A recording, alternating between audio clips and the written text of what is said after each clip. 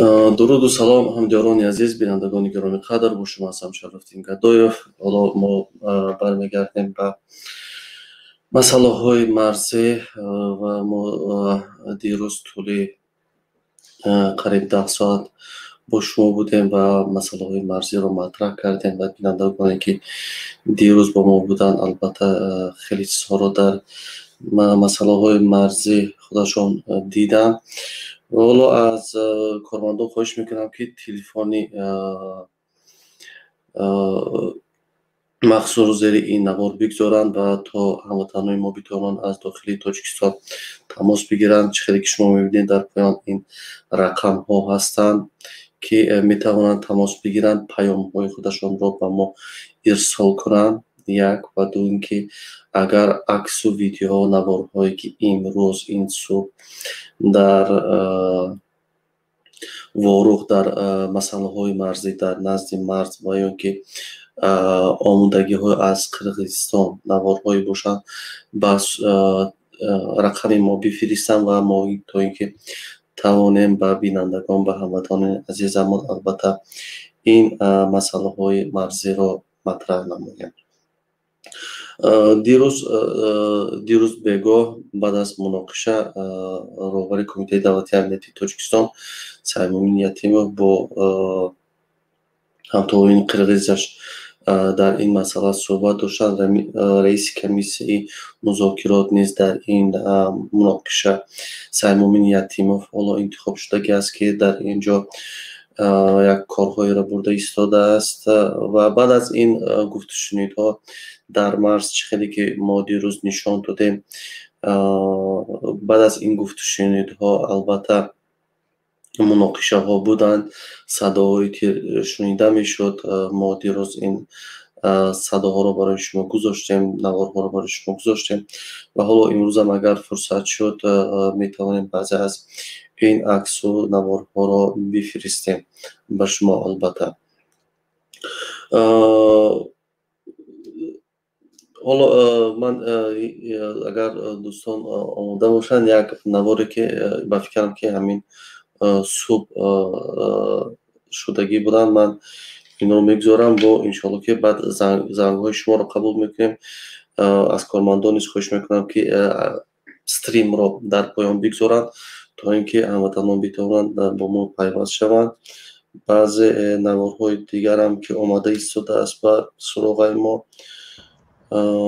ҳоло ман ин наворҳоам ба кормандон роҳӣ мекунам. зоҳиран ин наворе ки ҳоло мо нигоҳ мекунем, субҳ гуфтанд дар ин ҷо рух додагӣ аст, ки ҳоло оташ рафта истодааст, оташ гирифта истодааст. гуфтанд ки ин субҳ ин ҳодиса буд. ҳоло мо мехостам ки аз бисёре аз ҳамватанони мо ки дар ин ҷо бошанд ба мо иттилоъ диҳанд, ки мо воқеиятҳоро ба мардум расонем, чун телевизионҳои Тоҷикистон, телевизионҳои давлатии Тоҷикистон ҳақиқатҳоро намегӯянд. мардум хабар надоранд ки чӣ мегузарад.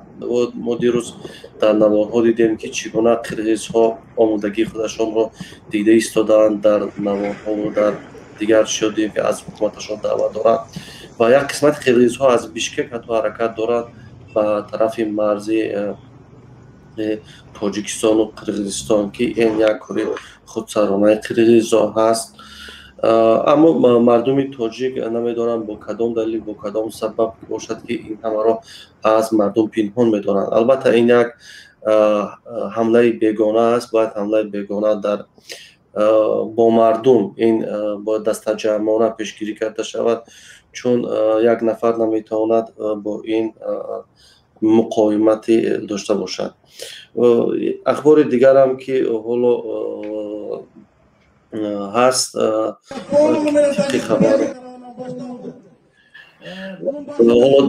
дар баъзе шаҳрҳои Қирғизистон митинг рафта истодааст ва талаб карда истодаанд ки ин провокатсия аз тарафи Тоҷикистон буд. қирғизҳо кор кардастанд, бо забони қирғизӣ мегӯянд, ман мутаассифона намефаҳмам. дар баъзе шаҳрҳо ана ҳамин суҳбатҳо рафта истодааст ки инҳо Tojikistan'ı bu provokasiya qaror qildi. Bunun başında Tacik Birliği'nin başında Rahman durar. Rahman bugün Kırgızistan'a o sözde soğuştu başladı. Buna Rahman cevap verir. Biz sonra başlıyoruz. Hiç vakti büyüdün yerini tanışmayız. Biz büyüdün yerine göz atkan yer emesmiz. Tacikistan. Xo'p, barodaro, in yak navori budan ki az داخلی قرقیزستان بودن که در اونجا میتینگ ها گذرانیده ایستادن. من از برادرانی که حالا در اینجا هستند من خواهش میکنم که برادرانی که از تاجیکستان، از واروخ و از نمیدانم اسفره و خوجند و معلومات هایی که داشته باشند با ما بفرستند یا اینکه پیام هایشان با رقم های ما در پایان هست بفرستند و غیر از این دوستان میتوانند طریق استریم با ما پیوست شوند، فکر نظرهای خودشون رو گویند.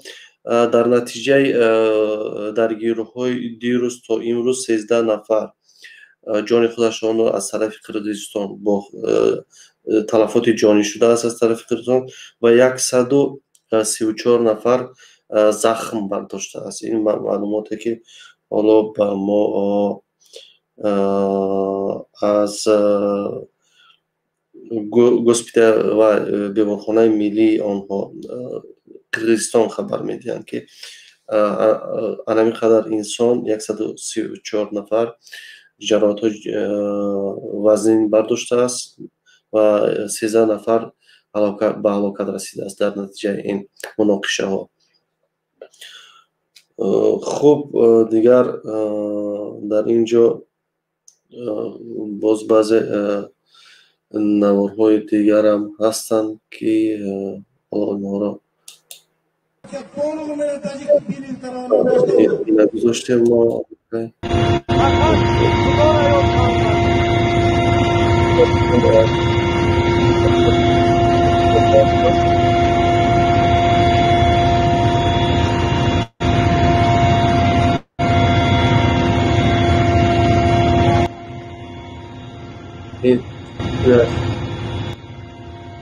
این است بچه‌های تاجیکی ما هستند که در طیاره و خود پرواز دارند طرف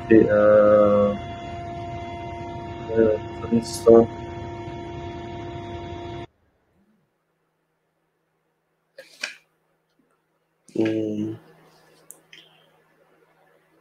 Çayda uylar kuyup atadi. Qirg'izlar jeyilib chiqib kuyizib atadi uylarda. Res kuyup atadi uylar. Xo'p, 10 uyga o'tdi hozir. Hozir mana uyga kirib o'tadi, mana uyga.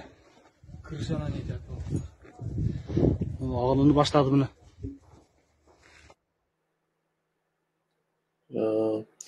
خب برادران عزیز، معلومات ها و چیزهایی که دارید میتوانید به رقم ما و به رقم اصلاح روان کنید و رقم های اصلاح را برادرانی که داشته باشند میتوانند به رقم های اصلاح نیز روان کنند و انشاءالله که ما این نوارها و این معلومات ها را به سهم مردم شریفی عزیزمان انشاءالله خواهیم رسانید.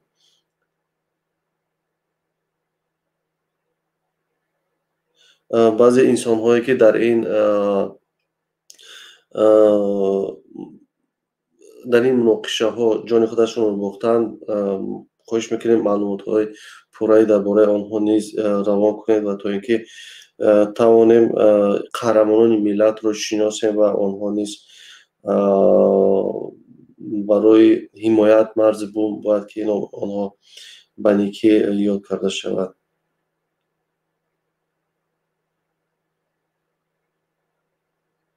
و دیگر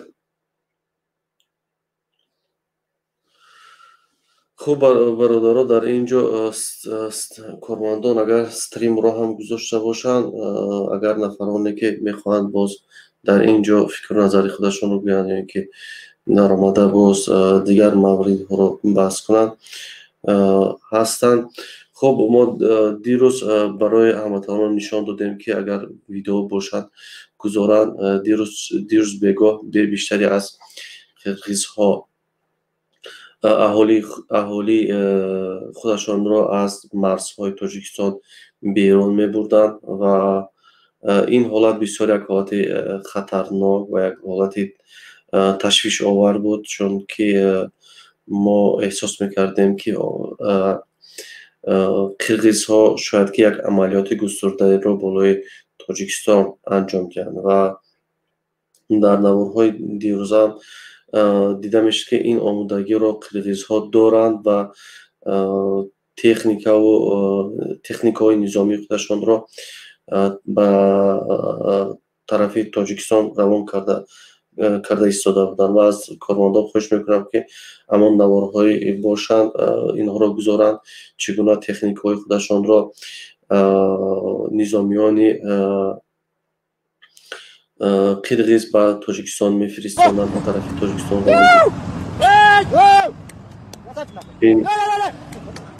ин техникаи қирғизҳо буд ва ғайр аз ин бу техникаҳои вазнин аз танку тӯпу аз БТРу дигароншон низ буданд, ки ба тарафи Тоҷикистон, ба марзи Тоҷикистон фиристода мешуданд. Албатта ин ҳам ташвишовар буд барои мо ва барои ҳамаи мо бинандагон, ки қирғизҳо бо як омодагии комил ба самти Тоҷикистон ҳаракат карда Chimkent qalasi oldinda bir tank ketdi. Mana ikkinchi tank. ин Uchinchi tank. танкҳои онҳо буд, To'rtinchi tank buni. ки дирӯз ба самти Тоҷикистон равон мекарда буданд. Birinchi tank. Manday kichkintoy tank. Buni военный odamlar ketib boradi.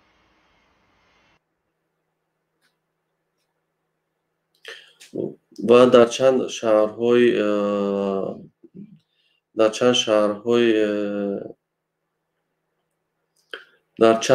шаҳрҳои қирғизистон низ митингҳо гузаштагӣ буд.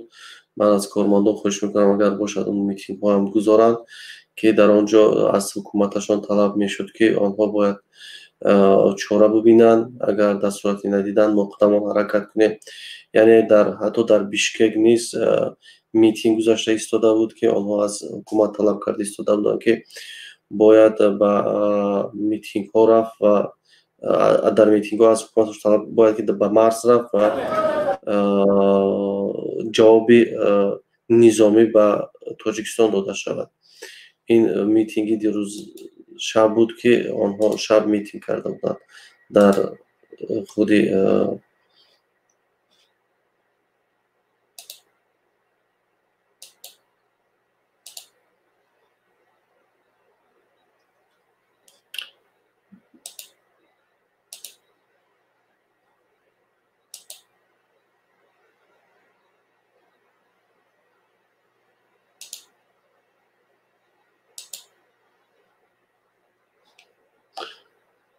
хуб, ин митинги онҳо буд. Албатта дишаб дар масъалаи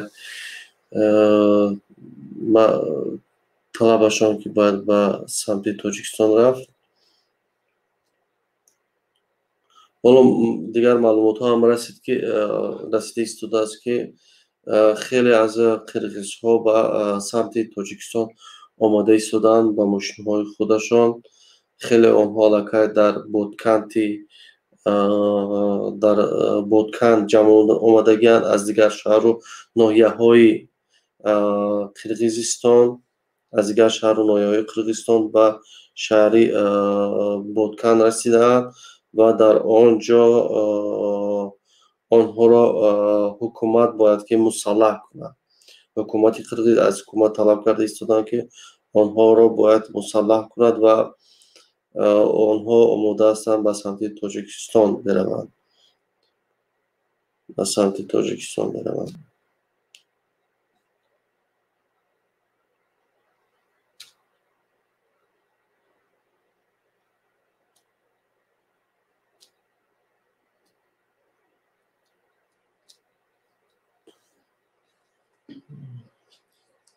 хуб, стрими мо бародарони азиз зери ҳамин видео ҳаст. Бародароне ки мехоҳанд фикр назари шумо баён кунанд метавонанд ба тариқи стрим вориди студио шаванд, фикр назари худашонро баён кунанд ва мо кӯшиш мекунем бо дигар ахборотҳое ки дар давоми рӯз ба мо ҳамватанон мефиристанд ва ин ахборотҳоро пешкаши шумо бинандагони азизамон кунем. Муҳим ки дирӯза гуфтушунидҳои байни Тоҷикистону Қирғизистон ҳоло чандон натиҷае надоданд. ошти баъз дар ин минтақа ҳоло манъ шудагӣ нест. Вазъият то ҳоло муташанниж аст. ҳоло нигоҳ мекунем ки дар давоми рӯз чӣ ҳодиса ва чӣ маълумотҳое ба мо мерасад ва иншоалло ки инҳоро ҳам пешкаши шумо мекунем.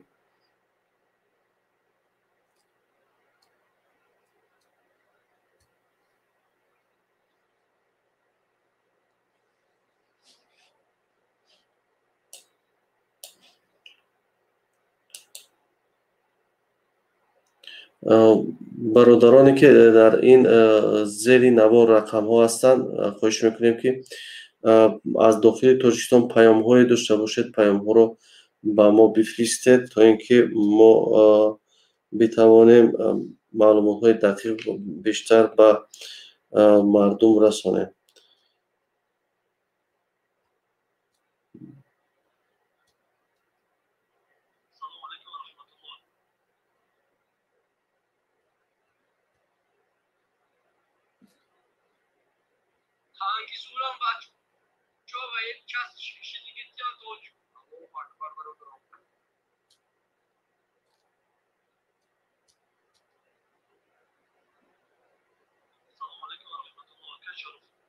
Касым-Жомарт Токаев прокомментировал конфликт на кыргызско-таджикской границе. Заявление президента опубликовано на сайте Акорды.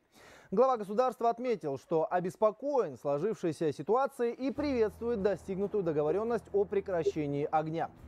Со своей стороны готов приложить усилия к поиску взаимоприемлемых решений и восстановлению взаимного доверия, заявил Токаев. Он также добавил, что необходимо выработать механизм урегулирования подобных пограничных инцидентов в рамках очередной консультативной встречи глав государств Центральной Азии.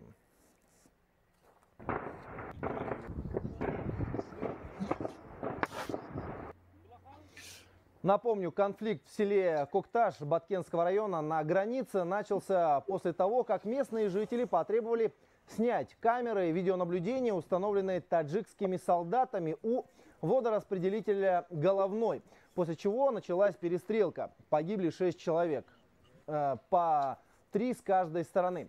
Ранения получили более 120 человек. Глубокой ночью Кыргызстан и Таджикистан выпустили совместное заявление, в котором говорится, что Бишкек и Душанбе договорились прекратить вооруженные действия, отвести войска и боевую технику к местам постоянной дислокации и принять меры по недопущению эскалации напряженности. Хуб, бародар Абдураҳмон бифармо. Ассаламу алайкум ва рахматуллохи ва баракату. Ва алайкум ассалом ва рахматуллохи ва баракату. Созӣ ака саломатон хубай? Алҳамдулиллаҳ бародарҷон, бифармоед. Имрӯз ба филм давом нагирифтем ва филм. Хай ҳеҷ гап надорад бародарам, як чанд рӯз давом. Ака я наворро гузарондед ва я тарҷума кардани будам, камтарак фаҳмидам. Нашуд я ҳамин навори қирғизҳо бошад, ҳамина дар назар. Rahmon bugün Kırgızistan'a o sözde soğuştu başladı. Buna Rahmon cevap verin. Biz sonra başlıyoruz. Geç vakti Brod'un yerini tanışmayız. Biz Brod'un yerine göz atkan yer emesiz. Tacikistan. Ҳамин навора дар назар доштед бародарҷон. инҷа гуфтест ки ин кори ҳамун Раҳмон мега. Раҳмон сар ҳамун ҷанга Раҳмон сар кард мега. Гунаҳкоро ҳамин Раҳмон бо тоҷико мега. Хоб. мо мега ҳамин заминҳои воя талаб надорем ва ё мо ҳамун чӣ кар гуфтед? Ҳамин короче ҳамин моро виноват кардем. Раҳмонаю ба тоҷико гуфтест. Хоб. این فهمیشی من کردی که ویا یکم سر کردگی اینجا اینا گفتستن که ویا سر کردن خب برای همون خیزوندن همون مردم اینا گفتستن که این ویا مدوای کردگی دکتر چی میگم سر کردگی توجیکو سر کردگی رحمانو بعد هم توجیکو راست دیگه باکم من نمیدونم که ما شریف رمضان چیکار کنیم این ما در مثال یک غیر دین باشد که خیزمون جنگ سر کنیم عقل دارم میگم که ما مسلمانیم چه خیلی مسلمانه و اما گون چیزا ندیدم راست دیگه یگان شما یگان فکری خودتون میگفتین چیکار کنیم چیکار کردن در کره حالا باید که مردم رو دعوت کردن در کار که از نظامیان تاجیک حمایت کنن به خاطری که این یک مسئله ننگ است ناموس است ما باید از این حمایت کنیم برادری عزیز در اینجا مثال همین ما اونقدر مثال سواد دینی نداریم و با میگن که مثال کشتن برادر در مثال ممکن نیست با تنبال ماه شریف رمضان رای یگان رای دیگر را کار کردن نکن میگن نمیشه یفتن نکن اما در چی میگین شما خوب برادر عزیز این خیلی است که از مرز بوم وطن حمایت کردن اینم یک قرض است حالا من از جهتی دینی نمیگویم ولی آن چیزی که به زمین ما حمله شده است حالا حمله کرده ایستادن این نمیتوانند ما رو بی‌طرف گذارد به این خاطر برادر عزیز ما باید که در اینجا از مرزمون از وطنمون حمایت کنیم نیکو ما اکا خودم یک فرزندم لیکن خدمت کردگیم ده مثال نشد و یگان چی ندارم لیکن نشد همین دملوی مو یگان مردگی چیه یگان چی نمیبرد که یک سخن کند همین ممکنه ممکن نیست چیکار کردن در کره نمیدونم این دملوی ما را خدا زدگی چیکار کردگی ممکن نشد زشت کنه یگان پرابلم نداریم که خدا حقوق اگر چی رفتن میگیریم همین یک سخن کند که مثلا زدن در کار میزنیمش لیکن ای دین هم مثل چی باشد ده درست باشد ای طرف دین انشالله که از همه جهت درست می شود حالا اگر شما با ما بیستید و بعضی معلومات هایی که به زبان قرقیزی هستند بعضی اخبارات هایی که به زبان قرقیزی می شوند شما اگر در اینجا ما کمک میکردید برادر اگر وقتتون میشد بسیار خوب میشد دارید چونی یک وقت قرقیزی رو کنم نمیدونم من خودم تاجیکم لیکن مکتب ازبکی در خواندگیم که برایم کم کم میفهمم شما کم کم میفهمید اگر اگه برادرایی که کم کمش هم ماننده زبانی واحد ماننده کم کم اگر دانند و وارد شوند ما رو در یک کمی کمک کنند در اینجا بسیار خوب میشد چون بعضی ویدیوها آماده ایستاده است به زبان قرقیزی هم نیز هست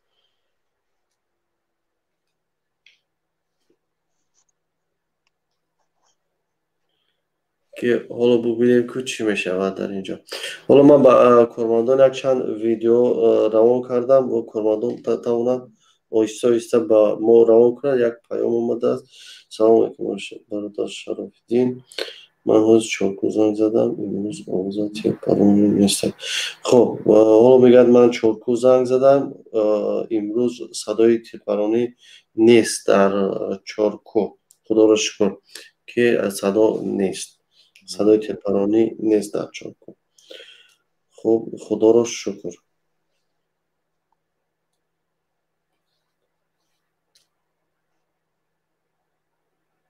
خدا رو شکر که چنین نیست دوستانی که حالا در اینجا هستن میتونید طریق استریم وارد شوید فکر نظر خودتون رو هم در اینجا بیان بدارید حالا واروخ بفرما برادر عزیز یا تاجیک بفرما سلام علیکم و رحمت الله و برکاته و علیکم السلام و رحمت الله و برکاته برادر جون اکای شرف الدین همه التماس میکنم همه مردمی که میبراید میگه که ما میترسیم ما مسلمانیم ما با دین فکر کنیم اینجا ما را زده استیم برادرای ما را کشته استیم وطن ما را گرفته استیم اینجا جایی نیست که ما گوییم که ما مسلمانیم. آنها مسلمان هستند نیستند، آنها آمده زده کشتستند، ما باید حمایت کنیم هر چی که نباشد. برادر ما همجا نه یک سخن کنم برادر، اینجا گپ ترسیدن در نیسته. پیش همون جهاد کردن پیغمبر ما میگفتن که امروز جهاد میریم، بعد مردم میخواستن میرفتن یک باره مثلا هر کس کاری خودش نمیکنه. اینجا یک آدمی باید باشد که مثلا گال زند که امروز جنگ میریم. گپ ترسیدن در نیسته. چرا میترسیم؟ مردک باید نترسه، ما نمیترسیم.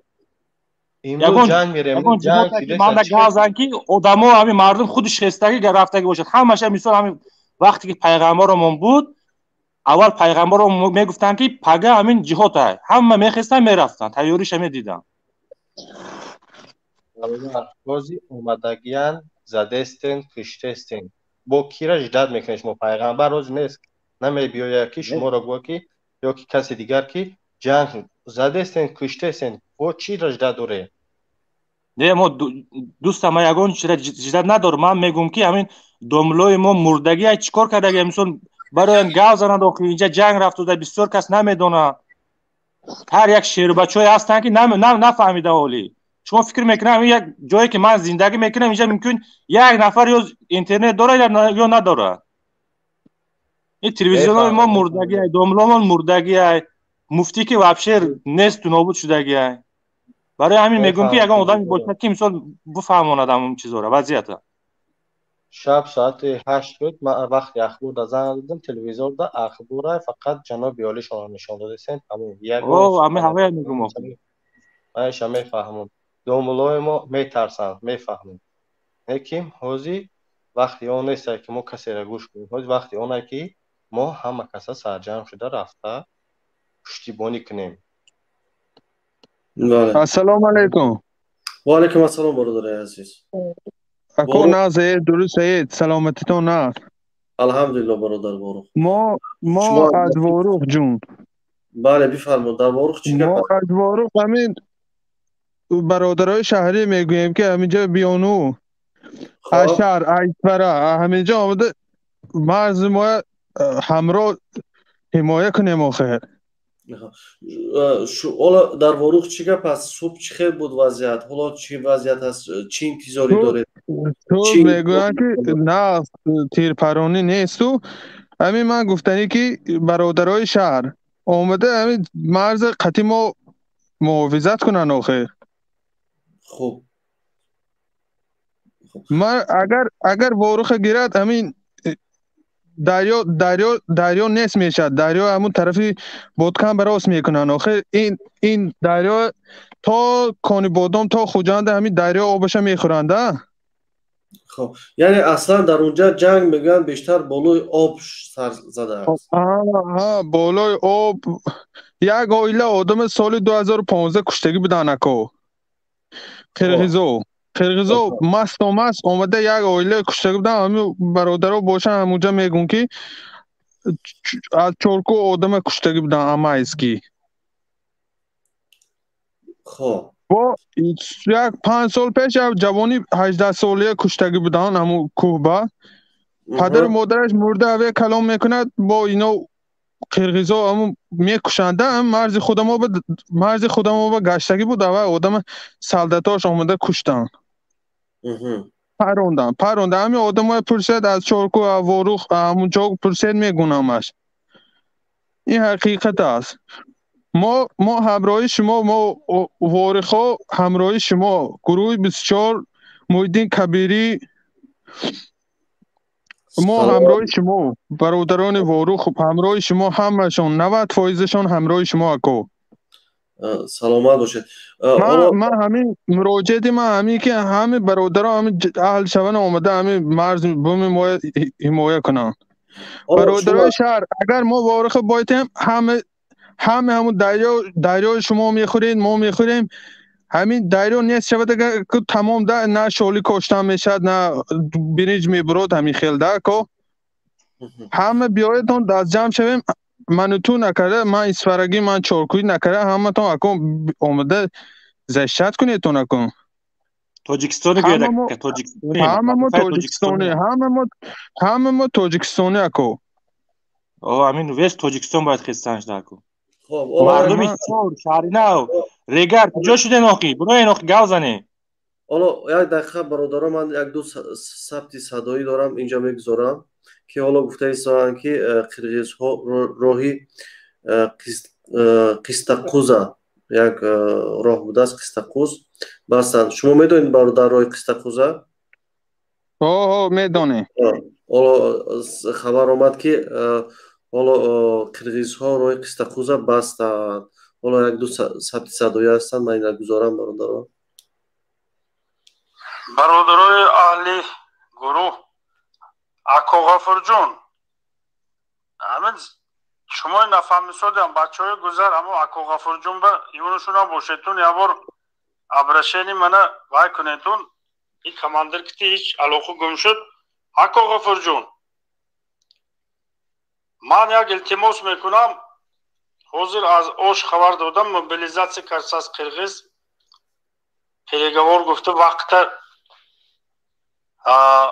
وقت گرفته است переговор گفته یعنی معنای اون که 5 ساعت 6 ساعت 7 ساعت 6 تا چای نوشی میکنند روبروی خودمو کتی اوشو آواغم گند موبیلیزاسی کرده است اکا این شب بود این کونه اکا این وروخ ما برادران اوزی ما وروخ کتی که سیواز کردم من بچه های وروخان قبل موندگی کتی همون بالای مزار قرغیزا میگفت همون طرفی لولک کلان به پررف ماشین اومده در اون مساس میگفت تانگی وا همون فرم هزار فرق همون تپی پریوال فردومونده نشیب شد اون مساس از طرفی لولک همین شب یکم حادثه میشد دیگه و خودم خب این اکو فرهاد است که خودم کانکریت نه حاضر زبلوجدنی برساس برادرای استراشان برادرای شهرینا برادرا همه تو آمده وروخ زشت کنیتون همراهی ما شهر مردم سور شهرینا و ریگر کسیتون آخی اگر رحمانوف نماندم بیاید آخه وطن خودمون حمایت کنیم و با پروکاسی نکنید تو این نکنید و ما مرده روی مرنش می رحمانوف به فرقش چی امریکا تو بهتون التماس برادر یک دقیقه برادر وروخ حالا در خود وروخ آرام است همه تیرپرانی نیست صدای تیر نیست چی منتظری ها دارید و چی احتمال دارید شهیدا بسیار شدن اکا همین شهیدا بسیار شدن همین آدما مردن بچه کوی جوان کشتن قرغیزا من همین میگم که همین یه بار گیریم و همین زحمت کنیم همون جنگی ها زمینای تاجیکستان بود اینا آمدن اینا پیش بازاری ما به سودا میکنن قرغیزا آمدن اینا همین لبلبک به آمده خانه هاشون ساختن همونجا به ایستادن و گفتن که همین سالی پیش وروخ همین کارت تاجیکستان که هر دوش خوش بدازی وروخ میبینه یک قرغیز جزیره و قرغیز بحر و وروخ جزیره باینده جدا شده است از تاجیکستان و اینا قرغیزا کم کم گرفتن و همین وروخ چی کردند این سمرقند قشلاق سمرقندک بود این نامی سمرقند گرفته شده که این سمرقندک هم همون قرغیزا گرفتن سمرکنده کردن همونجا زخوت کرده گرفتن همون وی کارت قرغیزا بازه این همین رحمانوف 5 سوم 10 سوم ده همین رئیسا میفروشن و بعد نو میگیرن به خلق جونش عذاب بکو جون ما عذاب با خب برادر یک سوال دارم شما از شهیدا گفتید چقدر بچه ها شهید شدن در وروخ شما چقدر معلومات دارید و کیا حاضر گفتن که 7-8 شهید حاضر هست اگر وایش ده ایزویسنی همین وایش ده که مرده مونده گوش نمیدونی یعنی 6-7 نفر این از مردم آسایشته است یا از نظامیان هستند از همون بچه ها سلاح به دست بودن اکو سلاح دادن هوایی بودن یعنی بچه های ملکی بودن از بچه های من خواهش میکنم که همین همون مجاهدای بیارن آخه. این مردم آخه نمیدونه چه خیلی جنگ کنه. همش بیارن آخر همین بعد مردم هم خوش شون. همه ما یک تاکتیک یگون کماندیر پیش بمونن، همش تاکتیک یادیات رویم جنگ کنیم. این باید ما همین زمین ها ما گیریم، نباشد اینا با همین بعد 1 سال بعد نیم سال با همین جنگ میکنن. اینا باید ما همه جا به بیرق تاجیکستان همون زده مونه، نباشد نمیشه. خب حالا ما یک جای پیام دارم از استودیا. خواهش میکنم که پیام های مهم در من روی کنید که من توانم. سلام علیکم و رحمت الله و برکاته. اکای شرافیدین ما نتونستیم که بعد دیگه سایت واردی چیز شویم، تلفنی ما پس بلد نکردیم. 50 بار زنگ زدم در همین نمیره اشکال تلفن رو میبردارم. از این برادری که گفته است که این من استریم شما تماشا کردم، برادری گفته است که انا ملاها خیزه گپ زنه یا کسی دیگه گپ زنه آخه تو ملاها میجوشی ملاهای روزامش ترکه. خب خواهش میکنم از استودیا که بچه هایی که اخبارات هایی که از تاجیکستان روی میکنن اینها رو برای ما گذارید که ما توانیم که این برادرها رو در استودیا پیوست کنیم صداشون. برادر بهادر بفرمایید.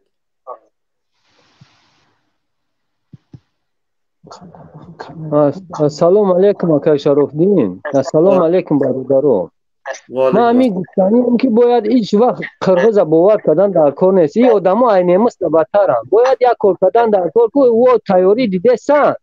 این جنگ نامرجنگ میکردن چکل درن خچون زدن اوش کشتن کو نه بچهای اوش قتیمه جورای ما میگه که قرغز یگان ذره چیزی مسلمان نداره. باید تیاری ببینم بچهای ما این ایرگا اسیا نشالو میایم من چیکنیم و بلد بگیریم ما میپریم میایم در بعد بچه ها وروخ میسیم.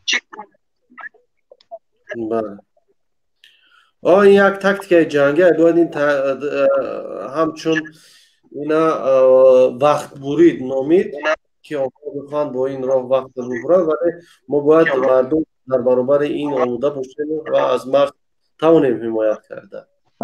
دایاتون باشه اکای شرافدین، دایاتون باشه چون در درنی اوشانی اوزبکای اوشانی کشته بودن همینجا برادرای من چند تا میگه که ما در این قرغز قصد داریم که ما را چند قوج شب در اومده کشتگیان میگه اپا و خوارای ما را امروز میگه شما میگه چی نکنین این ملت باور نکنین. این قرغز عین مثل بدتره. باید یک کار سرجم شدن در کار. بله برادرها از داخل تاجیکستان اگر معلومات هایی که داشته باشید به ما بفرستید، خیلی ضرور هستند. برادرایی که از وروخ هستید از دیگر منطقه هستید با ما بپیوندید. حالا چی شد؟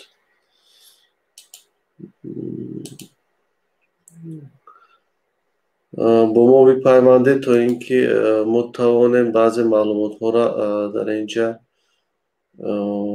خب برادر بهادر کنده شدن. بهروز بفرما برادر بهروز بفرما. السلام علیکم. و علیکم السلام بهروز. صدای خوبه که؟ الحمدلله برادر جان بفرما برادر عزیزم. خدا سوز باشه. ما هم گفتنیم که برادرو همه کسا باید وطن رفتن در کار.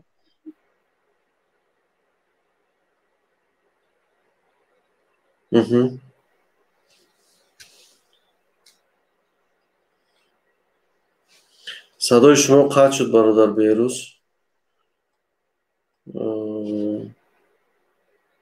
برادر احمدov بفرما. السلام علیکم آقا. و علیکم السلام برادر عزیز. آقا برای همی ما بچه کلوب هستیم غریبی داریم. همی شما چی سمت میتونیم؟ ما چیکار کنیم؟ همی بازی ما خسته رفته میتونیم. حالا بهترین کار میکنید به همون نزدیکانتون همین معلومات ها را بفرستید. حالا نزدیکا را زنگ میزنیم در تاجیکستان هیچ که خبر نداره. بورگی میگه ما نمیدونیم چی گپه.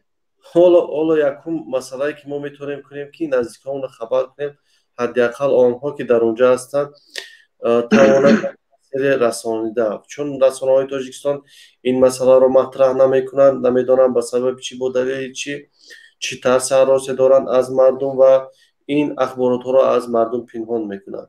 ҳоло мо бояд ин ахборотҳоро ба наздиконамон расонем, ки онҳо омодагӣ бибинанд, чун қирғиз дар баробари Тоҷикистон омодагии худашро дида истодааст. маълумотҳои гуногун ба мо мерасанд, ки эҳтимол дорад онҳо як вақтеро барои худашон муносибро интихоб мекунанд ва баъдан ҳамла мекунанд. Чун дар Боткен хеле қирғизҳо ҷамъ шуданд ва шаҳрвандони ки аз Ошу, аз Бишкеку, аз дигар ҷо ба Боткан омада расида истодаанд, ба Ботканти Қирғизистон. Яъне ин худаш аллакай нишон медиҳад, ки дар он ҷо чӣ барномае ҳам доранд, ки бояд онҳо барномаашонро ҷавобӣ амалӣ созанд. Мо намедонем, ки ҳоло ҳукумати Тоҷикистон то куҷо ин омодагиро дорад ва то куҷо метавонад ин муқовиматро кунад. ҳоло ин барои мо хеле зарур аст, ки мардуми Тоҷикистон аз ин хабар дошта бошад ва омодагиро дошта бошад. Чун агар мо омодагӣ надошта бошем, агар болои мо ҳамла сурат бигирад, албатта дар ғафлат будани мо ин иштибоҳи бузург мешавад ва метавонад, ки болои мо онҳо ҳамлаи низомӣ кунанд, мо натавонем аз худамон ҳимоят кард. албатта ака, мо масалан мо халқи тоҷики мо бояд худамон тайёрӣ бинем. Давлати мо масалан дастгирӣ намекунад, ҳукумати мо дастгирӣ намекунад, мо бояд халқи худамон хеса гап занем. ҳамаи халқи клуб мо обращение барои ҳамаи халқи тоҷика хезен гап занем. ин як порчаи тани миллати тоҷика. бале азиз, бале 100% гаптон дуст. хуб бародар Мурат. Ассалому алейкум. Акай Шарафдин. Валейкум ассалам, бародарджон. Я по-таджикски немножко знаю, но мефамам гавдадан метунам, но я постараюсь по-русски, потому что здесь очень много и таджики, узбеки слушают. Поэтому извиняюсь, что... Хорошо? Окей, пожалуйста. Я вот так, я сам с Андижана, родом вообще-то я родился в Таджикистане, в городе Пянжи. Вот Пянжи. Вот сейчас, ну, такой случай случился, мы приехали в Узбекистан, жили, вот живем. Я этих киргизов знаю как 5 пальцев своих. Я вам говорю, братья таджики, которые сейчас меня слышат на этом эфире, эти народ, вот этот народ, это не мусульмане, я вам говорю по-человечески. Они уничтожают народ. Они вот хотят, вот все, вот я живу рядом с ними, вот рядом, в Андижане живу, Узбекистан, Андижан. Вот они такие националисты. Даже в Москве, когда я был, они даже с нами воевали. Вот они националисты. Вы почему, таджики, мои братья, вот что ждете вы? Чего ждете, когда они придут к вам домой и будет, вот, извините, пожалуйста, и будет бить ваших матерей, отцов? А чего ждете вы? Кого ждете? Вставайте, брат, извини, я тебя перебью, а мы не ждем. А где подожди, не перебивай, пожалуйста, дай я договорю. Дай мне... Нет, дай договорю, потом ты договори, я тебе слушаю. Я говорю, потому что мне жалко, когда вот народ, обычный народ, придет, обижает они, да? Я знаю, что вы в России, которые мужики, которые таджики, я сам знаю, они большинство в России.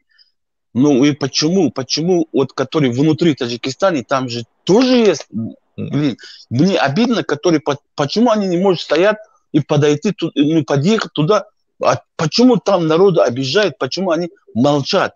Почему молчат? Почему ваш президент, это не президент, это марионетка, это просто этот кукла. Не надо ему верить, никогда не верьте ему. Все, он просто кукла. Давайте дружно берегите себя и свой народ. Вы очень уже в последнее время, вы дружно берегите. Вот я смотрю, вы, таджики, в Москве, когда я был, вы всех сломали, везде вы были дружно.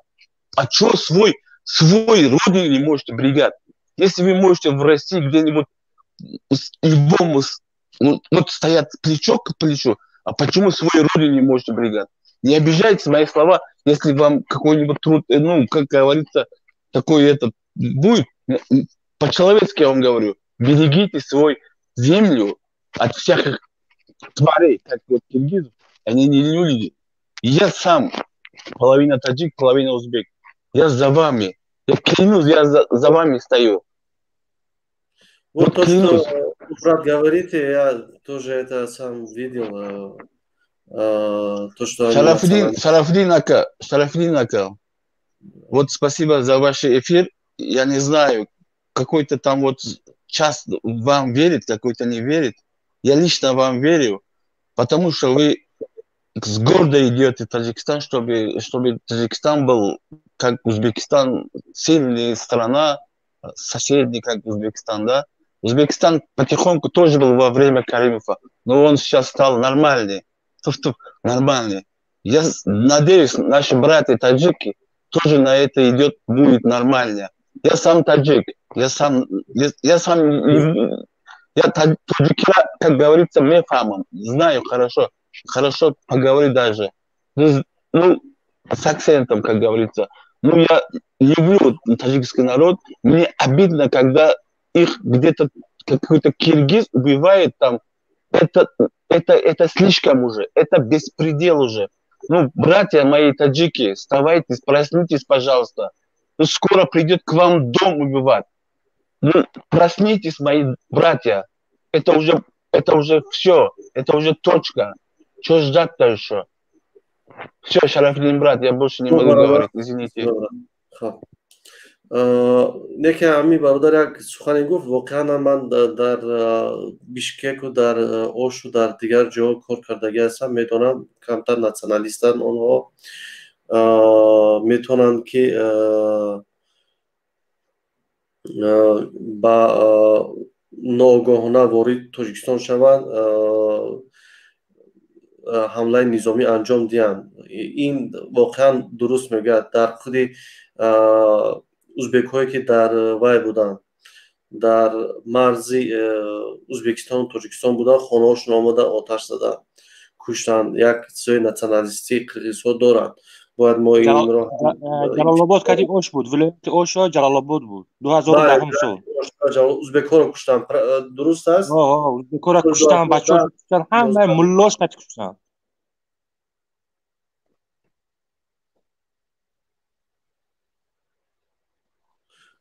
дӯстони азиз ман хоҳиш мекунам ки амин лайкҳои худтон намонед ки то бинандаҳо зиёд шавад ва адади бинандаҳо зиёд шавад то ин барномаҳо ва ахборотҳоро мардум бештар ва бештар донанд ин як хоҳиши бародарона аст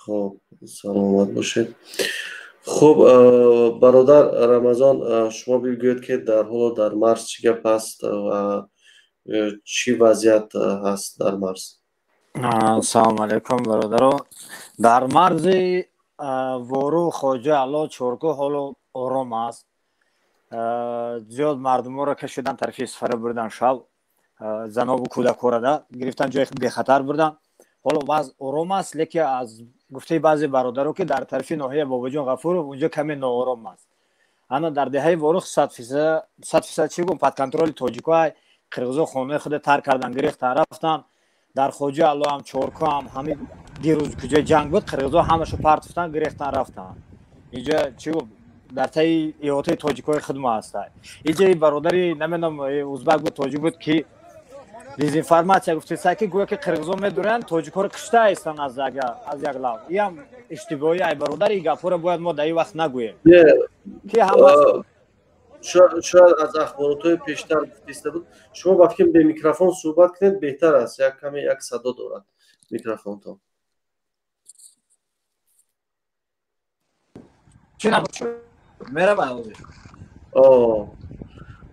хуб ин аз тарафи қирғизистон аст ин навор дар ин навор дида мешавад ки дар ин ҷо одамҳо хеле зиёд ҷамъ омаданд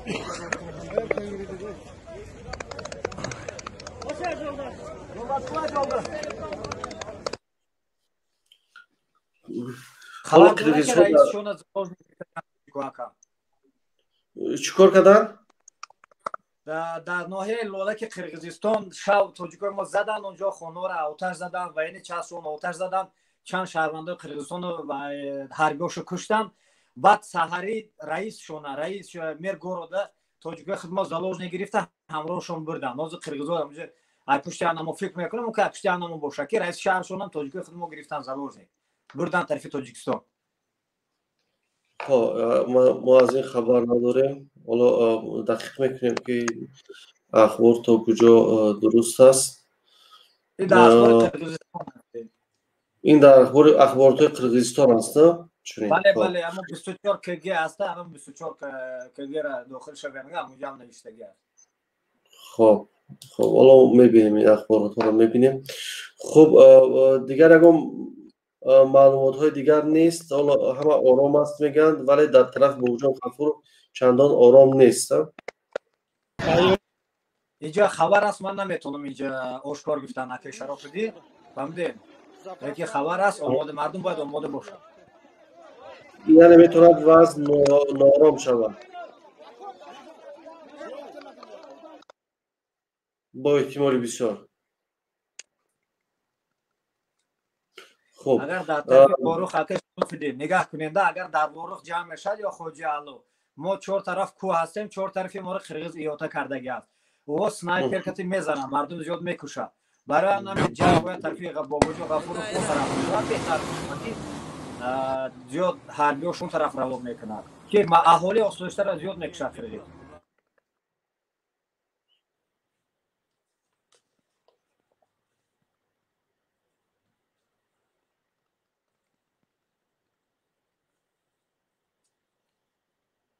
خب بعضی بچه هایی که در نزد سرحد یک گروه بچه ها در استرافشان در ناحیه خستیورس اومدیم اما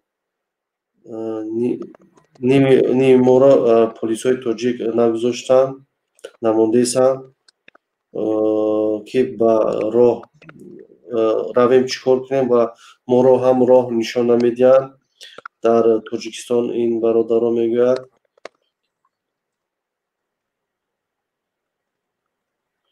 حالا ما چیکار کنیم میگوید در سرحد وضعیت بیزیب است.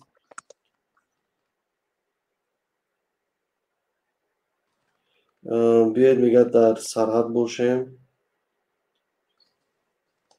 خب یک گروه جوان مردم آمدن در طرفی استرافشان و اینجا میخواهند که بیروند آنها رو نگذاشتند برای رفتن و راهنمایی هم نمیکنند که آنها بیروند از مرز حمایت کنند از طرف تاجیکستان.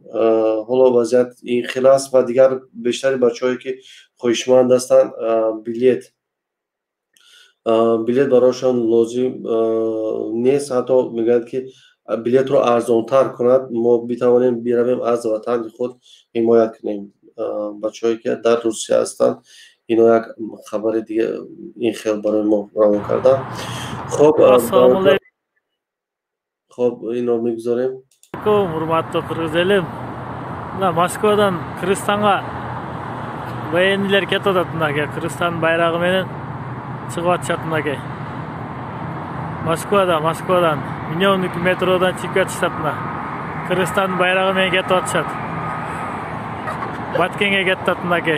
Jardamga Moskva jardamga chiqdi. Tojikistonda olishadi ekan. Tojikistonda Rossiya. خب این برادر چی میگو برادر عبدالرحمن میفهمونده در این باره این شرافی گدایی این سببی که همینجا اوزی مثال اینو وای کردستن که جنگ نکرد همین سببش نباشد که این اروج ندارن و روسیه روی میکنند و بعد سر کنند یک باره. این گفته است که این روسیه ما دا یاردم کرد است تانک و بتر و همین یراقو قطعی تامین کرد است اینو با باتکند رفت شده میگه همین چیزو تانکو ای مسکو.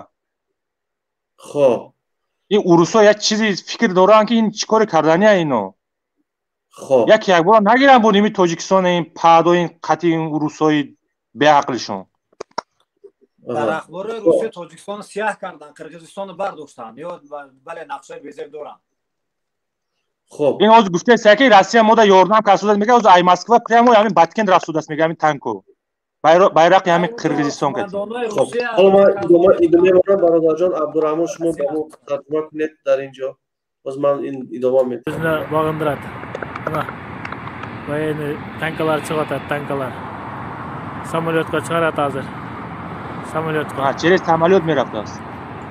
самолетка که میبردیم. самолетка که میبردیم. این تانک‌ها رو با سمالیات میبرن طرف تاجیکستان. طرف این باید همین چیزی لاینر هم مخصوص کرد. خب. Kutuag'lar qirg'iz elim. Chiqatmaka. Chiqatadi. 100 ta tankas ketadi.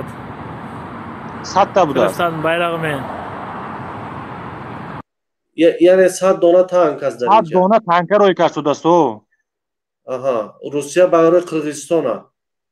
برای قرغیزستان.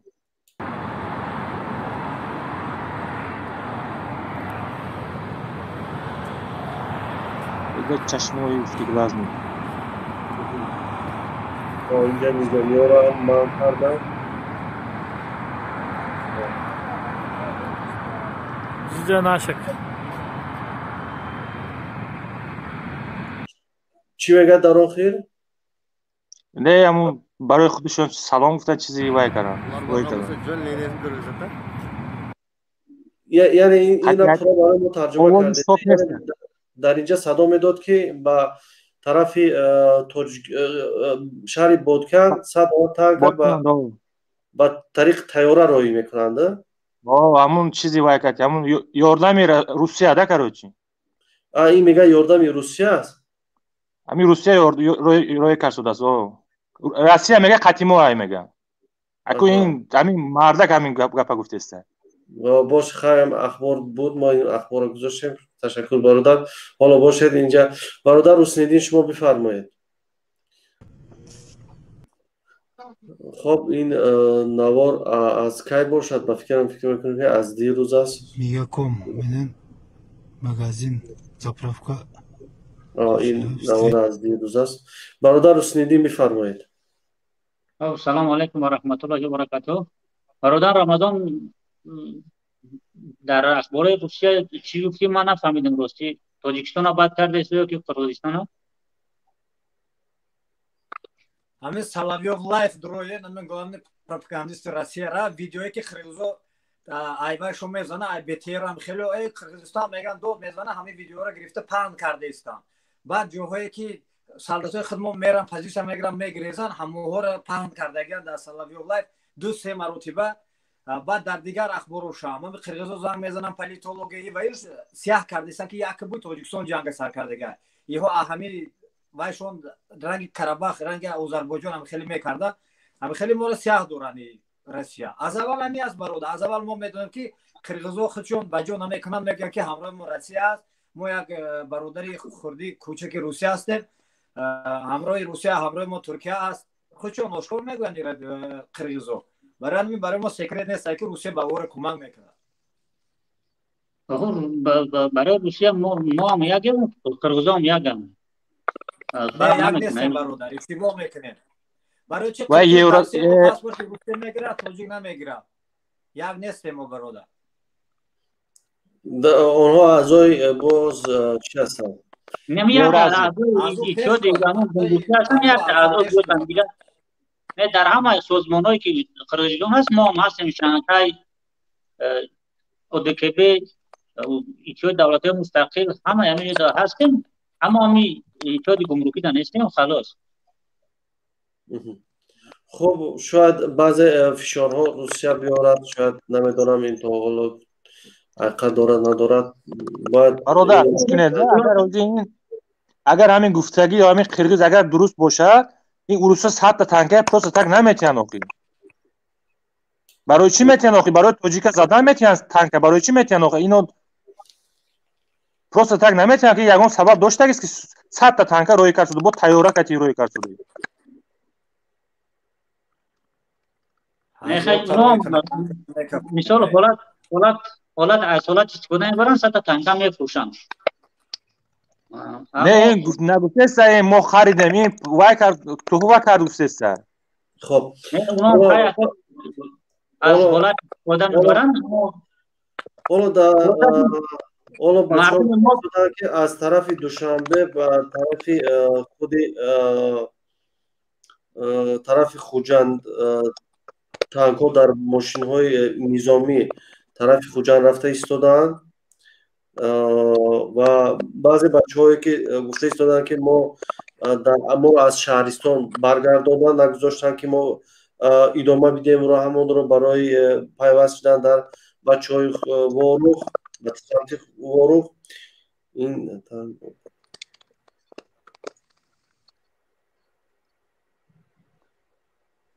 خوب حالا در اینجا باید چند صدا را میگذارم برادران در استودیو باشید. خرج معلیاز بچه‌ای رشته غفورов دیگه آوردیم اون پاکی غفورов بود که البته اولا پارن دستی رو заправка میشد بی‌قرار برونش گرفت از راننده گذاشتن نمیموند یگون خیلی ارتلری توجیک دالشیا بعد سونی و اوشکتی پیزدیس ماشینو محسوس میکنه. السلام علیکم برادر خواهران عزیز این تانکاش برای چی برآمده؟ السلام علیکم برادران عزیز در این جهاز اینا گفتن که در مسکو مترو مینیونیک تانکا تو گذاشت نه برادر در اینجا چه هست ما در همه جا زندگی میکنم دینا اینا برای 9 می برای 1 می یا تیاری دیدستان او فروس دروغ گفت. سلام علیکم و رحمت الله و برکاته. نه خبرهای که روزی دودیسیان این خبرها مخدر اساس نداره چون که این روز بود تانکایی که در راه رفتیسن یا همش مارش گذاشتن مارش برای تیاری برای 9 ماه گذاشتنی کرمل بود یا با پیش بو گذاشتن یگون جای قرقیزستان یگون جنا میروند این اینفورماسیون که باید دیسه و هم خیلی چه بگم بودری که دیسه و باشه چون پرووکاسیا درست شده این تانکو با پیش بو گذاشتن تو با کرمل رفتن با زینگروفسکی شاسی گفتنی جوختی یا گذاشتن کرمل دا چی گذاشت маршировка بگه маршировка میگذارن تو 9 ماه باید میگذارن این کارو نبود.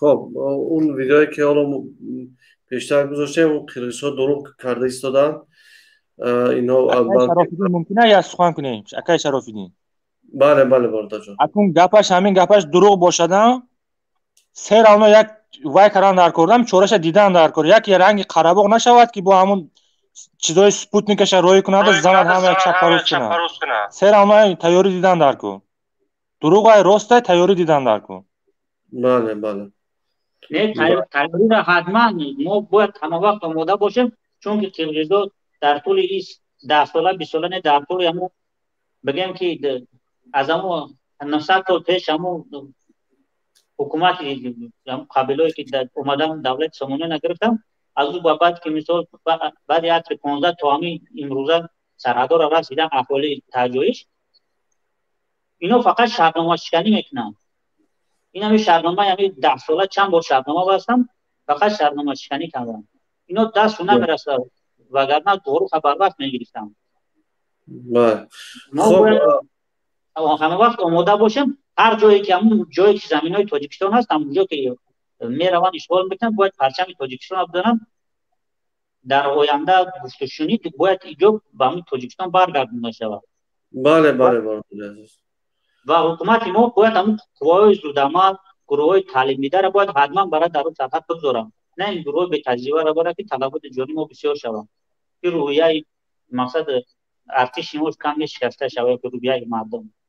خب برادر مسلم بفرما. سلام علیکم و رحمت الله و برکاته همه کسا برادرها این گپایی که وزی گفتن خیلی ما استرین تونا تماشا داریم برادرها برای تاجیکستان سفیسیرانو ما پریجواد میکنیم الحمدلله فرزند تاجیکیم ما اونا میگذاریم که یک پارچه خاکی تاجیک مقصد خور شوه خیلی خیلیش گاو میزنه مقصد رفتیم ملاها نموندن و یا که ملاها پرکاستن یا که ادامه دیگه چه خیلی که محله دا توی میشه که آوازی توی بفهمی مقصد کاستون تا در سرت میگیری میزنی میره توی ویجا اجداد کردن در کار نیست. همه قرقیزا همش دپالاکونته هن یا یکم تاش مقصد مجسکوی لاوز ندارن. همه ترک زبانش همه معناش کی مقصد یکم تاش لاوز حقیقی ندارن برادر. این امروز قطعی پیاله چای تا میخره پگه میبیا خونه تا میگیره.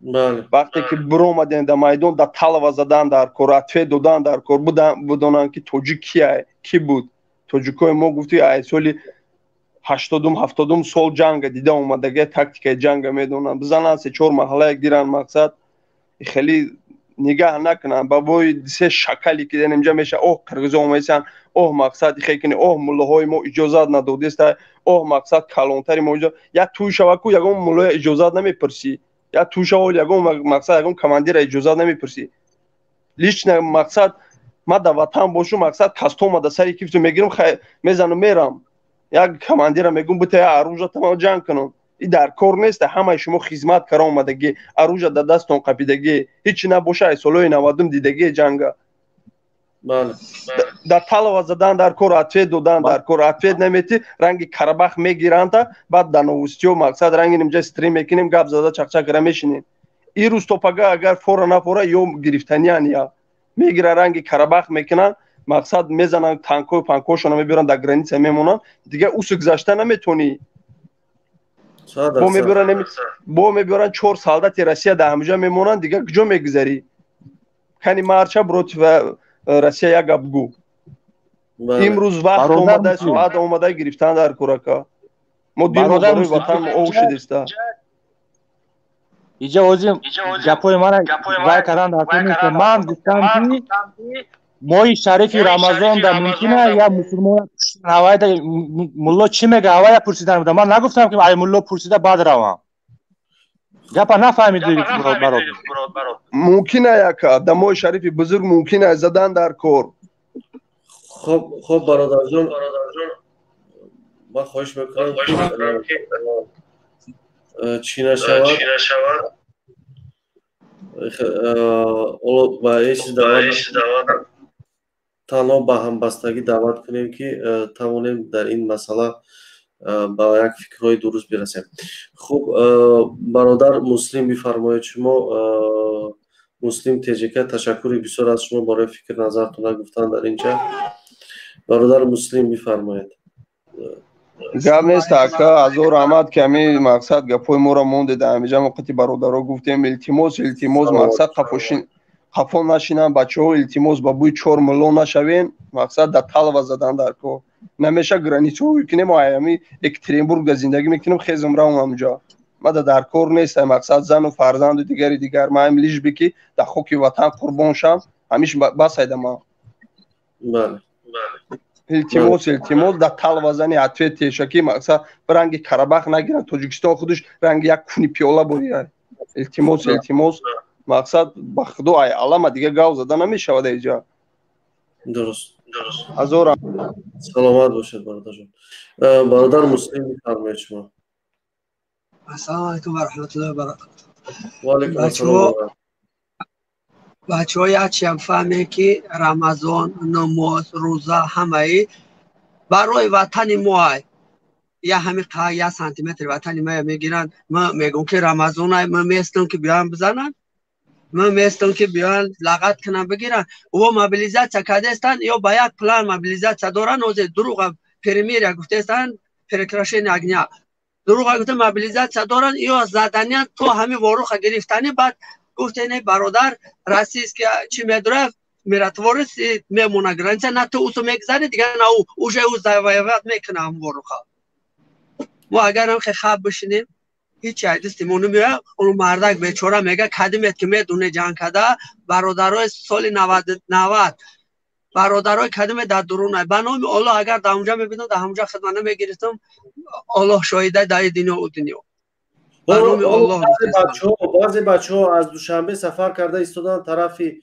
خوجند از پیروالوی شهرستان اینجا برگردونده ایستادن بچه‌ها رو نگذاشته میگن بعضی آدم‌ها میخوان بروند اما میگن که اجازت نیست نروند نمیدونم بس دلیل چیه اما قرقیزها موبیلیزاسیون دارن آمادگی دیده ایستادن نمیدونم که در چی ما رو انتظار است در اینجا برادرو بعد دیر نکنیم اودا بعد دیر نکنیم این برادر گفت کربخ وره میره تورسی سیلا رفت دیگه نه ایستاشا میمون ارمنو یکنی مونن گیرن داشه نمیمونن که تمام باید گیرف آذربایجان همین مویم همین خمیشه و این سناریوی تمام دیگه سناریو نداره اینجا اگر مو که خواب کنیم مو که خچکنیم مو ای وروخ میمونیم مو همون کسوکی تاجیکستان بو میتیم در همین ماه شهر رمضان الله اگر من نصیب بگرده در همونجا برم راضیم نه که برای من میدونم برای چی برم برای همین قدر یا سانتی متر وطنی خودم میبرم وطنی من خاک خودم وطنی من خودش یا وطنی جبر دیده یا وطنی من 25 سال شد بیچاره هم رنگ من خودم عذاب دید نه که با او قرقیزا در سر ما بیان زوری کنن جنگ جنجال کنن بزنن به مصفید کمپری مویا زنکای مویا بکشن یا من نمیمونم برای برادر رو ساز فکر کنه برنامه الله گفته سن که من رحکیم انشالله میرم خداوند ما بره همونجا همین خدا میکن در این رمضان همتون خداوند صبر توفیق بتونه که رمضان نماز روزه نگه خیلی وطن عیدس نتید شما یک فکری بسیار جالب گفتید منم با این فکر شما روزی هستم که اونا آمودگی میبینند و بعدا وارد میشوند بعد میگن روسیه را در موبایل میگذارند و میگن خیلی از اینجا سرحد یعنی زمین ها را تصرف خود میدارند بعد میگن سرحد میگذارند بین تاجیکستان و بین زمین های تاجیکستان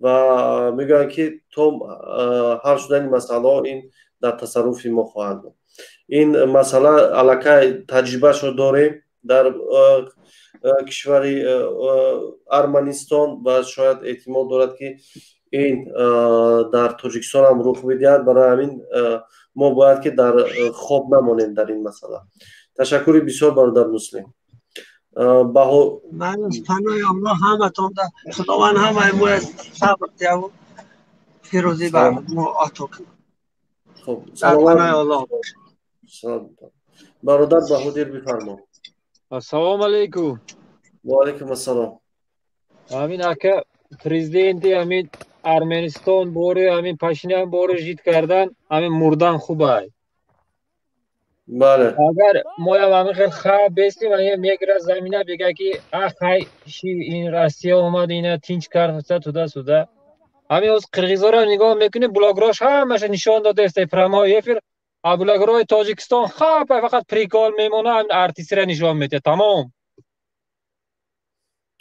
برین شما میگه همینجا یک خلق یک نشان دین چیگه پای چیه فقط ارتیسی را میمونه تمام دیگه پریکال هم مشتینجای هم از زوره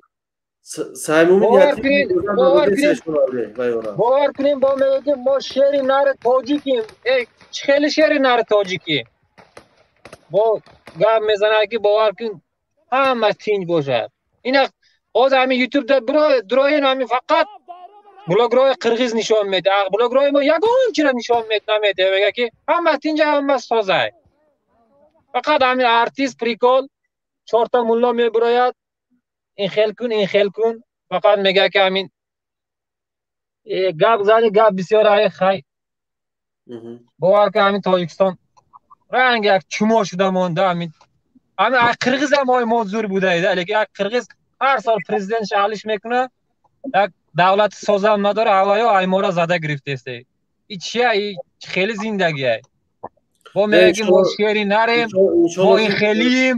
ما این خیلیم هیچی نیستین باور کن همه چموین باور میکنه همین ده یک سالده 4 تا کم بغل موندگین همین گرانی زده دیگه همین پالکونیک گنرال همه خورده خوب همین دیشان بیده مطمئن باشد که اونا جوانمردای تاجیک جوانمردای چارکو واروخ واقعا یک جوانمردی خوب نشان دادن از خود چون که اگر همین دولت داره اون تاجیکستان همین گنرال ها پالکونیکا بترسه بگوید که ما نمیتونیم بیاین یک автомат بیتیم ما بریم خیلی زمینه نتیم اگر ترسد هم خیلی بگوید که ما نمیریم میترسیم خیلی خیلی 4 سالت هم موندگین بیچاره اوسو میده و چیگه پایین یک قرغیزی که یک دولت سازم نداره که همین بیاید موقت جنگ کنه. یک آوش نمیگیره و دو تا کودک برده مردن زدگی. این دیگه که ما این خیر کردیم. باور کنید که یک دولت بسازین که خلق همین شما را دوست بدارد. ده همین خلق همین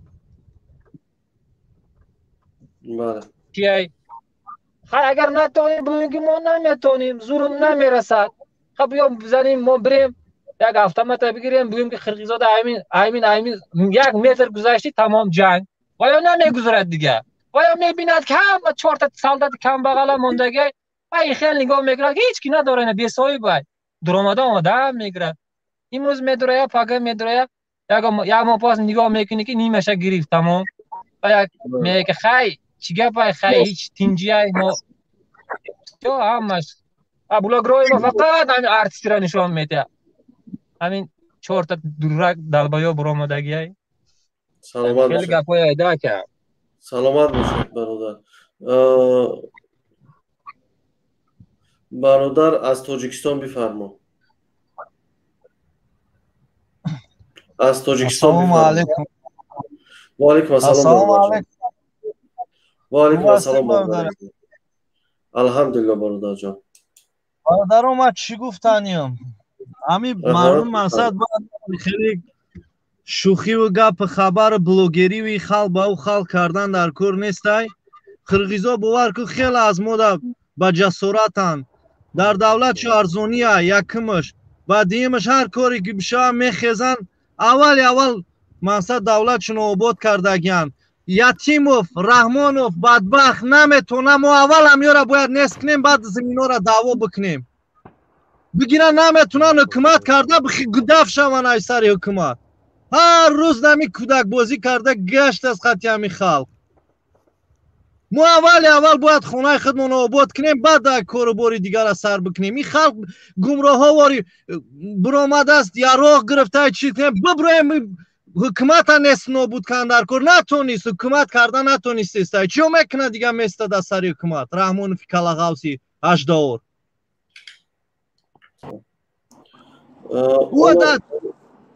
حکومت 50 سال پیش رفتگی همه طرفه ارزونی دینشون خیلی بخوره در کجای میرون تعلیم میگیرن. این بدبخت فقط خلق برده محکم کرده است با خلق یادی برامه از زمین دفاع کرده است. ما اول خطی اونا ما سر مقصد میایم خطی قرقیزا ما اول ممالی را خطی یتیم و فی بدبخت نیست کنیم خطی نو رمضان زوده خیری مردارا براوردگی ای بدبخت الان مردارا بو آزاد کنن اکا از زندان براون مسرا نگاه کنن. سه چهار سالداتی نخسی را مونده از وای بیچارا کسل بیمارن انوار همه براب دمی تیر میپرتویا. یه مردم کجا راهی میکنه فرزنداتون خدمت ممالی بدبخت خارش کنه حرومه. ما به جسارت شدگیم دین ما دفاع کی نمیکنه. من هم خیلی خور ذلیلی این دنیا و آخرت میشه میریم. بس که خیلی بلوگری و گپ خبر خطی و مردمی قرقیز چیز نکنین سریوس نشیدن در کو جدی چیکن. اول ما خونه خودمون آباد کنیم. بخشش برادرها کم من مصروفم انشالله با یه دقیقه برادر جان.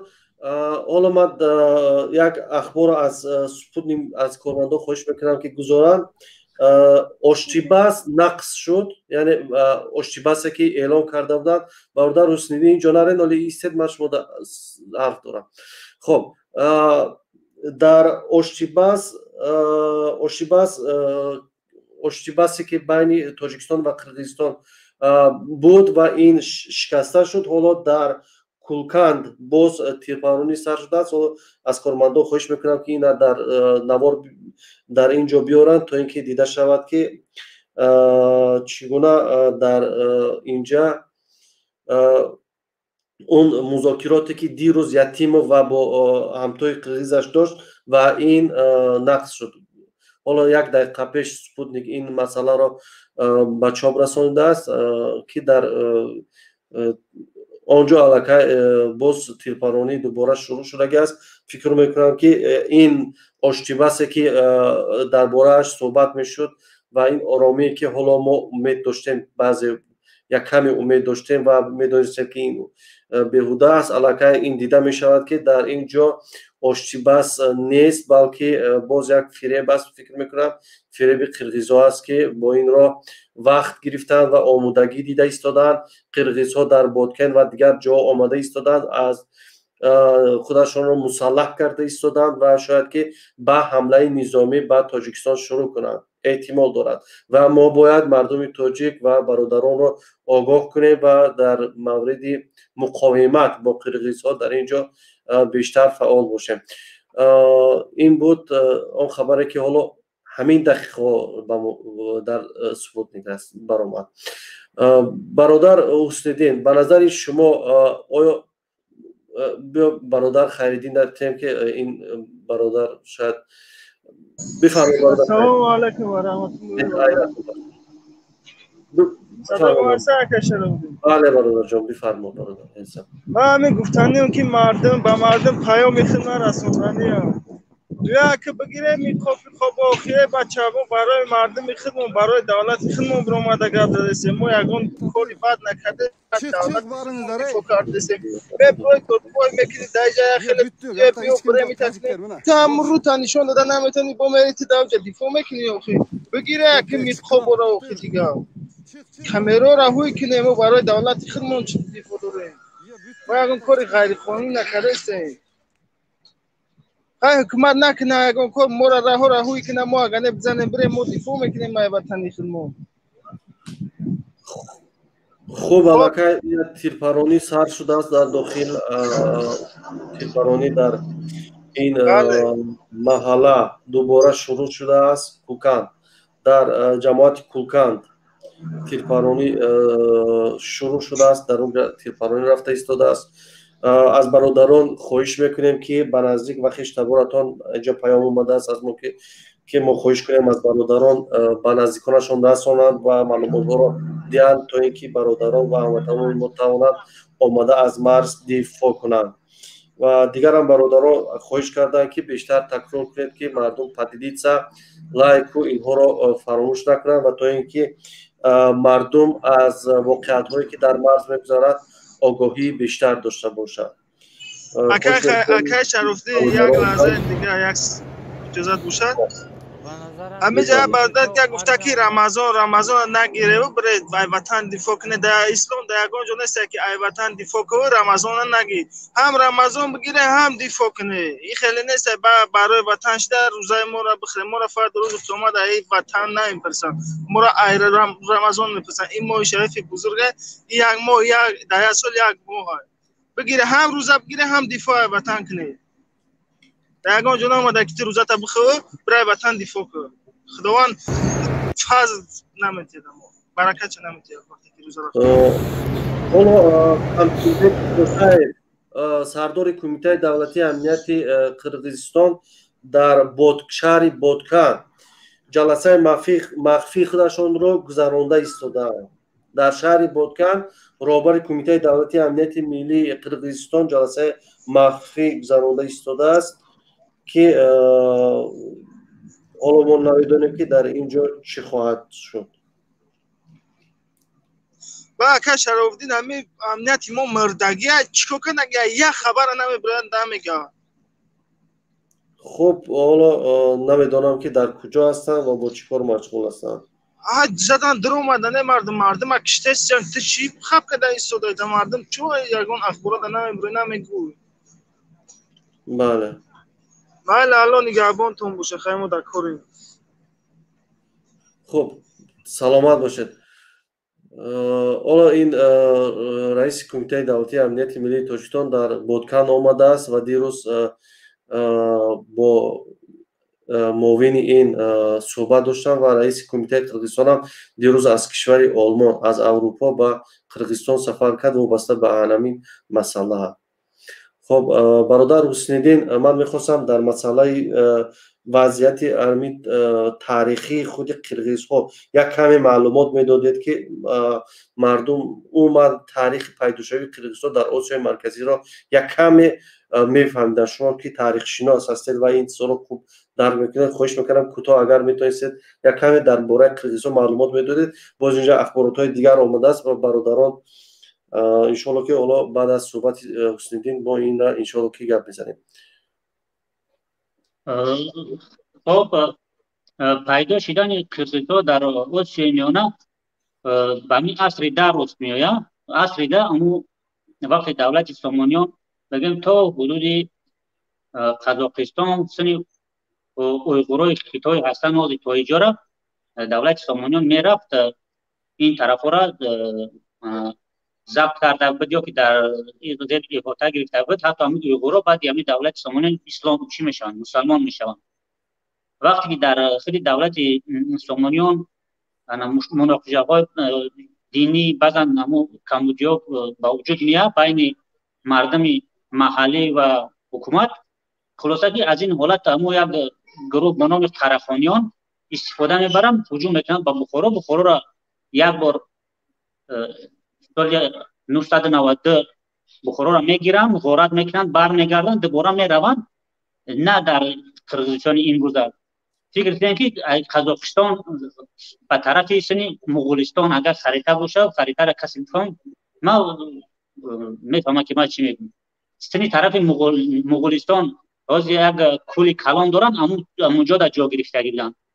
بعد دویم باره سال 999 میان بخارا را میگن، در همینجا میمونن. این یک گروهی بود که لشکر بود میمد، اما مردم تهجایی یا که مردم محلی نبودن.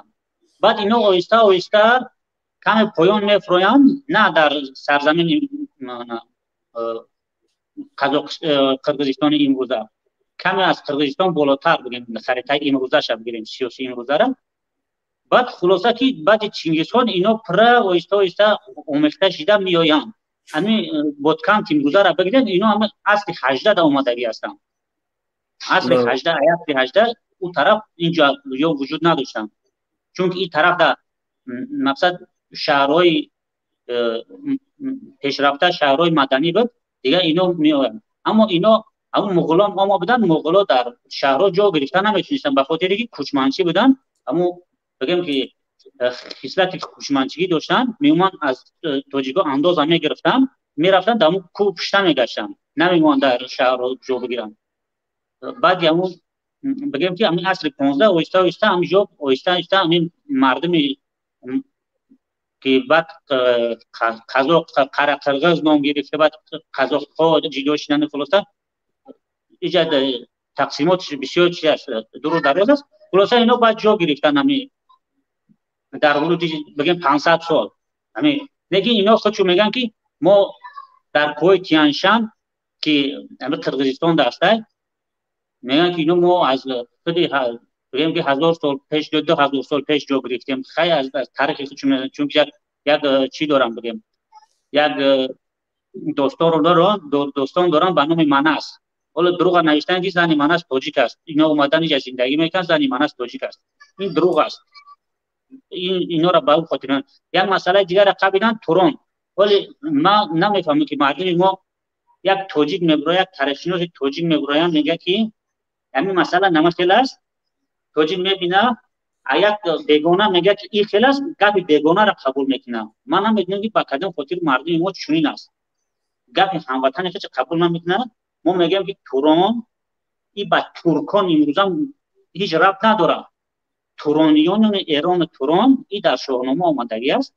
توران بگیم، توران از همین شهر سمرقند میگن که افراسیاب ساخته است در زمانی که خیلی پیش، که تاریخی را یاد نمیاد. آمدگی به قزاقستان، به جنوب روسیه امروزه در همینجا همین تورانیان یا آریایی کوچمانچی میگفتن، اینا را زندگی میکردن. ولی اومدن همه اینا را به خودشون برچسب دادن. بعدی برچسب دادن میگن که اینجا ما مردم اینجا هستیم. و تاجیکا را در همین کامنتات شب ما خوانده بودم، میگن که شما هندوست هستید، از تای بگیم چه بگیم از باقی مانده ویندو پیدا شدین شما اینجا اومدین. یعنی که میخواد ما را یعنی که گناه را در سر ما بزنید شما اینجا پیدا شدین. حالا یعنی خودشان تاریخی نه چندان دور دارند، تاریخ یک 500 ساله دارند. در همین قرقیزستان امروزه که مثلا همین سرحد جنگ شده 200 ساله دارن، 500 ساله جنگ 200 ساله. خب در سرحد جنگ کردیسن تاریخی 200 ساله دارن اینجا. بله همونجا قبرستان هم چیزاشو همشون معلوم است که از اومدن یاد میتونم بگم که دو پشت اصل 18 تو همینجا اومدن. اصل 18 و 19 در این منطقه اومدگی هستن. این منطقه که امروزه ده همین اصل بگم بعد انقلاب اکتبر همین جرگتال اینجا ده که مرغوب اینجا ده ای بگم انقلاب اکتبر پیدا شدن. در نتیجه از اون طرف انقلابای خیتای در این طرف انقلابای روسیه بلشویکی اینا اومدن با مرغوب بزنش و بدخشان افغانستان گذاشتن. یک قسمت خورد داشت نمیدونم چند کسی خلاصه 1000 نفر از 2000 نفر در بدخشان افغانستان همون سرحد مرغوب از اون طرف جا گرفتگی هستن. اینا می اصل 18 19 در راست میگم. بله دیگه خیلی زدن گرفتن مردم اونا همین هر دسته مادر دیدید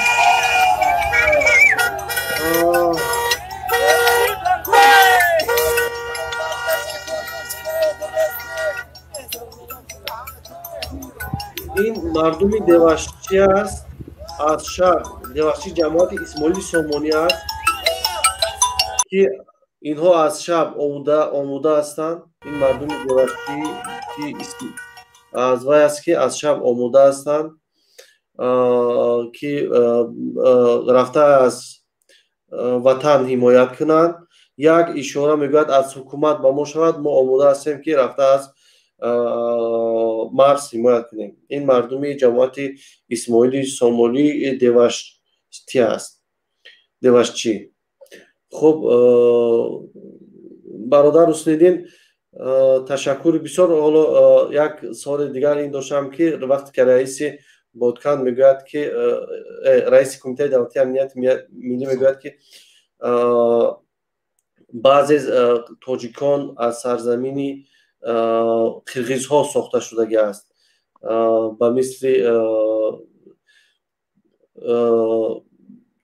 چند مثال ها میزند که میگوید که یک قسمت از زمین تاجیکستان و یک قسمت از ازبک ها گرفتند این تاجیکستان را ساختند. یعنی این از کدام تاریخ میگوید؟ این چی معنا دارد صحبت های این؟ اینا نگاه که چی را استفاده میبرن؟ زمان شوروی را زمان پادشاهیش هم نه، چون که 1868 خانیگری بخارا را روسیه پادشاهی مستملکه کرد. پیش از این همین تاشکند امروزه را میگیره همچون یک گنرال گوبرناتور میگن گوبرناتور روسیه میکنه، اما بخارا را همچون مستملکه نگاه میداره تا همون سال 1920 سال 1917 انقلاب همون بلشویکی اکتبر میشود. سال 1920 بخارا انقلاب میشود که بعد پس زیر حکومت شوروی داخل میشد. اینا همیشه را میتپن.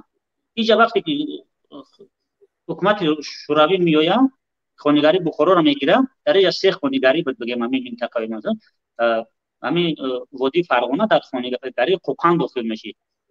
یک خانیگری داریم به نام خیوه که هر سهش بگم که امروز در همون پایتختاش قوقان خیوه بخارا در خریطه سیاسی امروزه ازبکستان هستند. انا اسفره اینجا در همون خانیگری قوقان داخل نشیدن. اینا میان چیکار میکنن؟ اینا میان یک تقسیمات میگذارونن خلاصه مردم تاجیک نابود میشود. اول حکومت بخارای شرقی تشکیل میکنن، بعد سال 1924 جمهوری سوسیالیستی ازبکستان تشکیل میکنن.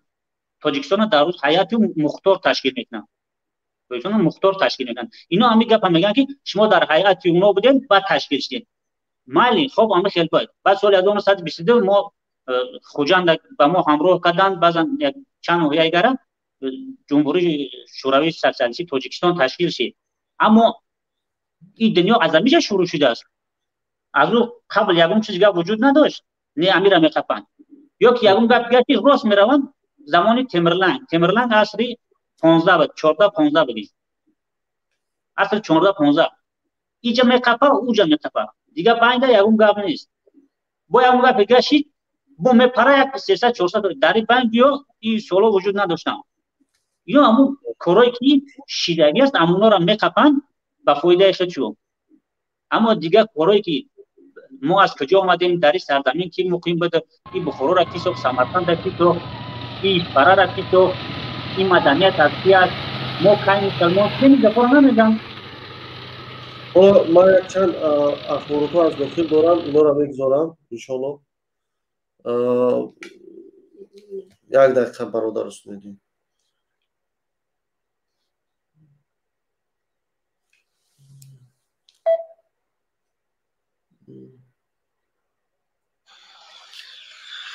سلام علیکم و رحمت الله و برکاته. اکا جمعانی لبس مرا بچه ها در رومانه ما همیدی شنبه دهیم اصلا خدا باشه که ما جنگ هم دیدگیم گرچه 26 ساله هم باشیم که اصلا شلو های مرد خودمون دفاع میکنیم و همین برادرها که میره واسه نیلین و بود مقصد چه مای توقع رفتن ده یکان جو مقصد بگرن یکان جو در جمع شوان بچه ها میریم مقصد ما خودمون دفاع میکنیم انشالله و اما دوست ما نمیدونیم که چی کنیم چی کنیم هم بچه های بور جمع میشیدن همه کسا میرفتیم انشالله های مردم دفاع میکردیم و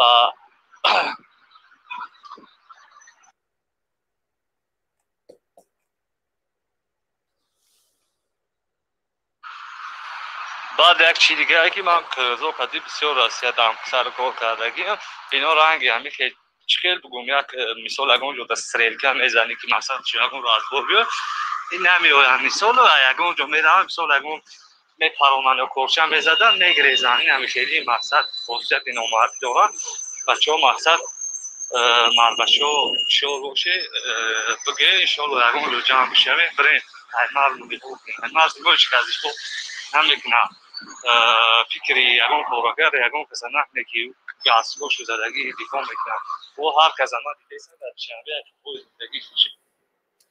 خب حالا این برادران خواهش کردن که از داخل تاجیکستان با ما اجازت دیان و امکانیت دیان و موبیلیزات ما هم رویم اشتراک کنیم. حالا قرقیزان موبیلیزات کرده ایستادن و خود تاجیکستان چیکار کرده ایستاده است.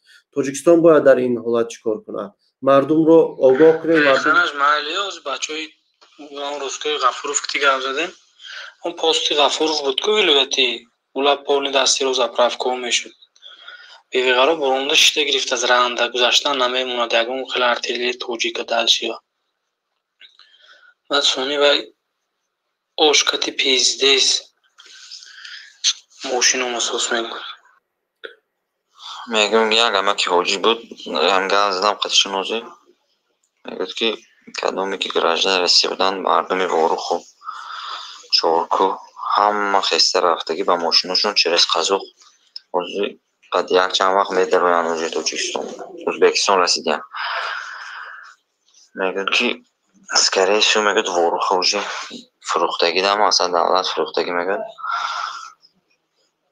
از طرفی دوشنبه میگود یکم خیلی سیلا یاردم نرفت از همین چنقی که هست همین ولایت سوخت چنقی که ارتیلری هست همون رفته استودیوم تمام اگر میگود دوشنبه یاردم تیاد میگود سیروشون فوش شده نشون که لدخان اوزی ششو مدلی ولایت سوخت را رفتن اینجا بچو پرگپلینی دسته شبیم لخ خوندن خونه بله موشین پیزدست میگود خریدنی تانکا پانکا در اونم برفتم او چه قلچه همون قستقود پیزدست میگود با اینانا برونده گرفته است موزیک بالا مونده که درچی رفتن همین همیشه بخودش پاول نیم اونجا زده میگود یا اون قبل نیست بله. خب پس معلوم شده ایستاده است که حکومت نیروهای ایلاوگی رو در اینجا فرستاده است.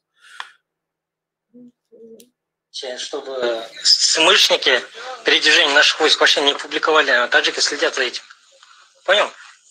Пускай все сделают так. Инстаграм. чтобы смышники передвижение наших войск вообще не публиковали, а таджики следят за этим. Понял? Пускай все сделают так. Инстаграм. خوب دقت کنید میگه که чтобы смышники передвижение наших войск вообще не публиковали, а таджики следят за этим. میگوید که Пускай все сделают так. در سیمی در وسایل اخبار عامه چاپ کرده نشود که اینا تاجیکا چی کرده ایستادن. не публиковали, а таджики следят за этим. Понял? Пускай все сделают так. این بسیار عجیب است. Смышники передвижение наших войск вообще не публиковали, а таджики следят за этим. خب دیگر شنیدید که اینا گفته ایستادن که اپولیکوات نکنید که تاجیکا نظارت دارن این حرکت های نظامی ما را از داخل و سپارش داده ایستاده است که این کارمند MVD است، کارمند MVD بوده است که این سپارش را داده ایستاده است. خب حالا یک آدم در سرحد زخمی شده است. اینا با ما نویساندن. خب یک معلوماتی ناموده است طرف نظامی قرقیز به قدر امکان ویدیو رو پخش کنید. خب تاجیکا ویدیوی ما رو دیده خب میگه که از طرف قرقیزها گفته ایستادن که تا حد امکان ویدیوها را پخش نکنید که تاجیک ها ویدیوی ما رو میبینن، آمادگی جنگی میبینن.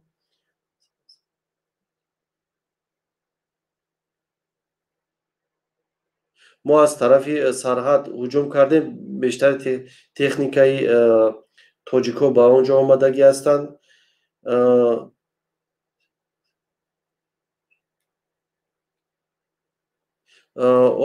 گفته ایستادن که این سیرها را باید نگاه کردن در کار، لوکاسیه های ما را اونها پسنواد نکنند، ندانند، چون به خود قرقیزها این ضرر میرسونند و این معلومات ها را در بین قرقیزها پهن کرده ایستادن که قرقیزها از حرکت های نظامی خودشان با وسایل اخباری عامه خبر ندهند و در شبکه‌های اینترنتی ویدیوی خودشان را نگذارند، چون این میتواند به نقشه قرقیزها خلل وارد کند و آنها میتوانند که در اینجا نقشه آنها فاش شود. از توجه خودمون هم خواهش میکنیم که بعضی سیرهای نظامیان را فاش نکنند تا اینکه نظامیان ما توانند مقاومت کنند و نظامیان ما هوشیار باشید. زیرکی سیاسی که پیشوایتان میگوید انمی رو وقتش رسیده است از دست ندهید، چون در اینجا حالا قرقیزها کوشش کرده ایستادن، نه خدا میداند شاید رزویدکا و شبکه‌های استخباراتی معلومات‌های دقیق‌تر بیشتر برای شما بفرستند و این معلومات ها رو همیشه باید جمع آوری کرد. معلومات هایی که شبکه‌های اینترنتی در پخش میشن اینها رو گرفت و از روی اینها خلاصه برداری کرد که قرقیزها یک حمله رو در تاجیکستان به انجام خواهند رساند. سلام علیکم. در حال حاضر من در مملکت قرقیزستان قرار دارم. اثر خب یک برادر نوشتن که سلام علیکم، در حال حاضر من در بودکنت قرقیزستان قرار دارم. از سحر مردم رو به عسکری دعوت دارند. قوه‌های علاوگی از بیشکک آمده ایستادند. تانک‌های دیگر قوه‌های جنگی از اینجا به مرز رفته ایستادند. مردم واروخ و تاجیکستان آگاه باشید.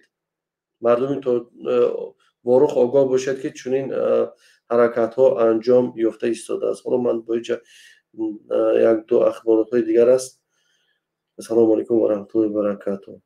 طرفای ما جنگ با قرقیزستان برای واروخ. طرفای ما جنگ با قرقیزستان برای واروخ از نظرمون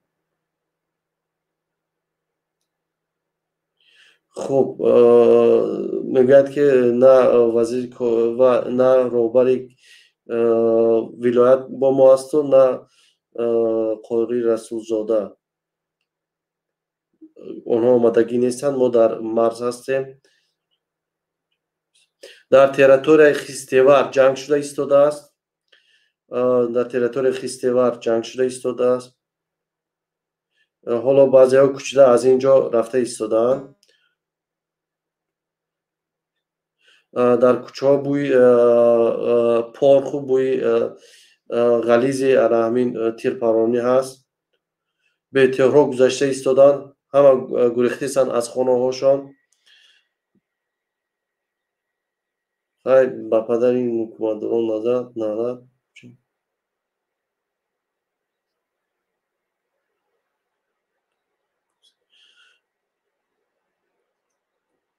در خوجند بسیار سخت همین خیلی گپ و خبرها هستند.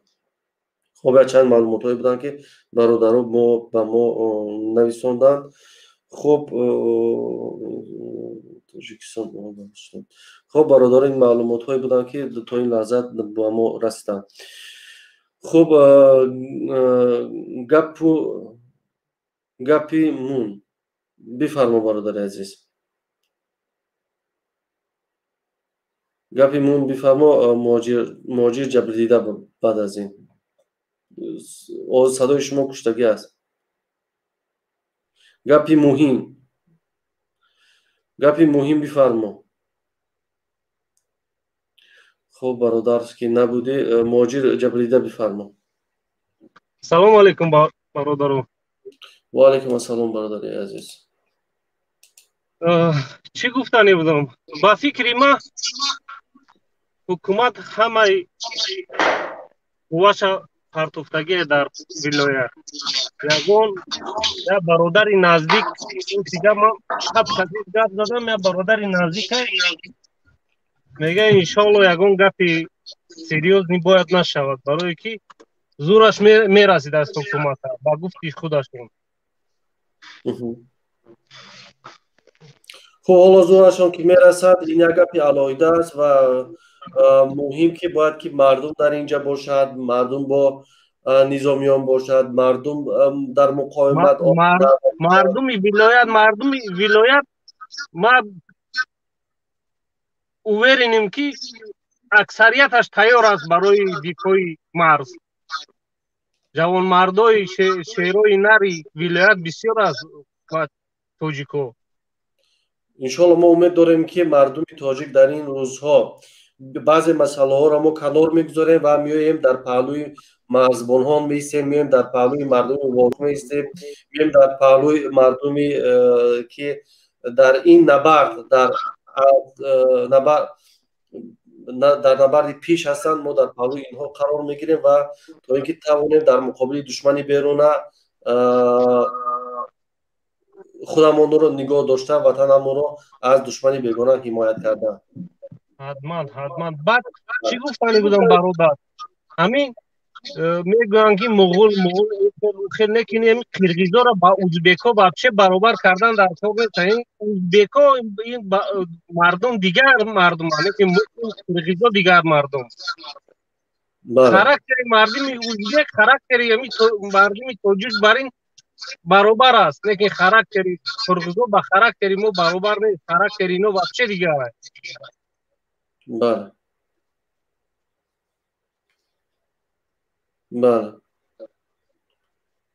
خب برادر مهاجر تشکر بسیار. آزادی با تاجیکستان بفرما. سلام علیکم رحمت الله. و علیکم السلام و رحمت الله و برکاته. برادر جان خیلی چند موضوع مهم و کوتاه گفته میگذارم. یکم این که برای تاجیکستان در این حالت ها باید یک اینفارماسیون سنتر تشکیل کنه که هر 30 مینوت باید یک اینفارماسیون مردم دبیر در تلویزیون اعلام کنه که مقصد بفهمه مردم چیکار گذشته است. تاجیکستان هم یک مملکت گنگ موندگی که یکم اینفارماسیون نیست. یکم این همه حکومتی رو طلب کرده میشه که باید یک اینفارماسیون سنتر تشکیل کرده شود تا که مردم در 30 مینوت پس باید اینفارماسیون بیان.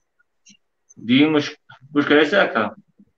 بله گوش کردم برادر جان. دیمش ای که ما کانت میترسم که ده تا همین کوسه بو میگم که نیم کوسه پیش همین مقصد که اکا ایزاد اما میخواست که میگو که من وقت تایرون بود 10,000 نفر راو مثال کردستان مثال وطن حمایت کنم ای کردستان میگه که همین مثال قفیدن بردن همیو من میترسم که تاجیکستان قفید کردستان یگان مسئولیت کشکی نداشته باشه این کارشم شدنشم ممکنه.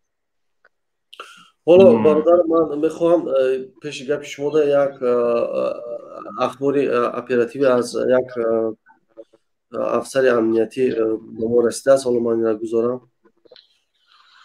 روشنه که حوزی که ایده طرف حوزی همه ارمیه واردیست ایده طرف و یا هم واردیستن ما هم ایده طرف را حکم محکمه اینه با وجود افرو در همه جو خریب محکمه فقط و اینو در روی را نولی فقط رشینی نبرومده ولی توب فقط دیگر نیزویست نه چی میشه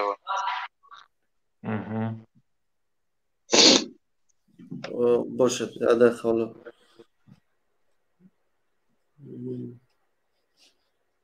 برادری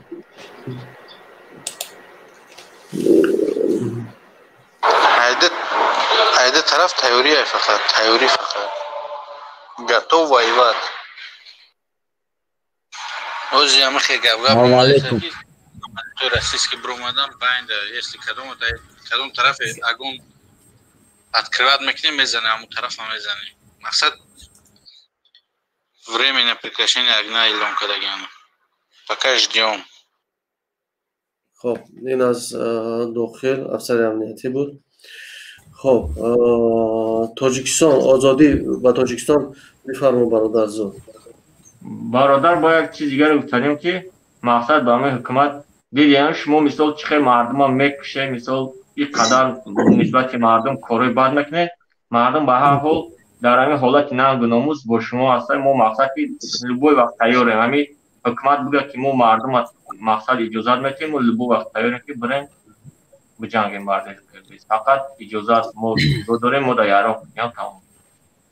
سلامت باشید برادر عزیز. خدا باشید. السلام علیکم اکا. و علیکم السلام برادر جان. اکا جان ما را دولت اجازت میته نمیته ما قرغیزا را نابود کنیم باید ای دولت ما واروغ اون باید نگیرن اکا ایجوا خای ما واروغ ای ما ای دولت ما ای وقتش ای ما بود حق ندارن و بله نابودشون میکنیم اکا گمشون میکنیم. شما از واروغ هستید از داخل وطن واروغ؟ او ما ای وطنیم اکا دمی تاجیکستانه. اوزی ما میریم اکا اون طرف میریم. چی گپ خبر است؟ دوشنبه ده هیچ که خبر نداره اکا. اوتا میگون جنگه اوتا میگه که دگی جو جنگه میگه اما تیشینه میگه یگون خبر نیست. اخباره خمونده نمیگه که جنگه نشون نمیتن وابشتا. یعنی که شما در اخبارا ندیدید که در داخل در مرز جنگ رفته ایستاده است و و احتمالی حمله نظامی از جانب قرغیزها صورت گرفتنش امکان دارد. حالا این اخبارات یگون خبر نیست اکا. یگون خبر نیست اکا. کینو موندیان اکا کینو در سفینه هم کینو موندیان در تیوی بی مولتیک موندیان در ورزش فوتبال موندیان. خب این بسیار جای شرم آور است که مردم رو آگاه نمیکنن که در تاجیکستان چی ها میگذرد و چی واقعیت هایی در تاجیکستان هست. اکا جان ما در یه افتمال بودم 20 قرغیز جواب میگم یک خدام. حالا شما در کوچه برآمدید مردم آگاهی دارن ندارن و چی میگوین در این باره؟ هیچ که آگاهی نداره. یا همسایه‌ام میگن که جنگ در چی میگه که یا جورا مرا فروغ زنگ زد میگه که قرغیزا بسیارش مردگان همینجا تاجیکا بسیار مردیان. نمیای گفتم میام ولی اجداد که همینجا بسیار این بچه ها شتگی همه 20 نفر. چرا به نظر شما حکومت این معلومات ها را نمیدید. ببینید قرقیزستان ساعت به ساعت تلویزیون هایش در این مسئله گپ زده ایستادن، به ایست صحبت دارند، مردمش به کوچه ها برآمدن، از حکومتداران طلب دارند که مقاومت کنند در مقابل این حمله که در مرز شدگی است و بعضی شهروندان قرقیز آمدن در بادکن حالا جابجا شدن. اما طرف تاجیکستان دارد این حادثه را از مردم، از شهروندان خودش پنهان میکند. به نظر شما این چی است؟ چرا حکومت تاجیکستان دست به چنین پنهانکاری ها میزند؟ میخواهند که کار همیشه حل شود، وروغ بودند. کار باید همیشه спокойно حل شود، солдатای ما بمبرن، بکشنشون همیشه. باید خمون و قدی جنگ کنیم اکن نابود چون کنیم ای دولت و بگن که وروغ ای شما باید انمی حالت بیوید. بله. یکم خبر نیست که دوشنبه ده یکم خبر نیست که جنگ که همی اینستاگرام داره با میبینی چی را. ای تگ نیست که یکم خبر که تاجیکستان قدی کسی جنگ داره یا چیکو داره چی گپای. بله. وقتی همه میرن این شیرمردو شیروی الله همه میرن نکی نمیگن وقتی همه برای یک است بهترین میشوه. سلامت باشید. حالا از یک پیشنهاد برای حکومتداران است، من اینا میگذارم. سلام علیکم و رحمت الله و برکاته. خسته نباشین آقای شراف‌الدین. من یک پیشنهاد داشتم که همین روز در حکومت تاجیکستان در همین سیتواسیا یک پیشنهاد داشتم که باید ای مسکو ای تمام طرفی ای روسیه باید سمالیات همین روز پگاه اوج دیر میشد. همین روز 10-15 سمالیات که بچه هایی که خدمت کرده هستند اینها را گیرن، روز دوشنبه و خوجند برن پریم ایرپورت روز تقسیم کنن، جنگ به تیار شود. این روز قرقیزا اوج خدمت کرده خودش گیرونده است همه شهر روسیه. این کار باید همین روز انجام دهند. شنیدم دین بیگو زنگ زدم یا دوستم شهید کردیم، شب و خواب ندارم. خب از داخل وطن تشکر بسیار برادر چارکو، جای راحت بفرما. السلام علیکم و رحمت الله و برکاته. و علیکم السلام و رحمت الله و برکاته. همین باور کن تو تماشا میکنیم همشه ما در روسیه هستیم، سردار خوجگی. ما دو نفر باور کنید چی گفتن نمیدونم. و همه این تاجیکان گفتنیم خیزید خوجان دادای کنی بودم تا دیگر جو بخیز زنهای ما کودکای ما همه چهار طرف به گریختگی هم شو چوبین خیل مردم خیزتون اخر چی گپا اینجا نخود که توجیک کشته استای وزه دوست هم زنگ زد میگد از همین نیانم یک نفر انداختم میگد یک نفر مرد سرخ به میگو 40 تا آدم کشته پافتگی میگو توجیکا این گفتم به تغری نمیبید. باور میکنی موی سرم خیس همیشه باز خوب نیستیم. زن فرزنده کودکا همه گریختگی هم. ای مردم احمد دوشنبه احمد کنه جایی که نباشه ای تاجیکستان بخیر در اسفاره گریختگی اسفاره این یک قدم ای در مرز قرقیز یگو مردک نیست که در او سیمه ایمو زشیشت کنه. همه ایمو به همین روسیه آمدگی برای رفتن یگون خیر وای نیست که ما را بموکیم. منو چرا پرون حسن پرون این نوماشون که گفته استم ما.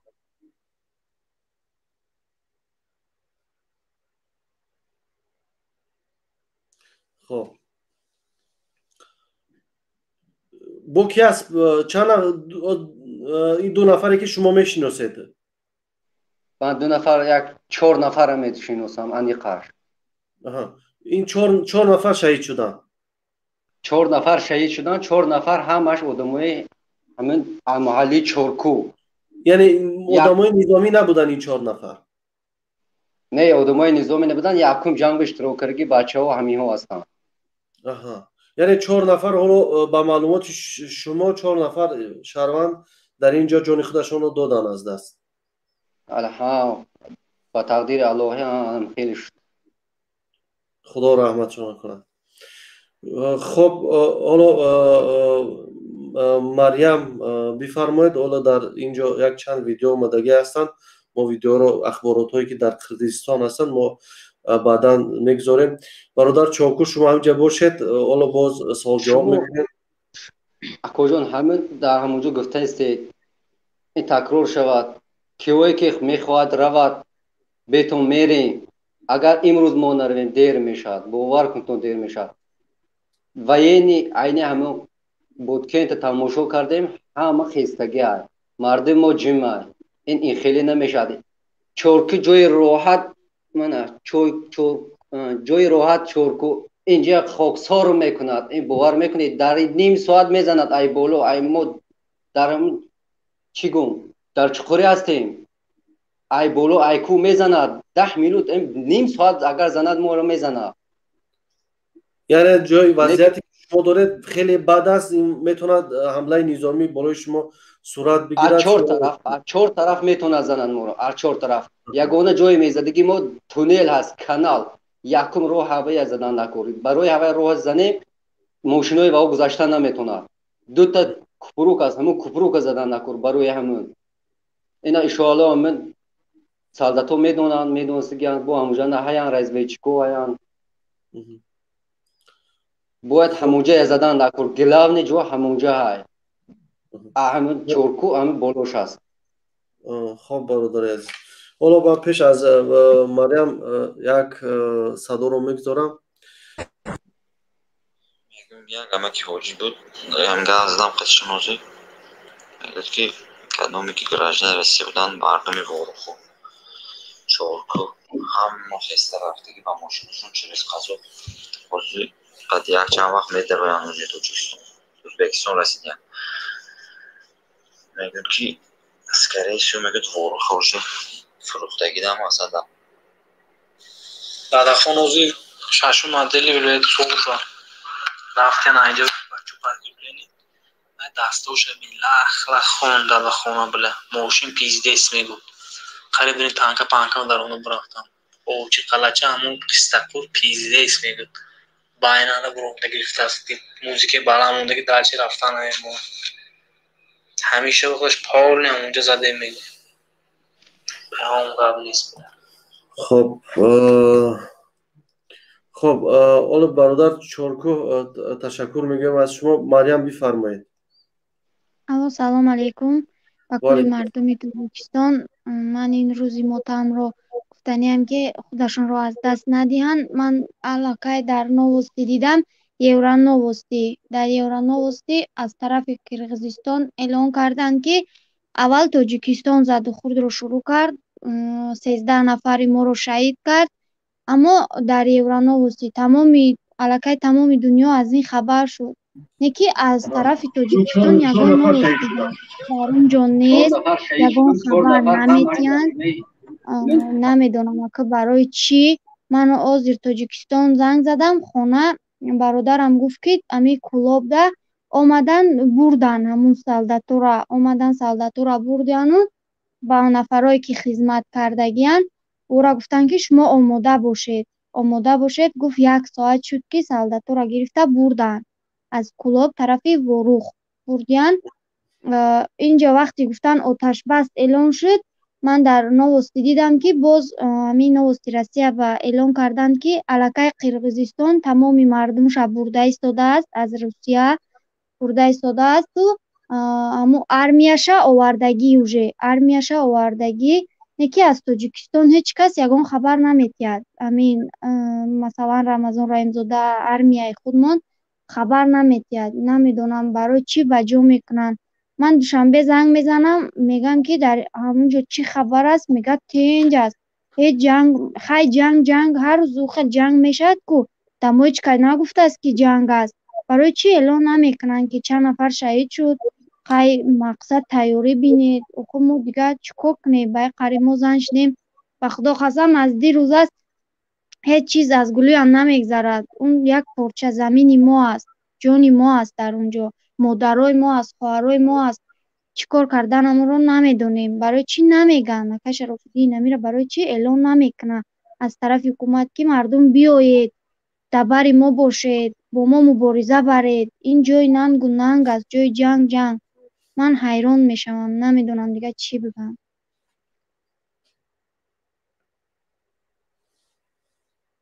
از طرف اونا 13 نفر شهید شده است تمام میجا الکای خبر دارد تمام میجا را گفتن که تاجیکا آمدن من در یورانا واسطه شنیدم تاجیکا آمدن به خبر طرف ما تیرپرانی کردن 13 نفر ما را کشتن یکی تاجیکستان هیچ گپ خبر نیست که چند نفر شهید شد زخمی شد در اونجا من ندیدم که اگه کسی اگه گپ گفته باشد از سحر تماشا دارم هیچ خبری نیست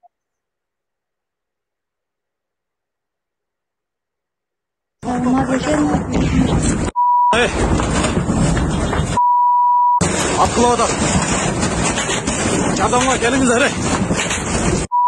Malada.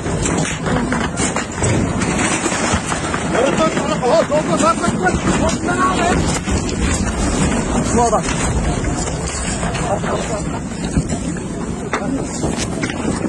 Hayırdır?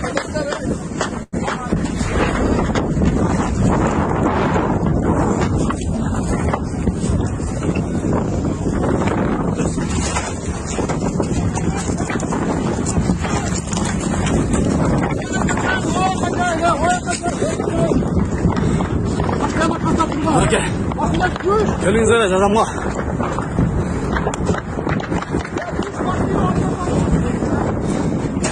Atla atma.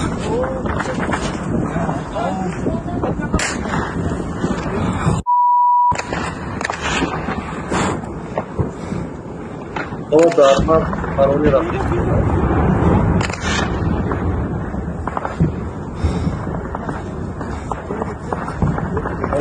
O darma arzad.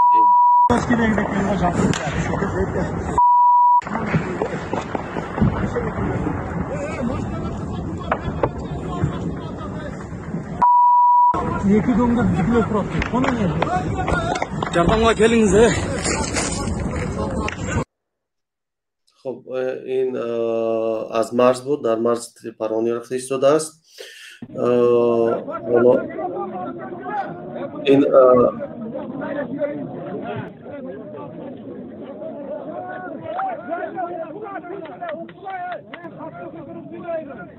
این از قرقیزها هستند قرقیزها اومدگی ایستادن برای جنگ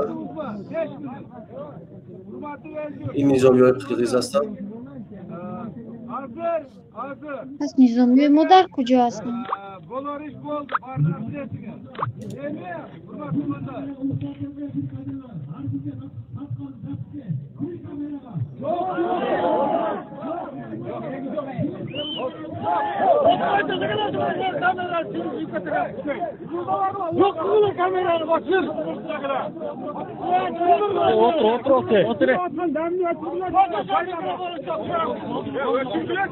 نظامی ما در کجا باشند؟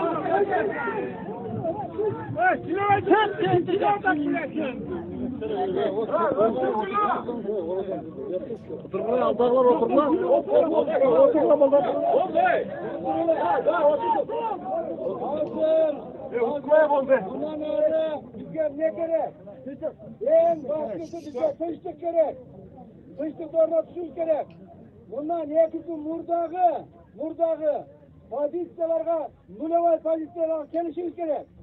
Bak, murdan yakıtı murdağı pozitsiyaları bardığın bizdeki menen tigilerdeki o'sha pozitsiyalarga kelishimiz kerak.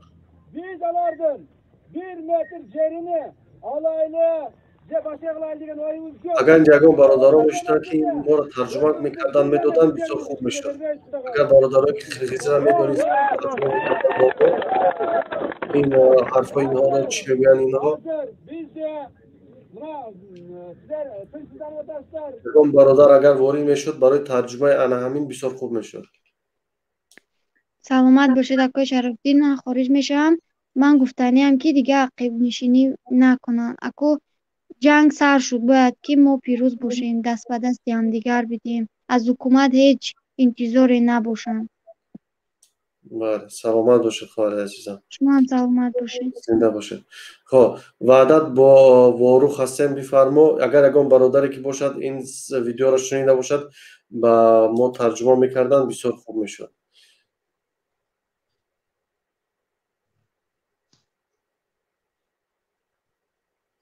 یگان برادری که وارد میشدن و میگفتن که ما ترجمان هستم، همین صحبت های اینا رو ترجمه میکردن برای ما.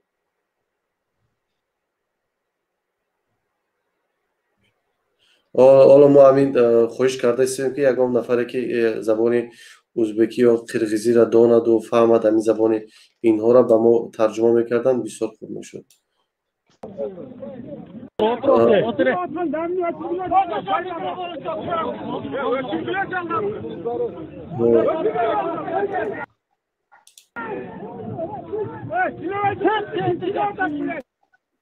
خب حالا این یگان ترجمه پیدا کنیم بعد زبان اینا را میگذاریم که تو من شما میتوانید ترجمه کرده.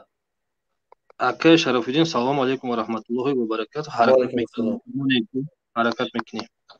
خب اینجا یک برادر دیگه هم میگه من میدونم. خود دو کسا تلاش کنید که با ما ترجمه کنید که اینا چی میگه.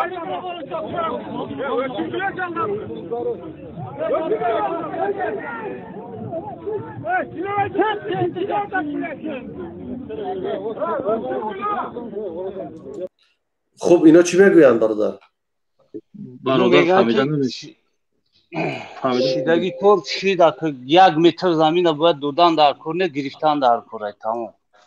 اینا میگه زمین گرفتن در کور با پیش رفتن در کور. با پیش 1 متر شه دودن در کور نیست، با پیش میگم. خب شما هم جا باشین که ما این زبان اینا رو فهمیم. خب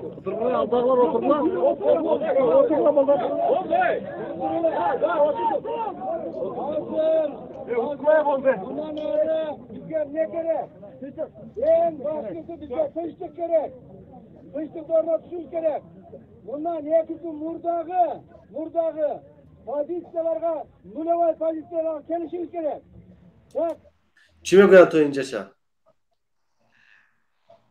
پازیسیون اومدن در کوره میگه، همه با پیش همه بیاید میگه. یعنی دعوت دوران هم بیاید در اینجا. دعوت دورانو دعوت شدستم. خب با دقیقا میتونید چی گفته ایستادن؟ خوبتر بهتر میتونید؟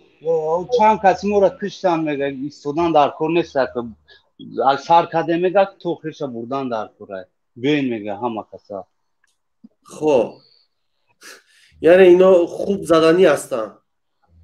خوب زدنی هستن یا از نیت و رفتار و گفتارشون یعنی خوب آمادگی ایستادن باید زنن.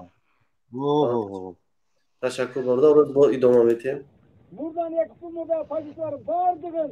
Bizdeki menen digilerdeki hoca paylaşları çalışıyoruz gerek. Biz alardın 1 metre cerini alaylı başaklar diyen oyumuz yok. Bırak o söylemezdim de özüm 1 metre ceriniz. چی میگویند تو اینجا را؟ 1 متر زمین دودن دا هم گپوشون پافتور دورن. ما بیایم میگه نویوش فایرو دورد چیزوشون فایرو کردیم. 1 متر زمین باید دودن در کنه همه را گرفتن در کنه. خب تشکر برادر جان. درست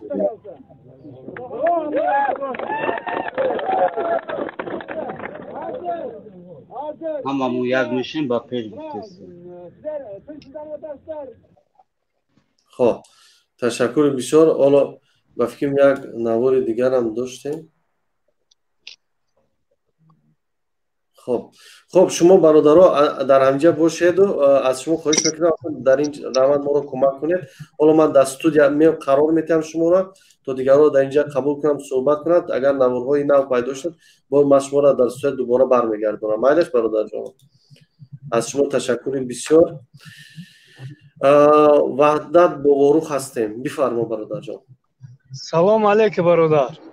و علیکم السلام برادر جان. ما هم یه فکر پیشنهاد داریم برای شما آقای شراف‌الدین گدویف اگر امکانیت باشه برادر. بسیار کوتاه مرحمت برادر جان. مایلش برادر. میگم همین استاد کبیری را بگو برای برآمد کنه مردم رو بفهمونه به حد خوب میشه. مردم به سر و سامان موندگی این همین وقت شما برادر باید همین وقت شما استفاده برای مردم. خب دیروز برادر ما شما باید این وقت دست نتیم برادر، میتونید کمی دولت عبود کنی. اگر امکانیت باشه هوای برادر برای خیلی خوب میشه مردم هم برای هوای میخیزده وقتی شما ایده باید استفاده بردن در کل مردم وارو خوجا کشته سن ما میگیم قرغیز مسلمانیم اوخی و مسلمان هم نیستن برادر. ما در همین اکترینبور کار میکنیم گرد مسلمانی ندارن برادر. باید همه جمع شوه که هموطن بزنن دیگه چیکار میکنن. این وقتی ناموس اومده برادر با امید حکومتی تاجیکستان چیدن در کار نیست باید گاستاکوشون بستگی مستحکم در خونه‌شون خوابن مردم در نه یک چی پیشنهاد میکنن نه یک تلویزیون در نشون میدن چی گپ فقط رقص بازی همو جناب شما میمونن تمام. این سنده مردم ها کشته سن هیچ چی گپ خبر نیست برادر. خب تشکر برادر. مایل سلامت باشی برادر. سلامت باشه. من یک خواهش دارم از برادرایی که در همین جهت هستن زبان قرغیزی را میدونن برادرایی که میتونن با ما کمک رسونن اخبارات های نو از قرغیزستان با ما بفرستن ما بفهمیم بدونیم که آنها چی برنامه دارن چی نقشه دارن از روی حتی انا همون معلومات هایی که در قرغیزستان چی میگذارن یعنی مردم این قرغیزستان چی آمودگی دارن و مردم ما تلویزیون ها کشته هستند مردم نمیتواند صحبت کنند. من خواهش میکنم با ما کمک میکردید با رقم هایی که در زیر این رفته ایستاده است ویدیو با همین رقم ویدیوها و اخبارات های تازه رو با ما بفرستید ما تا اینکه پیشکش بینندگان کنیم و مردم از تاجیکستان این معلومات ها با خبر شوند. ها اخبارات های قرغیزستان رو نگاه میکنیم با زبان روسی. Баткен облысы менен Тажикстан мамлекетинин чектешкен аймактарында абал курч бойдон сакталууда. Кырдаалды күч түзүмдөр тыкыр көзөмөлгө алып турат. Акыркы алынган. خب عزیزم من با ترجمانو احتیاج دارم ترجمانو رو وارد میکنم. برادرها این اپامون چی میگه در این اخبار؟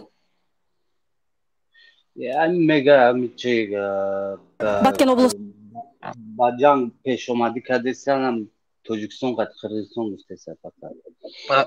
آقای شراف‌الدین ما با خدا نفهمیدیم که ایو چی درد دارن یا ما را عیبدار میکنه ما ایو را عیبدار داریم یا اومدنی دارن یا تماما تیاری دیدستن یا جنگ میکنن تیاری با جنگ دیده ایستادن یا تماما با جنگ تیاری دیدستن لیکن من نفهمیدم که ایو چی باید خیلی شدن.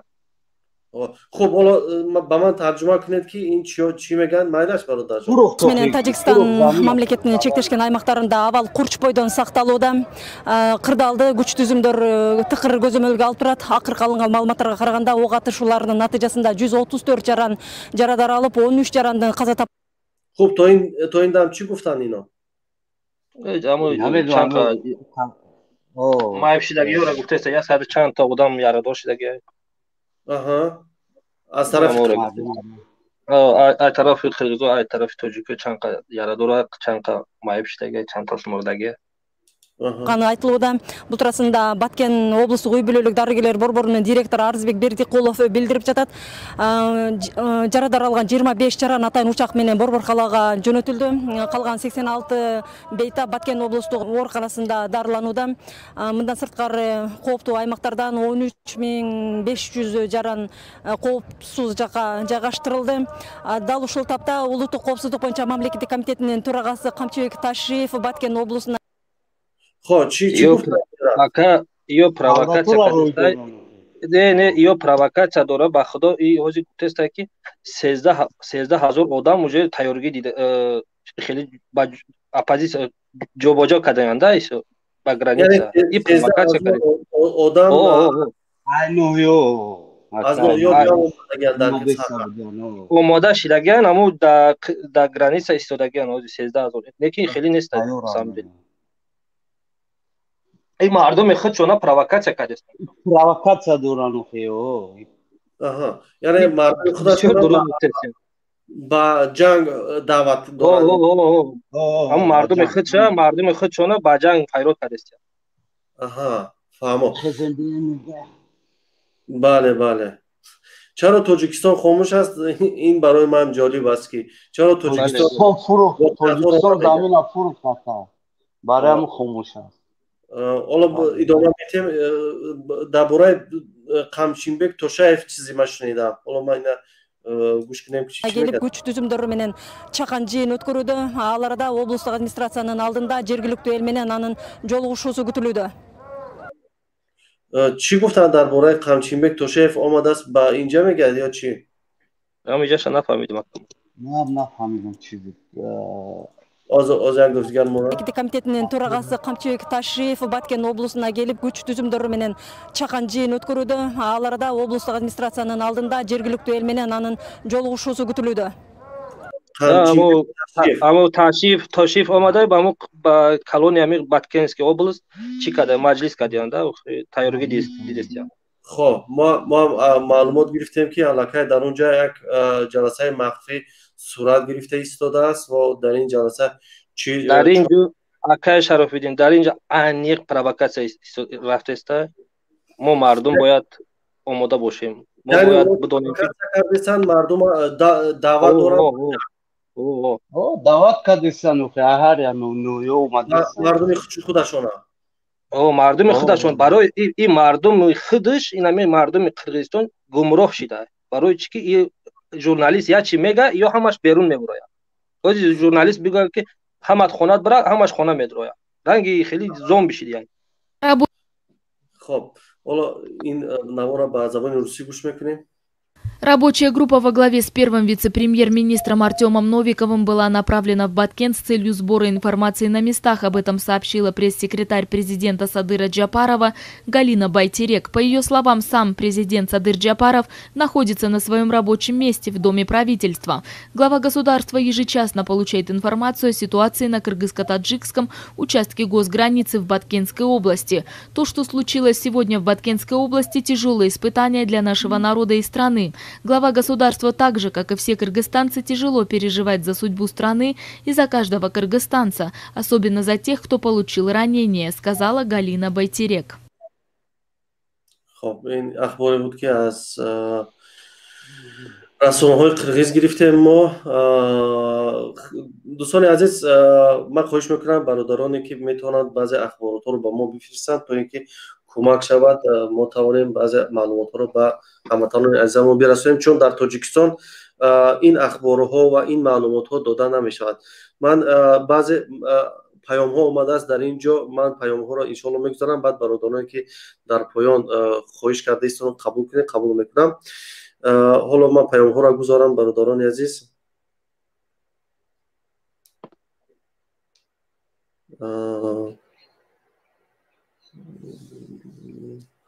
حالا من اینجا پیام ها را میگذارم.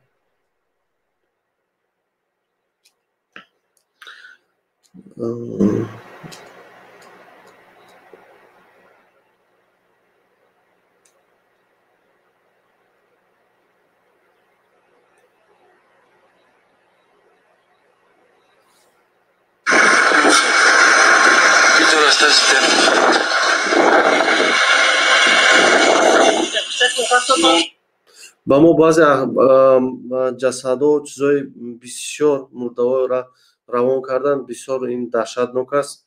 فکر نکنم که ما این را توانیم در اینجا نشان دهیم. خیلی دهشتناک هستند. من نمیدونم این نوارها را چه گذارم، اما با استودیو راهی میکنم که تا اونا ببینن که حالا این نوارها را میتوانن گذاشته یا نه، حق گذاشتن این نوارها را دارن یا نه، چون این نوارها خیلی دهشتناک هستند. البته جنگ است دیگر، در جنگ هر چی شدنش ممکن است. حالا من بعضی صداها را میگذارم. یک اهل گروه آدم ورخت دیگه که وایکارام سیواسکارام همون طرفی کیخ خون سوخته هجوم کارگاسیو ولی محله نفرموزم طرفی کیخ هنوزه همه تکنیکای بولو و های کارگی بولو گت برفتن این طرفی ورخنوسی بقا دوره میگن خون سوخته ها اونجا فردوم دست تکنیکای خودم یاموزه اکتیبر شهر و مده همش استاد است نشد میگن عده طرف میزند دیگه میگن همه بولو جنگ و همه طرفی شهر سر میشد خیلی دو کنیتون که ورخ منپولیا شده جای جنگ نشود. سلام علیکم. خبر مهم از جماعت سرخ اسفره بعد از نماز صبح سحری همه را با اسفره کوچاندن سر کردند. کمپیر و کودکای مایله و همه را با اسفره کوچاندن من زنگ زدم. الان بعد از نماز صبح شروع شده است. خب این خبر رساندن که از جماعت سرخ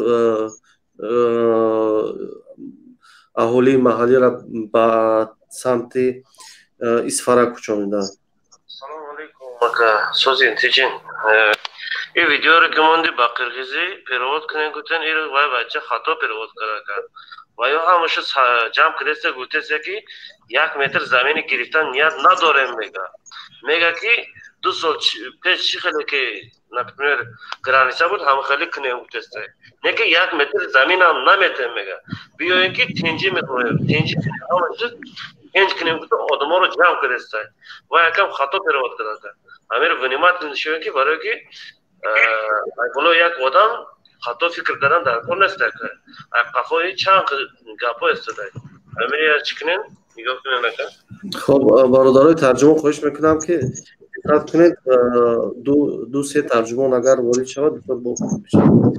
خب دیگه السلام علیکم برادر مردم میتونید به خبر زدن طرفا. خب برادران عزیز حالا که این اخبارات ها با تاجیکستان نیستن زنگ زنید به نزدیکان و پیوندانتون برسونید که در واقعا در تاجیکستان چه ها میگذره. سلام علیکم آقا.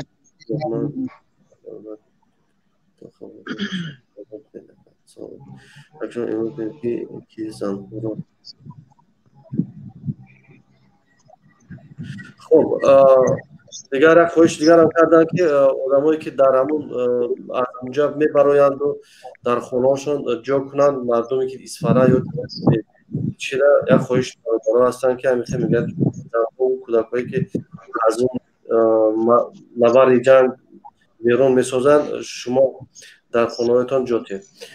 خب برادر حیدر بفرما. اکر شرابیه بودیگه سلام علیکم.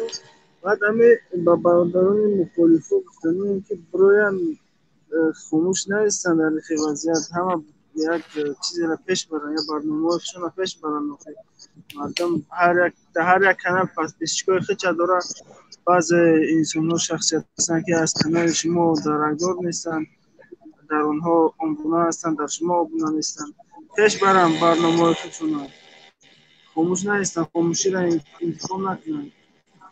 و خطای ما با همین چیزی که بگیره مسکره دیگه مسکر یگان چی رول بازی نمیکنه بزنه چیستا همون چیوه کن قدیگوی با مکنه بله خب در پناه خدا ما یگان کار غیر قانونی نکرده سیمکتی حمایت از وطن این مردم این مردم همین وست قرغیزستان خسته مردم که چه خیار داره شما همون نومی سکر بلردونه و همون مرده یکم بجه بونه بخیزه و گپ بزنه این خستیان در پشت پرده ترا کی میتونه تو کی چی تو بله گپ زده شیشتی دو پشت بخدا قسم یا این قاق همی شرایط چرا بخدا قسم پرمیرین وطن نمیستید در همینجا. بله سلامت باشد. تلویزیون تاجیکستان همینجا تماشا کرده شیشتگی مورانه که نشون بوده بخدا قسم خواب کرد او درگاه ای وضعیت بعد که زد درآمد دیگه فایده نداره آگاه کردن آگاه نکردن شما دیگه فایده نداره حاضر شما باید خلق آگاه کنید بعد زد درآمد گرفت بعد دیگه مال الان گامون تماشا کرد توشم بخشش نه زنده باشد. چورکو بفرما برادر جان. چورکو بفرما. микрофонтон хомӯш аст чорку. салому алайкум. ва алайкум ассалом бародарҷон. бо як бордига ҳозир мо ба занг шуд аз чорку. мардум ҳам гуфтани исфарагиҳо ҳама мардум барои занҳои чоркуя бурдан ба мошинаҳои худошон хизмати худошон расонда истодаянд якум бар. дуюмаш ҳамин ки бо мегӯ як нафар дигара паррондиянд баъд таъин не ки бошад не ки мегӯ одами калонсола. хоб саросима шудан накорне ин қирғиз як чорку бо ин ҷо чоркуи худаш мана худохат бо хабар шуд ки автоматҳои пур бародарои мо додиянд ҳозир. бисёр хуб. ҳама дар даст силоҳ ҳаст. акун ин дилпурӣ ҳаст. ҳамин силоҳ барои бачаҳо дода бошад чоркуи худаш метавонад қирғиза марз берун кунад. даже метавонад бодкон агирад. дилпурӣ кара накун. тарсидан накор не. чоркуи худаш мегирад. чорку як қирғиз бо ин аҳолиш ҳаст. бале. саломат бошед. агар бо аз тарафҳои мана усуну меомадагӣ бошанд ҳамин шумо гуфтаистед дар ҳаминҷо ки бачаҳо раванд акун худо мо пафтан дакор неда якта муҳаллаба якта қишлоқча пафтан дакор не. ин масъалаи миллӣ аст. бояд тамоми миллат дар инҷа саҳм гузорад ва нагузоранд ки болои миллати мо таҷовуз шавад. нагузоранд ки дигар ҳамла сурат бигирад ва мардуми дар паҳлӯи мардум дар паҳлӯи ҳамдигар қарор бигирем ва то ин ки аз таҷовузи беруна миллата раҳо кунем. ташаккур бародари чорку. ҳоло ман дар инҷа як аз телевизионҳои дар дохили телевизионҳои тоҷикистон чӣ мегузарад мегузорам. шумо гӯш кунед бародаро. бародар ҳамаи сари хона занг задем дар телевизори тоҷикистон фақат гуфтанд ки ба тааллуқа нарафтед. бигем телевизори тоҷикистон фақат хомӯшанд. фақат гуфтанд ки ба тааллуқа ва овоздори ҳар дуруғ чӣ дода нашад. бигем ҳама чиз таҳти контрола. баъд гуфтани аст ки ягон картаи ягон фон кушоӣ барои мардуми зарардида пул рой кунем. саломат бошед. хоб як минут бифармо бародари азиз. салому алайкум акай Шарофиддин. созен ака. алҳамдулилло бародари азиз бифармо бародарҷон.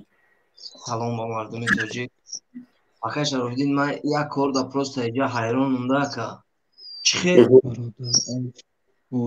ҳамин қад солдато рӯзи праздник ҳамин қад солдато ҳамин қад танк нишон метия ҳаваё наметавонанд биёянд ай ҳамиҷа ай марзи замини хичон дифоъ кунанд.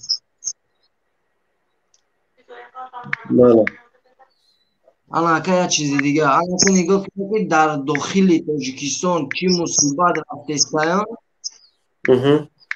ина ҳози ман дар тоҷикистон занг задан хоҳарча магазин рафтай сета занак якта мардак капидиян пешпеш кардиян бурдиян 280 сомон ҷарима кардиян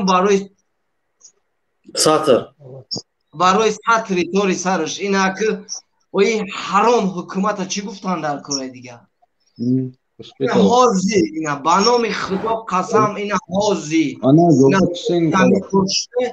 магазин рафтай бечора нонхарӣ гирифтиян барои сатри сараш бурдиян 280 сомон ҷарима кардиян. худо занатаи раҳмонови хоин ҳаром иқад зури ина биё ина иҷа кани зури такил кани рустами паданалати ҳаром. ту паданалат ёши ҳаромӣ ту ёши ту бихи ҳамун барзагои ёта тафаҳмон ихали намеша. ба худо қасам ку ҳам мардуми тоҷик ганда беномус шудагиай нахо ки сатри хоҳари мусулмон ай сараш гиранд. мардуми тоҷик шери нар ягонта шери нар шери ягон чи несте фаҳмиде. то ҳамин рӯза ҳукумат дар сари мардум ҷабр зулм мо тоату хапе ҳозир ина инҷа наметавона ина марзи воруха биёя ҳамон аскаре ки дар 9 сентябр мебурора нишон метия ҳаваё наметавонанд биёянд дифоъ кунанд. اینا یک گپی عادی ҳавоё наметонанд биёянд дифоъ кунанд. Акай Шарофиддин, агар ҳавоё приказ кунанд ки дар ҳамун марз ҷанг аст. ҳоло ман ҳайрон ҳастам ки чаро онҳо ошкор равшан омада бо мардум суҳбат намекунанд ва масъаларо бо мардум намефаҳмонанд аз тариқи расонаҳо ва телевизор. Гунаҳгоранд охи Акай Шарофиддин, гунаҳгоранд. Пули калона гирифтагиянд. Инака бози фаҳмидум ки мардума гирифта холӣ кардестиянд. ҳичи мегиранд, воруха холӣ мекунанд, тайёрак мемонанд ва ё мебиёянд мегиранд. Тамом. Мардумуш намура замин шатиянд. бо як ҷо мегиранд, замин тақсим мекунанд, мардум да замин тақсим мекунанд. Ха мегӯяд зиндагӣ кунед, на? бо дурӯғам мегӯяд унҷа ҳама дар гирифт, ҳама ҷазир шуд, инҷа зиндагӣ кунед. инҷа зиндагӣ кунем, мо шумо ёрдам мекунем. ҳама ҳукумати Тоҷикистон гап забонотон сӯза. худованд забони шуморо калта гардона ки дигар гап зада натоне. ҳаромо ба худо ҳайрон мешида просто чӣ гап чӣ ки иҷа мардуми тоҷик ҷон додестай уҷада айдуми сатр сир кардестиянд. муре ба ҳамун рустон. худо зана шуморо, худо задао ҳамхи қарм карагия. ба худо ман хела дурундам. ман иншоаллоҳ худо хоҳад ман Тоҷикистонрам ку хай баъд ман медонам дар Тоҷикистон ба ман чӣ бигӯму чӣ кор кунам. саломат бошед. ҳозир бародарҷон, ман инҷа як паёмҳо ҳастанд, ман инро гузорам. салому алейкум Акай Шарофиддин Гадоев. ман айни ҳол дар Новосибирск бачаҳо ҷамъ шуда истодаанд. иншоаллоҳ дар Хабаровск ҳам ҷамъ шуда истодаанд. шояд ки бо мошин равӣ шавем имрӯз бага ба Исфара. дар Исфара вазъият бениҳоят безеб, пости арқаи бастагӣ дар Гулистон ва дар ҷамоати Кулканд сахт тирпаронӣ шуда истода. дар Қистақӯс ҳамин расонид ҳама партода инҷо зимана ворухиҳо ҷамъ шуда истодаанд дар Новосибир. иншоаллоҳ ки ҳама райт шавад. дар Қистақӯл инҷо тирпарони салому алейкум бародаро. переводчикот ҳамаша дурӯғ перевод кард. намедонам мумкин соз нафаҳмиданд. вай зана гуфт ки карочи 13500 ин толка аз солдатҳо ҷамъ шуда дар ҷойҳои даркорӣ ҷобаҷо карда шудааст. вай Қамшибек гуфт, нашод Қамшибек гуфт ки Қамшибек омада бо ҳамун сарбозон вохӯрӣ гузарон. намедонам ин қирғизои ягон тайёрӣ дидеста, ҷанг деста. ин ҳикматдорои мо ҳамаш хапа ай блогиро сор карда то ҳамун телевидениеро хапай ба худо. ой шом вазъиятҳо ганда ваз мебарад. ҳамон ворух ҳамон вей мо маҳаллӣ мо замонҷа бо рафтиста парон тоҷико нағз мекун. тоҷико пеш бе иншоаллоҳ мезананд тоҷико. хоб аз тарҷумонҳо хоҳиш мекунам, агар ягон тарҷумони бисёр хуб бошад ки масъаларо бисёр хуб дуруст тарҷума карда тавонад, бо мо ҳамчун тарҷумон нависонад худаша. ман дар ҳамин запаси худам дар студия мемонамшам. вақте ҳам ки наворҳо пайдо мешавад тарҷумаи дуруст кунанд, чун ин тарҷума хеле муҳим аст. ташаккур бародароне ки масъаларо ислоҳ карданд. хоб бародар кӯтоҳ бифармоед 1 минут. Акай Шарофиддин, ма гуфтаниям ки ҳамин мардуми воруха гуфтаниям ки қирғиз қатъи ҷанг накунад. агар қирғиз қатъи ҷанг кардан хоҳад, ҳамун ҳукумат худаш мебиёяд ин корро ҳал мекунад. агар муттаҳам набоша. ба мардуми ворух гуфтаниям ки сини қирғиз рафтан дар кор нест. сини ҳукумати Тоҷикистон рафтан дар кор. пус ҳукумат биёяд ҷанг кунад даиҷа. барои чӣ мардуми ки як хелаш автомата қабидагӣ нест даиҷа ҷанг мекунад? раванд ҳукумати Тоҷикистон раванд, ба сӯи қирғиз нараванд. қирғиз намехоҳад ҷанг кардан. ҳозир ман фаҳмидам, манам узбекӣ қирғизиам мефаҳмам. ҳозир ман фаҳмидам ин мардум намехоҳад ҷанг кардан. анам ба мардуми ворух гуфтаниям ки бихезанд ба сӯи ҳукумати Тоҷикистон раванд. ҳоло оно мехоҳанд намехоҳанд ки ин ҷанг ҳаст ва бояд ки мардум ҳоло ҳар чизе ҳаст, Раҳмонов нест, бояд ки дар паҳлӯи ана ҳамин низомиёни мо ҳамроҳ шаванд, то ин ки тавонанд масъаларо то як андозае равшан кунанду то як андозаи ҳимоят аз ватани азизамон кунанд. як чизи дига акай Шарофиддин, як чизи дига ба мардуми муҳоҷир гуфтанем ки агар шумо пайрави Муҳаммад саллаллоҳу алайҳи ва саллам бошед, ҳушёр шавен бародаро, ҳама каса Тоҷикистон рафтан дар корай. Мардуми тоҷик ҳама ҳушёр шудагиай, медонанд ҳукумат кияй чияй, мунтазири мардуми муҳоҷирай. жда доранд ки мардуми муҳоҷир бихеза биёя. барои намқа агар шумо аз пайғамбартон пайравӣ кунед, бихезен мерем ба пайравони Раҳмонов, ҷавоби онҳоро хоҳем дод. зинда бошед, саломат бошед. Xo'p.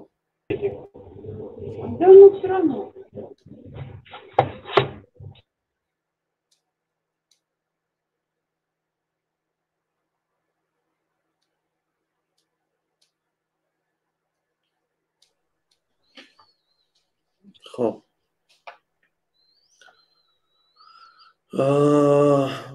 خب من یک ترجمان بسیار خوب کار دارم. خواهش میکنم که یک ترجمان بسیار خوب در اینجا وارد شود تا مسئله هایی که حالا پیدا می شوند ترجمه کنند، چون در اینجا دو سه مسئله های دیگر هم برآمدگی است که باید اینا خوانده توانند ترجمان ها که با قرغیزی است. خب برادر عبدالرحمن بفرما. در اینجا وقتی این ویدیوی نو است حالا میگذاریم. акай Шарофиддин Гадоев. Лавай ҷон. Агон одамое ки 100% ҳамин забони қирғизиро медонад, бироянд гап занад, дуруғ рост гап назанад. Ҳамин ё ду тарҷимоне ки бироварден, аммо таваккала сарша кал кардану ҳамаи ҷазир кардан охӣ. Хуб одамое мефаҳмидаги бошад гап занад, хел таваккали гап назанад охӣ. Баъд акаҷо ман ҳамин як новисиро дидам. новисти канали РБК медонед а? Бале. Ами РБК як новис бировард ки ҳамин сабаби ҳамин ҷанг мободо нашавад ки ҳозир ҳамин чизҳои Америкае ку баъзаи Америка. Афғонистон бировардани ай барои ҳамин саркардагӣ набошад, мегам хеле таваккал гапҳоро гавзеса. Баъд гуфт ки яке сабабош мега ҳамин борои контрабандияй ку ҳам мегузарад ай Тоҷикистон ай Қирғизистон. наркобизнесу ҳамин чизо ҳамин сар шуд мегад ҳамин ҷанг. ҳамин ози ҷанг ози Тоҷикистон Қирғизистон нашудааст. ози ҷанг байни ҳамин домодои Эмомалию ҳамун ҳамун чӣ мегӯяд ҳамин ҳамун вор-законҳои қирғизизо ба филм сар шудагӣ ҳамин коро ҳамин наркобизнес маҳв кардам ҳамин границаро. ози ҳамин РБК ҳамин хеле маълумот додааст. خب حالا برادرجان شما اگر بهتر دانید زبان با ما باشید حالا تو یگان من او خدمت میدونم این زنک ادبی گوزد کمتر فهمیدم یا خیلیش میبروین کمتر ازبکی موندن گام میزنه و یارش میفهمه که ادبیش نمیفهمه که این دروغی راست ما رمضان قرغیز زبان باشند با ما وارد شوند که تاجیکی قرغیز زبان این دختره که برآمد این ادبی گوزده ادبیش فهمیدن کم کم قینه. بله. لیکن اونجا گفت که این وای نگفت اینجا آدمای گفت 25 کاسه گفت بیشکک روی کردم گفت زخمی وای داشت خیلی چی میگه زخمی سخت داشت 138 نفر زخمی گرفته بود مونده 80 چند تاش همین بالنیسای بوتکند خوونده همونجا لیچه نکرد همین خیلی گفت نگفت است که این 13000 آدمایو تیاری دیده است و بعد کلیشبگ اومده همه کشته است خیلی نگفته. دروغ نگوی نکن یک آدمی میفهمدگی باشد ترجمه کنه. بله من خواهش میکنم یگان ترجمانای درست باشد. تشکر بسیار عبدالرحمن. زنی تاجیک بفرما. اگه اکو فهمیدم اگه میبرویم ترجمه میکنیم اگه. مال سلامت باشید. من همینجا میستم اگه چی برو اینو همون پایانده میستم. مالش خب. زنی تاجیک بفرما. زنی تاجیک بفرما. خب چه گواره بفرما. الو بفرما خواهر عزیز. سلام علیکم. سلام علیکم آقای شرفدین. و علیکم السلام. ҳамин акаята бурӯмад гуфт ки сатрои хоҳаромона гирифтестиянку диде бечора алами дилша чӣ мега охи мардуми тоҷик гиҷода ховенина ҳама солдатои гишнара киштестан солдатои гишна ҷанг доран сатромона гирифтан мардаку хо нараве дига илтимос хо нараве гуфтаним мардакумона инама то бигзора турма мекунанд чӣ мекунанд мекушанд ма бикушанд турмам кунанд леки ами халқи ма озод шава ҷонум фидои ами халқ маза накун чӣ қа метарсен охи бине халқи мо бечора иҷа да чӣ ҳол гирифторанд гиҷода ховен намебинен мардакои тоҷикистон оз я барномаи дига дидум занака ки барои билет овоз бировардаги буд ва 3 сол домашний арест кардиян чандсад ҳазор чандсад сомон штраф кардиянша охи амиятата бурдаг маҳкам кардаг ами паданалати золим намехезе оилавӣ хеш тавор ҳаққи ҳамсоя я 2-3 одам бире паси амо аделуш биген ки ами занак рост мега охи сатриятата гирифт намехези ҳама ҷамъ шавӣ равӣ акмо яку хоину дӯст бировардагиян беномус нашаве халқи тоҷик саломат бошед апаҷон худо нигаҳбони ҳаматон раҳмати калон саломат бошед аз овчиқ бифармо бародари азиз ассалому алайкум ва алайкум ассалом шароити овчиқалача ҳамаш нав 100%. шаб ҳамон хонаҳое ки дар гирондагӣ будем рафта парчами тоҷикистонро задагӣ будем ҳоло ҳам дар дасти худомо ягон кас омада даъво накардааст аз қирғизҳо ягон кас вуҷуд надорад инҷага доз бачаҳо гуфтанд ки дар хистевар ҷанг рафта истодааст не саҳри рафта омадам ман ягон хел ҷанг рафта истодагиш не ҳамун запаравкаҳоро сӯзонданд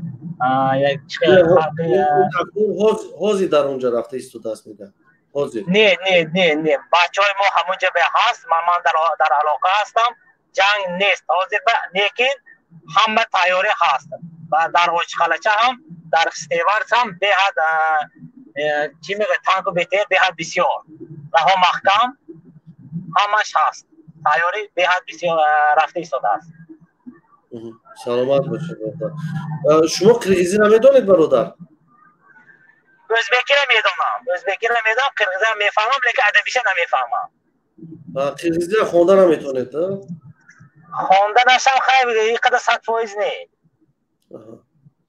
хуб инҷа як ду маълумотҳо бо забони қирғизӣ ҳастанд намедонем бо ин маълумотҳо чӣ гӯем хуб ҳоло бошед ҳаминҷа як монеъ чи агар хонда тонам тарҷима карда тонам мумкин лекин 100% намедонам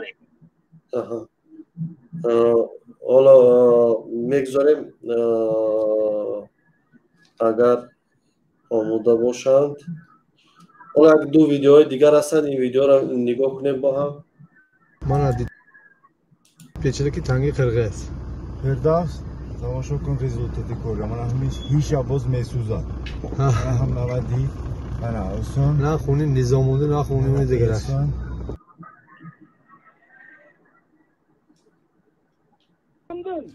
Şunu adamdın, Kırgız balavı, Tacik balavı, gereği yok.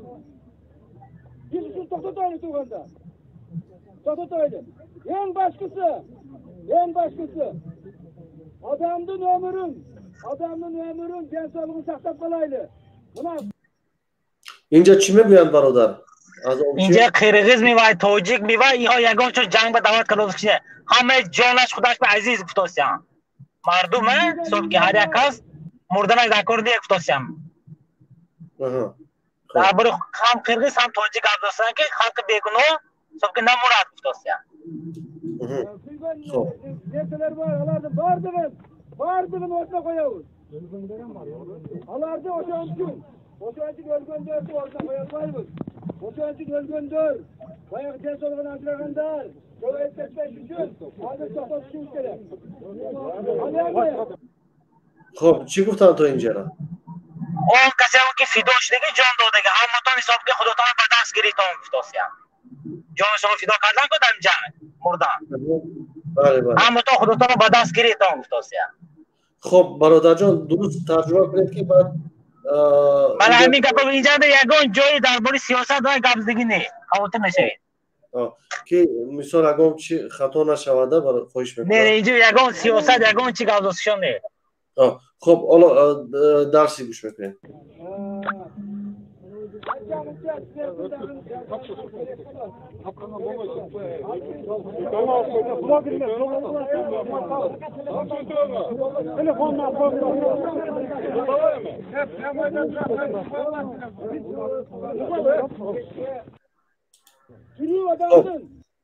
در آخر چی گفتن؟ این واقعا در آخر هیچ گزارشی نه درباره خودشون یگان وای فهمیدم نمیشه چی گفتن چی نه خب باشه یگان چی باشه حالا یک صدا رو میشنویم ببینیم که در اینجا چی هست با صدا رو میشنویم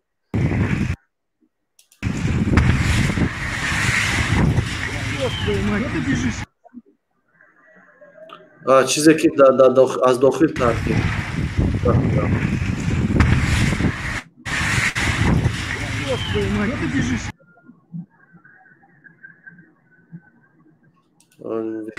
این خستیوار زپرافکه اینجا خستیوار زپرافکه اینجا این چیزی ترکید خودشه با فکرم زپرافکه آها بله این دیدنگی روز گذشته یک روز پیشین دیروز ها؟ خب یک روز پیشین حالا با یک صدا رو بزنم او در توجیکستان نمونسودن خلق جمع شد در روسیه چه میمونه که روانینو از توجیکستان نمونسودن که خلق جمع شد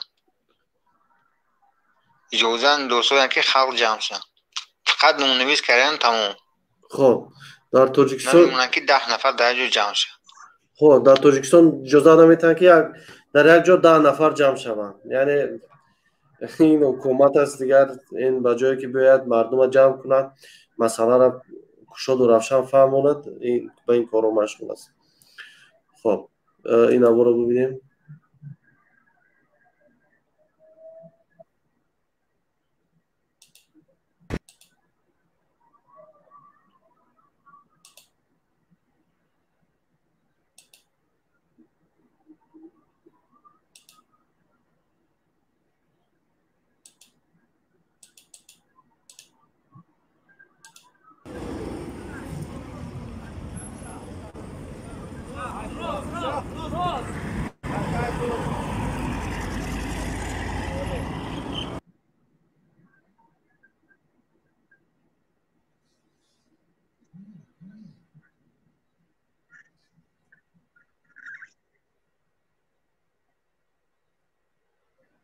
Her gün uzarca katarda ölmeyin.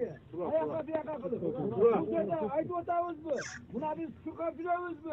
Buna ballar korkak otağı. Vakansa turağız korkuyuz. Siler ıltımak olup, üzüçü bolgoy, vuruşpay, talaşpay. Biz de uğup durup dururlar. Buna en başkası uçun. Bol dayak. Yana sözler çekirekini. Aa belki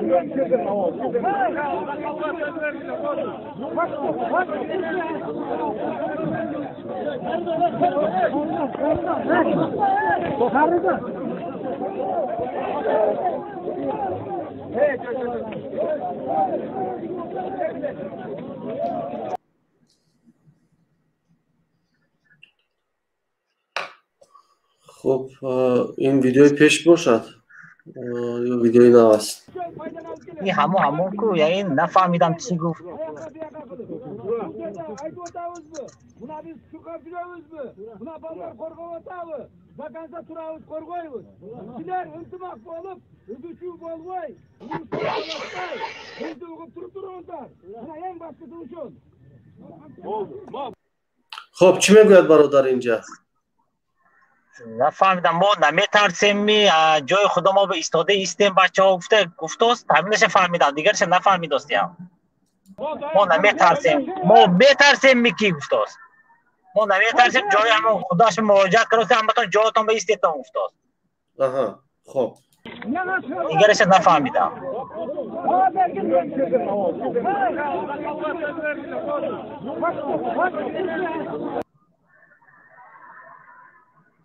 خب تشکر بسیار برادر. حالا اینجا دو ترجمان ها پیدا شدن. خب اینجا ویدیو هم خیلی زیاد هستن، ولی میتونیم نظر بچه ها را شنیدن. با برمیگردیم به شما برادران.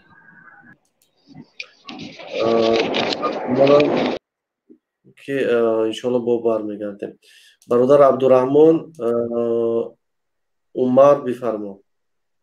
اکا اونجا گفتن که همون گرانیستای خدا مونده میسته جنگ پنگ در کار نیست. گفته است مردک همین گپا گفت، نگفتی خیلی همین جای خدا ما میستیم، یگان عقیبم نمیریم پیشم نمیریم. همین خیلی گفته، همین معنی کتی گفته. بعد مردم خیس یکی زدم و مردک چیکاری کردم بعد همون برای همین گپ. خب این مردک بفیرم با علم همون یگان ملای نمیدونم گپای ناز گفته استایلکی. گپای بعد نگفت. متاسفانه ما از طرف تاجیکستان بعضی چیزها را ندیده ایستادیم. خیلی برای ما تشویش آور شده ایستاده است که چرا تاجیکستان بعضی معلومات ها را نداده ایستاده است.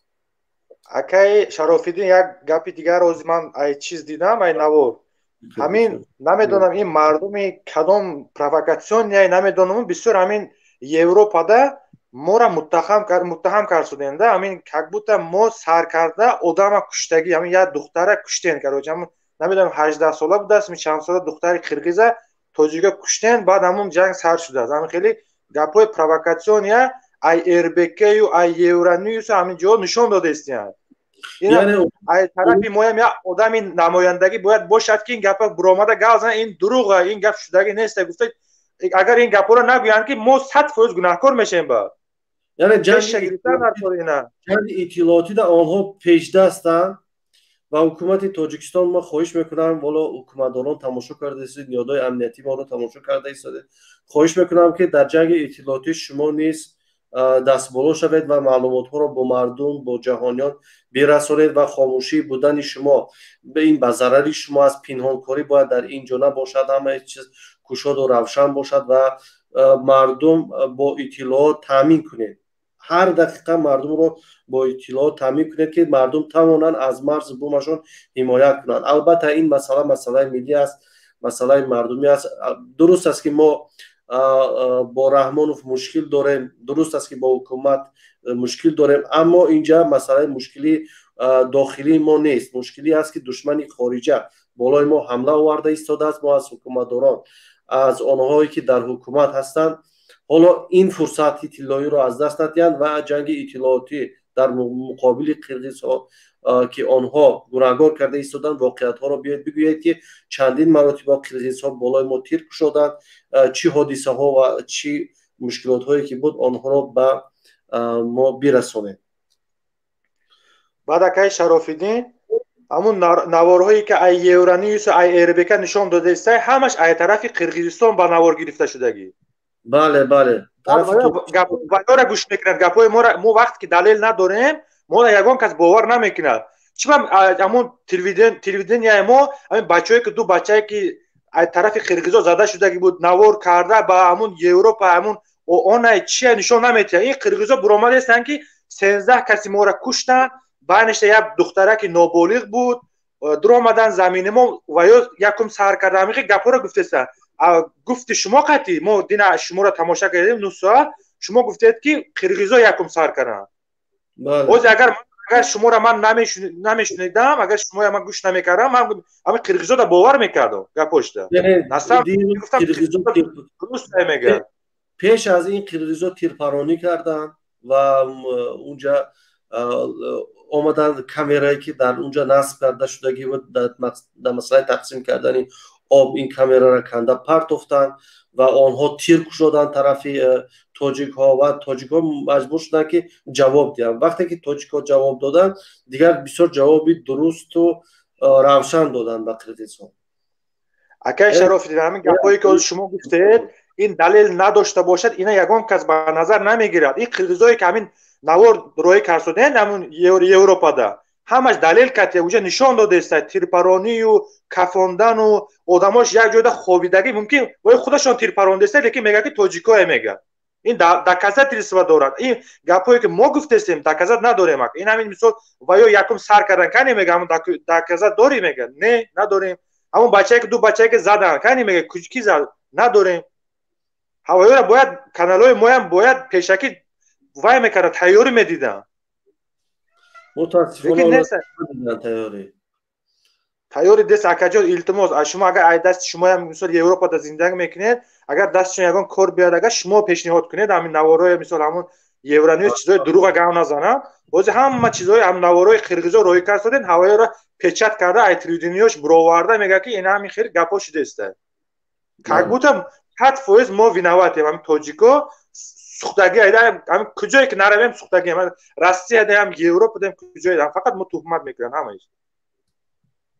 التماس اکجان ایشما التماس میکنم اگر ایدستون یگان کاری که میبیان همون نوارها را مثال شما هم پیشنهاد کنید همون کانالای یورانیوس چی همین دروغ راست برآورده همین ایربکش خطی همه سر آدم گران کاسونه. بله برادر عزیز. ما تلاش میکنیم که بعضی معلومات ها را به هموطنان عزیزمون خوب و درست رسانیم. این تلفن منم رسیده خیلی پر شده است. بعضی چیزها رو قبول نکرده ایستاده است. خب برادر عمر بفرمایید شما. السلام علیکم و رحمت الله و برکاته. و علیکم السلام و رحمت الله. شرف الدین. سلامت باشید برادر جان. بفرمایید. عزیز ما اینقدر سرسان و سرگردان چی مناقشه و چی درگیری هایی که در داخل کشور میشه، چی ظلمی که بالای خواهر و برادرای مثال داخل کشور میشه، خارج کشور میشه، باور کنه والله قسم همه همین سبب اساسی همه همین یک پیشوای همون خیلی که گفتن پیشوای جاهل و نادانی هسته که منفیت شخصی خودش ای تمام ارزش‌های همون مثلا ملت بالا ماندگی باور کنید این خونی که مثال یک شهروند عادی خونش میریزه باید ارزشش در پیش حکومت و دولت خیلی بالا باشه. نوابسته از مثال کی هسته کی نیسته باید خونی وای که ریخت باید دولت حکومت نسبتی باید در تمام جا برآمده گوزنه. من مراجعت میکنم به همه ملت عزیز تاجیکستان که چی در داخل چی در خارج برادرها ما حرکت نکنیم اگر این سیستمی که براه ماندن همین عوض نکنیم این ظلم و ستم از سر ما برداشته نمیشه. امروز برادرایی که در مرز عذاب میکشند اینا 1 سال و 2 سال نه بلکه 15 سال و 20 سال مناقشه دارن خرخشه دارن. همون جانی همون برادرها بعضش در خطر برای یک نمیدونم چی کارهای حکومت ما همه قدر سال یگان تأثیری مصیبی نرسانده که مثال دیگه همون مرز عنیق کنن یا اینکه مناسبت های دیپلماتیشون براه مانن و همه کار مثال تا به آخر رسونن. کار بینه که در طول 30 سال آمد به چی رسید به چی حالت رسیدیم. این همش از حساب به اهمیتی نادیده گرفتن آدم نشماریدن ملت عزیز تاجیکستان است که مثلا حکومت امروزه ما نسبت دو شهروندو یگان ارزش قائل نیست. به همین خاطر عقلاتون کار فرمان سراتون یک چیز فراموش نکنه که سرفرمانده قوه‌های مسلح جمهوری تاجیکستان پسر خاله مریم بیبی تا فرمان ندهد یگان کس یگان کار نمیکند. به همین خاطر شما نگوید که مثال این ارتش ما یگان کار نکرده ایستاده است، ارتش ما خپ است یا اینکه رسانه ها یگان چیز نمیگویند، از داخل یگان کس یگان خبر نمیدهد. این همش وابسته است به همین سرفرمانده قوه‌های مسلح جمهوری تاجیکستان پسر خاله مریم بیبی که در همون جای گرم 6 تا قدر مردم در عذاب و در شکنجه قرار دارند. بیاین برادرها یک کاری کنیم که بالای سر این ملت انشاءالله یک نفر بیاریم که غم ملت خورد برای ملت کار کنه. اینقدر عذاب، اینقدر زحمت، اینقدر مهاجری، اینقدر قیمتی، همش سببگار اساسی شما به خدا قسم یک بار اما یک سیستمش نگاه کرده روی چی جنگ باشه چی بازار باشه در آخری کار اما حکومتدارا گناهگار هستند. مردم عادی یگان کار چی وکه نمیتونن. به همین خاطر از برادران احترامانا خواهش میکنم که میاناتون سخت بندین. انشاءالله در این راه که مثال خیسیم ثابت قدم و استوار فقط به خاطر خدا برادرای مثال آزاد کردن در کار. اونایی که دسترسی دارند التماس از شما که روین در قوتی برادرای مرزی راست استین از مرز خودمان دفاع کنین. سبحان الله ما در جای دور قرار داریم. انشاءالله که ما هم یک روز نه یک روز همه کسا جمع شویم، یک روز معین میکنیم یا اینکه میده انشاءالله میرویم همون دولت از این حالتی بومباستی گویم کمونیکاسیونی بروردن در کارای. به همین خاطر بخشش وقت شما نمیگیرم. اکای شرافیدین سلام علیکم و رحمت الله و برکاته. ملت عزیزم التماس بیدار شوین. سلام. برادر ترجمان ابو ترجمان سلام علیکم. شما ترجمه درست میکنید؟ سلام علیکم و رحمت الله. و علیکم السلام و رحمت الله. اکای شرافدین سازن تینجن ها اکای اگه نوار باشه میتونم ترجمه کرده. ابو قرغیزی چند زبان میدونم اکای جون.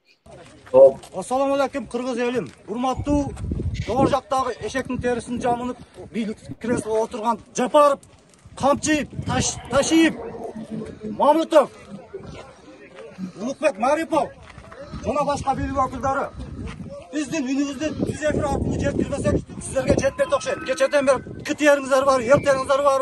Avval tinch turibdi deb, qotog'ima turibdi bu. Ey, manamda خب چی میگوید برادرین؟ این قمچیبک توشیف در مراجعه داره، خلق در مراجعه داره، میگه بخیزین میگه همون چیزی مردانگی تو میخیزه شما را میگه بخیزین میگه نشینین میگه دو روز شید یک روز شید دو روز شید صبر کردستم هیچی بیزمینید نشیدسته میگه بخیزین میگه خلق وای کردسته تکلیف کردسته همشه با جنگ. خب این در مرزند به مثل که اطراف در مرز قرغیزا میگه همون چیزی مردانه تو میخیزه گفته بایدتش خندیده است یا یک بناموسن To'g'da odirlar yotadi, bu yerda erkaklar qoldi. Qurol berilsa, qurol yo'q. Bu yerda kechadan beri tunmen otish bo'ldi, tajiklar to'xtatgan yo'q. Endi militsiyaxonada, zapravka, magazinlar, bir tona mashinalar o'rtab, jordirayotgan, kuyib yotadi. Pomni bosib oladi, traktor bilan tegizib o'tadi. Bu uyat pom, strategiya abi. خب چی گفتی؟ میگه همه جا من سوزوندن یا ای بی ما کدش یعنکه میگه مغازین من همه جا من سوزوند میگه ما مردکو در شهر میگه زنکو کودکو در که میگه و یا به طرف موندستیان میگه ای بای میگه بخیزیر میگه مردکو ما عروجه نداریم میگه اوزی قرال نداریم میگه دستی خولیه میگه ما را اومده کشتیسیان میگه یا ای بی توجیکو کدستیان کسافتو اکه یا میگم که یا آدمگری ندارن یا خلق مغولو یا ازبک نیستن یا قرغیز یا آدمگری ندارن یا ازبک چیکار کرده بودن در قرغیزستانو. خب الله برادر جان اینجا باشید من میکروفون شما یا خاموش کنی اکن اومده با دوباره من شما پیوست میکنم اینفورماسیا بفرما برادر. اینفورماسیا. سلام علیکم اکای شرافیدین. سلام علیکم با شنوندگان. و ما اهمیت میدیم که جنگ اینفورماسیونی رو ما برادران عزیز یعنی باخته ایستاده ایم و من میگم که ای حکومت دارای تاجیک چی کار کرده نکرده برای اینفورماسیون واینا رو ما ایده زده استیم در همه کانال‌های روسیه در همه کانال‌های انگلیسی حاضر فقط همون نوارها و عکس‌های فقط همون قرغیزها. اگر اینها نتونن برادران شما یک کار کنید که به همون کانال ها راه بیایید به همون کانال یورانیوز و میسو و اربک دیگر کانال ها که به حد قرغیزان در این سمت به حد غالب اومده ایستادن. بله اینا چی خلق تاجیک پادستава کردن یا نه؟ خلق تاجیک پادستава کردن یا هیچ جواب نمیتن، کار اینفورماسیونی نبرده استن. بله از خدا بترسید، باز یگان توطیه نکنید ضد خلق. حالا از حکومت خواهش میکنم بروی خبر بده شبکه‌های بین‌المللی ده. برادرای تاجیکی که در مرز هستن حتما همه را ویدیو کنید، ثبت کنید، یعنی مثال بنویسید. کسی به روسی میتونه به روسی، به تاجیکی بنویسه چی جنایت ها روی داده ایستادن. قانون شکنی را راه ندهید، خانه ها را نسوزانید، شکنجه نکنید بیهوده برادرها. که این همه سیامکه نکنید زیاد خطانه برادرای عزیز. بله خب تشکر بسیار برادر. من نیز از فرصت استفاده میبرم از برادر شرافیدین تشکر زیاد برای شما برادر عزیز و برای دیگه برادران. اگه کوشش کنید برادر بروی به همین کانال‌های بین‌المللی و اطلاعات بده شما هم. سلامت باشید برادر جان. حالا من یک ثبت صدایی دارم. برادر ترجمه رسول دروغ بکنم. مردم هم بخیز نگفتیستن. اونا مرد بچه که روز سودگی پشت بچه کن. انا همه او باید گفتیستن، اونا سربرای دولت شده گفتیستن. پرزیدنت اونا تشریف و وزیر هم دیگروش دا گفتیستن که مثلا دیگر رو گذاشت میگه شما دا جشتین کریسلوتون دا میگه. چی من نمیین میگه. چی من بوم ادام روی نمیکن، آرمیا روی نمیکنه میگه. ما را کشتیستن دا اینجا گفتیستن. خب هر برادرها نمی ترجمانای ما همین خیلی دیگه چیکارشون کنیم. خب از داخل بفرما برادر. سلام علیکم برادر. من میخواستم این همی کانالی که شما از موندگیه شما ببینه یک بار بینید یک بار نظر کنید که خیلی خودتان یافته تاجیکا بی‌طرف نباشه. قرغیزا سخت تیاری دیدستم مگر شاید مهاجرا ما از داخل نیستم. من برای همه خیلی نیستم که شما قبول کنید و در مهاجرتون پیام ما همه که سخت تیاری بینین و فکرم رفتن در کار اوجه یک روز دو روز شد لیکن سریاز نشد. او جنگ خیلی سنگ شپک نه تیرپرانی یک دیگر کشی شد. این عاقبتش خیلی میدونین همه به فکرم مسلمان ای خون قصد میگیره. برای همه تیاری بینین. خب تشکر بسیار. من باز یک ثبت صدایی دارم. در شهر خوش استودنت بچه ها استودنت دختر ها از تاجیکستان تاجیکا درماندگی همین مسئله را حل کردن در کار. طرفی پست دوسلیک ازبکستان نزدیک بوده است. اگر کلیدار تیان همون استودنت ها پست ازبکستان دوسلیک به گذاشته بروند. استودنت بچه ها به اوج نپدین شده است. قپیده زدیان دخترها در کوارتیرها جیم خوابند ترسیده کوچه برونده نمیتونن. همین مسئله را یک حل کردن در کار می اساس تاجیکستان در تشکیل به اعلان کنید ازبکستان کریدار تیاد همون استودنت ها گذاشته برو. من آخر من آدر قطعی همون استودنت ها علاقه دارم و حاضر نمیدونم. حاضر قریب 20 استودنت بچه را یک ازبک زبان گرفته سوم جمع کرده گفته است که ای همون گرانیسی دوستلیک ازبکستان با گذاشته شما را میگذارانم گفته گرام برفته است. حاضر چند ساعت شد که خبر نیست. تلفن بچه ها کار نمی کند. موبایل همون جای خواب استودنت های چی مسافه دیتا یک 10 منوته راه های تا تماجنی همون دوستلیکه. حاضر قریب 2 ساعت شد بچه ها تلفنشون کشتگی دخترها دوابشیشت موندگی تلفن میکنن بچه های تلفنشون کار نمیکنن کن نمیدانم که بچه ها گذشتر برفتم یا بچه ها یکان سنی دیگر جو کرام برفتنی. خب از دانشجویی که در اوش هستند در قرغیزستان هستند به سفارت تاجیکستان مراجعت کنید شاید برای شما یکان مصلحت درست تر به هر کس باور نکنید باز در فریبی به دیگر برادران نفتید دیگر انسانان نفتید خواهش میکنم از برادرای تاجیکی که در قرغیزستان هستید به سفارت تاجیکستان مراجعت کنید شاید برایتان یکان مصلحت بهتر و مفید است. خب از داخل برادر بفرما. سلام علیکم یا مردینا. برادر چونکو بفرما. سلام علیکم یا مردینا. و علیکم السلام برادر.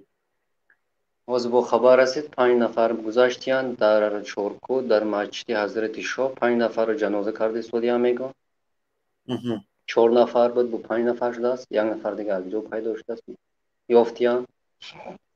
خب وقتی که همه پرزیدنت همه وارخ آمدگی بودن هوای پرزیدنت ما در همه رئیسی همه وارخ با گفت که چی پرابلم داری پرابلم تگو نترس من هستم گفت هوای ضعیف باید گفتنش دکور بود اون چی که هست حقیقت گفتنش دکور بود هوای زنک نگفت هم گپ کورا روشنتر با میشد با گپا روشنتر میشد پرزیدنت با فکر عقیدی خودش با میگفت برای مردم با روشنتر میفهمید که چی گپ میشد چی میشد همه به حیران میشن باور کنید از کن.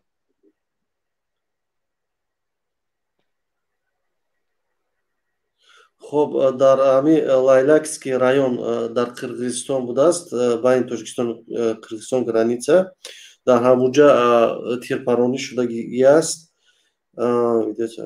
این کی شده است؟ около час گفته تخمینا ساعت 1 گفته ایستاده است. یک چیز بپرسم زخمی ها یک کارمند میلیسا نیست بوده است در شبکه‌های اجتماعی گفته ایستادن که لایلکسکی رایون شهروندان تاجیکستان گرفتن ولی اویده باتکن اینا تصدیق نکرده است ولی اویده این مسئله را تصدیق نکرده است. باز گفتن که در همین ازبکستان با وورخو راسته رفتم میگن تا تاجیکستان میده رو گفته بدم همون خیلی اول آدما چه خیلی رفتن با شما یگان خیلی راه گفتن نگفتن از بچه‌ها در ارینبورگ هستن بسیار آدم زنگ میزنه تیار هستن ماشینای خودشون کتی میگن راه شدگی نیست راه محکم است میگن با کدام راه رفتگی هستن در داخل تاجیکستان اجازت ندادیستن بیروند امکانیت اجازت ندادیستن در یک جا 10 نفر جمع شوند بعید میداند که این حکومت اجازت میدهد. حالا یک صدا رو میشنویم. از یک جهت گپ علامه قرغیزها درست است دیستریکت ما قرغیزها رو یک چند جایش رو گرفتیم زخمت کردیم زداستیم لیکن اینفورماسیون واینا به بوی داده ایستاده از طرف اینفورماسیون واینا ما به حد سست هستیم لیکن از طرف زدوگیری ما زده گرفته ایستاده ایم. خب در اینفورماسیون واینا ما عقیب موندیم. او گفته است که همین سمی های ما مسئله پیشنهادشون کم مسئله سمی برونده پیشنهاد اخبارات ای طرفی ما کم که تا شما ما همه خیلی پیشروی یا که حقیقتا اینمی زمینی ما بود زمین ما گرفتیم گفته گاب نمیزنن برای همین ما باید دادستیم اتاک ما زمین های قرغیزه کمتر جاهاش ضبط کردگی گفته است. یک چیز گفتنی نماند که باور کنید در چورکو این ویدیو نمیشد نشون نمیتیند در چورکو هر چیزوی اوورگی شب یگان کس نمیداند چیزوی بقوت بهترین از طرفی سلطتوی خودمو فقط که نوار بگیتگی نه ممکن نیست و نه چیزا نگیرم برای نوار در کار نگیرم نوار بهترین برای شو چی پریشان نشویتون بهترین همش در پیش است 21 تا سالدت قریب 1000 نفر سالدت قرقیز رو برده در نی 3 ساعت در جایشون رسوندن این بهترین یک رزولتات است برای ما بله سلامت باشید برادر عزیز همین پیام ما همین با خلق توجیک همین که سرجم شویم فرقش نه همین روز خوین یا که قهرمان تاجیکستان کی نباشد همه سرجم شود تیاری بینند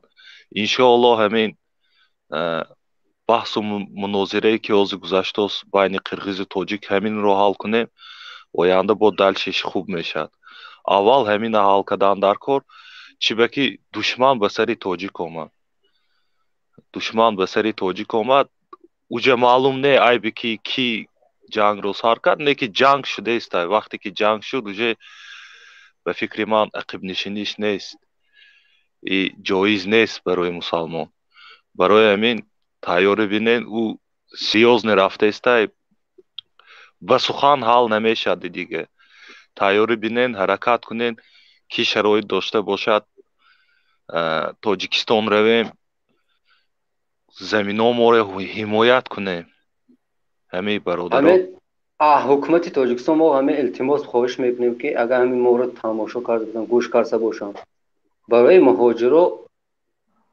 یک سمایلات تهیه کنن سمایلات تاجیکی رای این دیگه چیزای پاییز دای سمایلات خیستر رود داخل من ما تیار هستیم و فرزندیم و مادر ما در اونجا کودکای ما در اونجا با یک پشتیبانی میکنند این جنگ یک جنگ است که جنگ بهترین چیزی نافهما گمان این سالدت خودمو به دجی باوری نیست برای زنهای ما باور میکنید این هر طرف آمدگیان این گپایی که невозможно говорить میگو درستو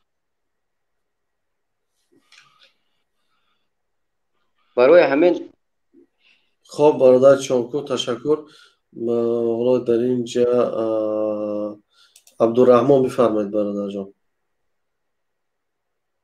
عبدالرحمن بفرمایید اکای شرافیدین گدایف بله برادر جان همون اوزی همون یک سوال داشتم برای شما همین تاجیکستان اوزی با قریبی همون قریب 4 میلیارد دلار قرض دارد ها 3 میلیارد چند قدر قریب همون 4 میلیارد میشه قریب اوزی اگر اوزی همون یکم کاری ما باید همون چرز پالیتیکا همون نمیتونیم همین کار چی کنیم دمیسو چی میگه همون حل کنیم اوزی اگر ما جنگ میکنیم ای تاسیزم نگفتم پروستا که این اوزی جنگ کنیم باز 2-3 میلیارد دیگر همون بالای ما کش میشود این فایده ندارد برای ما والا اگر چند نمیشد که یگان دیپلماتیکا یگان این به عقل هم تاجیکستان نبوده که یگان به عقل بوده که ساخت یا همش به عقله یا نیست یگان با عقلش با طرز دیپلماتی همین کار انجام تیم این 4 میلیارد قرض با بالاش 2 میلیارد دیگر قرض ایجا بعد میتونه یک منوت با طرز دیپلماتی او میخوان که زمین ما رو گیرن نه اگر برادر عزیز اگر در تاجیکستان یگان دیپلمات نرمال نباشد باسواد باشه سواددار نیست اخی باشد میتونیم همین با دیپلمات اوز دیده است که ما میتونیم جنگ کردن میتونیم این قرغیزا اوز دیده است که ما میتونیم این دیگر مثال وای هم کمتر میترسن اخی وای آدم میترسن ای آدم اوز جوره این برادر اوز جنگ کنیم با خودمون ضرر میکنیم میدونید اوز 4 میلیارد قرض داریم این جنگ میدونید هر یک تری که پرونده میشود ای 10 سنت تا 20 سنت میشد ای همه ارزانش این اوزی ما پرونده استیم این با تاجیکستان ضرر رفت است مثال 100 تا میپروند یک تاش میرسد 99 تا دیگر این با ضرر ما میرود در زبان دیپلماتی این استفاده میبرند که در یک دستت قمچین گیرو در یک دستت نام هر وقتی که سرکشی کرد با قمچین بزه هر وقتی که آمد اجرا کرد پیشش نان گذار یعنی با یک دستت قمچین باید داشته باشی، با یک دستت این. حالا این قمچین رو هم داریم، این دست رو هم باید داشته باشیم که با این دست معامله کرده تونیم و تا اینکه این اسبی یا این اگر هر چیزی که باشد نارام رو رام کنیم برای خودمان، یعنی این راه دیپلماتی را پیدا کنیم هم با زوری هم با راه های دیپلماتی. باید هر دو طرفه باید که این مسئله راه حل خودش را بیارد. اگر زوری نشان میتن باید ما یک کمی نیرو نشان دهیم، اگر که میآیند با راه دیپلماتی، راه های دیپلماتی را جست و از راه های دیپلماتی این را حل کرد. البته برادر با راه دیپلماتی چند بار از طرف قرغیزستان پیشنهاد بود که همون زمین را به ما دهید. دیگه وریانت نداشتن و نگفتن که مایلش گیرین این زمینه در عوضش یگان راهی آب یگان چی بر ما هم همون راهی آب گرانین یا دیگه یگان گپ نگفتن. او گفتن همون زمینه دیین تمام. راه دیپلماتی آنها فقط پیشنهاد داشتن یک تکی همین زمینه با ما دیین تمام. و خیلی با راه دیپلماتی با ما نمیخواهیم که همون زمینه دیین برای همین جنگ شده است. بله. یکی عبدالرحمن اینجا برآمد میگه با راه دیپلماتی میشد همون حل میشد، همین جنگ نمیشد. و با راه دیپلماتی نشد، برای یک کامیرا گرفتن رئیس شهر نوی اسفره پاروندن میگه. حالا دیرتر ما یک متخصص دعوت میکنیم که از لحاظ این مسئله ها میگوید تحلیلگر هم هستن، میگوید که چی باید کرد. حالا در این موضوع باز انشالله برمیگردیم برادران صحبت میکنیم. برادر اکای شرافیدین، برادر اکای شرافیدین، یک گپی دیگر دارم اکا. حاز یکر ما اگه همون جنگ بریم هم اگر ما فایده نمیکنیم، در مثال ضرر میبینیم، چون که ما قرضدار میشیم، با بسیارتر قرضدار میشیم. خب حالا من میگم که اما حلی مسئلهش یافتنش در روزی ما فقط جنگ خاطر رفتیم. یگان دیپلماتی چیزی که تاجیکستان کار نکرده است، سیمیش کار نمیکنه، تلکانوناش کار نکرده است. من هوای میگم که کار کنن باید. فقط همین مردم رفته است اینجا، همون 4 تا سالدت همون اسفرای و دیگر خودتون گفتید که نماسود است مردم باید بیاد همون طرف اسفرا. بله بله. از همین مردک که قرغیز برآمد که بدون چی گفت؟ پرزیدنتش تا چی گفت؟ گفت که قمچیبک گفت با پرزیدنت همون نامش چی گفت؟ جاپور دا گفت که پوستی خر پوشیدگی میگه چی به استادگی نمیبیای ما را زشت نمیکنه. همین خیلی گفته است، دیدین چه خیلی غیرت دوران که مگه میزنه. پوستی خر میگه پوشیدگی میگه شتگی میگه در کریسلو.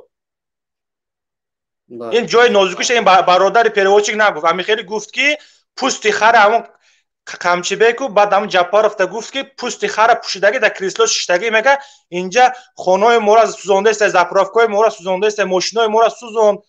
میگه هم خیلی زمینای ما را گرفت، گفته گاز است. این مردم ما درباره پرزیدنت واپسی گاز دادن نمیتونن در تاجیکستان. این مردمش دیدن چه گاز میزنن. پرزیدنتش در با پوستی خر برابر کرده برای یک روزی که جنگ بوی دادین.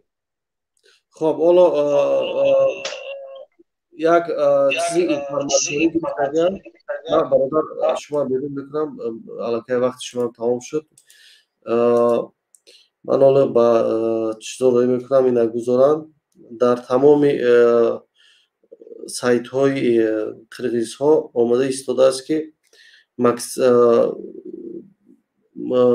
ماکسیمال وای کنید، همین اخبارات ها را پدلیت کنید به زبان انگلیسی به تمام زبان ها که تاجیک ها بالای ما اتکا دارند، ورتالیات هاشون بالای ما زده ایستادند. یعنی با این راه میخوان حمله اطلاعاتی خودشون را انجام دهند. آنها در مسئله اطلاعاتی خیلی پیشرفته ایستادند، چه خیلی که برادران ما قید کردند. حالا من با استودیو روی میکنم اینا ببینن که اینا امکان شود بگذارن.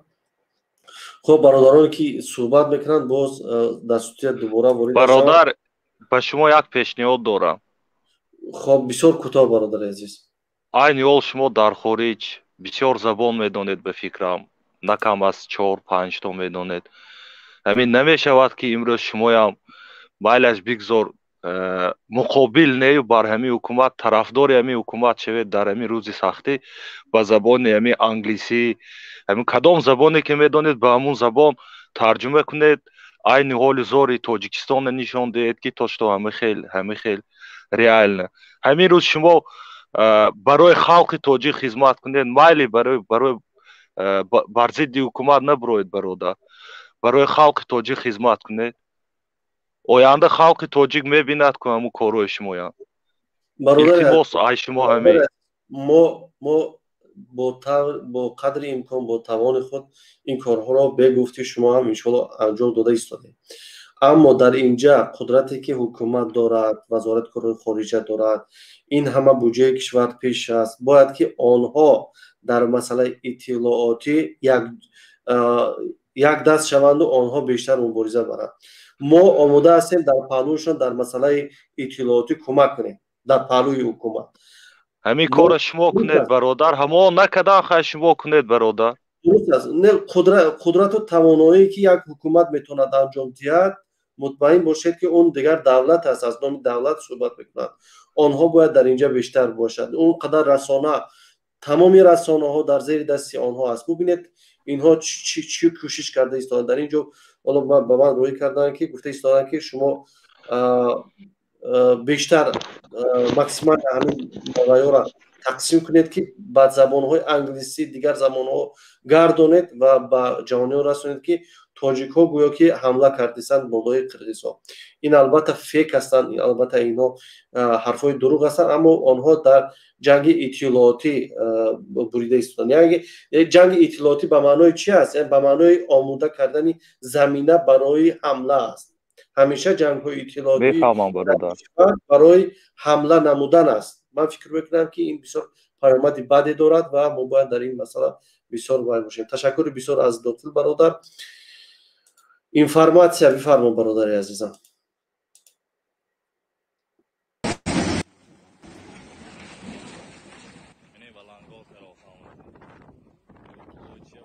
информатсия бифармо бародари азиз.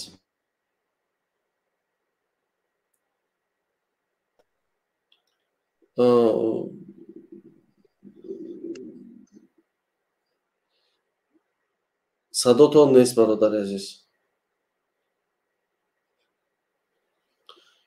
информация садотонро дуруст кунед. фарзанди ватан бифармо. фарзанди ватан. салому алайкум.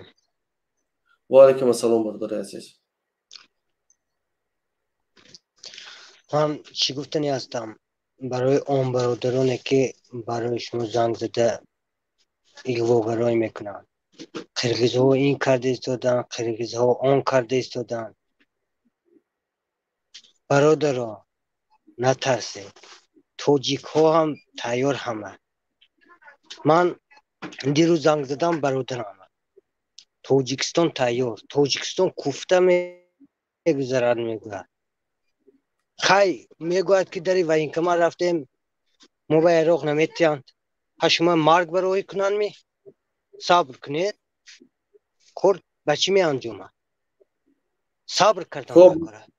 ҳозир сили ва сили ва рӯзони сили мо аз он ҳарос дорем ки мабодо ҳукумати тоҷикистон як каме масъаларо ҷиддӣ нагирад ва бо пинҳонкорӣ даст зада истодааст. мо аз ин алахон ҳастем ки бо хапу хомӯшӣ як корҳоеро анҷом надиҳанд. мушкили мо дар ин аст ки мардум бояд ки дар инҷо сарҷам шаванд ва аз марз бӯми кишвар ҳимоят кунем дар як ҷояки. ин аст ҳадафи мо. ин дуруст аст. ин фикрат азиз, ман хоҳиш мекунам ки кӯтоҳ суҳбат кунед, чун дигар инҷа бародаро ҳастанд, боз суҳбат кунанд бародари дигарани. майла. Assalomu alaykum va rahmatullohi va barakatuh. So'zim Xuben aka, salomatiyatton xubay. Bifarmo бародарҷон. Хитоби ман ба ҳамун ҳукуматдоро ҳами ҳастад ки ба Рамазон Раҳимзода, ба Шурух Ятимов, ба СС Ятимов барои чӣ як падарналати блогери тоҷик барада теҷе меганаш рафт омад гуфт ватан тенҷ оромай. Киҷои ватани тенҷ оромай? дар саҳифаҳои фейсбукӣ, дар инстаграм, дар телевизионҳо, дар ҳамаи ҷо нашрш карданд ки мухолифо гуноҳгорани хелия барада теҷера заданд. барои чӣ имрӯз аз марзи ворух ҳимоя намекунанд? برای چی برادر عزت همون قبیدن بردن تو قلابی تو دزدی تو چی تو دج تو مکتبو را رفتن اوزا و دروزا کردن که عزت همون کیه. برای چی امروز از وطن ما امروز جنگ رفته سه نشر نمیکنن در تلویزیون که تو که مردم اوگوش بوشن. ما اینا برادر من نمره تلفن ما مینویسم در شهر مسکو قرار دارم. ما از اسم رابولی ندارم. والله بالله تعالی قسم کسی نمقصد چکنم من نمره ما مینویسم روی تو میکنم. ما تیارم که برم دفاع از یک خاک وطنم کنم. دفاع از یک برادر و خواهر و مادر خودم کنم. سلامت باشید برادر عزیز. حالا من از مرز بعضی صدا و پیام ها روی کردگی هستند من بینم بگذارم. طرفی скажи ваянда территория ҳамонтур ки қирғизанда канал боло ва 6 бтр шовар мондагӣ. خب 6 بتر در طرف اون کانال آوردن از طرف قرقیزستان مونده بفهم. همین خیلی شد. بعد اکای جون ما باشید. برادر عزیز یک دقیقه من گفتم که خب که ما همین صحبت ها رو انجام بدیم. طرفی که طرفی پلی‌آف داورونش سال است حاضر طرفی ویاندا پاسیولکا طرفی لوچین گفتگی جوشنده اونجا نام سرشت است. طرفی که طرفی پلی‌آف داورونش سال است حاضر طرفی ویاندا پاسیولکا طرفی لوچین گفتگی جوشنده اونجا نام سرشت است. سلام علیکم اکا دوستا شما نه سلامتتون است. طرفی که طرفی پلی‌آف داورو سر شد دیگه خرزا همون طرف فردم دیگه. خب حالا میگن که در کدام طرف حالا من درست نفهمیدم نه گفتن در همون طرف سر شده است. برادر استرافشان بفرما. برادر استرافشان بفرما. الو السلام علیکم. و علیکم السلام برادر عزیز. یک خواهش دارم برادر شراف‌الدین. مرحمت برادر جان. چون یک سوت که میشد همه همین های تماشاگر هستیم. یگان результат نیست. خیلی результат از این حکومت اجازت هم کردن در کار نه. برای آینده وطن میخوام همین کار شما که محیدین کبیری اگه راه حل میافتید هم از قرقیزستان هم از حکومت تاجیکستان همین برای مهاجران یک شانسی بهترین این چون اگر میرفتیم شانسی بهترین هم قرقیزستان هم حکومت تاجیکستان.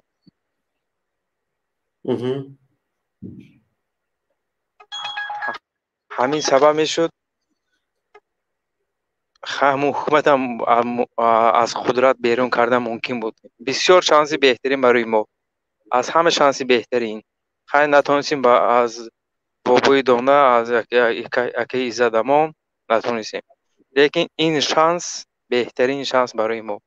همه دیده شدیم که همه تیار 100% تیار است. همه تیار میشد هر دوشه حل کرده از همین خواهش دارم که محیدین کبیری این شما یکون مسئله حل میکردید.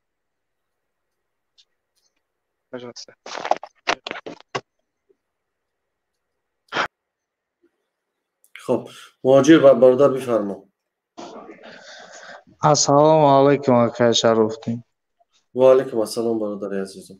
اکا جان من میرا گفتنی دارم که تو واقعا مثال همی گپ میزنیم تا همون روزه که با بیاین درن خونه ما بدروین هر یک مثال ما را تجاوز کنن هر یک خانواده ما را و دین ناموس ما را بعد ما میخیزیم. الان شاهد حوزی وقتی ما همین را گفتن دارم که بس سخنهای شما ما نیاز داریم التماس ما شما را ҳамчун як бигем пешво, ҳамчун як муаллим, ҳамчун як равандаи кор қабул кардем ба шумо. мисол ҳозир мо ниёз ба суханои шумо дорем. илтимос ягон совети хуб бутӣ. саломат бошед бародар. якта пешво дорем дар дохили Тоҷикистон басай. дигар мо пешво як мо бародар ҳастем.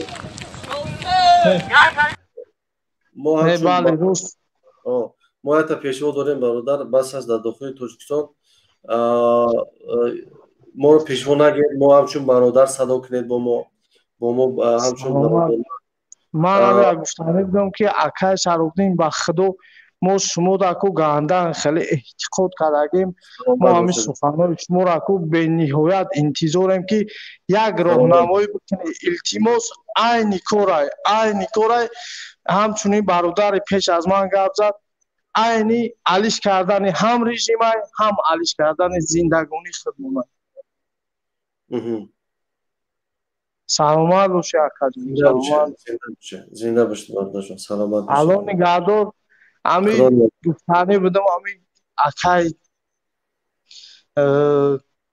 кира иззат амона ба худо бениҳоят номардона ба ӯ рафтор кардистанд. аз аллоҳ мехоҳам ки аввало ҳамин акай иззат амона озод кунанд ки беҳтарин мард буд. не ки алон ҷазо шуд ки бисёр ба он мардак шиканҷаи сахт карданд. алон нигаҳдорту боша ака. илтимос як фикри хуб кунед акаҷон. илтимос. саломат бошед ака. хоб зинда бошед бародар азиз. зинда бошед. бародар ватандор бифармо. садотон куштагӣ аст бародарҷон. салому алайкум ва раҳматуллоҳи ва баракатуҳ. ва алайкум ассалом ва раҳматуллоҳи ва баракатуҳ. тӯли чанд рӯз мешавад ман ҳамин пайгирӣ кардем ҳамин ҳама провокатсияҳо наворое ки яъни дар дохили интернету тикток инстаграм. дина як қирғиз видеообращение кард, мега ки чандум сол мега ҳамин вақт ки ҳамин замине ки форухам меган замини мо замини мо буд мега. вақти меган ай Москва омадам мега 100 гектар замина меган ҷидо кардан додан тоҷикода. ана вақт қирғизо мега ки мо замина мега падарка кардани нестем, мо мега дифо мекунем. мақсад мега мо барои нами 100 гектар замина бояд гирем. мо ҳамин чиҳо хоҳиш мекунем ки мақсад информатсия ё ягон чи пешниҳод кунанд ки дар киҷо 100 гектар замина ё ай тарафи Москва ба ё ҷидо карда додаган мақсад ба тоҷикои моро.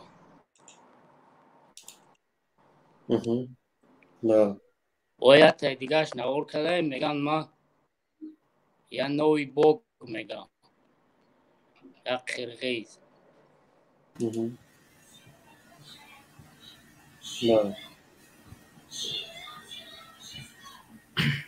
ака худат маълумот дорӣ ки ҳам хали гапо далер дорад ки 100 гектар замина додагиам дар вақт ҷидо карда. ҳоло надорам ман чунин маълумотро бародар азиз. овчи қала бифармо. ҳоло ман овчи қаларо фаҳмам ку овчи қалача. салому алайкум акаҷон. ва алайкум ассалом. ҳамин ду марди тоҷик бирома чӣ кард гуфт дифо карданд вақташ омад дар Эмомалӣ да. ҳамун гапошон ростай. ҳамун вақташ омадаги ҳозир ҳамин вақт хондагишанда гарму гармишанда ҳамун суолоче нес карданд акор ҳамун президентира. ду бача соз гуфт вақташ омадаги ҳамои ҳукуматиҳои нес карданд акор дар унҷа. саломат бошед бародарҷон. акай Муҳиддин Кабир як дақиқа. ман бародар Шарофдинам бифармо. мешунавӣ? бале мешунам. зуд хулоса кунед хоҳиш мекунам суханотона. ҳамин خیلی که از ما طلب کردیم ارتشتا و گواردیا و مثلا اینا میگیم که توجیکا ما کلانای ما مثلا خاموشان خیزن خیلی که از خیلی ما طلب کردیم که یا خیزن همه خیلی قرقیزا هم خیلی کلاناشون ما پیگیری کردیم همه کلاناشون در کرسی سوداگی یا همه گریه کتا دعوت کردیم که вы все дармаете мега сидите на кресло мега нас не поможете и он дават кардем ё байни нами халк дарем байни халк дарем ҷанг و ғубори нами чиё фақат байни халк даштеса аввал одамо фақат айпиштами телефону айпиштами чиё пайгирӣ кардем. خب تشکر بسیار برادر.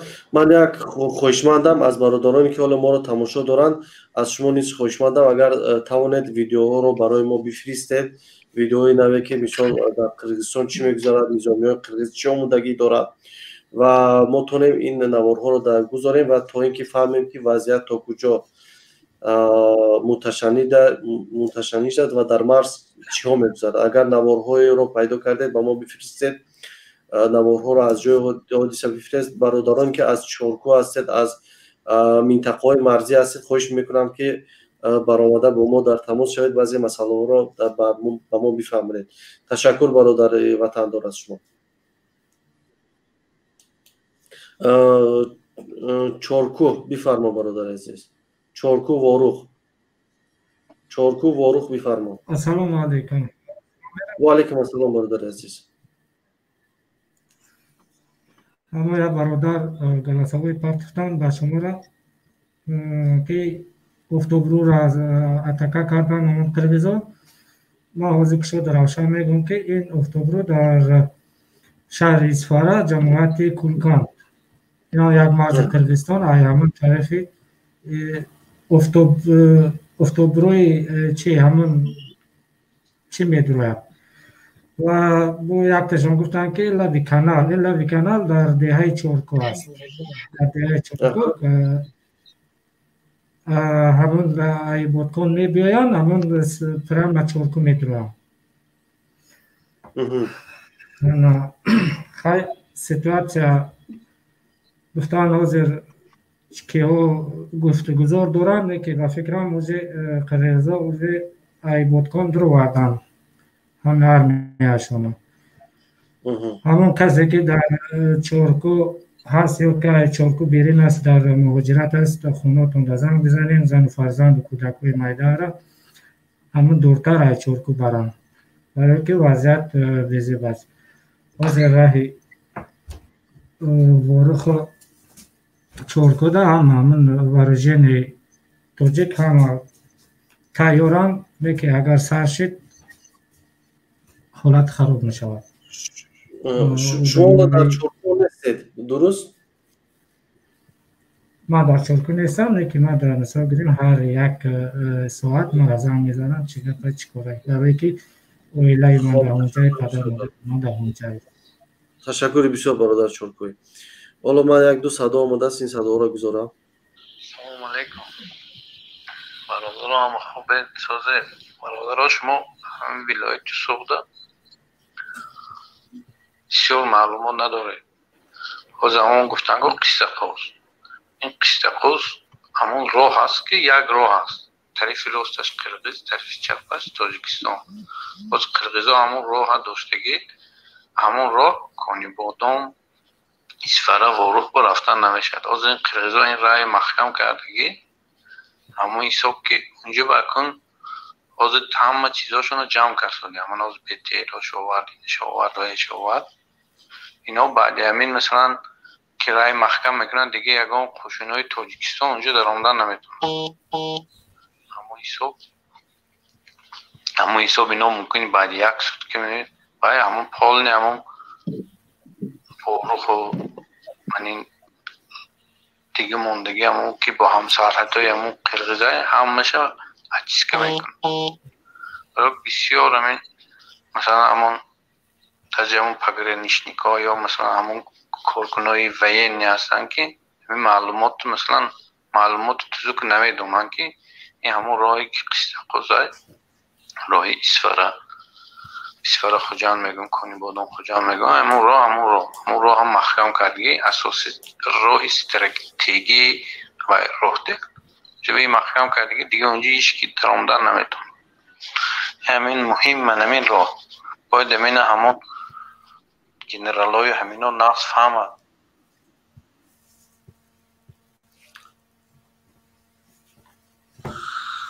السلام علیکم علی گروه همتون درستون نظمی سلامتی و با اکوها دودرو پانیک نکنیتون کیخ با نا اومده است نمی فرداد ورق به انشالله میخوای پانیک کار خلق وام با نمونونیتون ما همیشه من همین موی کیخ با وابسته کردگی من همیشه ساعت 4 سر فردوندم کیخ این گپا همش دروغ یکون تکنیکالی کیخ با اومدگیش نیست 10 سالدتش بود 2 تاش پروندی و 3 تاش رانی کرد 5 تا موندگی من بچه‌شم دیدم من بختاور قدیمن احسان اوبد اثری خورم قدیمن بود یگون این خیلی گفت پانیک نکنه تو التباس بای نکنه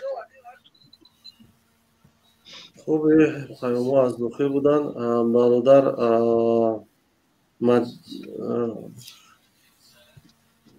مدینه ما فکر میکنم برادر شما بفرمایید که در راه رفته ایستادید. السلام علیکم و رحمت الله و برکاته. و علیکم السلام و رحمت الله و برکاته برادر عزیز. من چی گفتن نمیتونم شما را گوش دارم خلاص وایتری گپ زدن خالی قطعی چی فایده نداره برای مقصد که گپا را باید پیش گپ میزده وقتی که اوج جنگ شده وقتی که برادران را مسکو خبیدن بودن دیگه او را شما هیچ کو کردن نمیتونه برای پیش فکر باید میکرده باید پیش اتحاد میشیده من اکوازی که خیلی کشید فکر آینده را کردن در کو فکری که مقصد دیگه باید مردم تیار میبودن که اگر مثلا یکی از شما را یا یکی از یگون برادر دیگر یا که مثلا آدمایی که نگاب میزنن نام شما مشهوره مثلا خیلی چند کس قبیدن بودن ای هم برادرها را قبیدگی ده باید مردم تیار میشیدن که اگر همه را برن ما چیکار میکنیم وقتی که آدم را گرفتن بردن مثلا محکمش کردن دیگه در اینجا گپ زدن شما یگون چی فایده تو نداره برای همین فکری من که این خیلی که تاکتیکی که شما برده سه فقط آدما را شما نابرد برده پچق کرده سه بود آدما را یبارد مثلا در بالای دختر سه یا خستنی بعضی آدمای همینجا میگن که مثلا خستن در کار اوه برادر همه کدمت میخواهی جنگ برای پجالست جنگ کردن بگی هیچ که مقصد ها این اجازه داده اینا بخیز برین چون که مردم قرغز اینا در لحظه در درون همون شهرش همه زنه کمپیرو میخیزن در او پرزیدنت مجبور میشن که بخی برای مسئله را حل که مردم دوشنبه و مردم دیگه خورغان و دیگه جو حال همون دیسکوتک و شوختی بو هم تا کیف صفو کرده گشتن در تاجیکستان مقصد جنگ رفته ایست بود کیف کرده گشتن وقتی که مردم تیار نیستن چی خطویم برای در عذاب میدوزه وقتی که مردم همون چه طلب نمیکنن چیکار میکنه شما خی برای که مردم تو تیار باید بشون برای که آدم باید راستگو باشه مثلا اگر یک چیز بیاریم در فکر کنیم برای راستگو بدن کودک باید فقط نگو که دروغ نگو راست گپ دروغ در این مبین بودن در کور نیست مثل که حوزی گپ زده است که باید ما اتحاد شیم میگیم خط قراره تو تاکتیکش مثلا بفهمونه مثلا حوزی هر یا انسان بخیزد تاجیکستان همون پدر مادرش نه که برادرش زنگ بزنه و اوج زنگ بزنن علل خصوص مثلا بگیم ما برادر ما زنگ بزنم او اگر همون رایونی که در کدام رایونی که نباشه مثلا کلخوزبود کدام رایونی که نباشه زنگ بزنه همون آدمای دولت زنگ بزنن همون رئیسی که فقط میان میطلبن کوچه و کوچه همون زنگ بزنن و بالاتر زنگ بزنن و این طریق خطی نمیشه و در اینجا اگر هزار شما گپ زنید فایده تو نداره تاجیکستان نزنه برادر عزیز حالا ما اینجا گپ زده ایستادیم چون اخبارات ها رو تاجیکستان خودش نمیدید ما حالا اینجا وظیفه حکومت تاجیکستان و وظیفه های رسانه‌های تاجیکستان اجرا کردیم حکومت تاجیکستان باید که در جنگ اطلاعاتی پیش قدم باشد، در جنگ اطلاعاتی دست بالا باشد. اما حکومت تاجیکستان وقتی این کارها رو انجام نداده ایستاده است، ما آمدیم گفته ایستادیم که مردم در مرز تاجیکستان این حالت رخ داده است، بیاید در پهلوی سربازان باشید، بیاید در پهلوی مردم وارخ باشید تا این حمایت کنید از مرز تاجیکستان. یعنی این دعوت هم ما کرده ایستادیم. یک دعوتی است که کمترین کاری که حالا ما میتونیم انجام بدیم. میبخشه پیش گپ تا میبرم وقتی که اگر که همیجتی یک دقیقه حالا این چیزی که کاری ما میگید فایده ندارد، البته این نگاه شما است که حالا فایده دارد ندارد که ما حداقل این معلومات ها را با مردم رساندیم. وظیفه حکومت دولت این است که شهروندان رو با امنیت اطلاعاتی تامین سازد. اما امنیت اطلاعاتی حالا در تاجیکستان تامین نیستند. حالا امنیت اطلاعاتی رو ما با شهروندان داده ایستادیم و از شهروندان هم دعوت کرده ایم. حالا این وقت روزی نیست که ما بیایم رحمانوف رو در اینجا گناهکار کنیم. البته رحمانوف جنایت‌های زیاد کردگی است، کارهای زیادی انجام دادگی است. البته باید که مردم جمع شوند. مردم رو در طول 29 سال ترساندند، خیلی کشتند و حالا مردم میترسند. شما حالا اومدید مردم رو گناهکار میکنید که مردم میترسند و هیچ کار نمیکنند. البته مردم باید که قدم به قدم در هر کارها شریک شوند و بیدار شوند و حکومت بگذارد که امروز مردم رو حداقل از وطنشون دفاع کنند. در داخل تاجیکستان مردم رو اجازه نمیدهند که 10 نفر در یک جا جمع شوند. برادری عزیز، یعنی مشکلاتی هست که حالا ما از یک طرف مشکل با مرز داریم، از یک طرف حکومت در اینجا یک کم دست کوتاهی کرده ایستاده است که میتواند این عاقبت‌های خیلی بد داشته باشد. خب تشکر بسیار برادر، اینجا با دیگران وقت میتیم. یا مینوت دیگه ممکنه گپ زنم؟ برادر جان. آخه همین وقتی که همین گپای ما را در تاجیکستان که نمیمونن گپ زدن مقصد بعد همین چخل میشه. این همیره چیکار کردن در کار که مردم در تاجیکستان بفهمن؟ همیره مقصد میتونه بفهمونی ما را. پیشنهاد بسیار خوب بود. پیشنهاد کردید که مردم با هم دیگرتون بفهمونید، با خانواده‌تون بفهمونید. یعنی آگاهی فهمیدن این خودش یک قدم بردی است.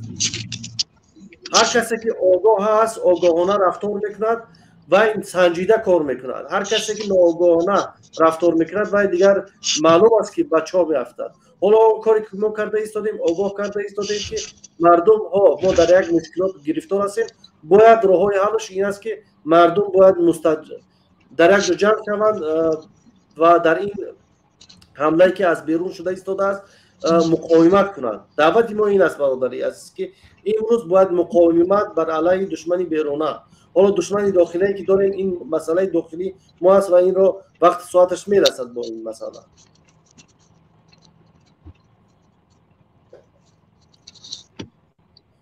خب برادر عزیز تشکر بسیار از شما. عزت امان. سلام علیکم برادر شرافیدین گدو و تماشاگران عزیز. یک پیشنهاد دارم. من نام درآمدم، شاید اون کسی دیگر گفته باشد. شما یا اینکه استاد کبیری میتوانند که در وقت حاضر یا پگاه و اعلان موبیلیزاسیون کنند، برای اینکه هر کس خودش بختش خسته نرود و وطن حفظ کنه. یا با این برادر پیشنگی میگوید که من با دادرم گفت یک کس دیگر با اکاش بود خیلی نمیشه پراکنده لشکر نمیاد 200 مرد جنگی به اسد از او همین گفته نه داشتم برادر. حالا شما حفظ کنه. خب حالا یک خبر عاجل است.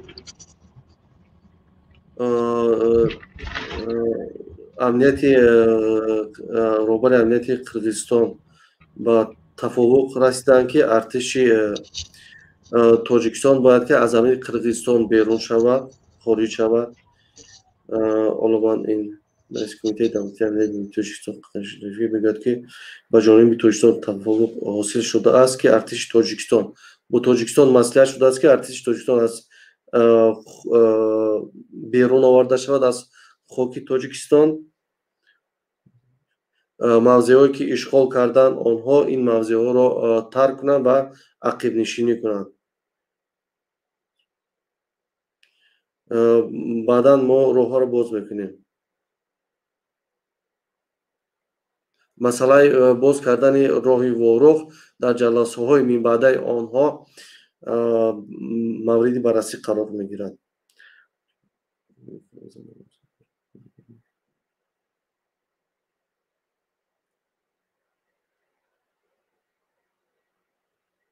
خب اصلی قضیه همین است که به یک تفوق رسیدن، به یک دادوگیریفت رسیدن. باید که حکومت ارتش تاجیکستان از زمین‌های اشغال کردهشان رو پس مانند و پس بروند. یعنی حالا قرغیزها این پیشنهاد رو کرده ایستادن. به هر صورت حالا نمیدونیم تا کجا این صمیمی است پیشنهاد قرغیزها، تا کجا این واقعیت دارد، شاید امام هیله و نیرنگی باشد. باید که حکومت تاجیکستان، ارمیه تاجیکستان خیلی در این مسئله جدی باشند. خب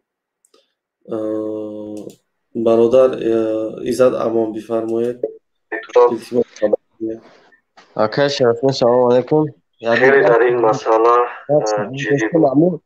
ویدیو بود مثلا از تالیود بود از عثمان پردن تالیود از کی بود؟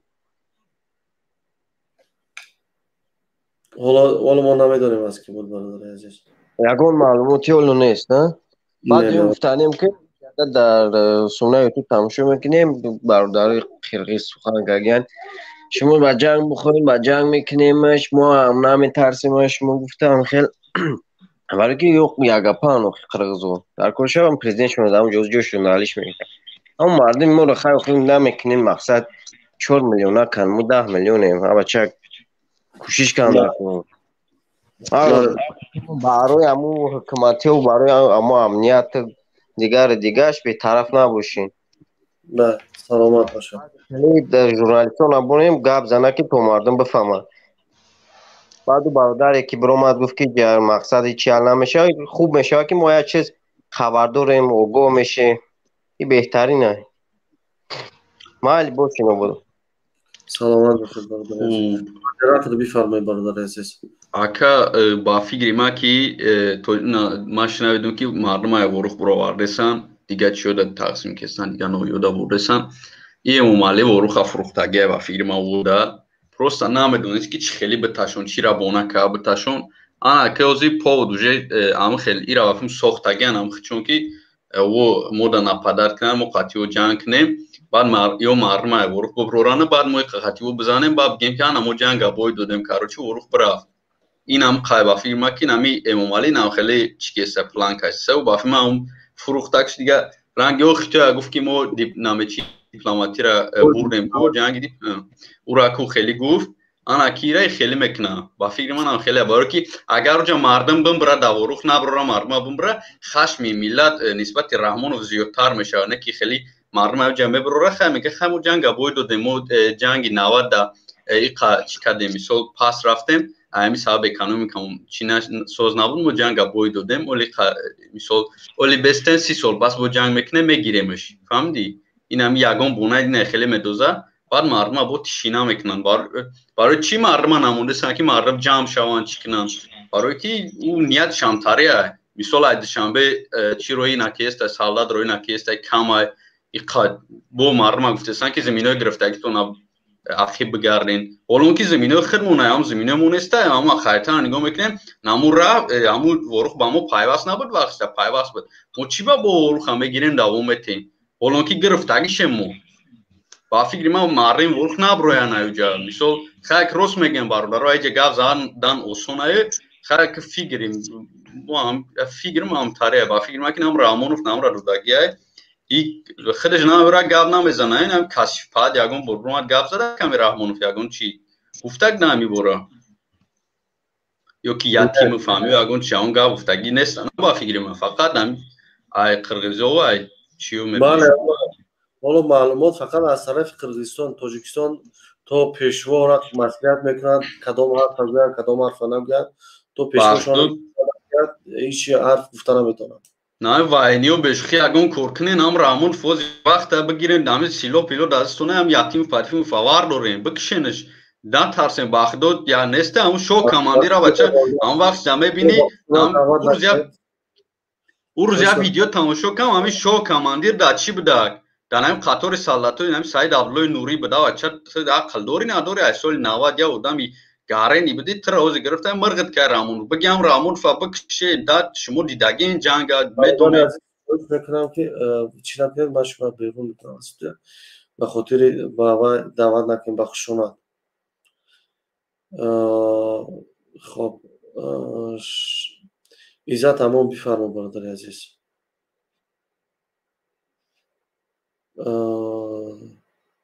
عزت امان بفرما برادر اکای شریف‌الدین من سخن کردم مقصد برادر رو صحبت کنم تشکر بسیار برادر عزیز بخیزیم برادر خب برادر اکای شریف‌الدین قبول کنه بفرما برادر عزیز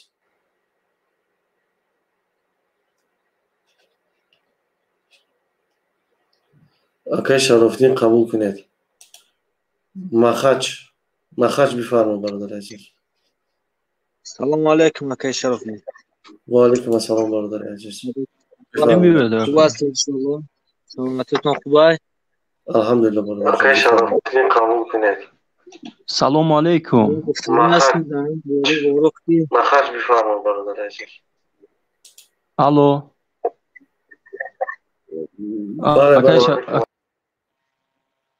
شما صداتون رو درست کنید برادر همون اکای شریف‌الدین میگه قبول کنید کس صداتون رو درست کنید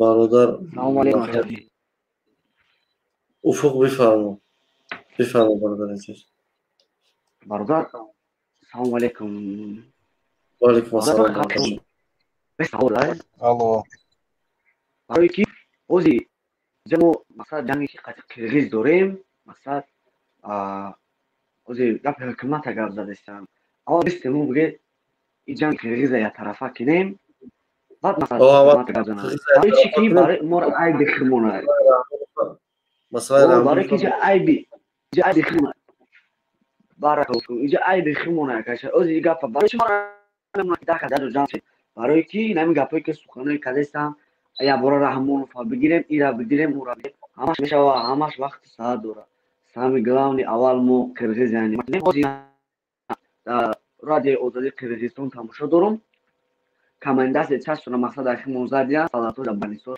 اوز ای پرامو افیر افسر ای رادیو اوزادی خلق کی داو دبت کو گاکوش نمیتران گریزا کتا کی جو بردستیان هر گا پناگیم پانیکا نکنید اول تلویزیون یعنی مکنیم بعد چورای همون فهم میبینیم مردم خاطری التماس میکنم شما اگر فراتون که هممون یا جا باشیم هممون پنجاب باشیم هر گپی بهوده را نزنید هر چی در اینجا خودش وقت ساعت درست میلون که ما تلویزیون یعنی مکنیم بعد در شیرشی همون فایری میکنیم برادر التماس میکنم فقط در باره نویس قرغیز گپ بزنه خودی سپودی کم نگاه میکنم خب برادر خاچران خب برادر اینفورماسیا بفرما سلام علیکم اکای شریف‌الدین باز یک بار دیگر برادر همون خوارگ جدای اینفورماسیا چاپ کنه و همین بلاگرای لعنتی که ملت غارت کردن در استان و چاپلوسی کردن در استان هر یک تاش تلگرام کانال هوی کنه و جنایت های قرغیزا را سیامکه کرده صورت گرفته نوشته برادرای واروخی برادرایی که در جا هستند روان کنند همین بلاگرها ده چی امروز خدمت خلق نمیبرایم انا خلق فریب کردن در استا چاپلوسی کردن در استا کنی همونایی که داد میزنن که ما دوستدار وطنیم و دوستدار ملتیم کنی هم بلاگرها برای هم بلاگرها از همین پادپیشکاتون بانی برادرایی که زبان آلمانی زبان انگلیسی میدونن با زبان آلمانی با زبان انگلیسی برام با امور سوناس خچون صحبت کنن اینا بای میتن اینا جنگ اینفورماسیونی را بای میتن اینا بای میتن جنگ اینفورماسیونی را برای هم قکو برام برادرای خودمان اینترویو بتن صحبت کنن قتی کسی میتونن حتی برام پیش آفیسا خچون برام برادر بگن که ما این دکومنت داریم. برادرای که در وارخ هستن و دیگر جا یعنی جنگی همون ارمنستان ما نشان داد که دکومنتاسیا کردن نکره. همون جنایت های قرقیز دکومنتاسیا، ویدیو، سیومکا و نوشتن. حتما برادر همین جدی بگیره که اینا بای میتن. اینا هم بای نمیگه که عقب نشینی کنه از زمینای خودمون. ما باید عقب نشینی کنیم. برورن همون دگاوری که مخفی کردگان لغو کنن ای باین ببرن. همون دگاوری که زمینای ما را سپاریدن همون دگاور رو بگیرن لغو کنن ای باین ببرن. پرزیدنت تو چرا دگاور مخفی کردگی نمیبری نشون نمیتی خواهد؟ چی با برآمد نمیکنی که جدن اینو وزارت خارجه خوبن همه فقط چاپلوسی و رقاصی ده همه تون استا. حمایت ملت ده چی؟ حمایت وطن ده چی؟ کنی خواه 10 زبان قدی چاپ میکنن اینفارماسیون دروغه. خدا من نگهبان. خب سلامت باشید. آزادی بفرمایید برادر عزیز. سلام علیکم برادر شرفدین. این برادرم خوب قید کرد. بله او پیشتر مدیراترم نو گپ زد. اون بسیار خوب قید کرد. برای چی مثال اومالی وابشه یگم خیلی مثال پریکاز یگم خیلی مثال پیشروی نیست. همه کفو خواب خاموش دگیان. بله مردم وروخ برآورده سن از اونجا او نقشه خودشون رو دارن یا به نقشه مثال وابشه کار نمیکنن چیز نمیکنن. این همش انا هموی هست که امی مردم برو ریم مقصد تلفات نشوه گفته. بعد این در حقیقت یا فروختگی هن سودو کردگی هن. این صدای این برادرم خوب قید کرده در اینجا که مقصد همین خیلی چیزو هست باید بشوه. نه که در یکم اخبار در یکم مثال تلویزیون در یکم جون وابشه یکم گپ خبر نیست. این ما همی سهر چند بار زنگ زدم مثال برادرو در هر کس ده یکم گپ خبر نیست. درک ندارن. یک خیلی آدمو وابشه درک ندارن. تلویزیون ده میمون چی رفته میگه که اخبار رفته یکم مثال چیز نیست که اوش کامسر یا که مولتیک موندگیان یا یک چیز دیگر در یکم مثال چیز نگفته که چی گپ یا که مردم هم خیلی مثال بین گرانیس هم مثال هم خیلی گپ خبرش مو هیچ کی نباشه. مقصد هشور باشین هشور خور اوید که مقصد خدای نکرده یکم گپ خبر مثال چیز باشه. این همین قدر یو چی گپ دارن. نه که تو این درجه را بناموسی همین حکومتی موده که با خدا قسم این یکم دیگر جای گپ نیست. ما فقط باید مهاجرو باید همین یک کار کنیم که یک مثال خوبون یک آدم باید بمونیم سری خودمون را یک آدم مونیم. مقصد ما را پیشروی مثال چیزی کار را بگه مقصد نشون بده نقشه بکشن. ما باید بریم تاجیکستان بریم. با مقصد این خیلی دیگر نمیشه. با خدا قسم باید بریم. ما اینا مثال قرض داریم از بانک از دیگر جو قرض داریم. نه که اینا نگاه نمیکنیم. ما باید برای وطن خود محافظت وطن خود باید بریم جون باشه جون بتیم مثال چیزی که نه باید حرکت کنیم. سلامت باشید برادر. پناه خدا. سلام علیکم و رحمت الله.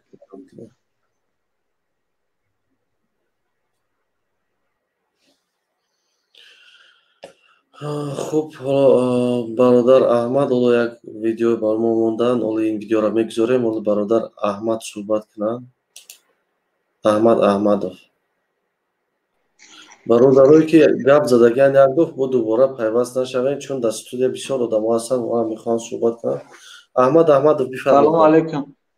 و علیکم السلام. سلام علیکم برادران. و علیکم السلام برادر جان. بفرمایید. برادر باید تلفن چند کس درومه استیم بچوی امی تاجیکستان مقصد که وضعیت هوزیمو در مقصد مهاجرتیم باید بچه های تاجیکستان خچون بیدار شوند در درون تا ما میویم انشالله راهی که ما مقصد به تاجیکستان برگردیم. نه که انسانایی که در تاجیکستان هم ایو برادر چی تاجیک باشه چی مقصد ازبک زبان هم ایو هموطن ما هم باید ما دفاع وطن کنیم. باید ما بخیزیم مقصد پدیش کنیم حکومت هم نی همه طرفه مقصد که همون وینیامون مقصد در نظر دارم در باری او روز ما مقصد بگیریم زمینمون تو که ما زمین میتیم دیگرو میان زمینای ما را میگیرن. بله برادر عزیز. برای همین گفتنی هستم از تمام برادرای تاجیکستانی گفتنی هستم که بخیزن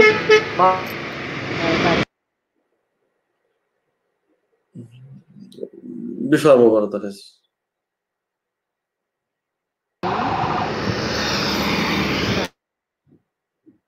بفرما برادر. خب برادر حالا ما نمایشگر این ویدیو را میگذاریم. این فیلسفات در اونجا علاقه ایزولیوت مماره ایستیدن گفتن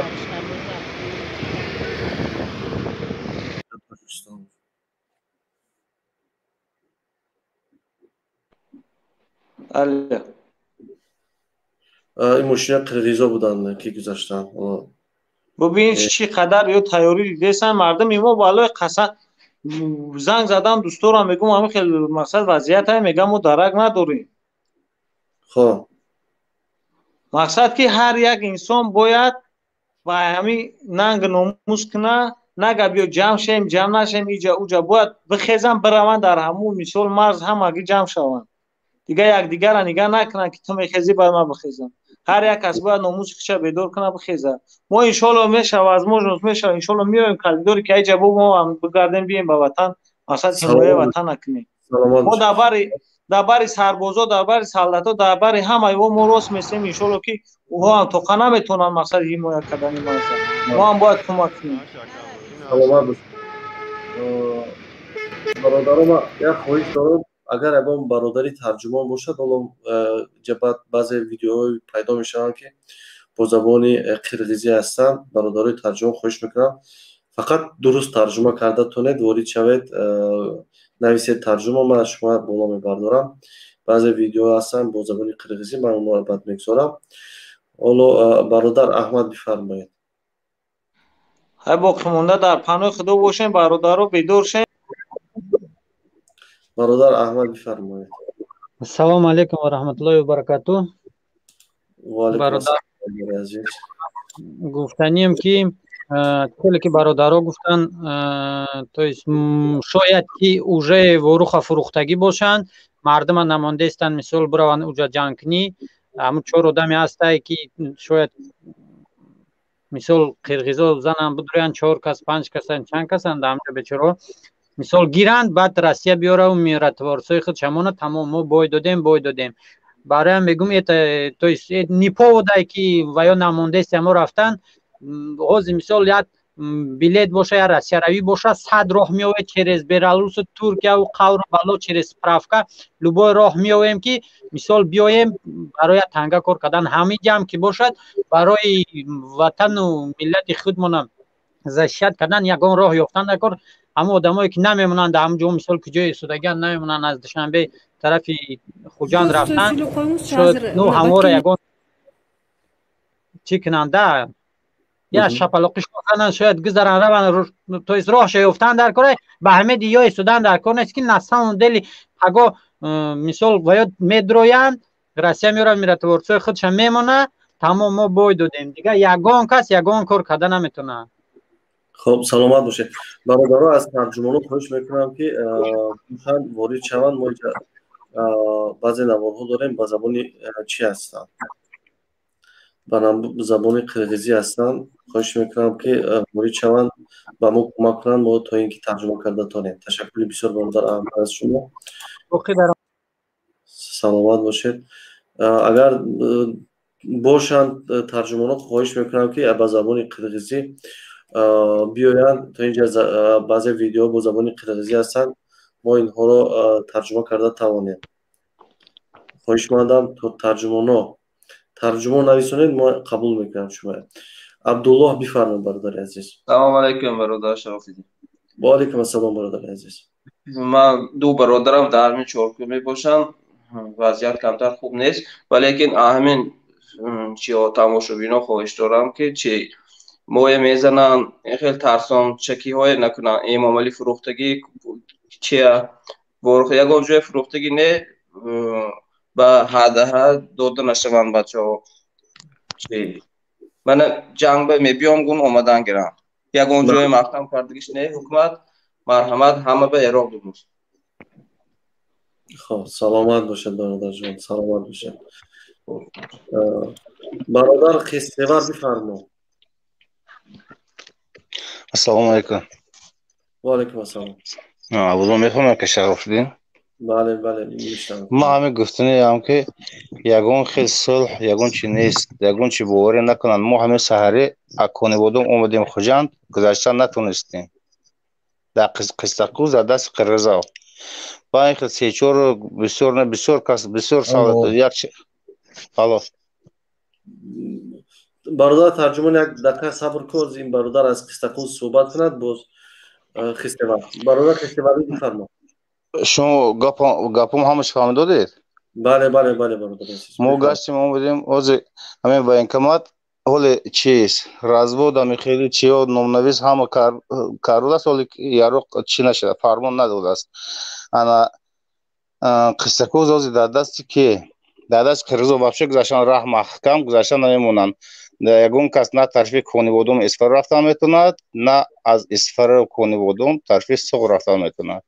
باز مردم از هر قشلاقای ازبک قشلاقا از طرف چی جمع شدن اکن نمیدونیم که همه جا چیکار دادن که خیلی تیاری چیز تیاری بینتون گفته برای همین برادر یگون خیلی صلح نیست یگون چی نیست از طرف دوشنبه از طرف بالا خیلی که کم یگون خیلی خبر نیست اگر که خیلی یگون صلح گفته خواب شده باشن یا یگون چی باشد باوری نکنن خیزم بیان که وضعیت بیزیب از بیشکک اکا پیش از همین گپو یک بار اگر خریطه نگاه کنیتون چی خیلی قسطقوز در کجا کونی بودم اسپره سوق دوشنبه در کجا خود بیشکک تو با بیتکن در خسته اومده دادم اوش خسته اومده دادم تو این تاجیکستان فقط سوخت فقط مردم سوخت خسته از همین بسیاری ازبک قشلاقا یعنی تاجیکای خیلی از طرفای مسجد همین خسته دادم خیلی که از طرفای دوشنبه ختلان و تنبال پونر یگون خیلی حرکت خیلی که معلوم نیست همین خیلی گپا که شرف الدین خیلی در پناه خدا باشتم. خب برادر خیستیور. خب برادر ترجمان اگر آموده باشد اولو من ویدیو را میکنم ترجمه کنید. رئیس کمیته دولتی امنیت ملی است قرغیزستان است. Эко сүйлөп коюңузчу азыр мына Баткен элине келиңиз жолуккан анан Тажикстанга барып сүйлөшүүлөр жүргүзүп келиңиз кандай маселелерди карадыңыздар сүйлөштүңүздөр?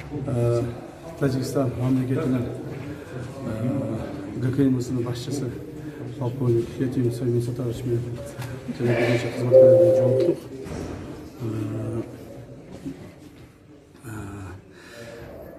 Жолугушуу жакшы болду. Нейтральный жерде жолуктук. Жакшы болду жолугушуу. Буюрса баары жакшы болду. Качек бир шай айтсаңыз, сиз мына чет өлкөдө жүрдүңүз, бирок ооруганыңызга карабай кайрадан мындай экстрен учуп келдиңиз да Баткен жергесинде кыдалга байланыштуучу. Анан ушул бүгүнкү күндө абалдык турукташтар боюнча кандай аракеттер көрүлөт? Баардык аракеттер, күч аракеттер көрүнөт.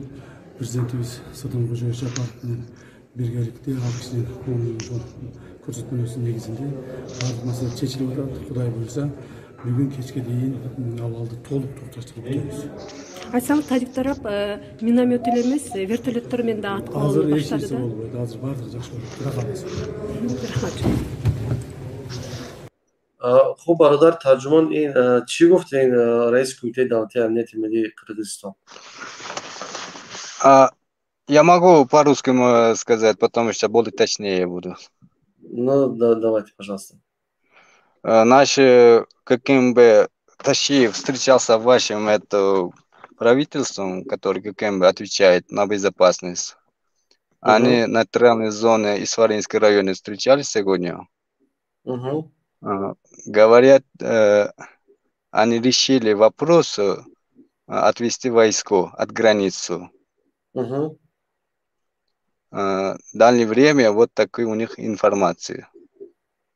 Ну, по поводу войны, говорят, будем стараться отвести войску, чтобы беспокоить народ. Не беспокоить народ, да?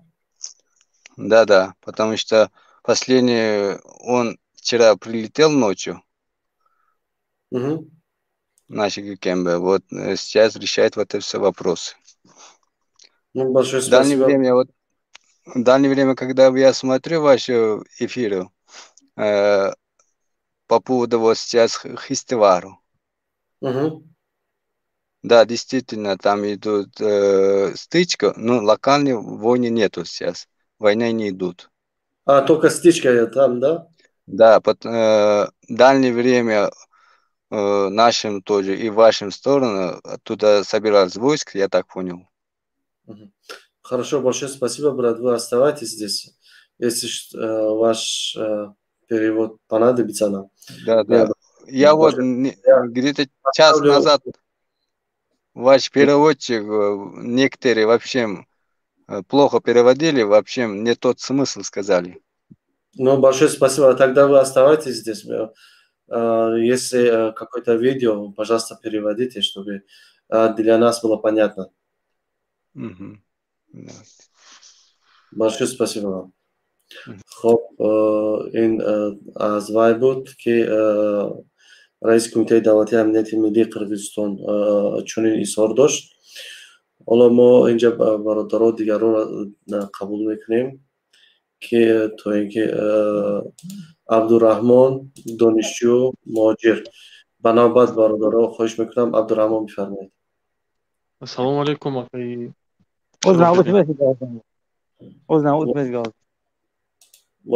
سلام علیکم. و علیکم السلام برادر عزیز. من همین مسئله وای گفتم و چه خیلی که حاضر گفت کو و همین تشریفش پریود کرد کو که وای وقت مسئولیت اوسون است یگون خیلی مسئولیت و اونجا اون خیلی حاضر برادرو از چورکو زنگ دادن موبا من خودم از چورکو یک موستی که هست پیوند میکند و یا اسفره چورکو کتی حاضر گرانت میود که یک نیم ساعت پیش گرانت میود کتی یک پورتری توجیک زدیم از طرف قرغیزو توجیک زدیم زده گرانت پورتری زده کفونده سوزه یک ساعت شد یا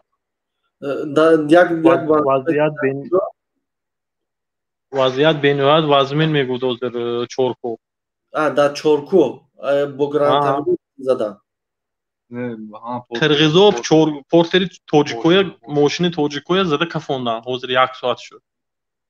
یک ساعت پیش. خب من شما با یک تا ویدیو پافتم واتساپ تام نمبر من 49 اخیرش. من از کارمندا خواهش میکنم که اگر ویدیوهایی که از برادران آمادگی باشن آماده سازن و ان شاءالله که حالا پیشکش شما میکنه اگر توانید حالا ما رو همراهی کنید واسه با این ویدیو باید اون شهری خودتون رو بیاید. دانشجو حالا بفرمایید از شما برادر عبدالرحمن ایست. دانشجو بفرمایید. سلام علیکم. و علیکم السلام. سلام خود را به تمام مهاجران به تمام مردم واروق میرسونم. مردم واروق مردم مهاجر با شماست. خب من چی گفتنی هستم؟ من گفتنی هستم که باید ما از مردم آذربایجان باید عبرت بگیریم چون آنها هم رنگ ما مصیبت زده بودن. ارمنی ها آمدن مقصد زمین آنها رو چند سال پیش غصب کرده بودن. این سال همین سال بود یک چند ماه سپتامبر بود به فکرم مقصد آذربایجانی ها به وطن اصلی خود برگشتن یعنی حقیقت غلبه کرد. ما هم باید از آنها عبرت گیریم و وطن خود رو حفظ حمایت بکنیم. بعد در اینجا گفتنی هستم که باید از حکومت رفته در آنجا مردم رو یعنی راهنمایی کنن. مقصد ما دیدیم که خودی الهام علیف رفت در قره‌باغ اشتراک کرد در قره‌باغ با سردارها وا خورد مقصد سردارها رو یعنی روح بلند کرد. امروز ما نمیبینیم از حکومت ما یگان گنرال یا اینکه یگان عالی رتبه رو در روی جنگ نمیبینیم. مقصد باید مردم رو دل شکسته نکرد در این حالت و در اینجا بسیار برادران قید کردن که مقصد واروق رو فروختن یا اینکه نفروختن. مقصد خوبترش این است که این گپ ها رو ما در این پرامای فیر نگیم چون گپ ها زیاد میشن. مقصد این چیزی که عمیق نیست باید گفته نشود مقصد فروخت و نفروختن. وقتی که پامیر رو فروخته بودن مقصد انیق بود ها این گپ دیگر، اما ما باید دیگر امکانیت ندهیم که وروخ رو هم از دست ما بگیرن. با همین گفتن خود رو تمام میکنم. مقصدی من چی بود؟ مقصدی من که باید یکی از نمایندگان حکومت رفته در آنجا روی راست خیلی با مانند همون توشیف روی راست گپ زنن، این چیز که در تگ پرده گپ میزنن یا اینکه بعداً عصبی یعنی آدم خراب میشود که در تلویزیونی تاجیکستان از ایدی بخشش از کارتشکا شینونی گپ میزنن، از سالگرد استاد میرزا ترسنزاده گپ میزنن. خوب مایل است سالگرد استاد میرزا ترسنزاده قبول، کارتشکا کاری در چی داخل داره و من نمیفهمم. مقصد باید اینها رو مردم رو باخبر کرد، مردم رو بدونن که مقصد در تاجیکستان چی گپ رفته است.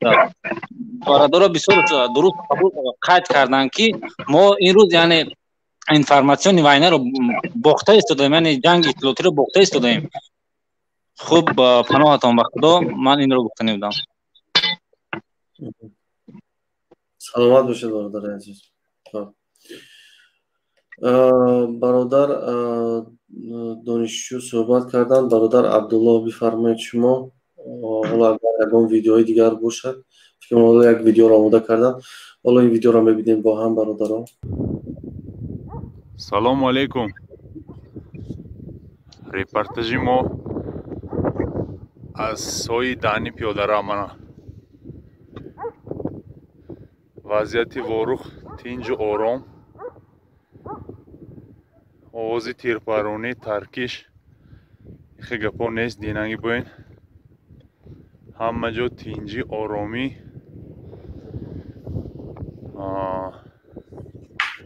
انا دیده دیلای تخت کنیتون طرفی سنگ کلام وزیدسی محله خودمو همونجا گذار کوچ قاضی کوچ بالا. این شب بچه ها اونجا خورفتگی اونجا هم نمودی اروج براورگی بچه های محله خودمو ملدیس پولیمیات چیکو هم های زینی چیکو هم های افتما چیکو هم های. این شب محل خودمو بود دیجور سنده کوچ بالا آبتی خدوت تیدونیگی دویم بودن. یک تا مچوی بچه، یک تا اینگی بچه باشکونی زور بوده است و هم برومدگی پولیمیات گیته سوی داشتی سیرا قرش برومده پزیتی گیته خورفه هایم هیچ چی یک مخیر آواز تیرپارونی هم نیست، ترکش نیست. خدا و شکر تینجی آرامی. انا دعا کریستی تو خواهی. خب این ویدیو از وروخ بود. برادران به ما فرستادن. من از دوستان خواهش میکنم که ویدیو نوارهای داشته باشه در طریق این تلفنی که حالا شما در زیر رفته ایستاده است شما میتوانید به ما بفرستید و پیام هایی که از داخل باشد و معلومات پیام ها دارای معلومات باشن به ما بفرستید. حالا یک معلومات رو ما گوش میکنیم.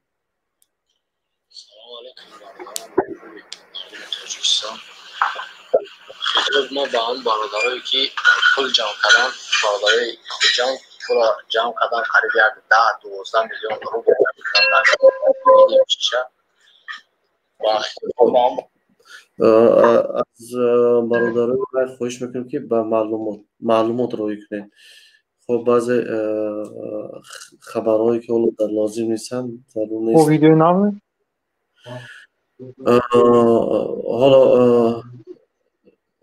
حالا یک ویدیوی نام روی کردم و ببینیم که کانال‌های تکنیکی روان کنن آماده کنن. بعدا با در این ویدیوی نام صحبت میکنیم. ترجمان حالا ترجمه کننده رحیم برادر عبدالله شما صحبت کردید؟ نه برادر عبدالرحمن شما صحبت کردید درست؟ لابا اوکی شرافیدین.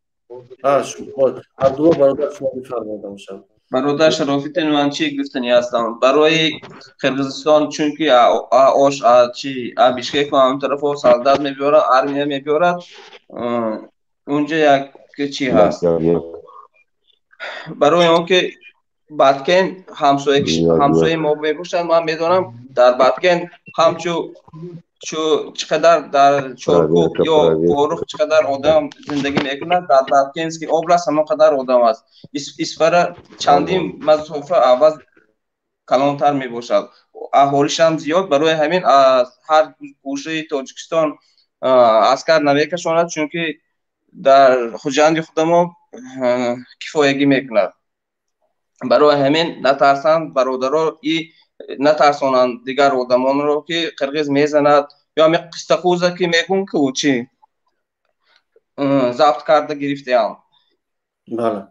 Ва дар он қистақӯз арқил гуфтагӣ ҷо ҳаст қирғизо унҷа ба як кам тарака мисли як хоҷаи аъло як 5000 одам бошад, ҳаст набошад нест 3000 бошад. агар ин хуҷанд ба одам бениҳоят бисёр часпошам бисёр, барои ҳамин ҳар гуна тарсониҳое накунанд барои мо.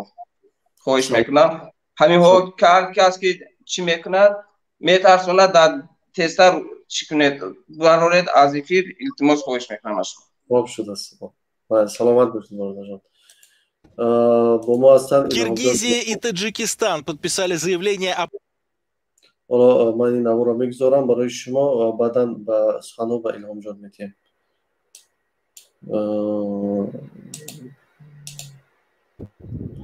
Салом. Киргизия и Таджикистан подписали заявление о прекращении вооруженного противостояния на границе двух стран. Бишкек и Душанбе договорились о намерении создать двустороннюю рабочую группу по урегулированию ситуации. Конфликт вспыхнул в четверг в районе водораспределительного пункта, принадлежность которого оспаривают оба государства. После столкновений местных жителей в перестрелку вступили пограничники. Обе стороны обвиняют друг друга в провокации. Применялась бронетехника и вертолеты. Киргизия сообщила о 13 погибших как пограничниках, так и мирных жителей. Из зоны столкновений были эвакуированы более 2700 человек. Это далеко не первый конфликт на границе Киргизии и Таджикистана. Рубежи в этом регионе проходят через полосицу, там множество анклавов. Страны неоднократно намеревались провести демаркацию. خب این اخباری بود از داخل تاجیکستان. حالا برادر عبدالرحمن شما در پایان بایستید. حالا برادر الهام جان اگر آماده باشید خوش آمدید به برنامه ما. حالا وضعیت را شما با فکرم خوبتر نظارت کرده ایستادید.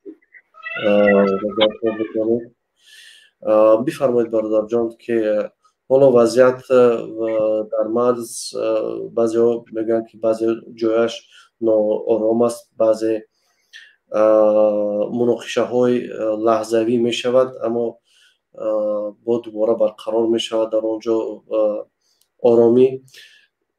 حالا به نظر شما در اینجا چی باید حکومت کند؟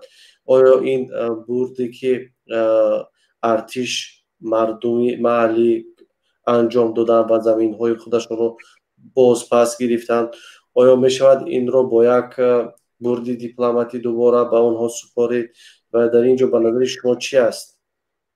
آیا این را بردی دیپلماتی می نامند یا اینکه چی نام میگذارند اگر که نشینی کنند و زمین ها را باز پس دهند؟ سلام علیکم شرافالدین گرامی، خیلی تشکر زیاد که چنین برنامه رو اندازه کردید. از دیروز هم چند مرتبه وارد شدیم و تماشا کردیم و حرفهای برادران و آن نوارایی که میفرستادند برای شما استفاده بردیم. خیلی منتظر هستیم و از آن نفرانی که در اینجا اشتراک میکنند و از وضعیت مردم را آگاه میکنند خیلی هم منتظری میکنیم. نگاه کنید که رسانه های قرقیزستان خیلی فعال هستند و از جایی که مغاربه رفته شده از جنگ و این پیامدهایی که در این جنگ شده است، آنها برای مردم قرقیز هر دقیقه و هر ساعت گزارش داده شده است. اما رسانه های تاجیکستان، حکومت تاجیکستان چنان کار کرد که رسانه ها بخصوص رسانه رادیو آزادی و آزیا پلوس را خاموش کردند و دیگر رسانه ها را نگذاشتند که به مردم اطلاعات درست و دقیق دهد و این برنامه شما بود و این مردم بود که امروز اطلاعات های درست داد و ما از اون اطلاعات ها استفاده بردیم. من منتظری خود را اولا برای هر یک شما ابراز می‌کنم. واقعا ارتش ملت تاجیکستان با خود ملت با خلق اسپره و سرزمین ولایت سوخت توانستند که خاک اشغال کرده قرقیزستان را دوباره به دست آورند و تا آنجایی که امکانیت داشت آنجا را از غاصبان گرفتند. این خیلی خوشحال کننده بود. من هم از نام خودم، از نام پیمان ملی تاجیکستان حتی تشکر به اون نفران میگویم که این خاک غصب شده را گرفتند. ولی نگاه کنید که الکی حکومت تاجیکستان اون خاک سرزمین ما را الکی دوباره به قرقیزستان چون الکی به موافقت رسیدند و این را حالا برد دیپلماتی نگفتند ولی به اندیشه آنها به فکر آنها این یک برد دیپلماتی خواهد بود. ولی نگاه کنید که در همین جا هم الکی حکومت قرقیزستان به خصوص کمیته دولتی امنیتی ملی تاجیکستان الکی اظهارات اولیه خود را الکی پخش کرد و در آنجا گفت که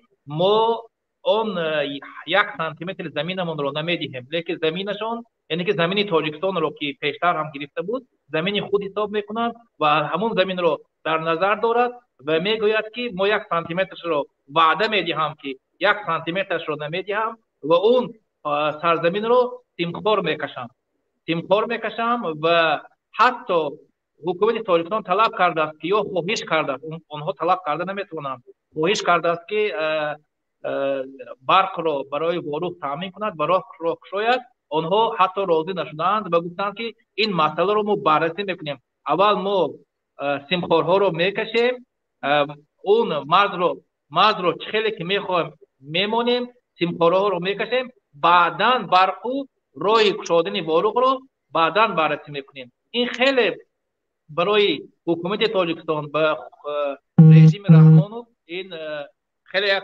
چیزی تحقیر کننده است، به ملت تاجیکستان تحقیر کننده است. نگاه کنید وقتی که ارتش ملی تاجیکستان با خلق سوق زمین این خاک‌های غصب شده رو گرفتند و چرا در همان نقطه آنها پیگوار نکردند؟ چرا آمدن به قفا به همون در شهر اسفر اول پیگوار کردند، بعدا در همون مرزی که جایی که محاربه انجام شد در همون جا پیگوار کردند؟ چرا آنها در همون جایی که غاصب یعنی که خاک را گرفتند دین شب در همون جا پیگوار نکردند؟ یعنی که الکی معلوم است که آنها الکی بای دادن. افسوس اون دستاورد ارتش ملی تاجیکستان و الکی از دست دادن و این باعث افسوس است. برای همین پیش از همین ما الکی چند چیز رو بای دادیم. یکم الکی خاکایی که ما گرفته بودیم بای دادیم و دوم در مسئله رسانه ها بای داده شدیم. الکی نگاه کنید که رسانه های قرقیزستان خیلی گفتم آزادانه فعالیت میکند و گزارش دم به دم میدهد، ولی در تاجیکستان یگان خیل رسانه ها فعال نیستند، یعنی که حکومت اجازه نمیدهد که این رسانه ها فعالیت کند و گزارش خود را عاید این مرز و این گفت و شنیدها بیانیه یا گزارش های خودی رسانه‌ای آماده کرده شود. و در اینجا نگاه کنید که باز هم تکرارا میگویم که حکومت تاجیکستان یا اون حیاتی که پیگوار کرده ایستاده است از جانب تاجیکستان این در رأس اون یتیم فصل کمیته دولتی رئیس کمیته دولتی امنیتی ملی تاجیکستان نگاه کنید که تا حاضر یگان اظهارات پخش کردگیش نیست. الکی حکومت جمهوری تاجیکستان از پرزیدنت آغاز دیروز پرزیدنت قرقیزستان پخش کرد ولی پرزیدنت تاجیکستان خاموش است. امروز رئیس کمیته دولتی امنیتی ملی قرقیزستان اظهارات پخش کرد، رئیس کمیته دولتی امنیتی ملی تاجیکستان خاموش است. برای چی خاموش است؟ برای ما البته نافهما است.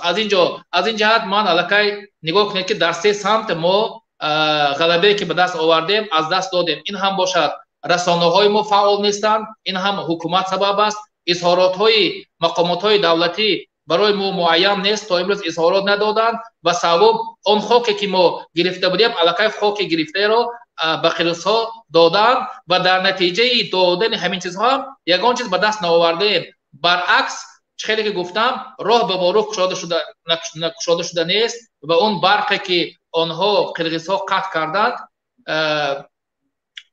تا حاضر آنها رو بستنی نکرده است. من باز یک چیز دیگر رو میخواهم بگویم. سال 2012 وقتی که ما در تاجیکستان بودیم چنین حالت رخ داده بود، تقریبا همین حالت رخ داده بود. البته این امروزه یا دیروزه جنگی که در مرز شد خیلی مدهشتر و خیلی بهتر از سال 2012 بود، ولی سال 2012 این کار را انجام داده نتونستند قرغیزها، چرا که در آنجا هم خودی مجاهدان یا آن نفرانی که حالا حبس نشده بودند، حالا در فراری نبودند و آن نفرانی که سال 2012 در ارتش ملی خدمت میکردند سال 2012 در همون خاک قرغیزستان مقصر بودند، یعنی در همونجا نشسته بودند. و خود من از کارهای داملا نعیمجان سمیر رئیس بخش حزب نهضت اسلامی تاجیکستان در اون وقت در ولایت سوخت رئیس حزب نهضت اسلامی تاجیکستان بودند و نهضت اسلامی تاجیکستان در اسفره خیلی فعالیت میکرد. سال 2012 ما هر روز برای ارتش ملی تاجیکستان خوراک و پایافزال و آن لباس هایی که لباس در زمستان و در ماه ینور بود از یادم نمیبراید، در ماه ینور هم خوراک میبردیم، هم پایافزال و هم لباس های گرم میبردیم. یعنی که ما در پشت این ارتش ملی تاجیکستان خدمت میکردیم و کمک خود را میرساندیم. ولی نگاه کنید که همین نفرهایی که کمک کردند امروز در زندان هستند یا امروز فراری هستند و اگر خدای کرده این نفرها در همون جا می بودند شاید که من فکر میکنم که چنین حالت رخ نمیداد و قرغیزها هم البته این چیز را در نظر داشت، همین چیزها هم امروز حمله کردند.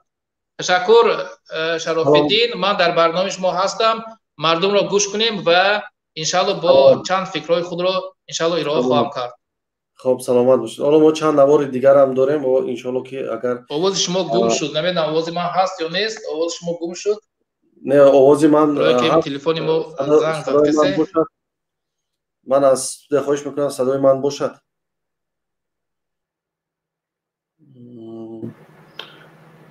صدای من هست دوستان؟ اگر من رو شنوند نویسید پایان این که هست صدای من. خب حالا ما چند نواره که به ما فرستادن ما این نوار رو با هم تماشا میکنیم. هراچه اینه هم ما را فوش کردگیم زدیم.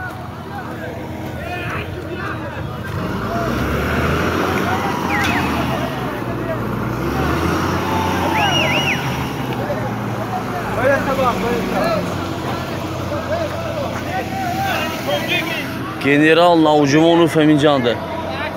Yani Tojiko, yani Tojiko, yani Tojiko. Mana iyi Kırgız.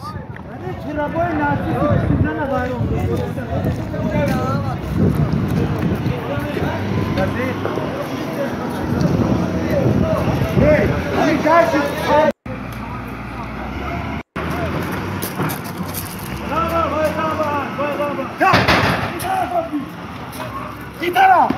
Buraya İsra! Buraya İtara! Çok güzel inşallah inşallah. Daki bre! Ya kimi tasyan? Nasıl pleni? De خوی بال داد. Telefon. Vay.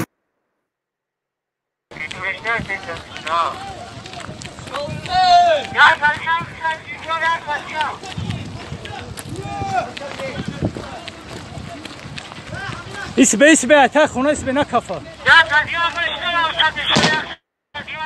اینجا چی باید تیرزیستان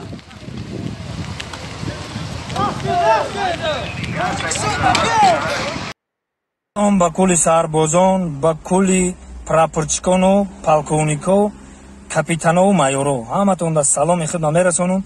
اینا ما تیاریم برای یک وجه خاکی وطن. حفظ جان واجب است، حفظ وطن واجبتر. البته برای وطن ما در خدمت میکنیم. اینا ما افسر زپسیم. همه چیز در اومد. ششم بریگادا 14356 تگی موست گروهی رازویچیک ششم بریگادا البته 61 بتالون آماده ایم برای وطن. جان دریغ نمیدونیم، جان ما نمیتیم برای وطن.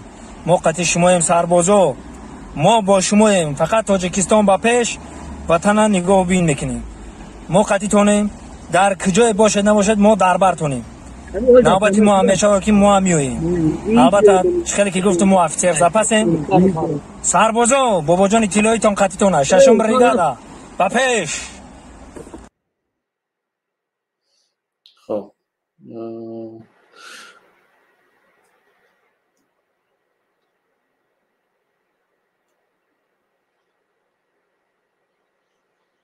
خب برادر عزیز ما بفرمایید. صداتون کشتگی است. صداتون گیران کنیم بفرمایید. حقیقت بفرمایید. صداتون کشتگی است. سلام علیکم برادر. صحبت شما خوب هستی؟ الحمدلله برادر جان بفرمایید. با پیش وضعیت چیه؟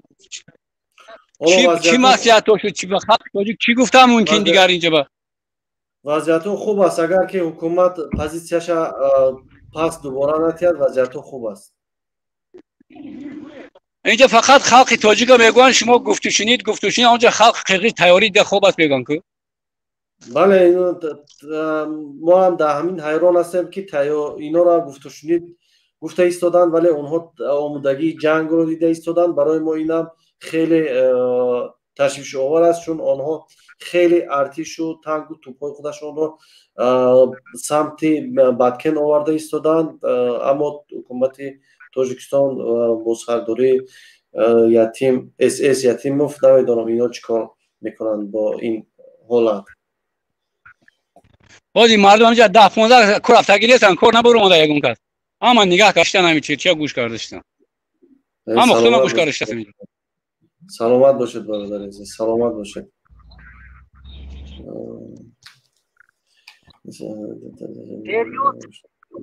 وای دین شب عبدالله خبر آمد کرد فقط همین خلق تاجیک وای کارت است که وای خطی وایزدین برآمده وایزدین و من در اونجا داخل شدن نتونستیم. عبدالله میگه که خلق تاجیک وای زمین ها بودن وای زمین ها از خلق تاجیک بود وقتش چه خیلی ما خلق خانه خودمون در خلق قرقیز میسپاریم.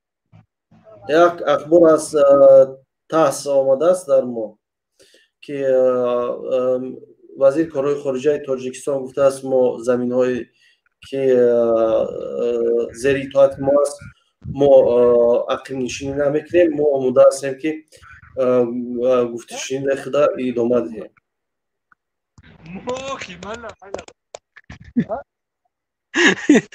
ظاهر میگوریزه همین خیلی برادر خیلی چیز باشه سلامت باشید. ما همینجا بچه‌ها همین فقط چشم برامش میگوش کردن هیچ چی گپ میشه چی گپ نمیشه. داریم یگم گپ شد پریود پیاده میریم پیاده ان شاء الله برادر عزیز ان شاء الله رسونید به تاجیکستان برادران رسونید که آنها نیز آماده باشند در دل خیالات از مرز بوم حمایت کنیم. حالا دیگر این مشکلی ملت است در تاجیکستان خلق آماده نه که بایها رو جوایار که یگان کس باید نکرد راه بلدی نمیکند نمیدونم چی گپ میشه. خب حالا دوشنبه یک سمت رو میشنویم.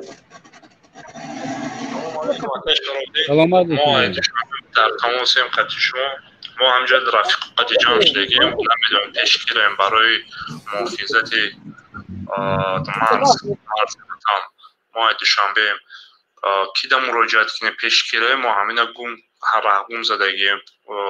اگر یکم بچه های دوشنبه باشند یکم جایی که باشند میگفتن که نزدیکی رفتن در پروسه ما یکم رو بلد نداریم یکم کماندیر مثال یکم سردار باید باشن که برای رفتن همین چیزا تشکیل کردن. ما تیاریم رفتن محافظت کنین مرز بومی وطن همین یک میفهموندین اخی شروع رحمتی کنم. خوب این مراجعت از دوشنبه بود از حکومت تاجیکستان از کمیته امنیت از وزارت کارهای داخله. حالا قرقیزها این سربازگیری رو یا دعوت به حالت فوق‌العاده رو دعوت کردند مردم رو سرباز گرفته ایستادند و شما نیز باید که در این مسئله آموده باشید، مردم آموده کنید. در دل خود حالت اگر یک هجوم شود باید که مردم بتوانند از مرز بومشان حمایت کنند. مردم رو در حالت نگذارید که مردم دیگر در اون حالت ندانند که چیکار کنند. خب تشکر برادر. حقیقت انشاءالله که باز در اینجا صحبت میکنیم.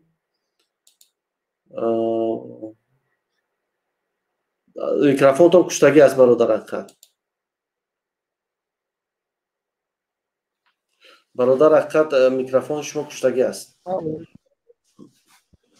میگم با چهرهای کشوده گپ زدن میشد گام خونه‌شون گویانم بچه‌ها میشود اگر که همین چه داشته باشن، آمودگی را داشته باشن. اما کسی را مجبور کردن آره از وطن خود دفاع کردن اگه جای باش نیست که. بله برادر عزیز، از وطن خود باید همه دفاع کنیم. سلامت باشید برادر عزیز. بله سلامت باشید. خب در پناه خدا. در پناه خدا. از ما یک نوار رو میگذاریم برادران عزیز اینجا.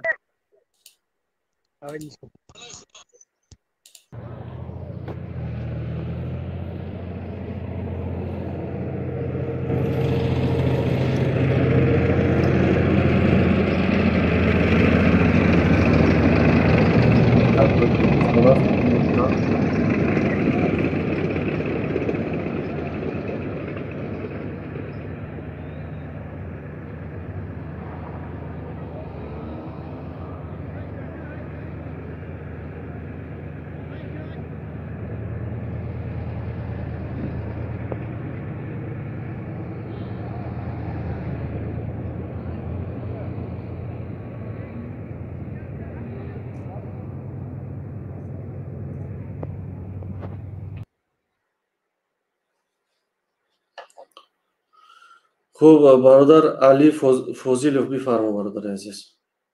علی فوزیلوف بفرما. السلام علیکم. و علیکم السلام برادر عزیز. اکا سوزه تنجا سلامتی خوبه؟ الحمدلله برادر جان بفرمایید. ما اکا قرغان زنگ زده استیم، ما طرف قرغان. بفرمایید برادر عزیز. من بچه قرغان، بچه کلوب، بچه با 3-5 و همه گفتنیم که کدام که تماشا دارم چیزا التماس بیاین اکو جمع شیم وقت ساعت شما که وطن حمایت کنیم، اگر نه به خدا جزیر میکنم آمران. بله همیشه بچه های کلوب گفتنیم که مقصد وای کنن جمع شون، هم کسی جمع میشیم انشاءالله میریم. خیلی اگر نه باور کنیم وطن جزیر میکنم. برادران عزیز اعلان مهم است. 3 ساعت پس برادر استاد محیدین کبیری انشاءالله که صحبت‌های خودشون را در کانال پیمان ملی تاجیکستان میگذارانند و 3 ساعت پس انشاءالله که آگاه باشد و انشاءالله برای صحبت‌های خوب هم انشاءالله انجام خواهند داد. من یک چند گفتنی دارم برای همین حکومت خودمان اکای شراف‌الدین. بله بفرمایید. اگر اجازت باشد. بله کوتاه بفرمایید. من خب 1 منوت تونامه گیرم. همه حکومت خودمان، حکومت تاجیکستان اکو التماس داریم که مقصد خلق بگیرن یاروق تا هیچ وقت یگان خلق یاروق گرفتگیش به مقابل حکومتش استفاده نمیبره. انشاءالله باور دارم که همه برای وطنش استفاده میبره، برای حمایت وطنش. نترسن که ما خلق و یاروق بتیم به مقابل و نه به مقابل حکومت هیچ که نمیخیزه. فقط التماس کنیم که بگیرن مردم مقصد ببرن در مرز و بومی کشور مونن که توی که قرقیزا ندارن دیگه حرکتی در آمدن هم نکنن حتی. بله. اما به همه خاطر گفتنیم که همین حکومت التماس دارم که مردم ها چی نکنن، خواطر نشون که مردم با مقابل بیان بخیزن. مردم با حکومت کار داره، مردم با مرز بومی کشورش کار داره. بله سلامت باشید برادر فضیل. عمر بفرما. بله سلامت باشه اکا. خدا نگهبانتون. سلام علیکم و رحمت الله و برکاته. و علیکم السلام و رحمت الله و برکاته برادر عزیز. بفرما برادر جان. ما برادر اسپره صحبت کرده بودیم همین روز، یک دو معلومات به ما رسوندن. همون шаҳрвандони сокинони Ворухро кӯдаку модаронро ба хобгоҳи донишкада бурданд, ба ҷои бехавф, яъне дар хобгоҳи донишкада қарор доранд ва баъд ҳамун части испара 3 БТРу 5 танка бо ин субҳи саҳар як танкаи дигар ба тарафи Ворух бурда шудааст. ҳамин рӯз ин қадар маълумота гирифтему, боқӣ худованд таи шуҷоати мо тоҷиконро зиёда гардонад. Ман ҳамина гуфтани будам акай Шарофиддин. ин мардум иншоаллоҳ модару кӯдакон бехавф ҳастанд иншоаллоҳ. Саломат бошед азиз. Саломат. خب این مراسمی به خاک سپردن شهیدان بود است اینجا 903 بفرما برادر عزیز.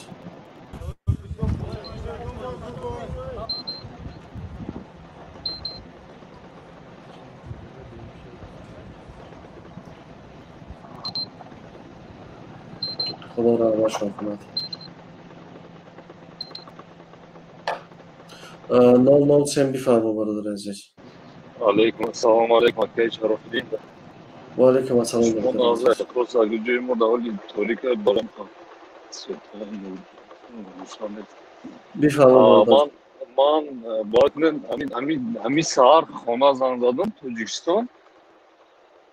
همون قدر مدت هنگاه دارم باور کنید در توجیکستان یگان خبر ندارن. یگان کسی یگان چی درک نداره. میگم که چیگاب توجیکستان مثال احوالی مرز چیست چیگاب میگم نه اما تینجا اما ناز همینجا تیم مهمونی میریم بیسیسو کبی اما کارباری خودش کرد یگان کسی یگان کار درک نداره. من میگم چیکار تلویزیون رو یگان چی نمیدم میگم نه تلویزیون رو تماشا میکنم اما تینجا مقصد که اینترنتش نداره یگان چی خبر نداره. یعنی که من همین تماشا دارم سایت قرقیزستان من همین تلویزیونی مرکزی همین قرقیزستان باور کنید در تلویزیون مرکزی یعنی اینترنت نه در تلویزیون نشان دادن که موبیلیزاسیا هر یک ولایت خودشون یعنی که همون شهروندان کدومی که یعنی با خدمت یعنی که با همین ارتش تیارن یعنی که دعوت دارن که کورس مقصد یعنی به سریوز اساس دارن در این کارو ما فقط همین آدمایی که مهاجریم در همین راههای دور کم کم همینو ما این چیزا سریوز واسپیلنا میکنه دیگه موندگی 5-6 میلیون توجیکستان دگی даже خبر ندارن даже این چیزا او میگن در مرز همین چیگه پیاسو خا نه خمیشه دم میگذاره تمام خیلی نه یگان سریوز نشو پرزو دوجا موبیلیزاسیا رایون با رایون уже یعنی با военкомат دعوت دارن جوان مردم تو 40 ساله در تلویزیونشون برام دارن در تلویزیون مرکزی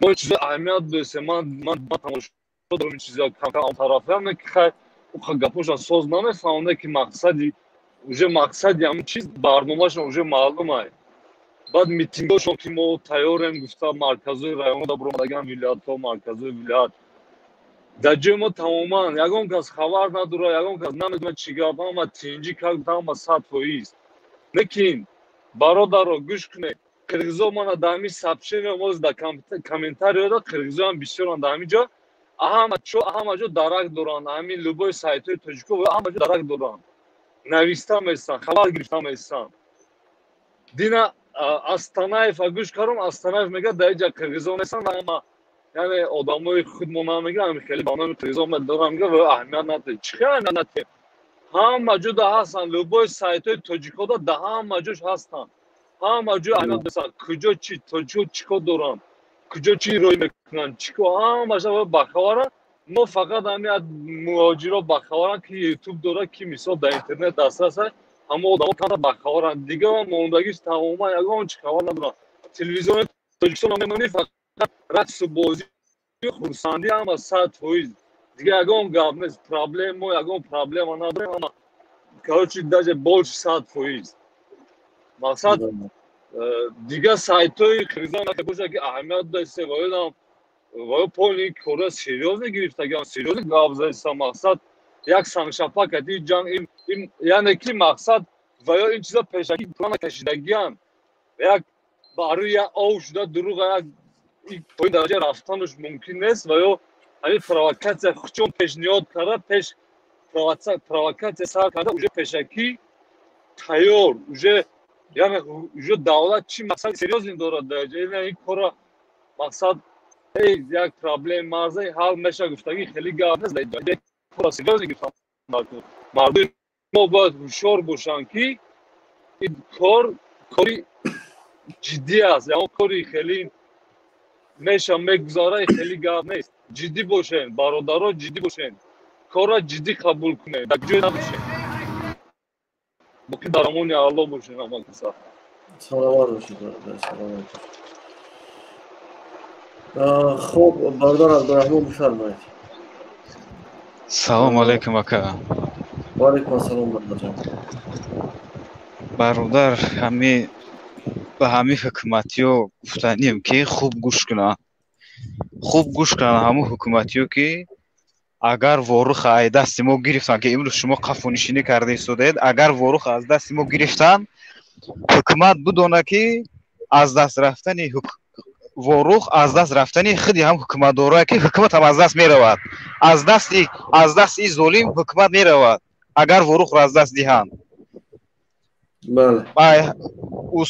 устод кабира хоҳиш мекунем ки як рӯзи митингро аниқ кунанд як ҳафта 2 ҳафта пеш аниқ кунанд штоби мо ай Россия бирем Тоҷикистон биравем аниқ мекарда бошанд устод соати 3 бо вақти Москав суҳбат доранд метавонед ки дар онҷо дар паймони миллии Тоҷикистон ҳарфои устода гӯш кунед соати 3 бо вақти Москав иншоалло ки устод суҳбати худшро дар канали паймони миллии Тоҷикистон нависа дар YouTube пайдо мешавад имрӯз дидестем ки чӣ қадар солдатҳои касалӣ солдатҳои харову парова қабиди амбурния хизмат бечорат ба нунзораи дадаст силоҳ додиян ҷангидеста изону мекашанд ҳам ҳукуматиё бу дар ӯ ҷанг бояд ки Раҳмонов қатъи Рустаму қатъи 1000 домоду духтаро бешуморш бояд биҷангада уҷа и қасол мардума хунша хӯрдиян бояд силоҳ дар дасти Исмоил дода шавад Исмоил чӯ хизмат намеравад ай марзуму ҳимоят намекунад ба ҳамин блогерое ки нами ҳоли блогерое ки ҳама хомӯшанд ин рӯз мегзара ҳукумат ҳам алиш мешавад не ки ӯ дар назди мардум як амр муттаҳам мемонад муттаҳам мо имрӯз дидаистем ки чӣ қадар рассонаҳо блогерои Қирғизистон чӣ қадар фаъоланд имрӯз ҳукумат имрӯз аз тарси ҳукумат бошад мо намедонем имрӯз хомӯшанд вале бидонанд ки ҳукумат то абадӣ нест ин ҳукумат ҳамин соли 2021 алиш мешавад агар бародар ҳамин хел ҳаракат кардан гирем мо тайёрем мо меравем иншоалло бародари азиз иншоалло аз ҳам бародаро хоҳиш мекунам ки лайкҳои худшонро бигузоранд ки каме тамошобинон зиёдтар шаванд иншоалло бародар хоҳиш кардем майлаш бародар боқӣ дар паноҳи худо бошед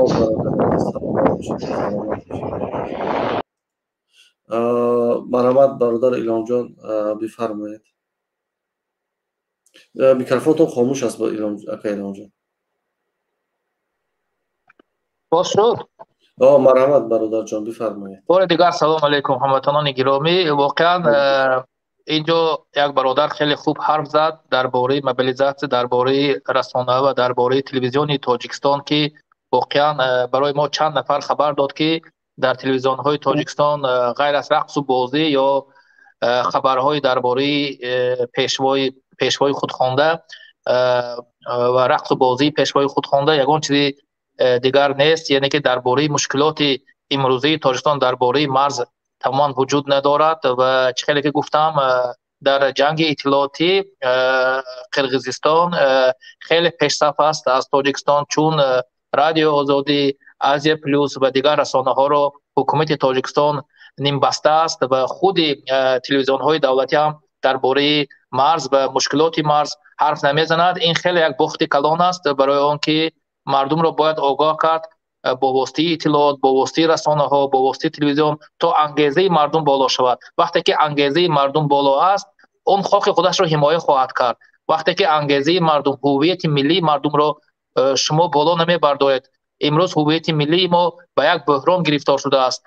افسوس که و وقتی که این هویت ملی ما، انگیزه های ملی ما به یک بحران گرفتار شده است، مردم خاک خودش را البته حمایت میکند، ولی رسانه ها باید فعال باشند. از همین جهت ما در جنگ اطلاعاتی باخته ایم و قرغیزستان خیلی پیشرو است. برای همین من از حکومت طلب میکنم که در تلویزیون های تاجیکستان درباره مشکلات مرز گفته شود. من طلب میکنم که رادیو آزادی، آزیا پلوس و دیگر رسانه های غیر دولتی که فعال هستند و حقیقت را میگویند، برای آنها اجازه دهد که تا به مرز روند و از آنجا با پخش مستقیم مردم را آگاه کنند و خبرهای دقیق و اطلاعاتهای خوب رسانند. این یک باخت خیلی کلان است. افسوس که امروز حکومت نمیدونم برای چی این کار رو انجام میدهد که بر ضرر ملت انجام شده ایستاده است. برای چی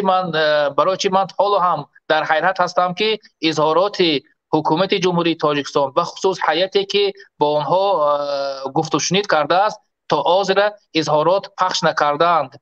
من حالا دوام حرفم که پیشتر هم گفتم، همین دوملا نعیم جان سمیف که در خودشان در چارکوه زندگانی میکردند، تقریبا هر هفته به بادکن سفر میکردند و تمام علمای اسلامی که در بادکن و در قرغیزستان بود جمع می آوردند و درباره این مشکلات مرزی و برادری و یکدیگر فهمی صحبت میکردند.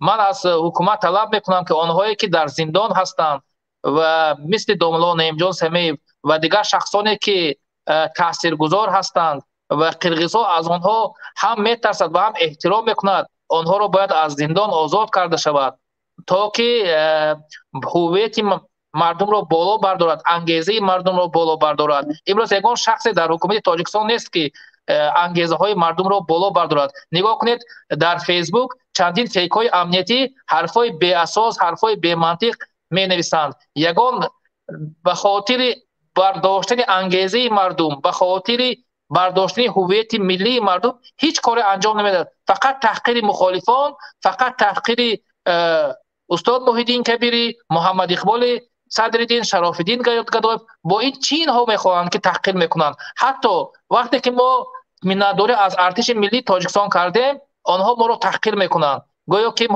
ما و شما در اروپا هستیم و حکومت تاجیکستان رو سنگ میزنیم. ما امروز حکومت تاجیکستان رو سنگ نمیزنیم. ما درباره ملت هستیم، درباره ارتش ملی تاجیکستان هستیم که تا خاک مرز و بوم ما رو حمایت کند. ولی وقتش خواهد آمد که ما از جنایتی بعد از این مشکلات ها که حل خود را پیدا کرد، ما از جنایت های رحمانوف خواهیم گفت، هیچگاه دست نمیکشیم. ولی امروز این جنایت هایی که اینها کردن ما گپ نخواهیم زد. ما همیشه درباره مرز و بوم که حالا با مشکلات گرفتار شده است خواهیم گفت، ولی دانسته باشد که این مشکلات هایی که پیدا شده است، این همین سیاست های نادرستی به صلاحیتی حکومت جمهوری تاجیکستان است. از همین جهت من از حکومت تاجیکستان طلب میکنم که اون زندانی های سیاسی که امروز بیگناه آنها را زندان کردند، بخصوص از ناحیه چارکوه که 10 نفر هستند، آنها را آزاد کنند.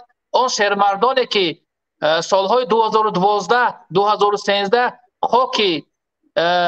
خاک تاجیکستان را، اون مرزی که در قرغیزستان بود، همون چارکوه اسفری که آنها بودند حمایت میکردند، آنها را آزاد کنند. و طلب میکنم که تلویزیون های دولتی درباره این مشکلات ها حرف زند تا انگیزه مردم بالا شود. من خیلی تشکر میکنم از اون برادری که این نقطه رو گفت و هم در همین جا تاکیداً گفت که امروز تلویزیون های تاجیکستان غیر از رقص و بازی، غیر از سیاست های نادرست پیشوای خونده تاجیکستان هیچ چیزی رو نشان نمیدهد. البته من این رو طلب میکنم، ولی با هم باور ندارم که این طلب ما اجرا شود. تشکر شرافالدین، من در برنامه شما هستم و انشالله سلامت باشید برادر عزیز، سلامت باشید، زنده باشید. حالا من یک اخبار خیلی مهم دارم اینجا.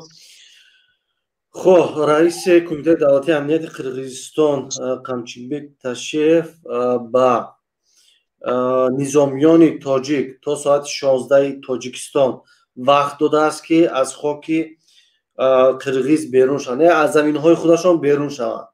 یعنی زمین‌هایی که آماده گرفته بودن، یعنی از زمین‌های خودشون بیرون شدن، از خاک بیرون براین، جایی که گرفتگان بیرون براین و اگر که نبرند و آنها عملیات نظامیشون رو مقابل این شروع میکنند تا ساعت 16. شاید یک چند ساعت پس دیگر ساعت 16 می شود آنها تا این دوره به تاجیکستان وقت دادگان، یعنی یک اولتیماتوم در پیش تاجیکستان گذاشته میشه.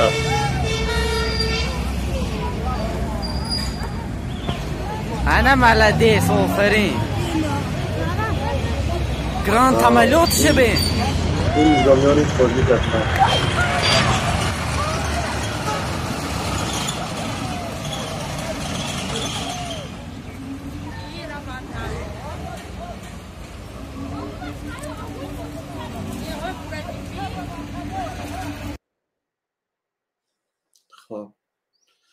خب از دوشنبه برادر بفرمایید. از دوشنبه بفرمایید.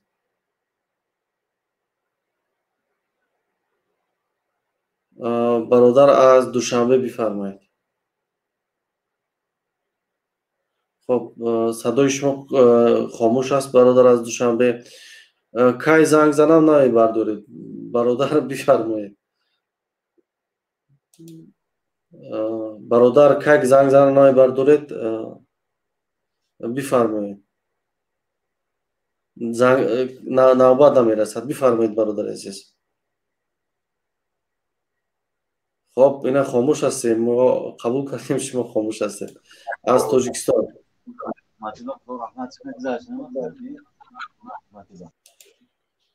الو. خب از تاجیکستان.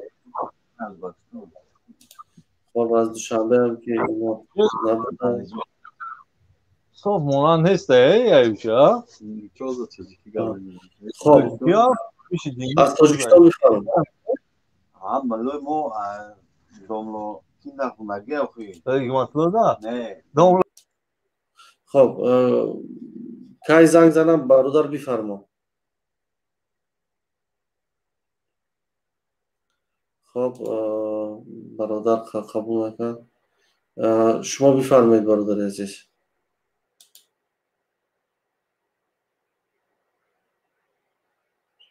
یوری ویکتورویچ بفرما. سلام علیکم و رحمت الله و برکاته. و علیکم السلام و رحمت الله و برکاته. برادران عزیز بخشش یکم بار است. ما اومده ایم برای وروخ. بچهای غریبیم. همه کسا سرجم منتظری خبرش ما هستیم. همه کسا انشالله ما تیاریم. سلامت باشید برادرای تاجیک. خیر زنده باشید. آزادی با اکی زدمو. آزادی با اکی زدمو. سلامت باشید. تاجیکستان با پیش.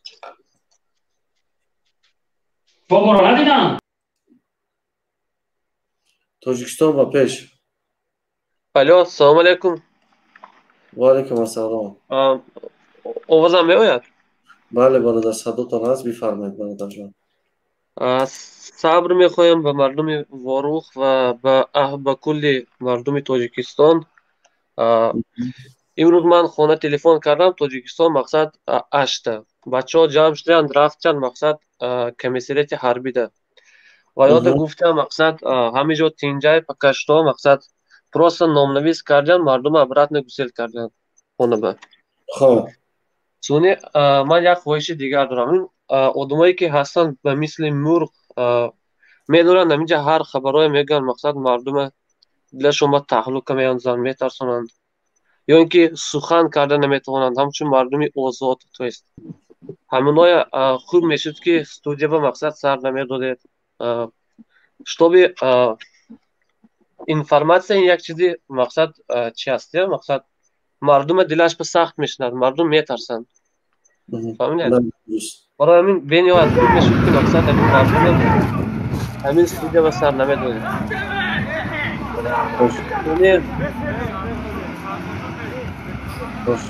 برای میشنوید؟ بله بله بله میشنوم. من یک پیام برای مردم قرقیزستان دارم.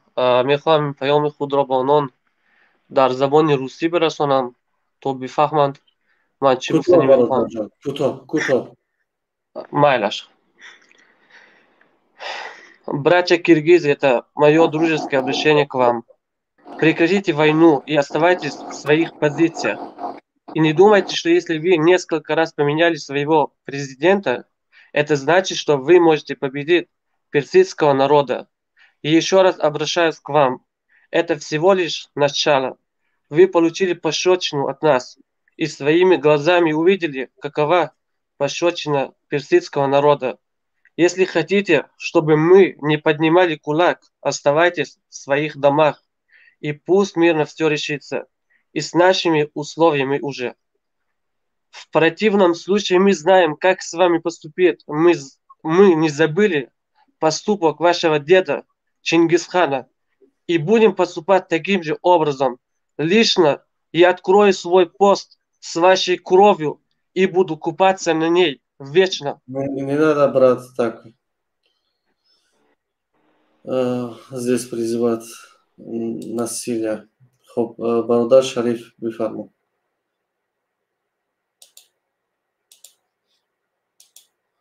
бародар Шариф, садотон куштагӣ аст. Бифармоед бародар.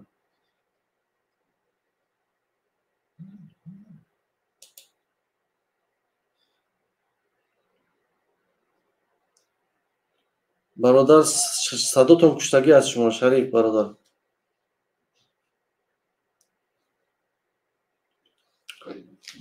садои шумо куштагӣ аст, бародар Шариф.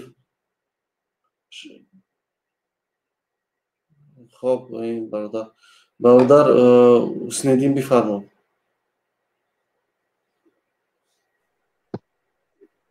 سلام علیکم و رحمت الله و برکاته. برادر تمام برادرای دوستانیم که میگن که ورود دادگی ورود فروختگی میگه پو در کار نیستم. با کدوم خودت ما پیش از خدا چند میدیم ویکتور اگه همین کارم شده باشه ما باید تماما به گردن نگیریم که همین کار همین کشیدگی هست. ما خودمون برای کار نوشیده را میاریم تیار میکنیم، بعد از خودمون دیگه بعد خفه میشیم که چونین شده است. ما برعکس باید این کار تماما در ذهن ما باشه که چونین کار میشود. ما خودمون آماده میکنیم کار بعد تمام. و در مورد همون ویدیوهایی که میفرستم گفتم که هم برادرایی که ویدیو را میفرستم اول تشکری میکنم بعد میگم که همون وقت ساعت جو شد در همونجا معاین کنن که بعضا حادثه ها میشود که پیش از حادثه میگه مثلا در سرحد وضعیت خوب است اما در ساعتی که ویدیو به اجرا میرسه علاقه شاید یکم درگیری باشه. همون ساعت بگه ساعت با واسه تاجیکستان البته بگه که ما درجه معاین کنیم که یک کدام وقت است چی گپ است. بعد نام برادرایی که گذشته شدن اونا را یک بار ثبت کنم که به خاطر که اینا در کار میشن، نه در حالتی که مثال زدگی باشن یا تیر خوردگی باشن، در حالتی که هم جنازه کردن یا که کفن کردن خلاصه که هم ناموش نبنویسن ما بگیریم برای حساب دادن در یکم رسانه یکم پیشنهاد کنیم ایشون که با منان اینا کردن. حتما ما را ویدیو کنن هر کمیش علاهیده نام، نسب، وقت چیش، وقت حلاکتش از کدام سبب از کجا تیر پرانی شد اینا را همش نوشته کنن تا اینکه اینا همش در کار میشوند. بفرستن اینا را حتما رسانه‌ای کردن چون که قرقیزا رسانه‌ای کردن جامعه جهانی را طرف است چون میکشن نفرت نیت جامعه جهانی نسبت ما بد میکنن. بعد البته اینجا یک گناه حکومت است که حالا در جنگ اطلاعاتی عقیب نشسته است. نمیدونم دلیلش چی است که آمده گشاد روشن با مردم نمیگوید و این یکی از مشکلات هایی که حالا آن دستاوردها آن چیزی که مردم به دست میآورند این رو زیر نال میبرد، این رو به طور دیگر نشان میدن آنها.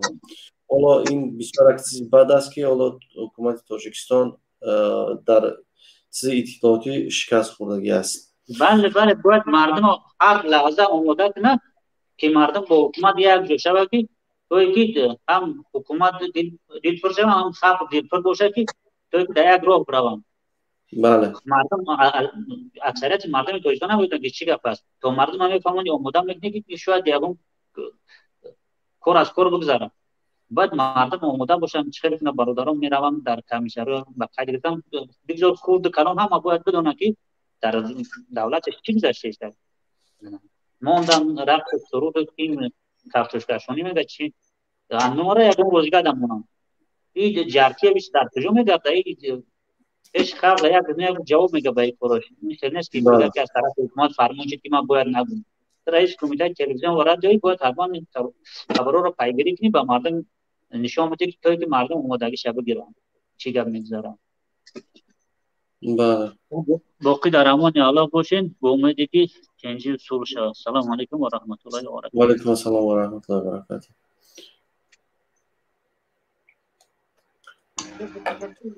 الو سلام علیکم. و علیکم السلام. بفرمایید برادر عزیز. اگه قدم نکنید چیزایش خوشونتون از نمیگم خیلی گپ زنم یاد گپ کن. چی گفتنیم خیلی باعث خوشنودیه که مثال هم گنرال نوجونوف دام جایزی حضور داره باردارو خیلی اکید دایجا نوماری میشه خیلی گپور زنه خیلی نبود فکر خدمت میگم همین دیل مخولی کنم باخدون نفکو مثل چی ناتن عقب نشین نکنن اینا با وزیر داخلی هم گفته که ناتن کارچی نه عقب نشین نکنن پالبون اوجا میگه ریشوتکا میکشم ورو خریشوتکا بکشه آوجا او محکمه میکنه مردم به او میونه پالبون مورا مجبور میکنه که ما ورو خو وردا بتیم برای نفکو مثل چی نام زمینه اولا مونبدن کنن ورا تارگ نکنن واپشه ناتنشون ام ورو داد چی پایواس به دام تیپ کی خریطه سال از اون ساسیای چند روز دیدم خریطه را پایواس به نخه پایواس بشه و بستا او تاشی ماشی و فگوش نکنن هرچی میگه پادو دیونا مر خبر کنین برن خیلی بکشن بخش نکشن برن کارو چی هم خیلی چکنن همه را خبر کنین اوما تشکر زیاد سلامت باشید. دیونا مو کدی قتی هم کشتن. سلام علیکم و رحمت الله و برکاته. و علیکم السلام. برادر بفرمو. صدا چسبیده سه برادر شم. شاید راه دایم میسا باشه. بفرمو برادر جان روز خوب شد بفکرم. خب باری دیگه سلام علیکم و رحمت الله و برکاته. انشالله که امیدوارم همه کسا صحت سلامت این. راستی چند بار کوشش کردم بدونم نتونستم شبم در آمده بودم نتونستم صحبت کنم. خب بخوام به همین حکومت و به مردم چند چیز را بگم نه. مردم حکومت اصلا ناظر از اتفاق شدن مردم میترسد که اینقدر این خبرها رو در رسانه هاش پخش کنه نشان بده. اگر این کار رو بکنه مردم تاجیک جنگ یعنی اتفاق شدن مردم است. از اتفاق شدن مردم این حکومت دیکتاتوری تاجیکستان رژیم امامعلی رحمان میترسد. به همون خاطر یگان چیزا به مردم شاد روشن نمیگه که در کشور چی شده است چی رفته است. انشاءالله که این همین رسانه هایی که اینا به مثل شما برادر شراف‌الدین و دیگر برادرایی که هستن کوشش کنیم که 24 ساعت در لایف باشن که مردم از هر چی خبرهای نوی هست و مردم برسونیم. بار که من تاجیکستان صحبت کردم با برادرم صحبت کردم که برادر منم افیسر زفاسای گفتم که چی گپه میگه تنجا گشتیم گفتم که جنگ اخی بین تاجیکستان و قرقیزستان شما رو یگان چی نگفتن میگه نه یگان گپ نیست ما هیچ که خبر نکرده یگان نه در تلویزیون میگه یگان گپ نیست فقط رقص و بازی هیچ نیست. وقتا من گفتم شون که برادر گفتم اگر است چویا که خبرتون کردن گفتن تون که برن تیار شین برن انشالله که مردم هم در برای شما بگذار. ما انشالله ما 5 تا برادریم، هر 4مون در راه این وطن فدای جایمون فدای وطن میکنیم. این شرمردایی را که امروز حکومت تاجیکستان زده ای وطن سر کردگی ای بیرون از کشور زندگی میکنن، امروز بین حالش چی میشوه. در این روزها اون برادرایی که حاضر بیرون از کشورن اونو دیدیمش در زندان ای، اونو میشدن اگر در این 2 روز ما تا آشا میرفتیم. اما متاسفانه این چیزا حکومت دیکتاتوری نمیخواه که این برادرای غیور، برادرای جسور اینا در آزادی باشن، خدمت وطن. دیگر زیاد نمیگیرم برادر شرف‌الدین. سلامت باشید. زنده باشید. تشکر میشه برادر. خب از تاجیکستان بفرمایید. چه دیدگی بدی؟ آواز قرغیزی های. الو سلام علیکم. الو برادر گپ زنی از تاجیکستان. سلام علیکم. خوب هستین شرف‌الدین گادویف؟ بله الحمدلله. همین چی گپای که اوخی همی خلقی ما بوار کرد تماما پروکندگی و گپ خبر. خلق گشنای قوت جنگ هم نداره اوخی، یگون خبر هم گپ هم نیستای.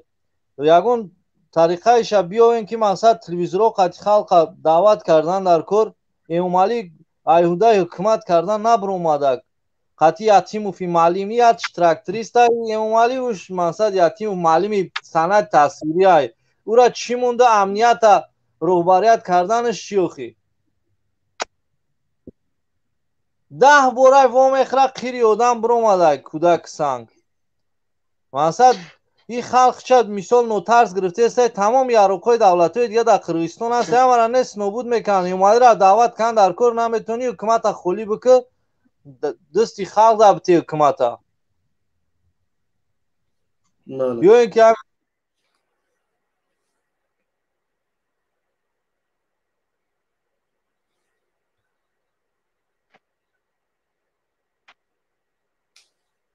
خب صدای شما قطع شد. از دوشنبه بفرمایید. سلام علیکم. و علیکم السلام. برادر شراف‌الدین سازی سنجی سلامتی خوبه؟ الحمدلله برادر جان الحمدلله. برادر من می پروگرام شما را اول گوش کردم، هیچ یگم چیز نداره گفتی گپو. امی من یک فکر کردم سو با فکری من نه نیما اول همیش پاسیان یمی خلق مهاجر و خلق مردم تاجیکستان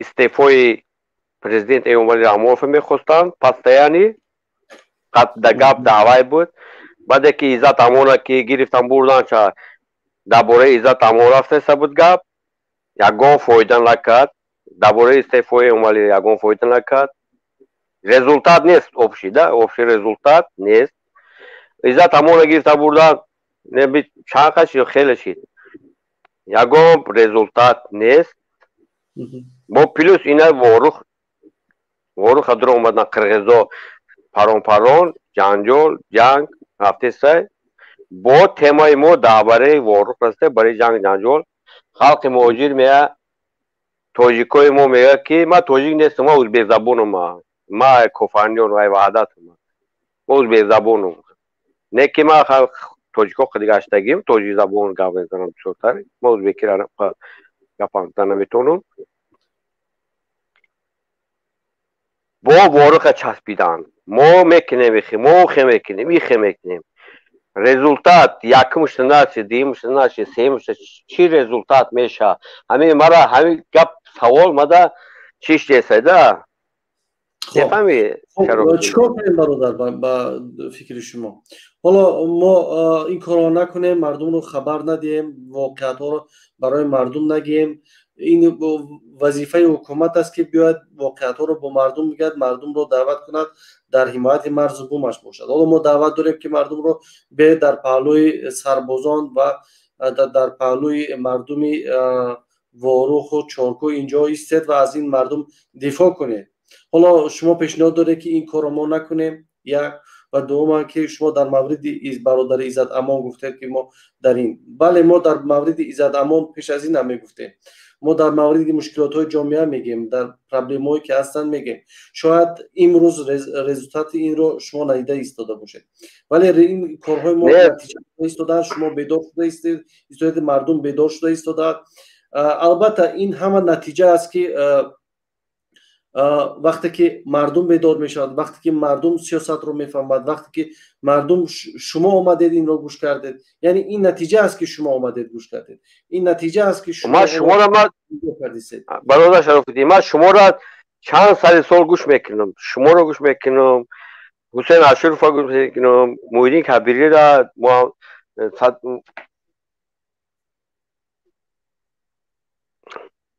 برادر صدرالدین محمد اقبال گوش میکنم، پس رو گوش میکنم و آخر رزولتات یکم گرام رزولتات نشیده است.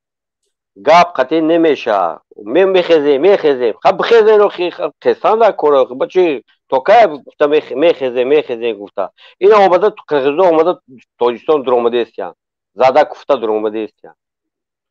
خب انشالله برادر این هر چیز وقت ساعت ما در اونجا سه پاپ این میشد. خود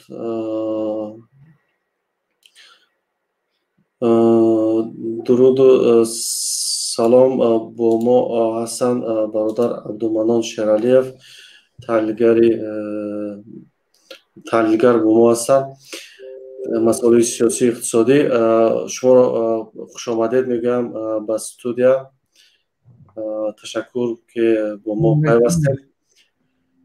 ببینید حالا در مارس توشیف رئیس کمیته دولتی امنیت قرقیزستان تا ساعت 4 وقت دادن که باید که نیروهای نظامی یعنی از اون زمین هایی که قبلا اونها غصب کرده بودن یا با هر راه و واسطه‌ای که گرفته بودن گفتن از این زمین ها بیرون شوید، یعنی با نظامیان تاجیک وقت دادن. این چی پیامد خواهد داشت که این زمین ها رو مردم رفتن گرفتن و زمین های خودشان هم هست، باغ‌هاش درخت های خودشان هم بود و حالا اینها مجبور دارن که از زمین های خودتان بیرون شوید، از زمین های خودتان بیرون شوید. این چی پیامد دارد؟ این رو میشه یگان برد دیپلماتی نامید این صحبت هایی که با این تاجیکستان می رود. در اینجا چی مشکلات است، چی نمی رسد که مسئله حل راه خود پیدا کنه؟ سلام با شما و مهمانان شما. خب متاسفانه جانب تاجیکستان معلوماتی با مردم ایران نمیکند و ما نمیتوانیم قضاوت کنیم که آیا توشیف راست گفت یا این یک کمپانی یعنی رسانه‌ای است، یعنی یک در جنگ اطلاعاتی استفاده می شود و متاسفانه همین کمبودی که جانب تاجیکستان دارد و معلومات به رسانه‌ها و مردم نمی‌رساند باعث شده است که تمامی معلومات و رسانه‌های جهانی از جانب قرقیزستان رو می‌برد و در جهان هم همین فرضیه علیه شک گذاشتن دارد که در این خرخشه عیب در جانب تاجیکستان است. و اما در مسئله اینکه باید تاجیکستان از زمین‌های خارج یعنی برگردون، یعنی اون زمین نمیشه از زمین قرقیزستان و زمین‌های تاجیکستان که با هیئت تاجیکستان همراه کرد یعنی برگردون دیروز باید از اون توشیف طلب دارد که خارج شود. این گویان است که جانب قرقیزستان تصمیمی واقعا وارد شدن و یک جنگ تمام عیار دارد و در صورتی خارج نشدن وقتی که یک نفری کلیدی حکومتش این حرف میزند، وقتی تاجیکستان اگر خارج نشد با امکان زیاد یک هجومی یعنی گسترده از طرف جانب قرقیزستان شروع خواهد شد.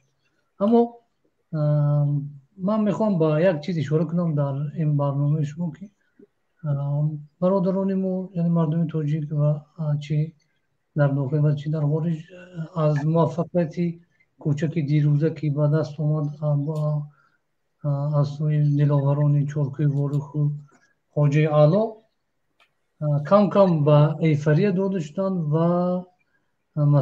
مسائل جدی را که باید بررسی کنند بررسی نمیکنند و خود حکومت هم خاموش است و کارشناسان هم در این مسئله حرف نمیزنند. مسئله این است که وقتی در یک جنگ و هیچی خود جنگی یک ساعته باشد یا یک ساله فرق ندارد یک پیروزی به دست اومد اون باید برای دیپلماتی از روی دیپلماتی تثبیت شود، یعنی دیپلماتی است که باید زکرپلت شود با روسی گویم اگر روزبکی تویست و در صورت این خیر نشدن این پیروزی یعنی همین حمله یا حمله جوابی برادران ما که دیر رستمان از زمین های اشغال کرده از دست قرقیزان گیرند میتواند در آینده در دراز مدت به یک مشکلی بسیار بزرگ تبدیل شود و تثبیت دیپلماتی چی است؟ تثبیت دیپلماتی این که به نظر من مقامات تاجیکستان هرگز نباید اعتراف کنند که این زمین های بحثی هستند و بحثی بدون زمین ها به هیچ وجه اعتراف نکنند چون واقعا بحثی هم نیستند. اون جانب قرقیزستان همیشه بحثی میگفت تو چند مدتی اول و وقتی تاجیکستان روزی شد که این زمین ها بحثی هستند قرقیزستان گفت که این زمین ها از ما هستند، یعنی با زمین های خودش حساب کرد.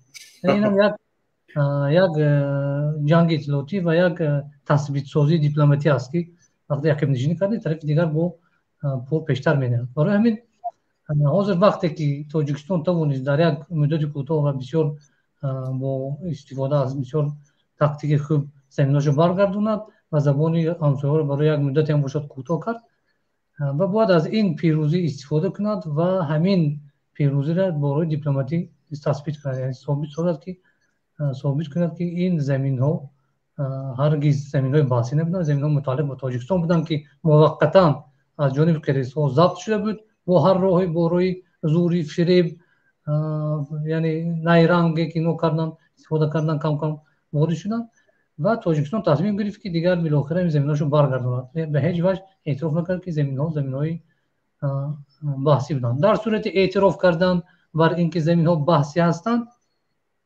بسیار مشکلات بین المللی سر میزند چون یک کشور بدون مثلا استفاده از راه‌های دیپلماتی و مشارکتی میانه رو اینو وقتی وارد جنگ میشد برای ضبط زمین‌های بحثی این علاقه اگریسوری حساب میشد و جامعه بین المللی طرفی جانب دیگر میشود.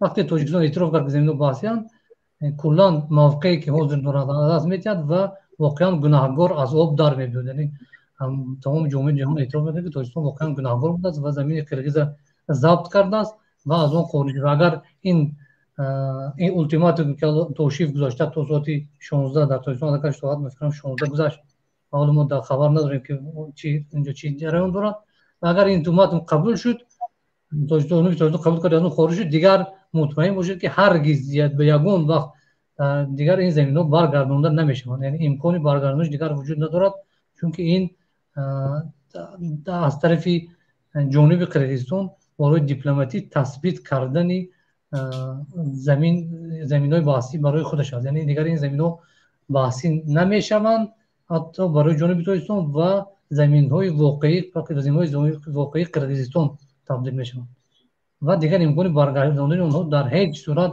حتی برای گفت و شنید با روی مثلا دادن با کشیدن با دادگاه و دعوت کردن میانه رو و کشورهای میانه رو به هیچ وجه دیگر امکانی برگردانش وجود ندارد و یعنی باید تاجیکستان حالا در این چوش استوار باشد در این کار که عملیاتی که انجام داد و به هیچ وجه راضی نشود زمین ها رو برگرداند و وقتی گفت و شنید ها آغاز شد تاجیکستان از این جهاد از این طرف وارد شود که بحث مرزی یعنی خطگذاری مرز از روی نقشه زمان شوروی باید اجرا شود، یعنی همون نقشه که در تاریخ هست در خریطه وجود داشت و اون قرقیزستان اومدن در 20 سال اخیر خیلی تغییر دادن با نفع خودشون از روی نقشه زمان شوروی بررسی شود و اقامتگذاری هم از روی همین صورت گیرد. در این صورت تنها امکان حفظی حالا زمین‌های حالا قسمان برگردانده تاجیکستان زمین‌هاش ولی تمام زمین‌هایی که قرقیزستان تو میل ضبط کردن برگردانده نشده است و در صورتی پافشاری بالای یعنی گفتگو بر سر марзҳои замони шӯравӣ Тоҷикистон дар ин сурат танҳо метавонад ки заминҳои алон яъне шанс дорад, имкон дорад ки заминҳои алон баргардонашро ҳифз кунад. Дар акси сурат бо камтарин эътироф кардан ба ин ки заминҳо баъзиянд Тоҷикистон кулли мавқеияташе ки алон ба даст омадааст аз даст медиҳад. ва масъалаи дигар ин аст ки мо дар ин чанд соати дирӯз шоҳиди ин будем ки мардуми тоҷик, ҷавонмардони тоҷик бо як диловарӣ, бо як қаҳру ғазаб тавонистанд ғосибонро, мо метавонем ғосибонро номим барои ки заминҳои қирғиза ғасб кардан, ҳарчанд мо камтарин яъне бадбинӣ, камтарин душманӣ ба мардуми қирғиз надорем, лекин вақте ҳатто ҳамсоя даст хеши наздик, ҳатто бародар даст ҳаққи чия завқ мекунад, дигар инҷа масъала тағйир меёбад. Масъалаи дӯстии бародарӣ ва ғосиб бояд ғосиб хонда шавад. хулоса фаромӯш кардам дар бораи чи мавзӯъ дар ахир дар бораи чи гуфтӣ шуда. хулоса агар дар сурати ба яъне эътирофи ҳамин чизо мо шоҳид будем ки дина бисёр ҷавонони яъне ғаюру ҷавонмарди минтақаи воруху чоркӯи хоҷаалои Исфара тавонистанд дар як муддати кӯтоҳ бо кӯмаки артиш ин қадар заминҳоро баргардонанд ва қирғизонро аз он минтақа хориҷ кунанд. ин на танҳо аз диловарию ҷасорати онҳо ҳикоят мекунад, ин гувоҳи ин ҳам аст ки чӣ қадар қаҳру ғазаб бинобари ин мушкилоти солҳои охир дар синаи дар қалби мардуми тоҷик, дар ҷавонони тоҷик ҷо гирифтааст ва дар сурати берун рехтани қаҳру ғазаб чӣ паёмадҳое метавонад дошта бошад. яъне як муддати кӯтоҳ, як 2-3 соат ғазабе ки мардум касе онро контрол накард ва мардум имкони рехтани ин ғазабаша ба берун пайдо кард, натиҷа ин шуд ки як яъне пирӯзии бисёр хуб ба даст ояд. вале вақте агар ин заминҳо баргардонда шаванд ва ин ғазаби мардум аз ҷониби қирғизҳо, аз ҷониби ғосибон ба самти ҳукумат баргардад ки бармегардад дар сурати баргардони заминҳо, дар ин сурат бисёр хатари зиёди як хезиши сахти мардумӣ вуҷуд дорад, хезише ки дар ҳоле ки мардум дар ин ҳолате ки қарор дорад, дар ҳолате ки қаҳру ғазаб метавонад бисёр яъне нооромиву вайрониҳои зиёд ба бор орад. бинобар ин пешниҳоди ман ба ҳукумати Тоҷикистон ин аст ки ба ҳеҷ ваҷҳ ба баргардони заминҳо розӣ нашаванд ва гуфтугӯра сари ҳамон марзҳои замони шӯравӣ анҷом диҳанд. ҳоло агар ба ин назар бошанд ки баргардони марзҳо метавонад ҷанга хотима диҳад, мутаассифона таҳлилҳо нишон медиҳанд ки ин ҷанг дигар бо ин уступка рафтани ба ино хотима намеёбад, барои он ки мо шоҳид будем ки қирғизҳо бо як барнома вориди ин ҷанг шуданд. яъне ҳарчанд онҳо ҳозир чия ба даст гирифтанд, парчами пирӯзӣ дар ҷанги иттилоҳиятӣ ба даст гирифтан, тамоми расонаҳои ҷаҳона водор кардан ки бовар кунанд ки онҳо ҳақ ҳастанд, лекин мо шоҳид будем, мардуми тоҷик шоҳид буданд ки дар чанд рӯзи охир қирғизҳо бисёр бо нақша амал карданд ва ҳамин фитнаангезию низоъу хархишое ки рух дод ҳамаш аз ҷониби қирғизҳо буд ва ин мумкин нест, имкон надорад ки масалан дар чанд нуқта якбора ҳамин хел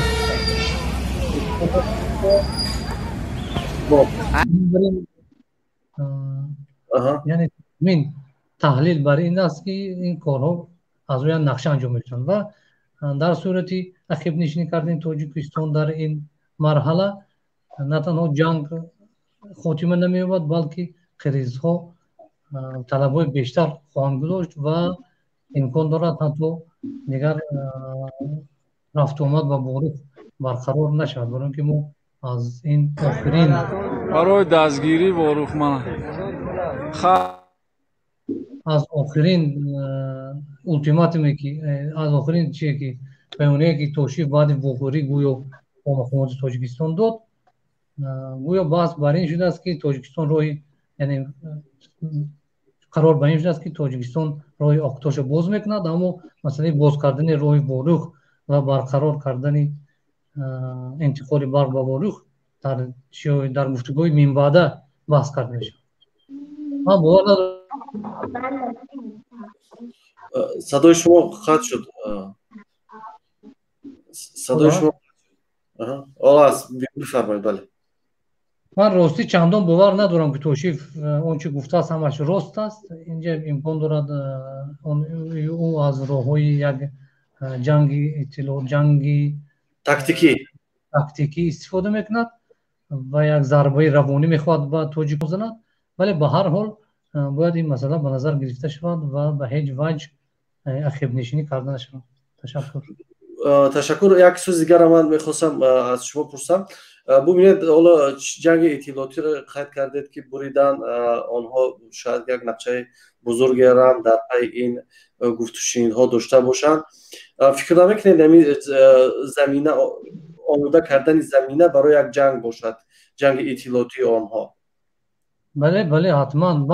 من حتی به این نظرم که از این فعالیتی که قرقیزها یعنی فعالیتی که در رسانه‌های جهانی رو انداختن، به نظر من اونها به این کار پیشتر آماده داشته بودن. یعنی حالا ببینید شما پیشتر رسانه‌های جهانی مثلا را از طرف جانب قرقیزها شرح می‌دهند، یعنی تمام چیزایی که قرقیزها میگویند در رسانه‌های خارجی روسی و حتی غربی می‌رود. یعنی این امکان ندارد که قرقیزها تمام باشند در یک شب تمام رسانه‌های جهان یعنی به همین یک تیم تشکیل دادن که با تمام رسانه‌های جهان کار کند و اینقدر معلومات رساند.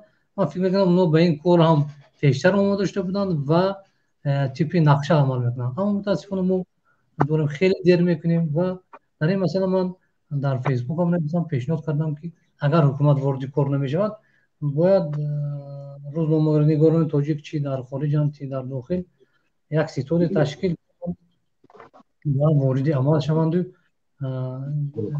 در رسانه‌های خارجی معلومات درست رسانند. ما می‌بینیم که مثلا از اپلوس موضوعی معلومات‌های درست ارائه کردن از منطقه جنگی، ولی متاسفانه بسیار سوء و بسیار در سطح محلی و این باید با رسانه‌های بین‌المللی هم راه یابد.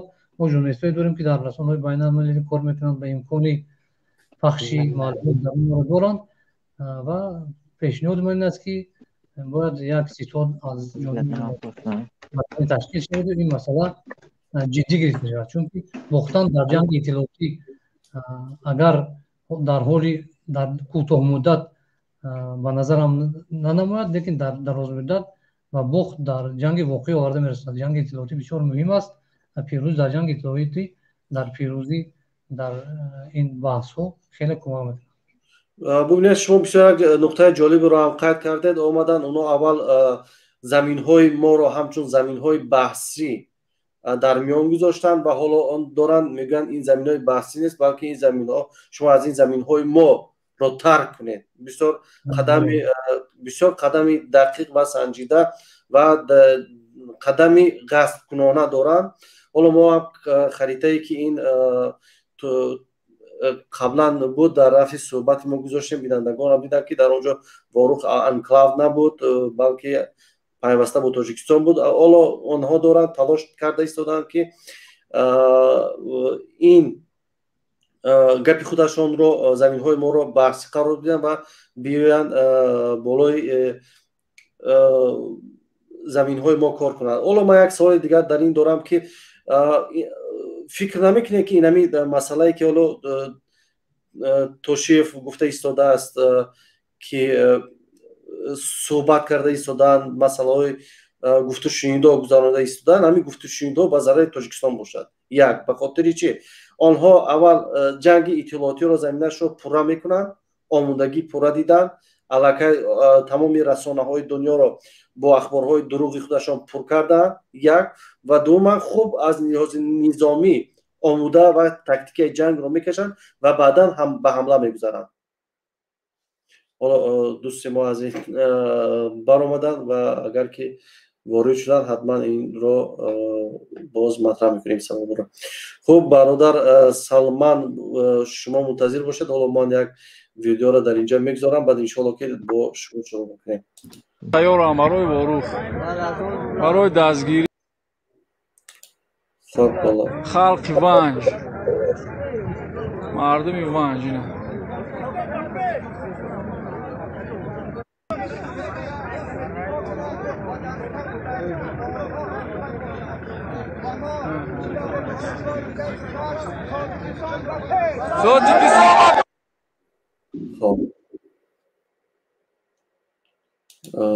Что водозаборный узел Головной находится на территории Таджикистана. Во-первых, река в документе называется Исфара, а не Аксу, как теперь называют в Кыргызстане. А второй факт более убедителен. Вот выдержка из документа. Сооружение находится в 970 километрах от Г. Фрунзе и расположено в поселке Октябрь-Баткенского района Ошской области Киргизской ССР. Но нет и не было поселка Октябрь Киргизской ССР в указанном районе. А вот поселок Октябрь до недавнего времени существовал в Кишлачном совете Чорку Исфаринского района Таджикской ССР и позднее был переименован в Хаджи-Ала. И старое название населенного пункта Октябрь до сих пор встречается в разговорах. Из этого документа видно, что водохранилище, ровное как водозаборный узел, было построено для орошения земель Баткенского района Киргизской ССР и Кулкенского района Таджикской ССР. Но не было Кулкенского района в Таджикской ССР, а был Кишлачный совет Кулкент в Исфаринском районе Таджикской ССР, а ныне это Джамаат Кулкант Исфаринского района Таджикистана. خب من سوال من همین بود که تا آخر شنیدید نمیدونم چون قطع شدید شما من شنیدم سوال شما رو متاسفانه قطع شد من واقعا به این نظرم بار دیگر تاکید میکنم که به این نظرم که قرقیزستان جانب قرقیزستان به این خرخشه به این نیزو از قبل آماده شده بود و تمامی کارهایی هم که حاضر اینا انجام داده ایستادن از روی همون نقشه رفته ایستاده است. فقط چیزی که به نقشه اونها خلل وارد کرد این بود که تاجیکستان غیر منتظره حتی برای خودی تاجیکان برای ما مثلا خود من شخصا غیر منتظره بود که تاجیکستان با یک حمله بسیار قطعی و سریع توانست مرزهای سابقش رو قسما برگرداند و به نظر من برای قرقیزستان همینش غیر منتظره بود. دیگر هر چی حالا اونا دارن انجام میدن همش روی نقشه بود و حالا هم از روی نقشه رفته شده است. یعنی اینجا اینکه تصادف باشد یک مثلا یک بحثی مرزی یا نصب کامرا یا لاتوکوبی و دو کودک تاجیک و بعدا پاسخ تاجیک ها اینا توانسته باشد به نیزو رساند، این غیر باور کردنی است، باور نکردنی است، چون که قبلا این گونه نیزوها زیاد سر میزدن، حتی بیشتر از این، حتی حمله به جانب همدیگر، کشتار و سوختن خانه همدیگر میشد، لیکن هرگز به یک جنگی استفاده از ارتش، یک جنگ تمام عیار تبدیل نمیشد. یعنی جانب ها این چی را داشتند درایتی که اداره کنند و به جنگ راه ندهند، لیکن ما دیدیم که جانب قرقیزستان واقعا میخواهد وارد یک جنگ شود و به این تمام آمادگی گرفته بود و ظاهرا مقامات تاجیکستان و باید تحسین کرد از این عملیاتی که در آخر انجام دادن، باید واقعا جای تحسین است، باید تحسین کرد. با یک عملیات سریع توانستند همین حمله نقشوی قرقیزستان را برگردونند، شاید برای موقتا، شاید دائمی، امید میکنیم که دائمی باشد و عقب نشینی نکنند، لیکن اینکه از روی نقشه قرقیزستان دارد عمل میکنند این دیگر جای شبهه نیست. بله. خب تشکر بسیار برادر عزیز برای صحبتتون در برنامه ما. یک سوال دیگر اگر اجازه باشد باشد، فکر نمیکنید شاید در همین جا یکم پرووکاسیونی که از طرف قرقیزان شده باشد و بعدا اینا با تاکتیک گذشتگی باشند تاجیکستان، شاید با یکم دخالت یکم نیروهای یا از داخلی تاجیکستان باشند که ضد نظام رحمانوفان، یا کسی است که رحمانوف با کدام سازمان های میخواد داخل کند و با این شرط و شرایط وارد این مسئله میشود؟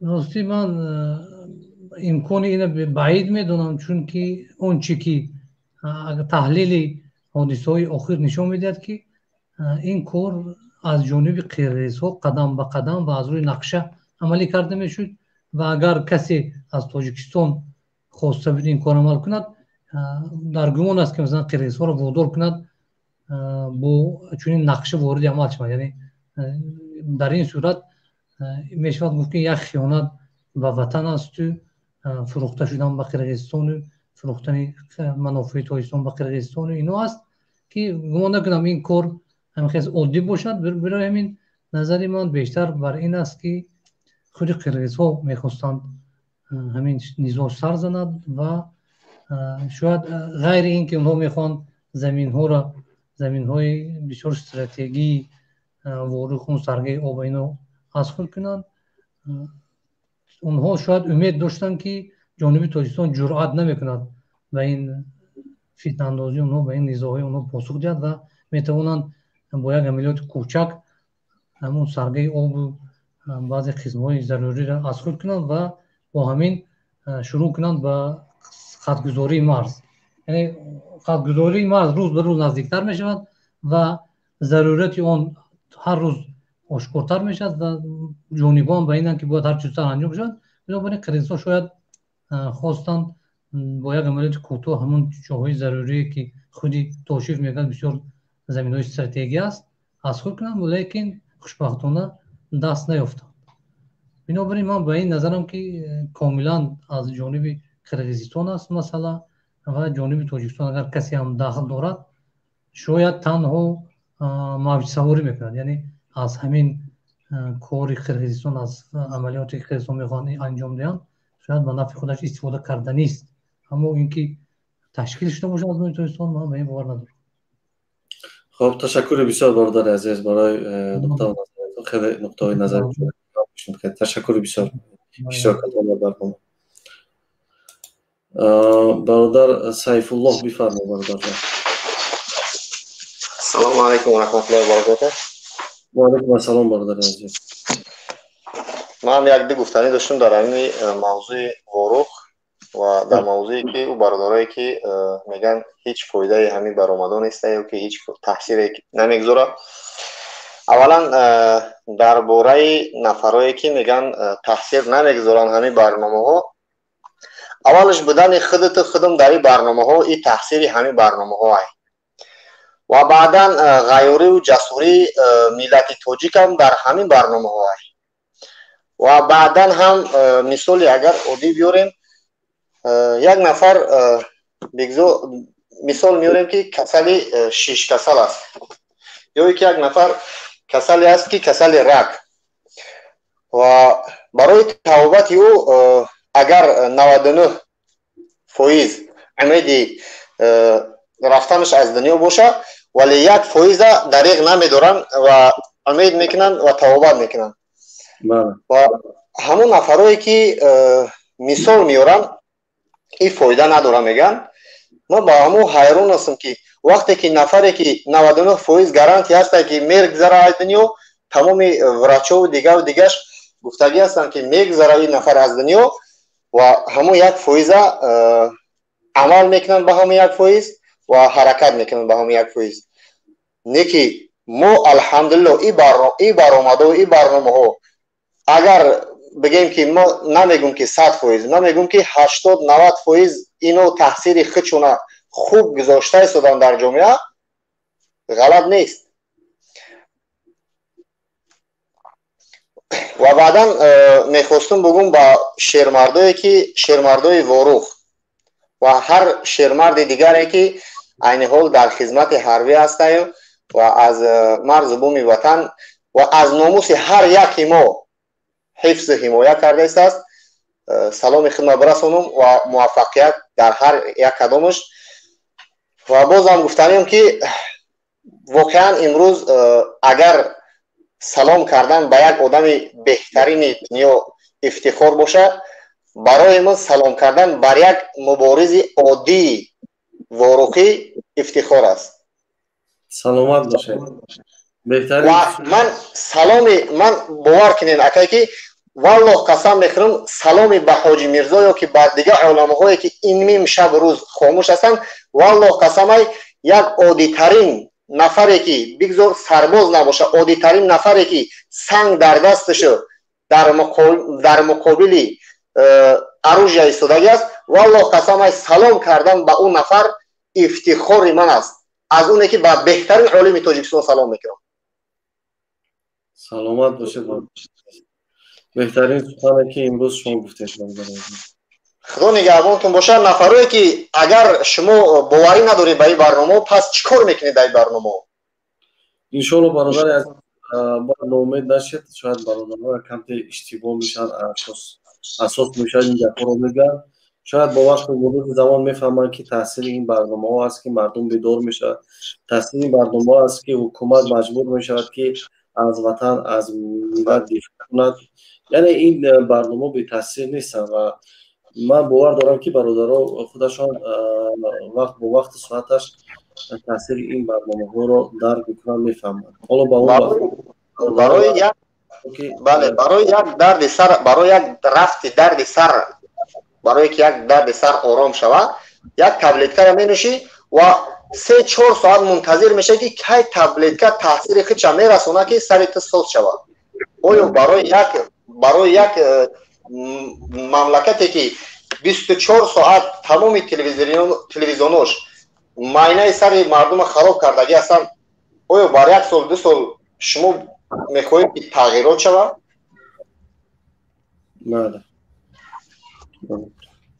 خب باقی خدا نگهبانتون. سلام من بودم با مردم واروخیان و برادران. همیشه ما دست به دعا هستیم و انشالله امکان پیدا شد حتما خودمون مییم و امکان هم که پیدا نشد امکان ما از روسیه به تاجیکستان رفتن و حتما ما به خانه های خودمون میرسونیم که هر یک نفری که از خانه های ما است بگذار از 10 ساله سر کرده تا 70 ساله انشالله به امر خدا روان میکنیم انشالله. برادر عزیز، حالا یک اعلام دارم که استاد محیدین کبیری ساعت‌های 1.5 ساعت پس 1 ساعت 25 دقیقه پس در کانال پیمان ملی تاجیکستان وارد میشوند.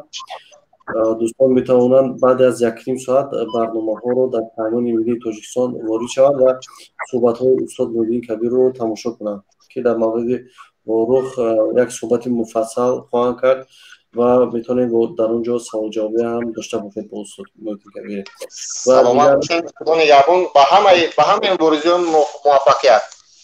سلامت باشید. سلامت باشید. از تاجیکستان برادر بفرمایید.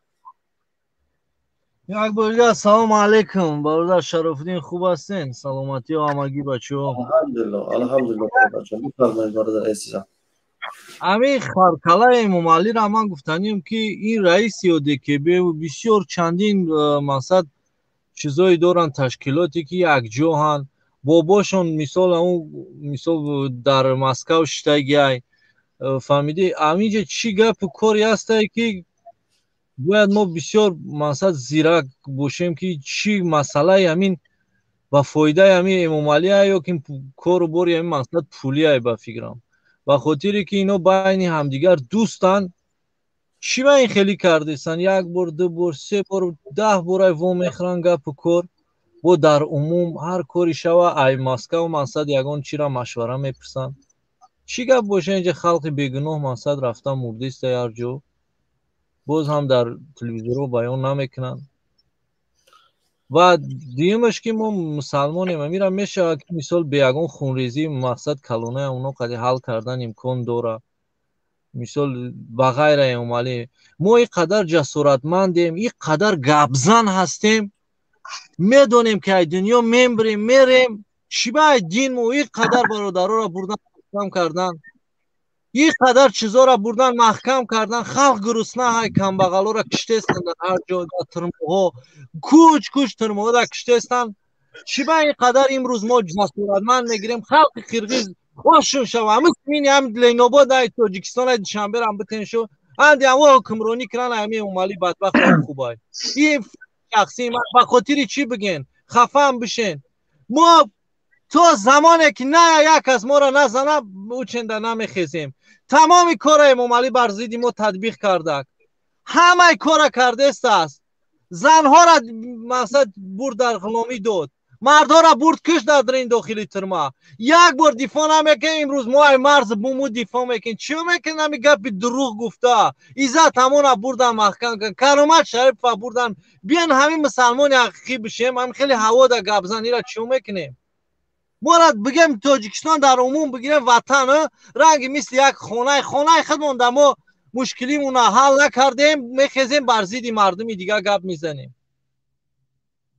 خیلی مثال یگان اگر همینجا شرفدین مثال ما یک نوتوغری باشیم بگه خیلی مثال نوتوغری ما هم دوست میداریم هم دیگر هم نمیخواییم یک کم بغل یک چیزش مثال در دست یک دشمن بغلتا نه که این گیمومالی همه را برده کشته است چی کاری بخواه میکنه هیچ نمیگم برسن دست قرقیز چیزا همون مسئله میشه با مثال به صلح‌آمیز همون کار دیده. الو بله بله یک قدر جوان مردان را کشته است تمام کار کرده است غلامی هر چی که میگه مثلا چیزش میکنیم این گپش قبول کرده استین این نه امنیت های بدبختی که برای 2 پول برای 1 ستاره سر کتیف زناتون طلاق شدگی های هر کاری بگه تو میکنین بر ضد خلق کم بغل از زور این شما کو امروز بخیزین کو یک گپ بزنین تمام زمینا را فروختگی های خلق همه را نست نابود کردگی و نمای بسواده شما ناموس دارین که برای یک گویله غلام امنیتی ملیسایی کی بدبخت چخل زن و طلاق شدگی درک نداری هر کسی که الله میگه بسم الله الرحمن الرحیم اتخذوا احبارهم و رهبانهم اربابا من دون الله میگه هر کسی که در امر الله زیدیت میکنه اگر چی رحمان فی طاغوت باشه او کسی که باشه نباشه او را امر میکنه بر ضد زنش خونش حرامه اگر چی نمیفهمه برادر یک سخن کنیم ممکنه گوش میکنم جوان مردیش همیجا آیت آورد دستی همیجا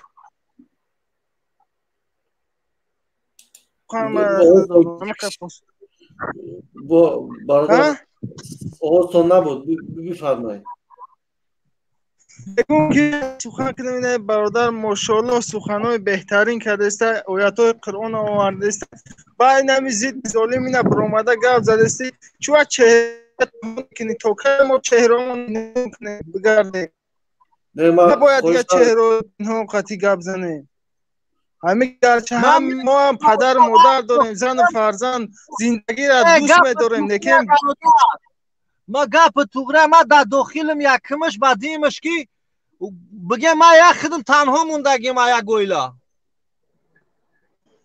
اگه ما باید سر برداریم همه کسا باید سر برداریم این قدر جز همه کار بوری که ما را کردگی همه اومالی و یتیم و فرامزون زاده کردگی هر کاری را دشمن ها بخوان بر ضد خلق ما میکنه در جهان ببینه پسترین نام اور ناموس به قدرترین ملت ما تاجیکو ما مشیدگی روی که فقط خانه میگم ماشین میگم پول میگم زنامون گرفته استفاده برده استن همین تا چنده که حضرت پیامبر میگه ایدن بی مالی دنیا بگردین همون قدر استفاده تو میکنن هم قبل ناموس میشین والله امام علی همین را استفاده کرده است یارم میگه خیلی نرخ نوا را ببرداریم تا چندی که خلق بیدار میگه ایرا همین پرابلم گشنگیشون دا وابسته بشه هم بگردن فهمیدی اگر چیه سرحدا را بکه کارتوشکای پاکستان میاد ایجاش میاد نمو نمیخواه خلق باید گشنه همین پرابلم دا وابسته باشه ما همگی باید بخیزیم دف شو بگیم اومالی دف شو حکومت نکه در زیر بر مقابلی ما در کار نیستی تمام جنگ 90 ما در مایلی همون 90 ایمی امامالی در خوب ایمون فقط ترس میتا که 90 ای بچه امامالی خدا نیسته ما در امنیت تو در کار نیسته امامالی بیزار من دی بوم بریم همین تو نباشیده بالای سری ما بیزاری همین تلویزور شده گیم ای صورتی تو ای کلای خوب کلای تو کو بیزار شده گیم ما 2-3 تلویزور بردگی در موسر پرتوفتگیم شو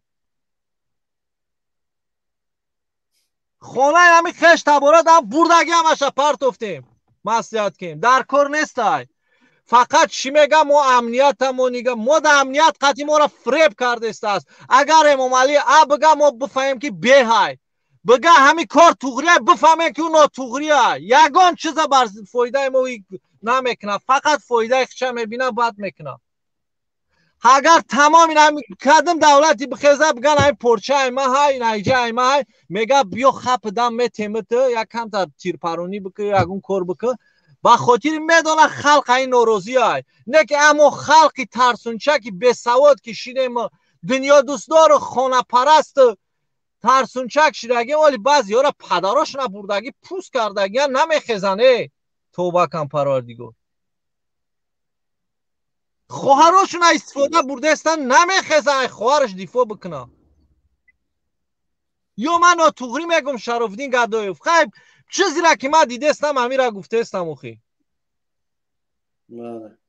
خیلی موافق از صمیمانه صحبت کنم. من یه درک کردیسم برادری که از داخلی تو نخیزیم بدبخت بگیم دف شوه چیزش نکنیم اگر نست نابود نکنیم ما همه قدر خلامی رد یه مردم کجا میرن همین راسیه شما همین کجا میرن فقط باید برن پتن بکه او شب سمالیات بته همه همین را حساب تون کردگه همه قپولی کار بکنن که بخرین مرد هسته یک مرده تو چند همین مردن میگرزن همه قدر مرده به شما نزدیک میشوه میگم مسلمانیم روزه میگیریم اما با کتاب الله ایمان نداریم بسیاری همین خیلی خفه نشین ریشا هم خیلی دروز بسیار گپ میزنن میبینی یک خپ بدم میگوی اینا در دیگر چیه نه که وقتی سخن امام علی میگه نام امام علی را میشنوه بیچاره نمیدونه در کجا جوگه بشم. بیان مسلمانی حقیقی بشیم که امام علی نامونه بشنوه باید بترسه. والله کتاب الله را شما به خاطر چی دور کردید؟ به خاطر که ترس در قلب شما بدره. الله سبحانه و تعالی میگه بسم الله الرحمن فلا تخافون و خافون ان کنتم مؤمنین میگه اگر شما مؤمن هستین از ما بترسین. بله. ما میبینیم که ما همین ایمانی ما همین مطابق همین کتاب هسته. با نام ابو حنیفه فریب مکرده است ابو حنیفه والله همین گپایی که همین ملای همیجا میگن عموما در گفتگی نیست در یکان کتاب باش این کتاب هم از سختگی امام علی های این خیلی مرخدیل نبود امام ابو حنیفه ترمه را به گردن میگرفت نه که متهم نبودد رنگ این بدبخت ها متهم نبودد تاریخش در گیشنه دنیا رفتگی نه که تسلیم شدگی نیست جسد چما خوندگیم امام ابو حنیفه را تاریخ شد جسد چه شدگیم وقتی جسد همیشه شکم همیشه که یگان اخلاقی باشه در داخلی بنده خالی بشوه هیچی برآمدگی نیست یک گرسنگی را این اونم مسلمان حقیقی میگن ابو حنیفه این دمای ابو حنیفه میگن اینا بیچاره نام شنیدگی نه که تاریخ زندگی مردانی جسارتی او را شنیدگی نیستن نیسته همون ارگانیزاسیونی که اون پون میگن همین گپ خبر وخی اونم نمیدونم یا پول میگیرم میرم و چی گپ خبر بگین همین کسافتی در تاجیکستان ما را به حال خدمت بخیر بمانن ما هم خدمت زندگی میکنیم ما در کار نیست امنیت مالی امنیتی دست در کار نیست ما بهترین تاثیر مردم تاجیک میرسونند هیچ سازمانی هیچ دولت هیچ کشوری اون تأثیری که مردم میرسوند هیچ کشور نمیتونه تاثیر رسونه در سیاست داخلی تاجیکستان هیچ خیلی میگه که مثلا میوین نه عزت همون نه نشون دادن نه اگون چیز این خلق خاموش شده این مردم چی مقصد دارن همین باید بخرن برن در همونجا پتن بکنن بیان همونجا یک پشوک بخرن با بلیت بگیرن با روستای اومده را پولا را روی کنن هم خیلی همین زندگیتون همین مقصد همین که برن کار بکن بیان در اینستایی بتنه امومالی را قپولا بتن امومالی نمیگه بیا داده سیما بته همه نرخ ورداشتگه چی سمالیات چی پویس چی بنزین قطی همین خیل میگیری پولا ایدستی مردم که غلامت شوا بیان بس کنن همیش 3 ماه 4 ماه توقت بکنن خودشو زارت نکنه بیا خونت میتم همه داکمنت تا حسابی ما همین زاراتو نکن من خر آدم بگن همیشه میبرم شرفدین شویده بگه خر 5-6 ماه نره تاجیکستان بر بگرده بیا من پول کار نکیم این بخیلی تو نمانه برای که خلقی ما با هم دیگر والله بخیلیم روی هم دیگر را دیده نداریم بسیار به همی گبزن هستیم در همی رسانه تمام با هم دیگر بخیلیم برای 100 سوم همسایه بیا یافتک من را گجایف باید برم مقصد من همین خیلیات چی کنم یا ببرم محکمش کنم. بیا یک گپا نره سمالیات پمالیات هیچ جا نبرین تاجیکستان اومده خودش زارت میکنه که بیا ما دگاور کگیم هم نه قدر پول همه چیز ارزون نشید ما چی چیزی میگیم بگین خیلی باور که نمیدونم خیلی چیزی که من مقصد اینمی اندیشه ما بده یگون کس اگر مقابل باشه و بعد ببینه صحبت را بخشیش عذر میپرسیم در ماه شریف رمضان یگون با اگر عزت نفس یگون تو رسیدگی باشیم باور که میبینی اول در تاجیکستان شکر یک زهر مقاتل کیلوش 10-12 سوم بعضی جو داشت کمی کم 9 سوم خرین یک منطقه دادیم کودک همون را میخره قانون میخره رحم دارین با برادراتون او در همی سری بیچاره کودک هیچ در همین بعضی حالتها را میبینی کودک همین هیله رنگ افریقا و حرکت میکنه یک شکر در مادرش زنکا کمیزا بیچاره بخون این حالا میبینی در تاجیکستان باور که رحمت میاد نمیدونی این کوه با همه ما وابستگی داره این حال بعضی خبیثای هستن که پول مال دارن خپ نم که اگه درنی خونش میبرویا و ایدن بی پول شاید که والله کو این همی فعل یهودیگه اگر چی نماز میخونی روزه و هر سال حج میرن بعضی پول دارو همون یهودی که بدک این همی فعل داشت که خیلی قصه کمتر من وقت هم میگیرم که من خصلت بگم همی پول دارو و کسایی هستن که سودا و تجار دارن مثل همون یهودی رفتار کرده سن ای برادرها چه دیپلم نمیشه کم بغل ولی بعد روز قیامت میبینه چی میشه گپ کردم همین سخن کنم اگر اجازت باشه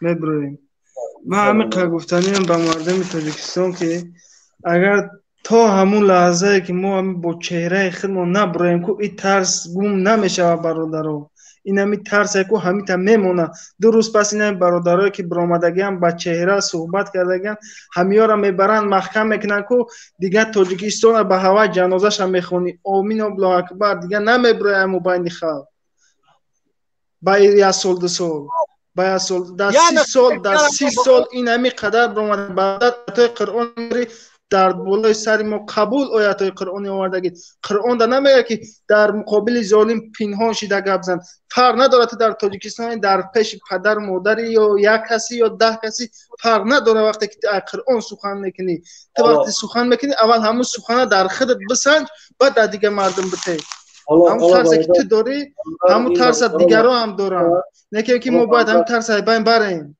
حالا برادری در تاجیکستان است همون روز وقت ساعتش میرسد که میبرارد میگه که نه من آدمی که از آیت های قرآن گفته بودم من همون وقت ساعتش میرسد برادر جان برادرها مجبور کردن در کار نیست برادرها حالا برآمده گپ زده ایستادن همیش کافی است مطمئن باشید که این بهتر است از اونی که با بعضی ها روشان آزاد میکنند و باز اینو میتونن با کارهای دیگر رو انجام بدن که برای آزادی ملت کمک رسانند.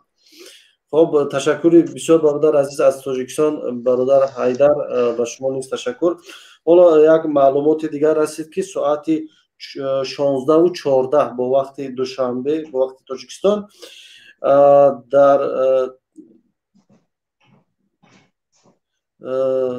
در قشلاق کیزیلبر گفتن اینجا بوده است تیرپرانی شروع شدگی است. حالا از کارمندا خواهش میکنم که این اخبار اگر توانند در اینجا گذارند که 24 کگ نوستی قرغیزستان خبر داده ایستاده است.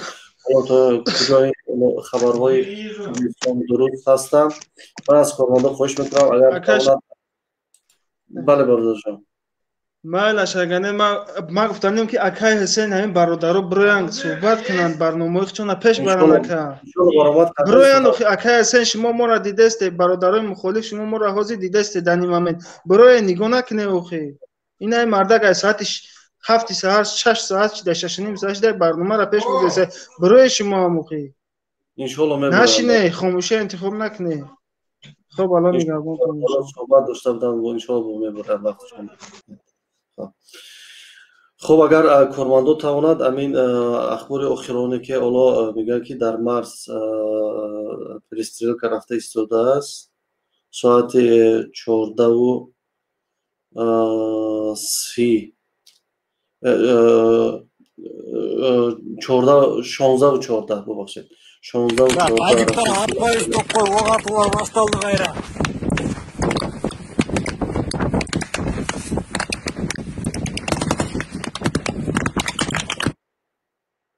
خب حالا اگر توانید این رسمی که من در کرماندو روی کردم اگر توانم این رسم تازه روی کردم ببینن چون رئیس امنیت قرقیزستان با تاجیکستان وقت داده بود که تا ساعت 14 باید که از زمین‌های خودتان رو ترک کنید، یعنی زمین‌هایی که آنها آمدن یک وقت بحثی گذاشتن و بعدا گفتن این زمین‌ها زمین‌های موثر و این زمین‌ها رو طلب دارن که ترک کنید. این البته عجیب است که زمینی ما رو میگیرن و بازم میگن که شما زمین‌های خودتان رو ترک کنید. البته جایی خیلی تعجب آور است. از کرماندو خواهش میکنم اگر که این اخبار گذاشتن ببینید از خودی و چی نام دارد سایت قرقیزی است که حالا این معلومات رسیده است که ما پیشکش شما کرده ایستادیم. حالا ما نمیدانیم که بعد از این شرط هایی که رئیس کمیته امنیتی دولتی قرقیزستان گذاشت تا کجا این عملی می شود، ولی حالا این پرستیرکا ها یا این تیرپرانی ها در مرز جریان دارد.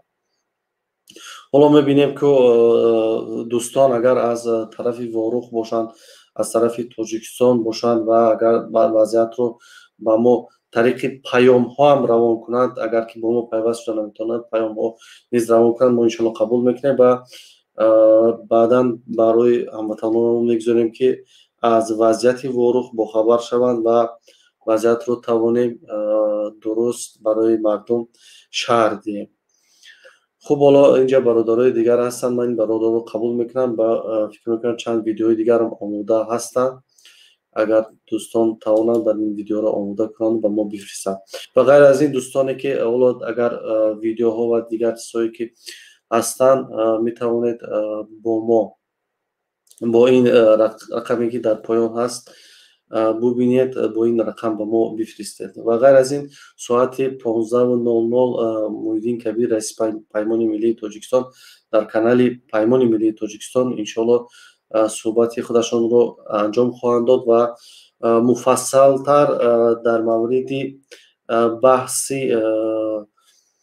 قرقیزستان و تاجیکستان، مناقشه بین تاجیکستان و قرقیزستان انشالله فکر عقیده‌های خودشان رو بیان خواهند کرد. خب حالا برادر واروخ اینجا هستند. برادر واروخ بفرمایید اگر یگان مسئله که از واروخ باشد بفرمایید.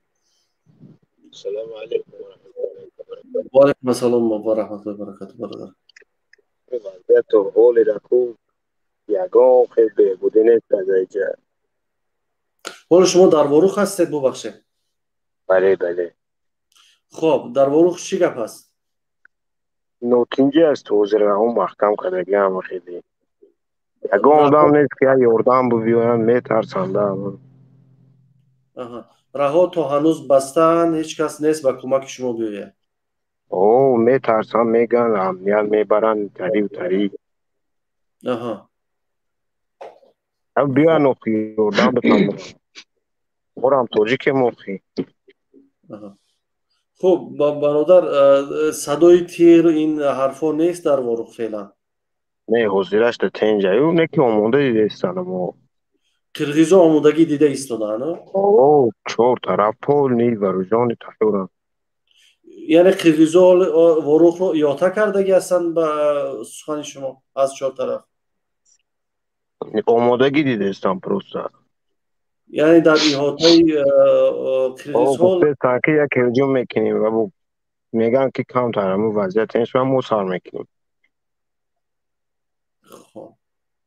خب خودی مردمی واروخ چی خیلی است و چی فکر میکنند، چی باید کنند، چی میگویند در بین مصافیدان، در بین مردم چی گپ خبر است؟ одам дар кора ҳамин ягонаро одам ёрдам дар кора. хуб артишу ин чизҳои ҳукуматӣ ки ҳоло омадан чикор мекунанд дар онҷа? одамо просто метарсандан биромада гап заданда. амният мебаранд интари мекунанд унтари мекунанд. хуб худи мардум аз амнияти тоҷикистон метарсад? ҳаме хеле как будто мебаранд мекушандшон. соли пешам хеле карда будам барои ҳамоқа.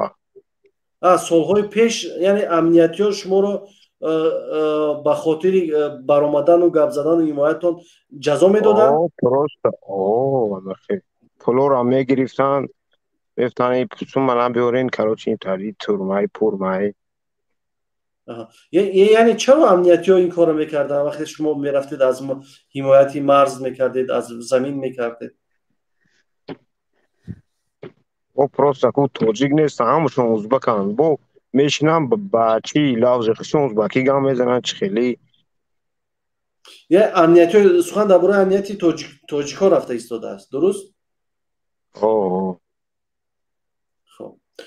ҳоло шояд вазъият дигар бошаду оно хоҳанд бо шумо ҳамкорӣ кардан. шумо ҳоло воқеан дар ворӯқ ҳастед? нафаҳмид. шумо ҳоло воқеан дар ворӯқ ҳастед? дар ворӯқ штем ҳамиҷа. ҳамин шароит мешад ки хидмона нишон медодем.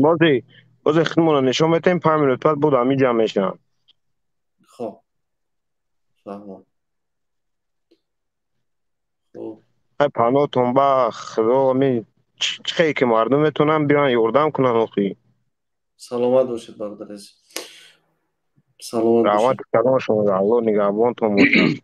саломат бошед. бародар аҳмад бифармо.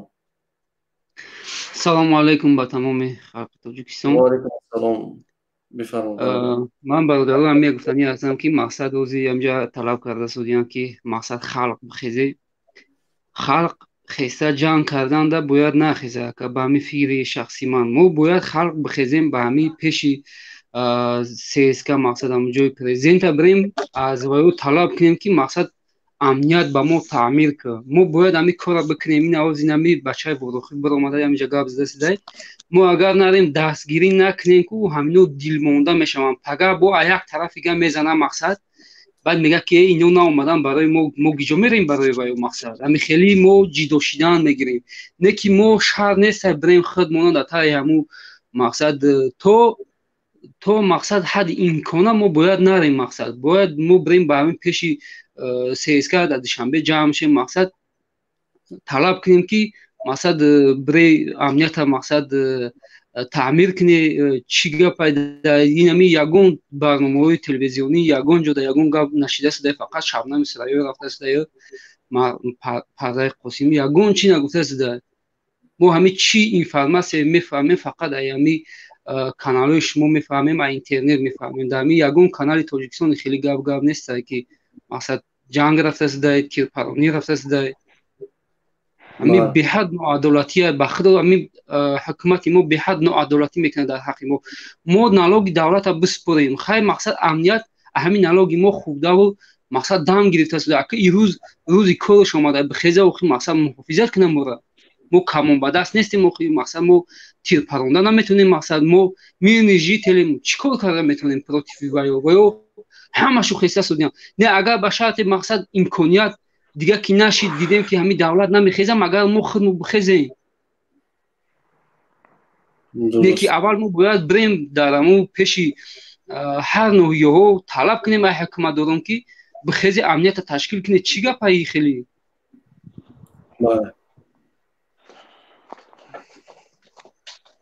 ман ха гуфтанӣ дорум. баъд озодӣ ба ака иззатамону худованд нигаҳбонтон бошад.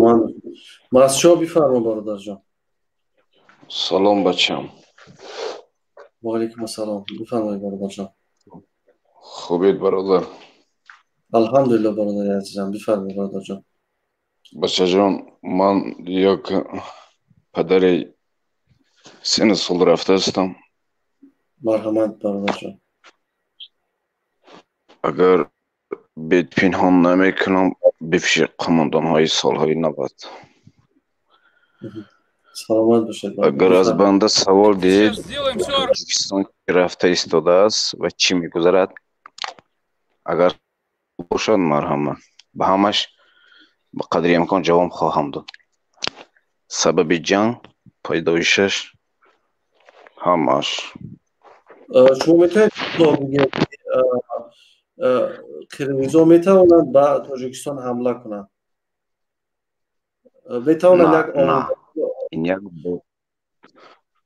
نه بچه جان، نه اینها نمیتوانند. اینها چون که بسیار یک ملت ترسو هستند. سبب این جنگ این هم عائله پیشوای ملتی که در همان دوشنبه قرار گرفتگی هستند. ما طول 2 روز میشه ما را امنیت در گرد خانه نمیماند که ما برایم. ما را نمیماند امنیت خودی تاجیکستان. از ما میترسند.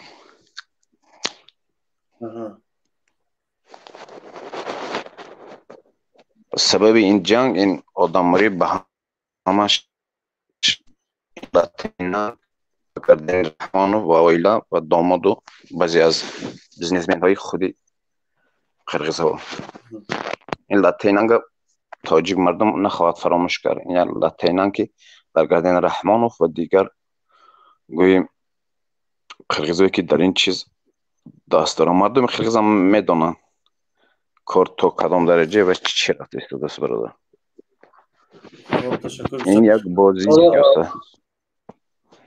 حالا من از برادر ترجمه خواهش میکنم که همین ویدیویی که حالا در اینجا هستن وارد شوند، همین ویدیو را کمک کنن که ما ترجمه کنیم. Давайте сейчас сделаем все организованно и правильно, чтобы у нас не... این روس به زبان روسی بود است باشه. Давайте сейчас сделаем все организованно и правильно, чтобы у нас не было хаоса. Здесь в здании полпредства созданы 2 штаба. Отдельно штаб, который координирует всю ситуацию по границам, отслеживает каждую минуту все стычки, которые происходят. Поверьте, мы знаем фактически в онлайн-режиме, где что идет. Все сообщения в соцсетях, они могут быть 2 часа назад, 3 часа назад, но это очень сильно нагнетает обстановку. Все на эмоциях. Ситуация непростая. Вчера договорились о снижении напряжения, отводе войск и начале переговоров. Давайте 1-2 дня сейчас вот эта работа пройдет. Keçe Urustun başı da benim evimden tülü kirgen Tacik'ten. Kanday olsun, o ette caş baldar emosiya kaldır vay. Sezlerden suranı düşüyor, adamlara kulak salaylık. Biz körüp geldik, hazır geldim ben, hazır geldim. Avtomat bir oyakma, özleri keçip, kaysın bağlı olsa bir, onu ette provokasya kaldı, oyaka beka kaçmayık. Onca munca carandarız cağır kaldım, ben birinci Tacik. Aldım da turup baldar, komuşum cıgıldı. Şularga kulak salışımız gerek. Şular ne dese, şuların ayetkenini kıvasak bizde aylağımız yok. برادر شرف‌الدین اینها هم جنگ نمیخوان. این فهمیده چی گفت برادر عزیز شما؟ کمی کم فهمیدم. جنگ نمیخوان. اینها همون پرووکاتسی که در ویدیورولیکی که 2 ساعت پیش 3 ساعت پیش میبرد گفته شدن، اینا تیپ پرووکاتسی خاموشی. اینا جنگ نمیخوایم مردم قرقیزستان، باور کنید. ما میگه در یک زندگی میکنیم با همسایگی، خیلی دوست و رفیق تیپ مسلمان الحمدلله. نه ایو جنگ نمیخوام. خلاصه همین که جنگ مردم قرقیز جنگ نمیخواهند. این پرووکاتسی که اگر دانید شوکت محمدیف چند ماه پیش گفته بود که یک باید در واروخ یک جنگ شود. این پیش گفتاری من هم همچنین بود برادر. برای اینکه باید یک جنگ میشد، نباید در ماه شریف رمضان میشد برادر. متاسفانه شد. حالا شما باشد اینجا ما با دیگران صحبت میکنیم با انشاءالله که نظر شما را در بعضی موردها میگیم. خب برادر لیتسگو بفرمایید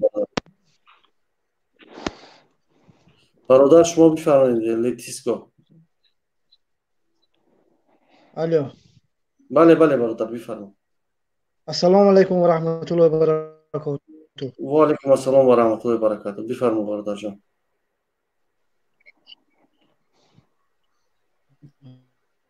من گفتن که من حوزه بین من تاجیکستان ده شهر اسفران ده من بین قرقیزستان من برافسوز جان، لیکن حکومت تاجیکستان گویا که هیچی شدگی نیه و ایشه بین تلویزیون و ایشه بین خودگی کانسرت و پانسرت همه چیزا نشون میدن. گویا که در یگان جا هیچی شدگی نیه. یا مثلا همین کارکنان مثلا همون وزارت کارهای داخلیش و امنیت رو باشد برای یکتام باید زیم گوده کن یک مخالفه برای وکرم چقدر پولهای صرف کرد رفته قدم میبیان، لیکن چقدر آدم های اینجا ده مرده برافسیان یکان کت اقل یک مینوای یک دیسارا نمکنن. برادر در کوهستان مسجد درگیر در خانه ما امنیتی هاوز هر یک 3 ساعت آمده خانه را پرویرکه میکنن که ما اروژه نداشته باشیم. و ما را سر دید، ما کردان هستیم، ما میدانیم چیکار کردن. ما را اجازه نمیدین امنیت ملی. شرافالدین بود گپ در کجا؟ یعنی خودی شما را اجازه نمیدین که وارد کار شوید؟ بله میترسن. این یتیم و اینا همش یک تروس هستن برادر. اینها ترسانچه. ما این وقتی کلان شده که برادر برای چی در تاجیکستان یگان انفورماسیون اخبارات نمیدن یا که خوب است؟ از ملت میترسن. ملت امروز دانست، امروز رحمت بر پدر و مادر شما بر این جوانا که با مردم فهماندهی دادیتون. رحمت گروه 24 استاد کبیری و دیگرها شما قهرمان امروزه ملت هستید برادر. این شک نیست از این. یک قهرمان داریم برادر در تاجیکستان، اما بس بیام از ما قهرمان نترسید برادر عزیز. ما نه قهرمانی که برای بیداری جوانان امروزه شما خیلی خوب خدمت کردید برادر. ما یک برادریم برادر جان. ما با ما یک فرزندتون هم یک صدا کنید ما ده همیش خرسند میشیم. ولی رحمت پدر قهرمان گفتید و پیشوا گفتید و میدانم استاد گفتید، ما از این ناراحت میشیم به خاطری که ما یک نه شما پیشوا نگفتم، من استادم نگفتم. شما جوانان بیدار کردید. جوانان بعضی ها میگویند برادر جان، من از همین منبر میگویم که برادرها ما یک برادری کوچک شما هستم، یک دودری شما هستم، یک برادری شما هستم. بله درست برادر. من بسیار خوش میشم. من این سبب عزت امان از روسیه دزدیده بردنش این را هم من میدانم. برای چی؟ برای اون که این روز را تاجیکستان میدانست، رحمانوف یتیموف این روز را میدانست. اگر عزت امان خدا نکرده در مسکو میشد، با 10,000 با کمش 20,000 مهاجر الکی رهسپاری وطن میشد برادر. این انیق بود. اینها یگانه سببی که عزت امان را از اینجا دزدیده بردن از روسیه. این حال وضعیت عزت امان خیلی ها متشنج است برادر. بسیار و کسل است بیچاره.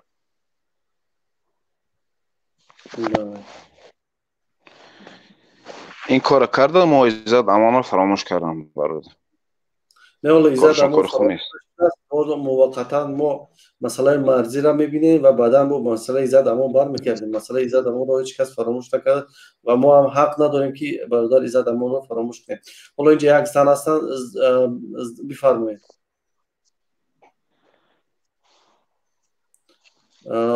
زن بفرمایید. صداتون پشت. سلام علیکم و رحمت الله و برکاته. شرفتین بدالف. من گفتنی فکر عقیده خود من گفتنیم که باور کنین چند روز از برآمد کردم در همه جا. من گفتنیم که همه خلق قرقیز ها بسیار مورا اذیت دادگان هایی. من همه مخصوص ششتا تاریخ او را قطعی تاریخ خود ما خواندم. ما باید از این استفاده بریم ва перемирия нашавад, як бора ҳамаи заминое ки дар дасти онҳо аст, онҳоро кашида бигирем. шумо чӣ фикр доред дар ин бора, бародарон? агар ҳамин ҳолати хита ятим Раҳмонов медошт, ба худо ҳамин кора мекард. мебинем ки ворух спорни замин нест. ҳаваё ҳамин нагӯшидагиам бародаро ки ваё бовар накарданд ки аз тарафи Тоҷикистон тирпаронӣ мешавад. Ман ҳамиқа местам фикр мекунам, ваё иро аҷдат накарданд. Чихе ки як каламушеро ки сир меци омӯхта мекунӣ, баъд як ки мебинӣ ки дар қабқун меғалта камтар, ҳайрон мешавад ки чихе мара қабқун модан. ҳамхелӣ шид. бародарони ворух ба пеш мо бо шумоем, бовар кунем, на шаб хоб дорем, на рӯз хоб дорем. мо бояд перемирия накарда ҳуҷум ба пеш кунем ки ин халқ беҳад маст шидагиянд, ҳами қирғизо мастибат шидагиянд нисбат ба тоҷико. И чӣ балоҳае ки ман бо гуфтум бо мегум ки хонаи мо даромада ба сини моро зӯрӣ мекунанд, фарзандои моро дуздида гирифта мебаранд, мезананд, тифлои ноболиға. гуфти ҳам гапо беҳад гузаронданд, бо доля мебанданд, ҳамо асрои пешина ки мекарданд, чихе одаморо азият медоданд, тоҷикора, тоҷикзабонҳоро дар зери назорати чизомон, шоҳомон, анами историяра кардестан бо ҳамиё. гуфти ҳам гапо одами дӯст ҳеҷ вақт чӣ намешавад, пускай маро бубахшанд. о одамоеш ки камтар созанд ва ё қатъи тоҷико смешни шидагиянд ки камтар маданияту фарҳангу одамгарӣ доранд. ман историяшона хондум. на қатъи уйгуро соз гирифтагиянд, на қатъи племенои хучон соз гирифтагиянд. киргиз маънояш яъне ки чилта қабила. ва ё замини моҳае ки онҳо зиндагӣ доранд.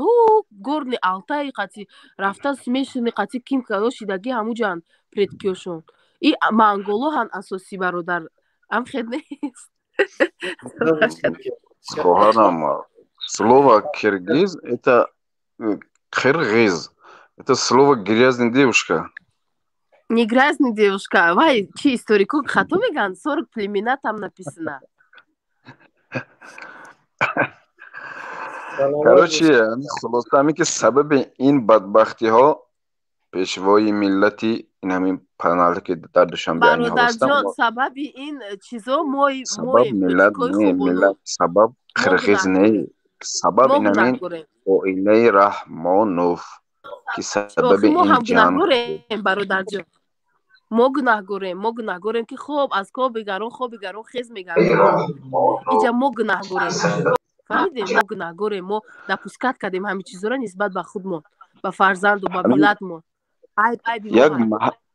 хоҳарам, як маҳаки асосӣ ки айни ҳол ҷавонон намедонанд.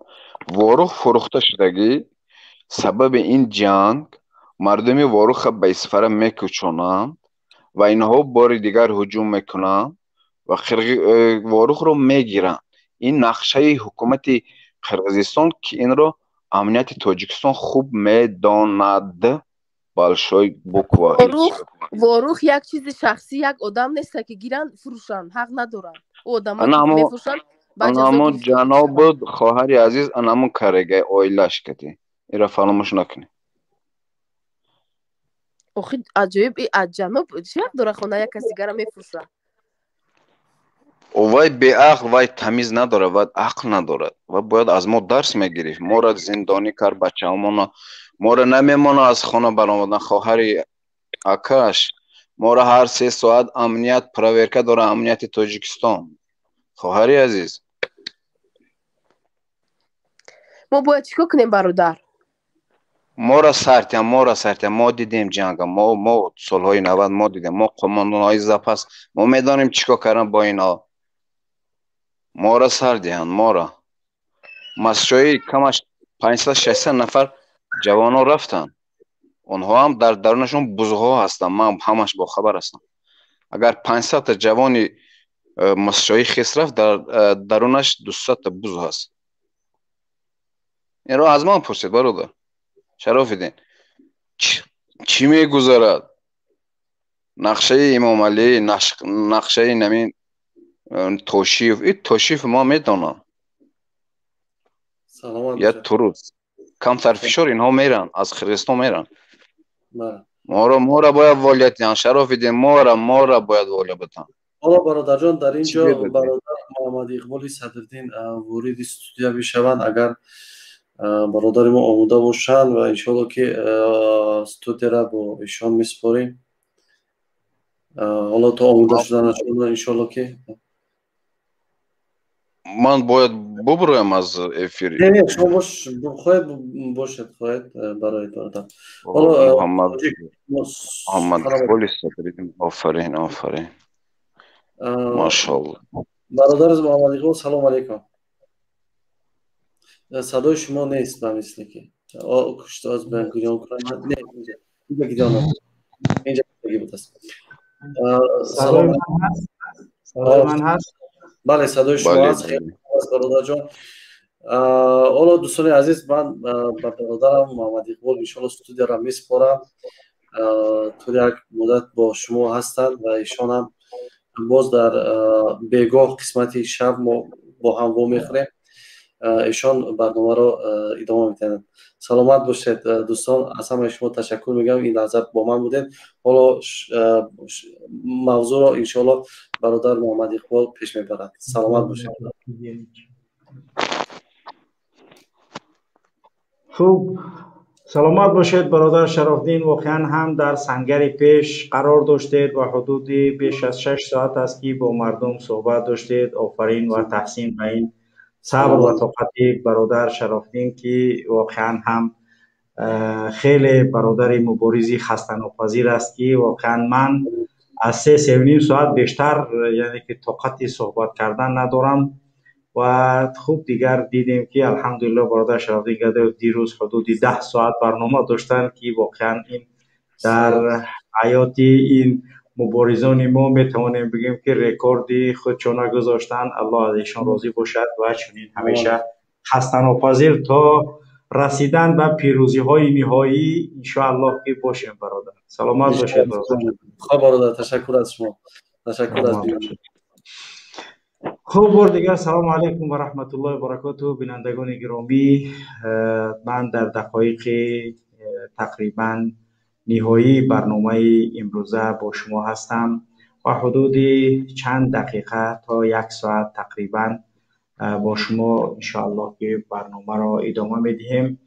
و مهمترین چیزی که ملت تاجیک و همه مردمان کشور عزیز ما تاجیکستان باید بدانند که تاجیکستان یگان منطقه برای دادن به هیچ کسی ندارد. نه برای افغانستان و نه برای چین و نه برای قرقیز و نه برای هیچ کسی. تاجیکستان ما حدود 10 میلیون نفوس دارد و 143 هزار کیلومتر که باقی مانده است و همین هم 90 یعنی که 4% بیشترش میدونید که یعنی که کوه هست و باقی مانده زمین و در همین زمین های خودمون هم ما را نمیمانند که آسوده و آرام زندگانی کنیم. این هم از بی‌درایتی، این هم از همان بی‌مسئولیتی همون مسئولان و افرادی که اداره حکومت کشور و دولت در دست اینها است. خداوند ما را از اینها نجات بدهد و همه ملت تاجیک را از این بدبختی هایی که بر سر ما و شما اینها آوردند هر چیز زودتر یعنی که ما را از این مصیبت ها نجات بدهد. خب واقعا هم من حدود چند ساعتی هم با شما بودم و برنامه را نظاره میکردم و این وسایل اخبار عامه و دیگر همین را گفته میتوانم که وسایل اخبار عامه تاجیکستان فعلا در حالتی 3-0 قرار دارند و پوشش اطلاعاتی و رسانه‌ای شبکه‌های تاجیکستان و خاصتا تمام آنچه که وسایل اخبار عامه‌اش میگیم در حالتی یعنی که 0 قرار دارند. میتونیم بگیم که وقتی که نورالدین سعیدوف جارتیویچ رئیس شبکه تلویزیون شد پس این ملت دیگر باید هیچ توقعی نداشته باشد، باید فقط تنها لتوکوباتسیا را فکر کنه و زدن ایزبیانی کودک فکر کننده بگردد و با افرادی که در وقت وزیر معارف بودنش دیدید که به چه مصیبت ها تمام دانشگاه ها را آورده است و مکاتب و دایره معین خودش ماندگی و خوب دیگر این است که وسایل اخبار عامه رسمی تاجیکستان در حالتی کرخت و خیلی یک حالتی وزمین قرار دارند که آنچه که در کشور میگذرد حق حلال خود ما و شما را نمیتوانند که به رسانه‌های یعنی که جهانی تقدیم کنند، اینچنین برای جامعه جهانی بفهمانند که قرقیزها هجوم کردند، نه اینکه تاجیک‌ها در زمین خودشان بودند و آمدن اذیتی و خواستند که اکوپی رو کنند مناطق. وقتی که خواستی هجوم کردی، الله سبحانه و تعالی در قرآن میگه که اگر طایفه بغاوت کرد، سرکشی کرد، اعتدا کرد، پس هیچ ملامت نیست بر شخصی که اونم میزند. ولی خب دیگر اینجا دیگر ما هممون برادر و مسلمان هستیم، ولی در حالت تعرض کردن دیگر اینجا هیچ چیز باقی نمیماند.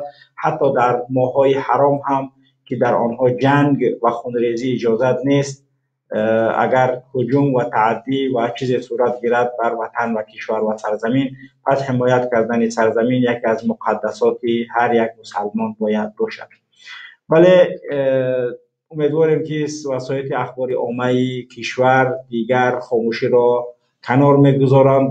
تیم های نوردین جرتیویچ و دیگرهایی که در وسایل اخبار عامه خواستند که در خفقان قرار بگیرند، یعنی که وسایل رسانه های عمومی ملی را و جای اونها را گرفته است یک دزد با نام سیفک یا دیوره دیگه همدمپر رو، یک نمیدونم دیگه با کدام لحن زبان اینها را، یعنی من نام بگیرم، یک کلمه خوفی دیگه در یک جای دیگه شد دیگه. اینو همین است که تنها با خاکزنی و خاکشاپی مشغولن که هر کجای تاجیکستان اگر کسی ضبط کنه بگیردن، برای اینها هیچ ارزش قائل نیستن. هر چی که پیشوا و جناب ابوالهول رحمانوف بگه همون می شود. اگر بگد که واروخ باید داده شود، این چاپلوسکا می نویسند که واروخ باید داده شود. اگر ما نتیم واروخ، تاجیکستان ما از بین می رود.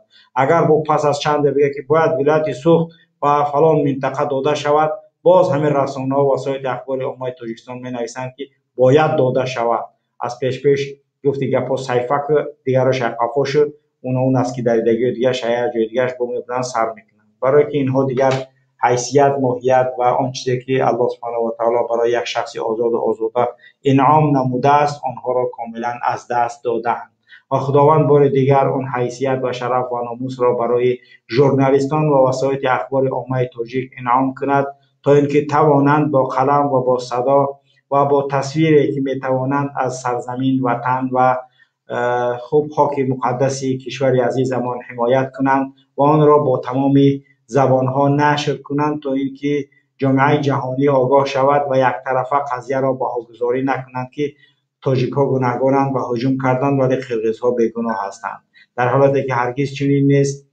و ما اینا از چند وقتی است که مشاهده داریم و حالت به یک حالتی عادی نیست. و همین خاطر امیدواریم وسایل اخبار عامه تاجیک در قضیه هایی که در کشور میگذرد خاموشی را رعایت نمیکنند و منتظر دیکته کمیته دولتی امنیت ملی SS یا تیموف نمیباشند. این صبح یک چیزی کوتاه نوشتم و در یوتیوب هم گذاشتم، در صاحب شستوه و در فیسبوک، یعنی طلب قاطعانه استعفا یا برکنار کردن شرمنده‌وار سید مومین یتیموف را از حکومت جمهوری تاجیکستان قاطعانه طلب داریم، برای اینکه این خونهای ریخته شده در سرحد و در مرز تاجیکستان سببگار اساسی آن خود SS یتیموف است که رئیس هیئت مذاکرات تاجیکستان در این سمت بود و باید که در این قضیه او جواب بگوید. جواب گفتنش بر این است که او باید خاله بیغم نمیرفت در دوشنبه می نشست وقتی رئیس هیئتی یعنی مذاکرات بود، باید که تنها و تنها در ولایت سوق علالاقل در سوق می آمد، در شهر خوجند منتظر حادثات و آنچه که بود می رفت تا روند را با کلی از زیر نظرش دور نمی کرد. ولی چون که این می ترسد، می داند که اگر از مرکز دور شود امکان کافتن یم و چقری برای این خیلی زیاد است، چون که جنایت هاش زیاد است. از این خاطر اون خوجند یعنی خوجعلا، بابا جان غفور و کنی بادام واروخ برای این اصلا هیچ یگان ارزش و اهمیت نداشت که بالاخره خونی جوانمردان تاجیک ریخته شد و برای این خون ریخته باید حتما سید مومین یتیموف یا چنانه که نامگذاریش نمودیم SS یتیموف باید جواب بگوید. امام علی رحمانوف حتما باید که در قضیه SS یتیموف نباید دیگر چنانه که چند روز قبل از وظیفه گرفت، اینا و یک جاش برد رئیس گرفت، در جاش معاون موند، یک آدم دیگر گرفت رئیس موند، یک جای دیگر گرفت یک کس دیگر یک جا برد. خب همون کارایی کرد. همین اس هم باید که از وظیفهش بگیرد تا اینکه این به مسئولیت و حتما در نزد قانون باید جواب بگه تا اینکه جنایت‌هایی که انجام داده است اونها یعنی بدون مجازات نباید باشد. و ملت تاجیک چنانه که از قرقیزها طلب میکنید که اونها نباید هجوم کنند و اونها نباید راه ما را بندند و اساسگزار اساسی این همه مصیبت ها در دوره های گذشته شیرعلی خیراللهیف و خوب دیگر آنانی که با او بودند در قضیه هایی که مرادعلی علی مردانوف بود، معاون سروزیر بود، یک وقتا قضیه را دیدن نبرآمده بودند و فعلا باز هم اس یتیموف این قضیه را برداشت دارد که حتما باید به جوابگری جنایتی کشیده شود و او باید که به کیفر اعمال جنایی 11 ساله جنایت‌های انجام دادهش حتما برسد که هزارها جوان تاجیک را بیگناه با جرم‌های ساخته زندانی نمود و این چنین قضیه آخری که خون تاجیک در سرحد تاجیکستان رسانیده شد از ناعهده برایی و از آن چیزی که اون گفت و اینها گرفتن رفتن فکر کردن که دیگر این مسئله همین خیلی باقی میماند. قرقیزها خیلی منتظر بودن و دیدن که دیگر جناب پیشوا و جناب اس خب هستند. بعد کار را شروع کردند که بار دیگر میگم بیا با تمام قاطعیت سید مومن یتیموف در این مسائل یعنی گناهکار است. خب بینندگان گرامی، اگر کسی صحبت کرده میتواند و انشاءالله تو چند دقایق دیگر در خدمت شما قرار میگیریم و شما را میشنویم انشاءالله. برادران گرامی، یعنی که حدود 5600 لایک است برای دیدن برنامه بیشتر. دیروزه برنامه 1 میلیون بیننده، حدود 500,000 بیننده داشت. برای چی؟ برای اینکه چون مدار برنامه بیشتر بود و امروز هم انشاءالله تا ساعتی 2 که برنامه ما ادامه پیدا میکند، یعنی 3 مسکو، خدا خواه باید که این هم به همان اندازه هم که نرسد، علالاقل 70% برنامه دیروزه که تشکیل نموده بودیم باید برسد. به همین خاطر لایک های خودتون گذارید و تا سبب بیشتر دیده شدن برنامه و حقایقی که در این برنامه درج یافته است. بله، من اینجا میبینم 3 نفر را که فعلا هستند. بله، سلام علیکم. و علیکم السلام و رحمت الله. برادر، هر باز که جد چیز گفتنی بودم باز دیگه پیوست شدن نتونستم. همه یوتیوب اینده میبینم ویدیو همه تمام همه ژورنالیست های قرقیزستان برآمده گپ زده همه عیب در گردن تاجیکستان پرتوفتن که مثلا تاجیکستان خودش سر کرد گفته ما گناه نداریم و زمین ما بود، در آمده ما را زده سانسور کرده، تیرپرانی کرده. گفته اما خیلی با همه ژورنالیستش میگوید که کدام زاستاوی تاجیکستان گرفتیم. گفته اکنون نگاه میکنه دانج یگان ژورنالیست تاجیکستان، یگان خبرنگار، یگان خیلی ویای نیست برآمده گپ میزدگی ندیدم، یگان شنیدم. برای چی خب میکنه اینو، برای چی خب استودیا این هیچ نفهمیده.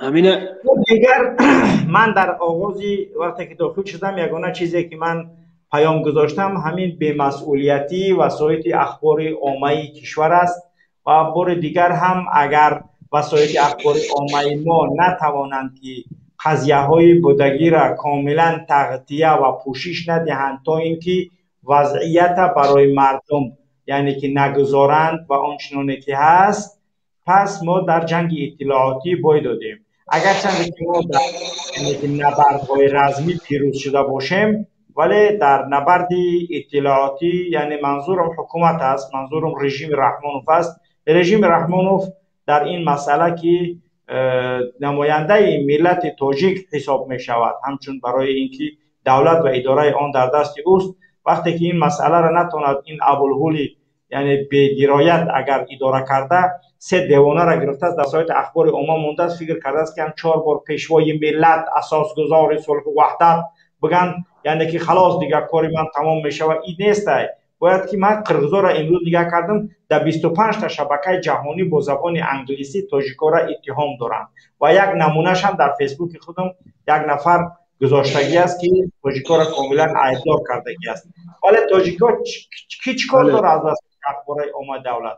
اقلا همه اوگردو را یگان وظیفه بود که تو اینکه با زبان‌های انگلیسی و خارجی همین چیزها را نوشته نشر کنند، ولی کاری ندارن، کاری نتونسته ایسان کرده. بله این خیلی مشکل است. برادر و همین با یک چیز دیگر همین بلوگرو میبر اومدن، بلوگرو مثال تاجیک بعد انی باید اکتن ایمتنی خودشون اوانگارد میگیرد، چی خبرگر میگیرد، چیز میگیرد، میبر اومدن همه در گپای میزدن در ما برای وطن جان فدا میکنیم، من وطن من این میکنم، من پوسته میکنم، شکته میکنم، یک تا شنید کی گو یک تا پرده یوزه شیرکش یک تا شیرک وای بوده یک دیگهش ما آوازش رنگ دخترها بریم قیقش میکرد خودی همون وای که هموا که ما اوانگارد و همون وطن دوستا چی بنا میبرد یک بار گوید که چی بود برای چی ژورنالیستای ما خب کردن تاجیکستان همه عیب در گردن تاجیکستان انداخته قیقیزو موند خب یگون کس نمیبرد یک گپ زدن مثال یک فهمونده تا انا بیگزور که مثال انا ویم که همین بله واقعا هم اینها همون افراد هستند که کور هستند، واقعیت ها را نمی بینند و ما دشمن ملت و خواهین ملت نیستیم. آنچه که ما طلب داریم حقیقت و آن گفته هایی است که وسایل اخبار عامه نمیگویند.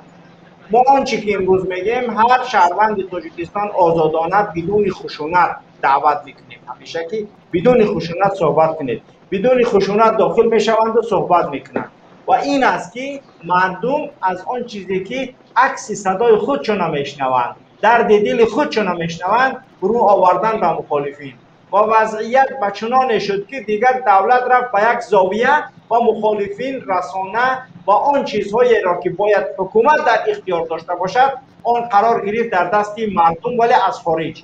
و ما میخوایم که این از داخل صورت بگیرد. ما میخوایم وطن ما از داخل حمایت شود. ما میخوایم که در وسایل اخبار عامه تاجیکی با زبان انگلیسی با تن یعنی که زبانها آنچه که در مرز گذشت یعنی که طرف قرقیز را آن جنایت‌های صورت گرفته است اونا به جامعه جهانی برنمایش گذارد. تنها و تنها اینجا مخالفین شدن حمایتگر مرز و بوم و ملت تاجیک، در حال دولت در دست رحمانوف، دولت در دست یعنی که اویله رحمانوف و اس یتیموف و همه مقامداران ابله و متهمه که این ملت و این دولت به این حال آوردن رسانیدن، ولی حمایتگر این ملت این مرز و بوم همون مخالفینه که خائنشون هستن. پس شما کی را خائن میگویید؟ رحمانوف که در 2 روزی هجوم و این قدر مصیبت ها آخی نمیدونم با کدام زبان اون در این روزداری و در این ماه مبارک رمضان اون مسما کنم. پیان است، در گریمش خواب است بدبخت، ولی ملت کشته شده ایستاده است، ملت به حالتهای وخیم گرفتار است. شرافدین گدایف بیچاره از ساعت 6 صبح تا ساعت 1 برنامه دارد و همین دیگر برادران هم ساعت به ساعت برنامه‌های خودشون میگذارن در حمایت وطن و خاک و مرز و بوم کشور رفته ایستادن. نیروهای تاجیک هیچ رفتن در فکری نمیدونم که چی هستن. باز ما شدیم خواهیم رحمانوف با اوگردار شده است وطن دوست. کدام وطن دوست؟ از کدام وطن صحبت میکنن اینا؟ گویا که در تاجیکستان ژورنالیست نیست، مردم وارخ و مردم چارکو ضعیفا برآمده گیره کرساده که ما میترسیم. اقلا یک بار نمیبرد گوید مثال همو حکومت تاجیکستان یک ژورنالیست هم یک خبرنگار برآمده گوید که شما نترسید، ارمی تاجیکستان مثال اومدگی دستری همون وای قدرت اگر که آدم که نرسید و ما قوه ما حاضرش به قوه مسلح تاجیکستان زورش رسیدگی هیچ وای نمیشه. اگر که نرسید وای نشد یعنی آدمایی که قفوند جمع شده اومدن که میبریم گفته امیان هم نموندن که ترسوندن شد که شما که در مخالف شد گفته وای کردن همونت بروید نباشد گوید ما حاضرش به قدرت خود ما رسیدگی نرسیدگی وقت انده ما شما رو وای میکنیم. نه این خیلی هم نه همه خب تقبط هیچ گپ شدگی نه فقط تلویزیون را رقص واقعا درست میگوی برادر، واقعا درست میگوی. سلامت باشید، برای اشتراک کن. الله شما رو باشد. چند برادر دیگه در خط هستن میخوایم صدای اونها رو هم شنویم قبل از نهایت برنامه. بله خب اینجا چند برادر هستند، نمیدونم چند نفر برادرن خواهرن. خب بله نامهاشون من چون دیدن بفرمایید. من یک خورده گمان شدم من ببینم. بله بفرمایید. یتیموف بفرمایید. یتیموف مرحمت. السلام علیکم.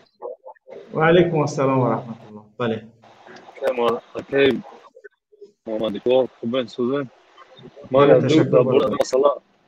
درباره دو مسئله گپ زدیم و اینجا برادرم بسیار گپ خوب عقاید کرد درباره همین ژورنالیستای ما ژورنالیستای اسلام بسیار خفن در همین یوتیوب از تا داشت در همین کانال من دو کانال اسلامی یعنی پچات تلگرام کانال داغستانی صحیفه داغستان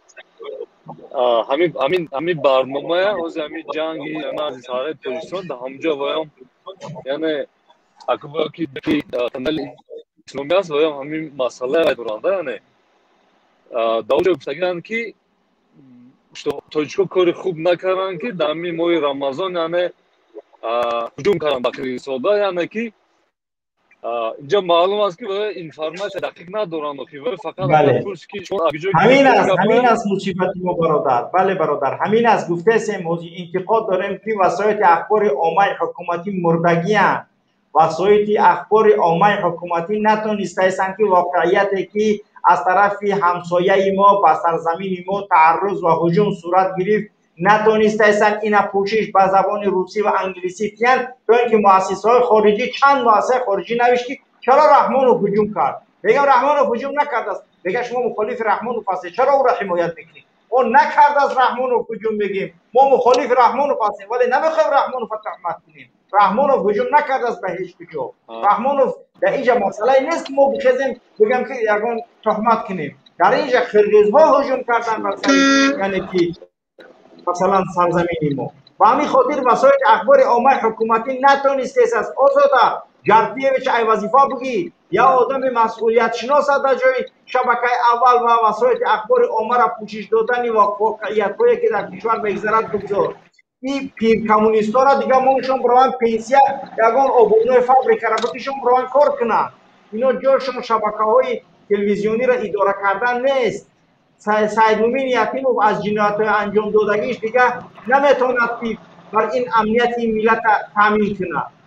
برای ما معلومات‌های رسیده است که همون 300 نفره که مردم واروخ برای حفظ و حمایت وطن جمع شدگی بودند و رحمانوف اونها را آمد دید. پس از این که اون یگان گپ می شود یعنی که این جنگ تمام می شود همت اونا چون یعنی که مثلا آب و تاب یافته و در مسئله جنگی بعد از اون یک تا همونها را با چینگل اثر میکنن.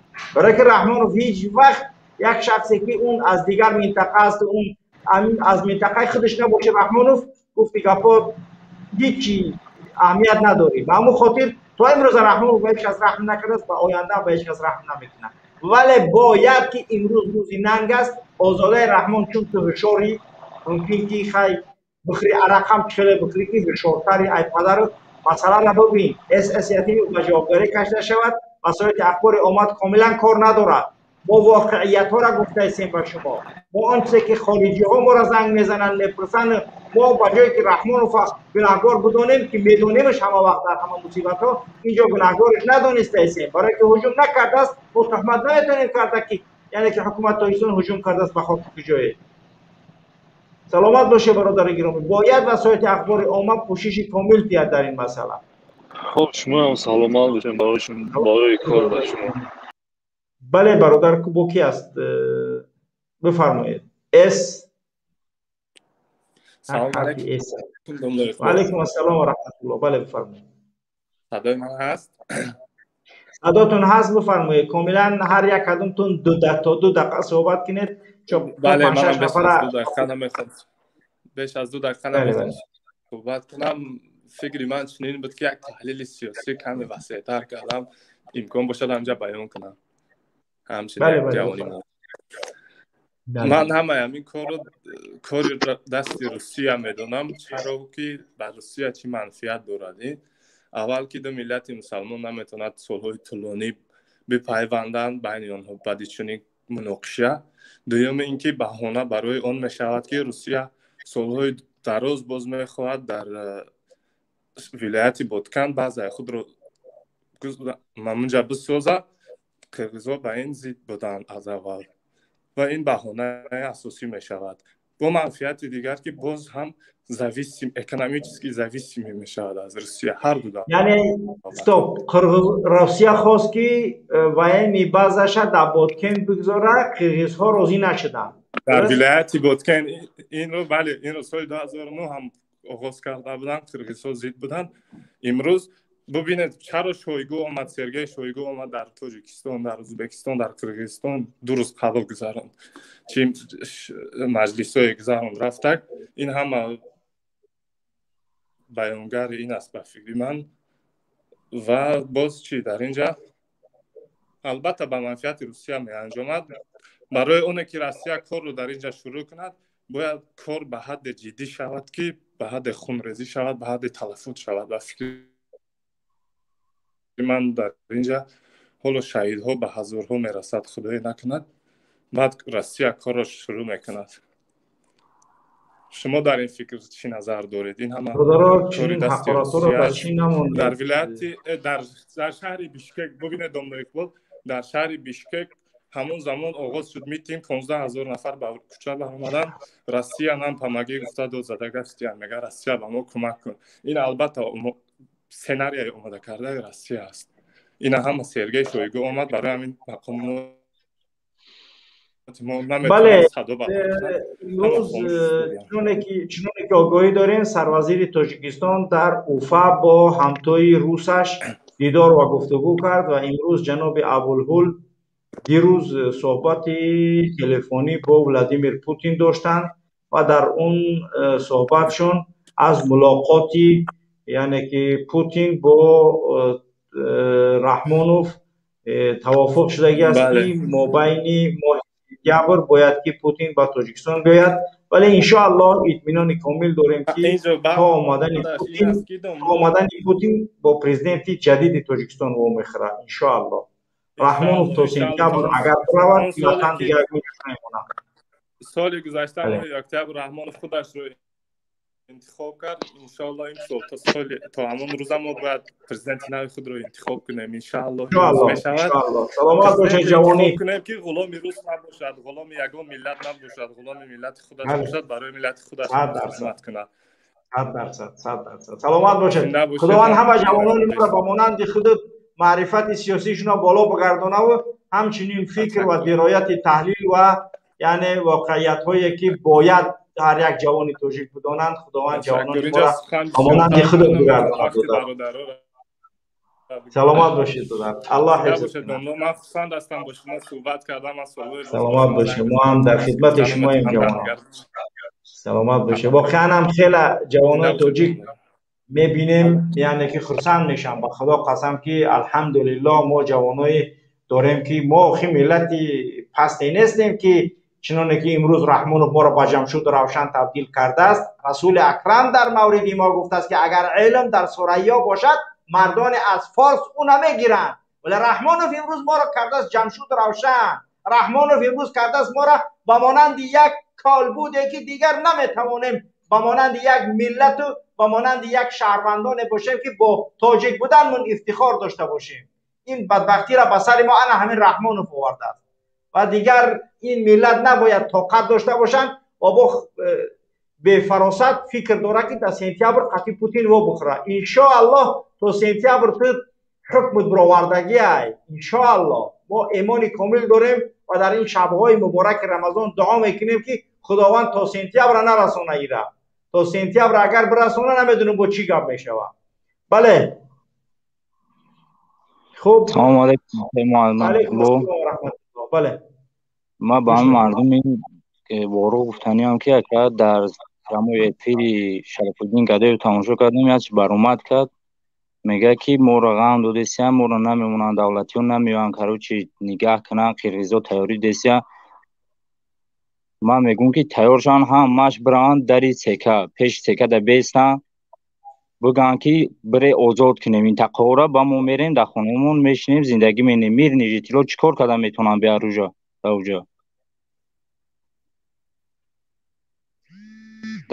дар ин бора чӣ гуфтанд? واقعا دیگر برادر گرامی اینجا ما نمیدونیم که دیگر رحمانوف یتیموف در یک دولت پلیسی تشکیل کرده که وضعیت او یک برادر بود گفت زد که رحمانوف امنیت ما رو نمیمونه. من گپی برادر قبول دارم. برای چی؟ برای اینکه یعنی واقعا راست میگه او برادر، راست میگه از این جهت که یتیموف و امنیتی های او خیلی مردم زیر فشار قرار داده هستند. حتی 10 نفر نمیمونن که در یک جا تجمع کنن. این خودش دولت از اون کاری یا برادر برای او که مردم یا جونا شوه، مردم که یا جونا شوه یا میتونن. افطار مردم من کرده هستند. افطار برای ثواب است که هزار ساله ها مردم ما این کار کردن آمدن. یک سنت رسول اکرم است. از افطار مردم من دارن که مبادا یک جمع شوند بگن که رحمان ظالمه، رحمان فچپا کندر کنه. با همون خاطر اینو خیلی نامردن. سلامت باشی برادر، سلامت باشی. بله برادر گوش میکنیم شما. برادر که نام تو رو نمیدونم چی است. برای که علیکم السلام و رحمت الله و برکاته. بله بفرما. داره تاجیک خوانی وقتی که وضعیت در بین اوزار دنیا همه اوزار خیستن در مسئول من صداشون نمیشنم. باید صدا بلند بکنیم هممون بخیزیم. برای مسئله مرزی، مسئله نمود ما نمود برباد رفته است چی برم بخیزیم؟ بخیزین همتون.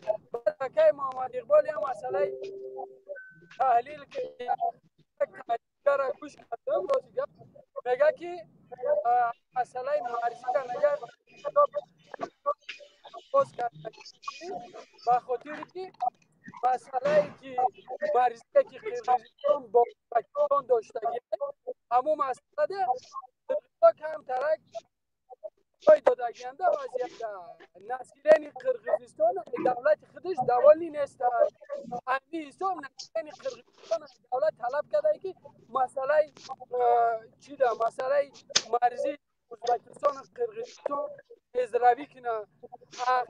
در مسئله مرزی تاجیکستان چی هش همه ملت روانه کرده است که او مسئله ازبکستان آدم ها یا چون ببرورن همی حساب مثال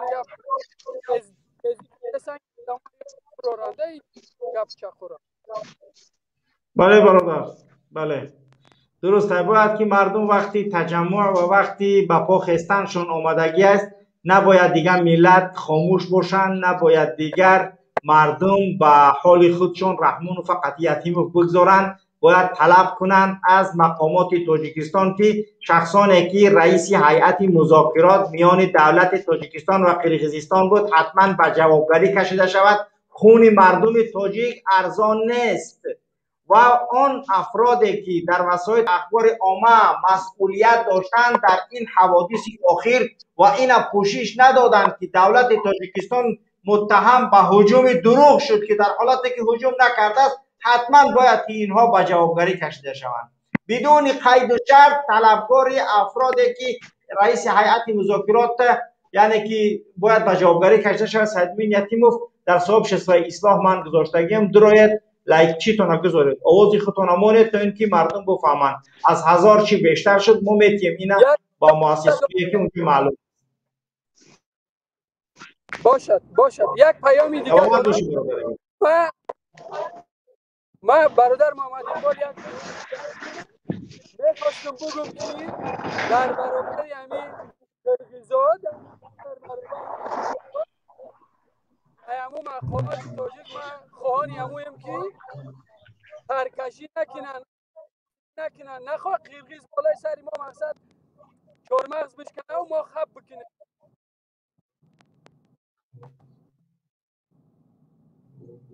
حکومت داره باید بدانن که قدر تاجیک ایخه باید پستی بد نه. بله سلامت باشه برادر گرامی، سلامت باشه. درست است، کاملا با شماییم. سلامت باشه برادر گرامی. انشالله که باز در ساعت 4:30 با صحبت میکنیم. چند دقیقه دیگه دارم، چند برادر دیگر قبول کنم. برای برادر عبدالله بفرما. سلام علیکم. علیکم السلام و رحمت الله. بله بفرما برادر عبدالله.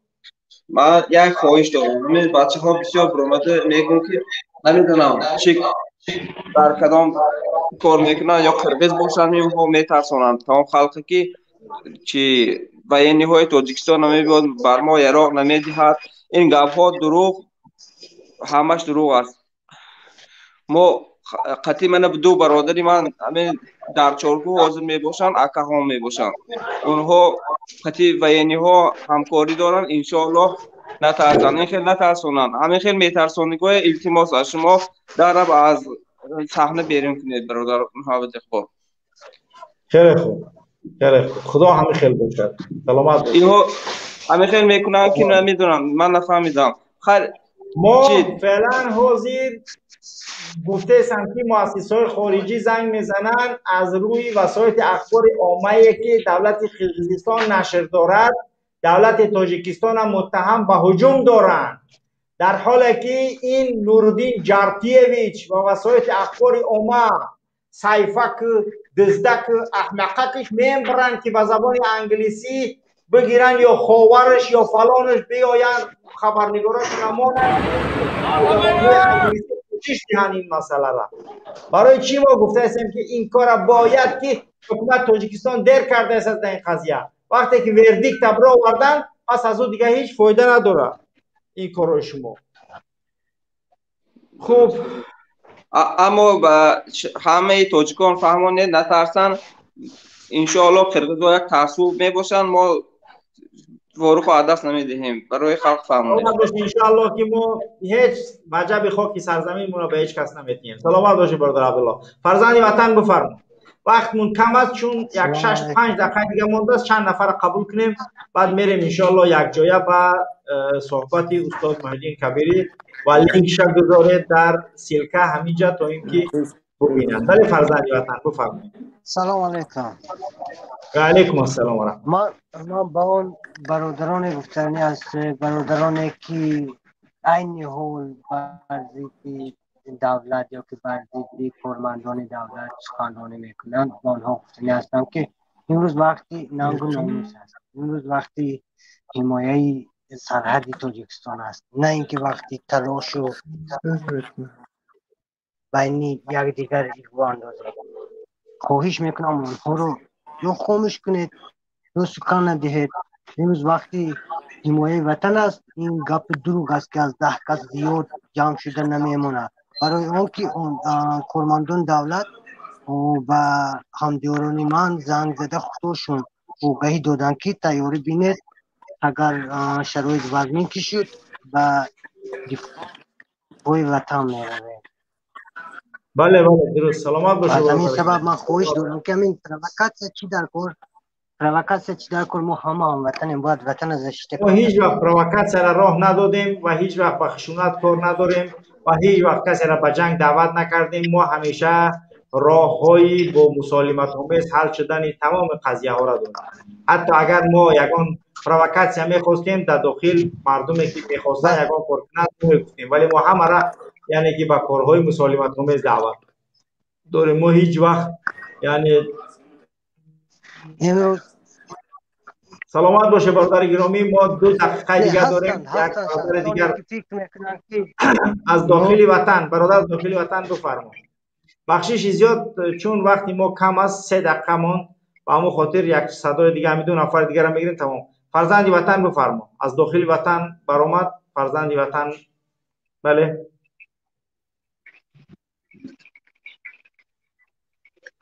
یا تاجیک بفرما. سلام علیکم و رحمت الله. و علیکم السلام و رحمت الله. امید حکومتی و نشدن در کل نشده که من زنگ دادم وزارت کارهای داخلی شده 21 میگن که در یگان که جنگ نیسته رومای همه چیز یک نفهمی بود گذشت و همون خاطر ما باید با هم دیگر باید برادر باشیم و پشتیبانی مرزو بومون وطن کنیم. سلامت باشی برادر. درسته انشالله که مردم میفهمند. چون برادر صبر بفرمایید. السلام علیکم. و علیکم السلام و رحمت الله. برادر نشد اما اخبار عمومی تاجیکستان گفتنیم که داخلی تاجیکستان گویا خودشون هم خیلی هوشدار میسازن که یگان چیز خبر ندارن و یا در همین صفحه های اینترنت نمیبینن مگر که چی خیلی کشته استن سربازای ما را، چی خیلی لط و کوب دارن. میبینن اونها را رئیس هیئت مذاکرات نمیگذاره که بنویسن. میبینن همه چیز خوب میفهمن. اس یتیمو نمیخواه که اونها چیزی بنویسن و گویا که این پنیک همیشه از مردم میترسن. ما میگیم که برای خارجی ها را نشر کنید شما، تو با زبان انگلیسی، با زبان روسی، با زبان هایی که برای وسایل اخبار عامه روسیه و زبان های انگلیسی هست تا اینکه تمام مردم بفهمن و همون زبان ها باید نشر کنن. ما نمیگیم با زبان تاجیکی نشر، ما با زبان تاجیکی خود ما نشر داریم. تو برای خارجی ها را نشر که تا اینکه ما را اتهام نکنن با چیزی. میبینن همه چیزا. وقتی اور است و وقتی ننگ اومده است. بله. خوب میکنن در پس پرده. او باور کنید یارا ما از گفتن دیگر هیچ مرافقی هست. برادر میگن هیچ اخباری تاجیکستان هیچ چی معلومات Сейчас сделаем все организованно и правильно, чтобы у нас не было хаоса. بله. سلامت باشه برادر گرامی. خوب وقتی این هم یکی از صحبت های کی هست. Давайте сейчас сделаем все организованно и правильно, чтобы у нас не было хаоса. Здесь в здании полпредства созданы два штаба. Отдельно штаб, который координирует всю ситуацию по границам, отслеживает каждую минуту все стычки, которые происходят. Поверьте, мы знаем... و پایان رسید. این انشالله که بعد با در برنامه های دیگرمون حتما انشالله میمونیم میبینید. فعلا بینندگان گرامی وقت صحبت استاد مهدی کبیری در شبکه یا که کانال پیمان ملی تاجیکستان و پیمان ملی تاجیکستان وارد شوید و از صحبت های استاد مهدی کبیری یعنی که بهره‌ور شویم و تا در قضیه های اخیری که گذشته است، یعنی که از تحلیل های ایشان از آن چیزهایی که در این مسئله هست انشالله که از زبان ایشان میشنویم و تا بدونیم که برای آینده چی کارهایی میتونیم کرده. انشالله که همه شما را پس از صحبت استاد مهدی کبیری ساعت 4:30 اروپا و 5 به وقت 5:30 مسکو در شبکه اصلاح پلوس انتظاریم. برنامه پیوند انشالله که میگذرانیم. سلام علیکم و رحمت الله و برکاته. یک و یک شما را به الله پاک میسپارم و خداوند موفق و شما را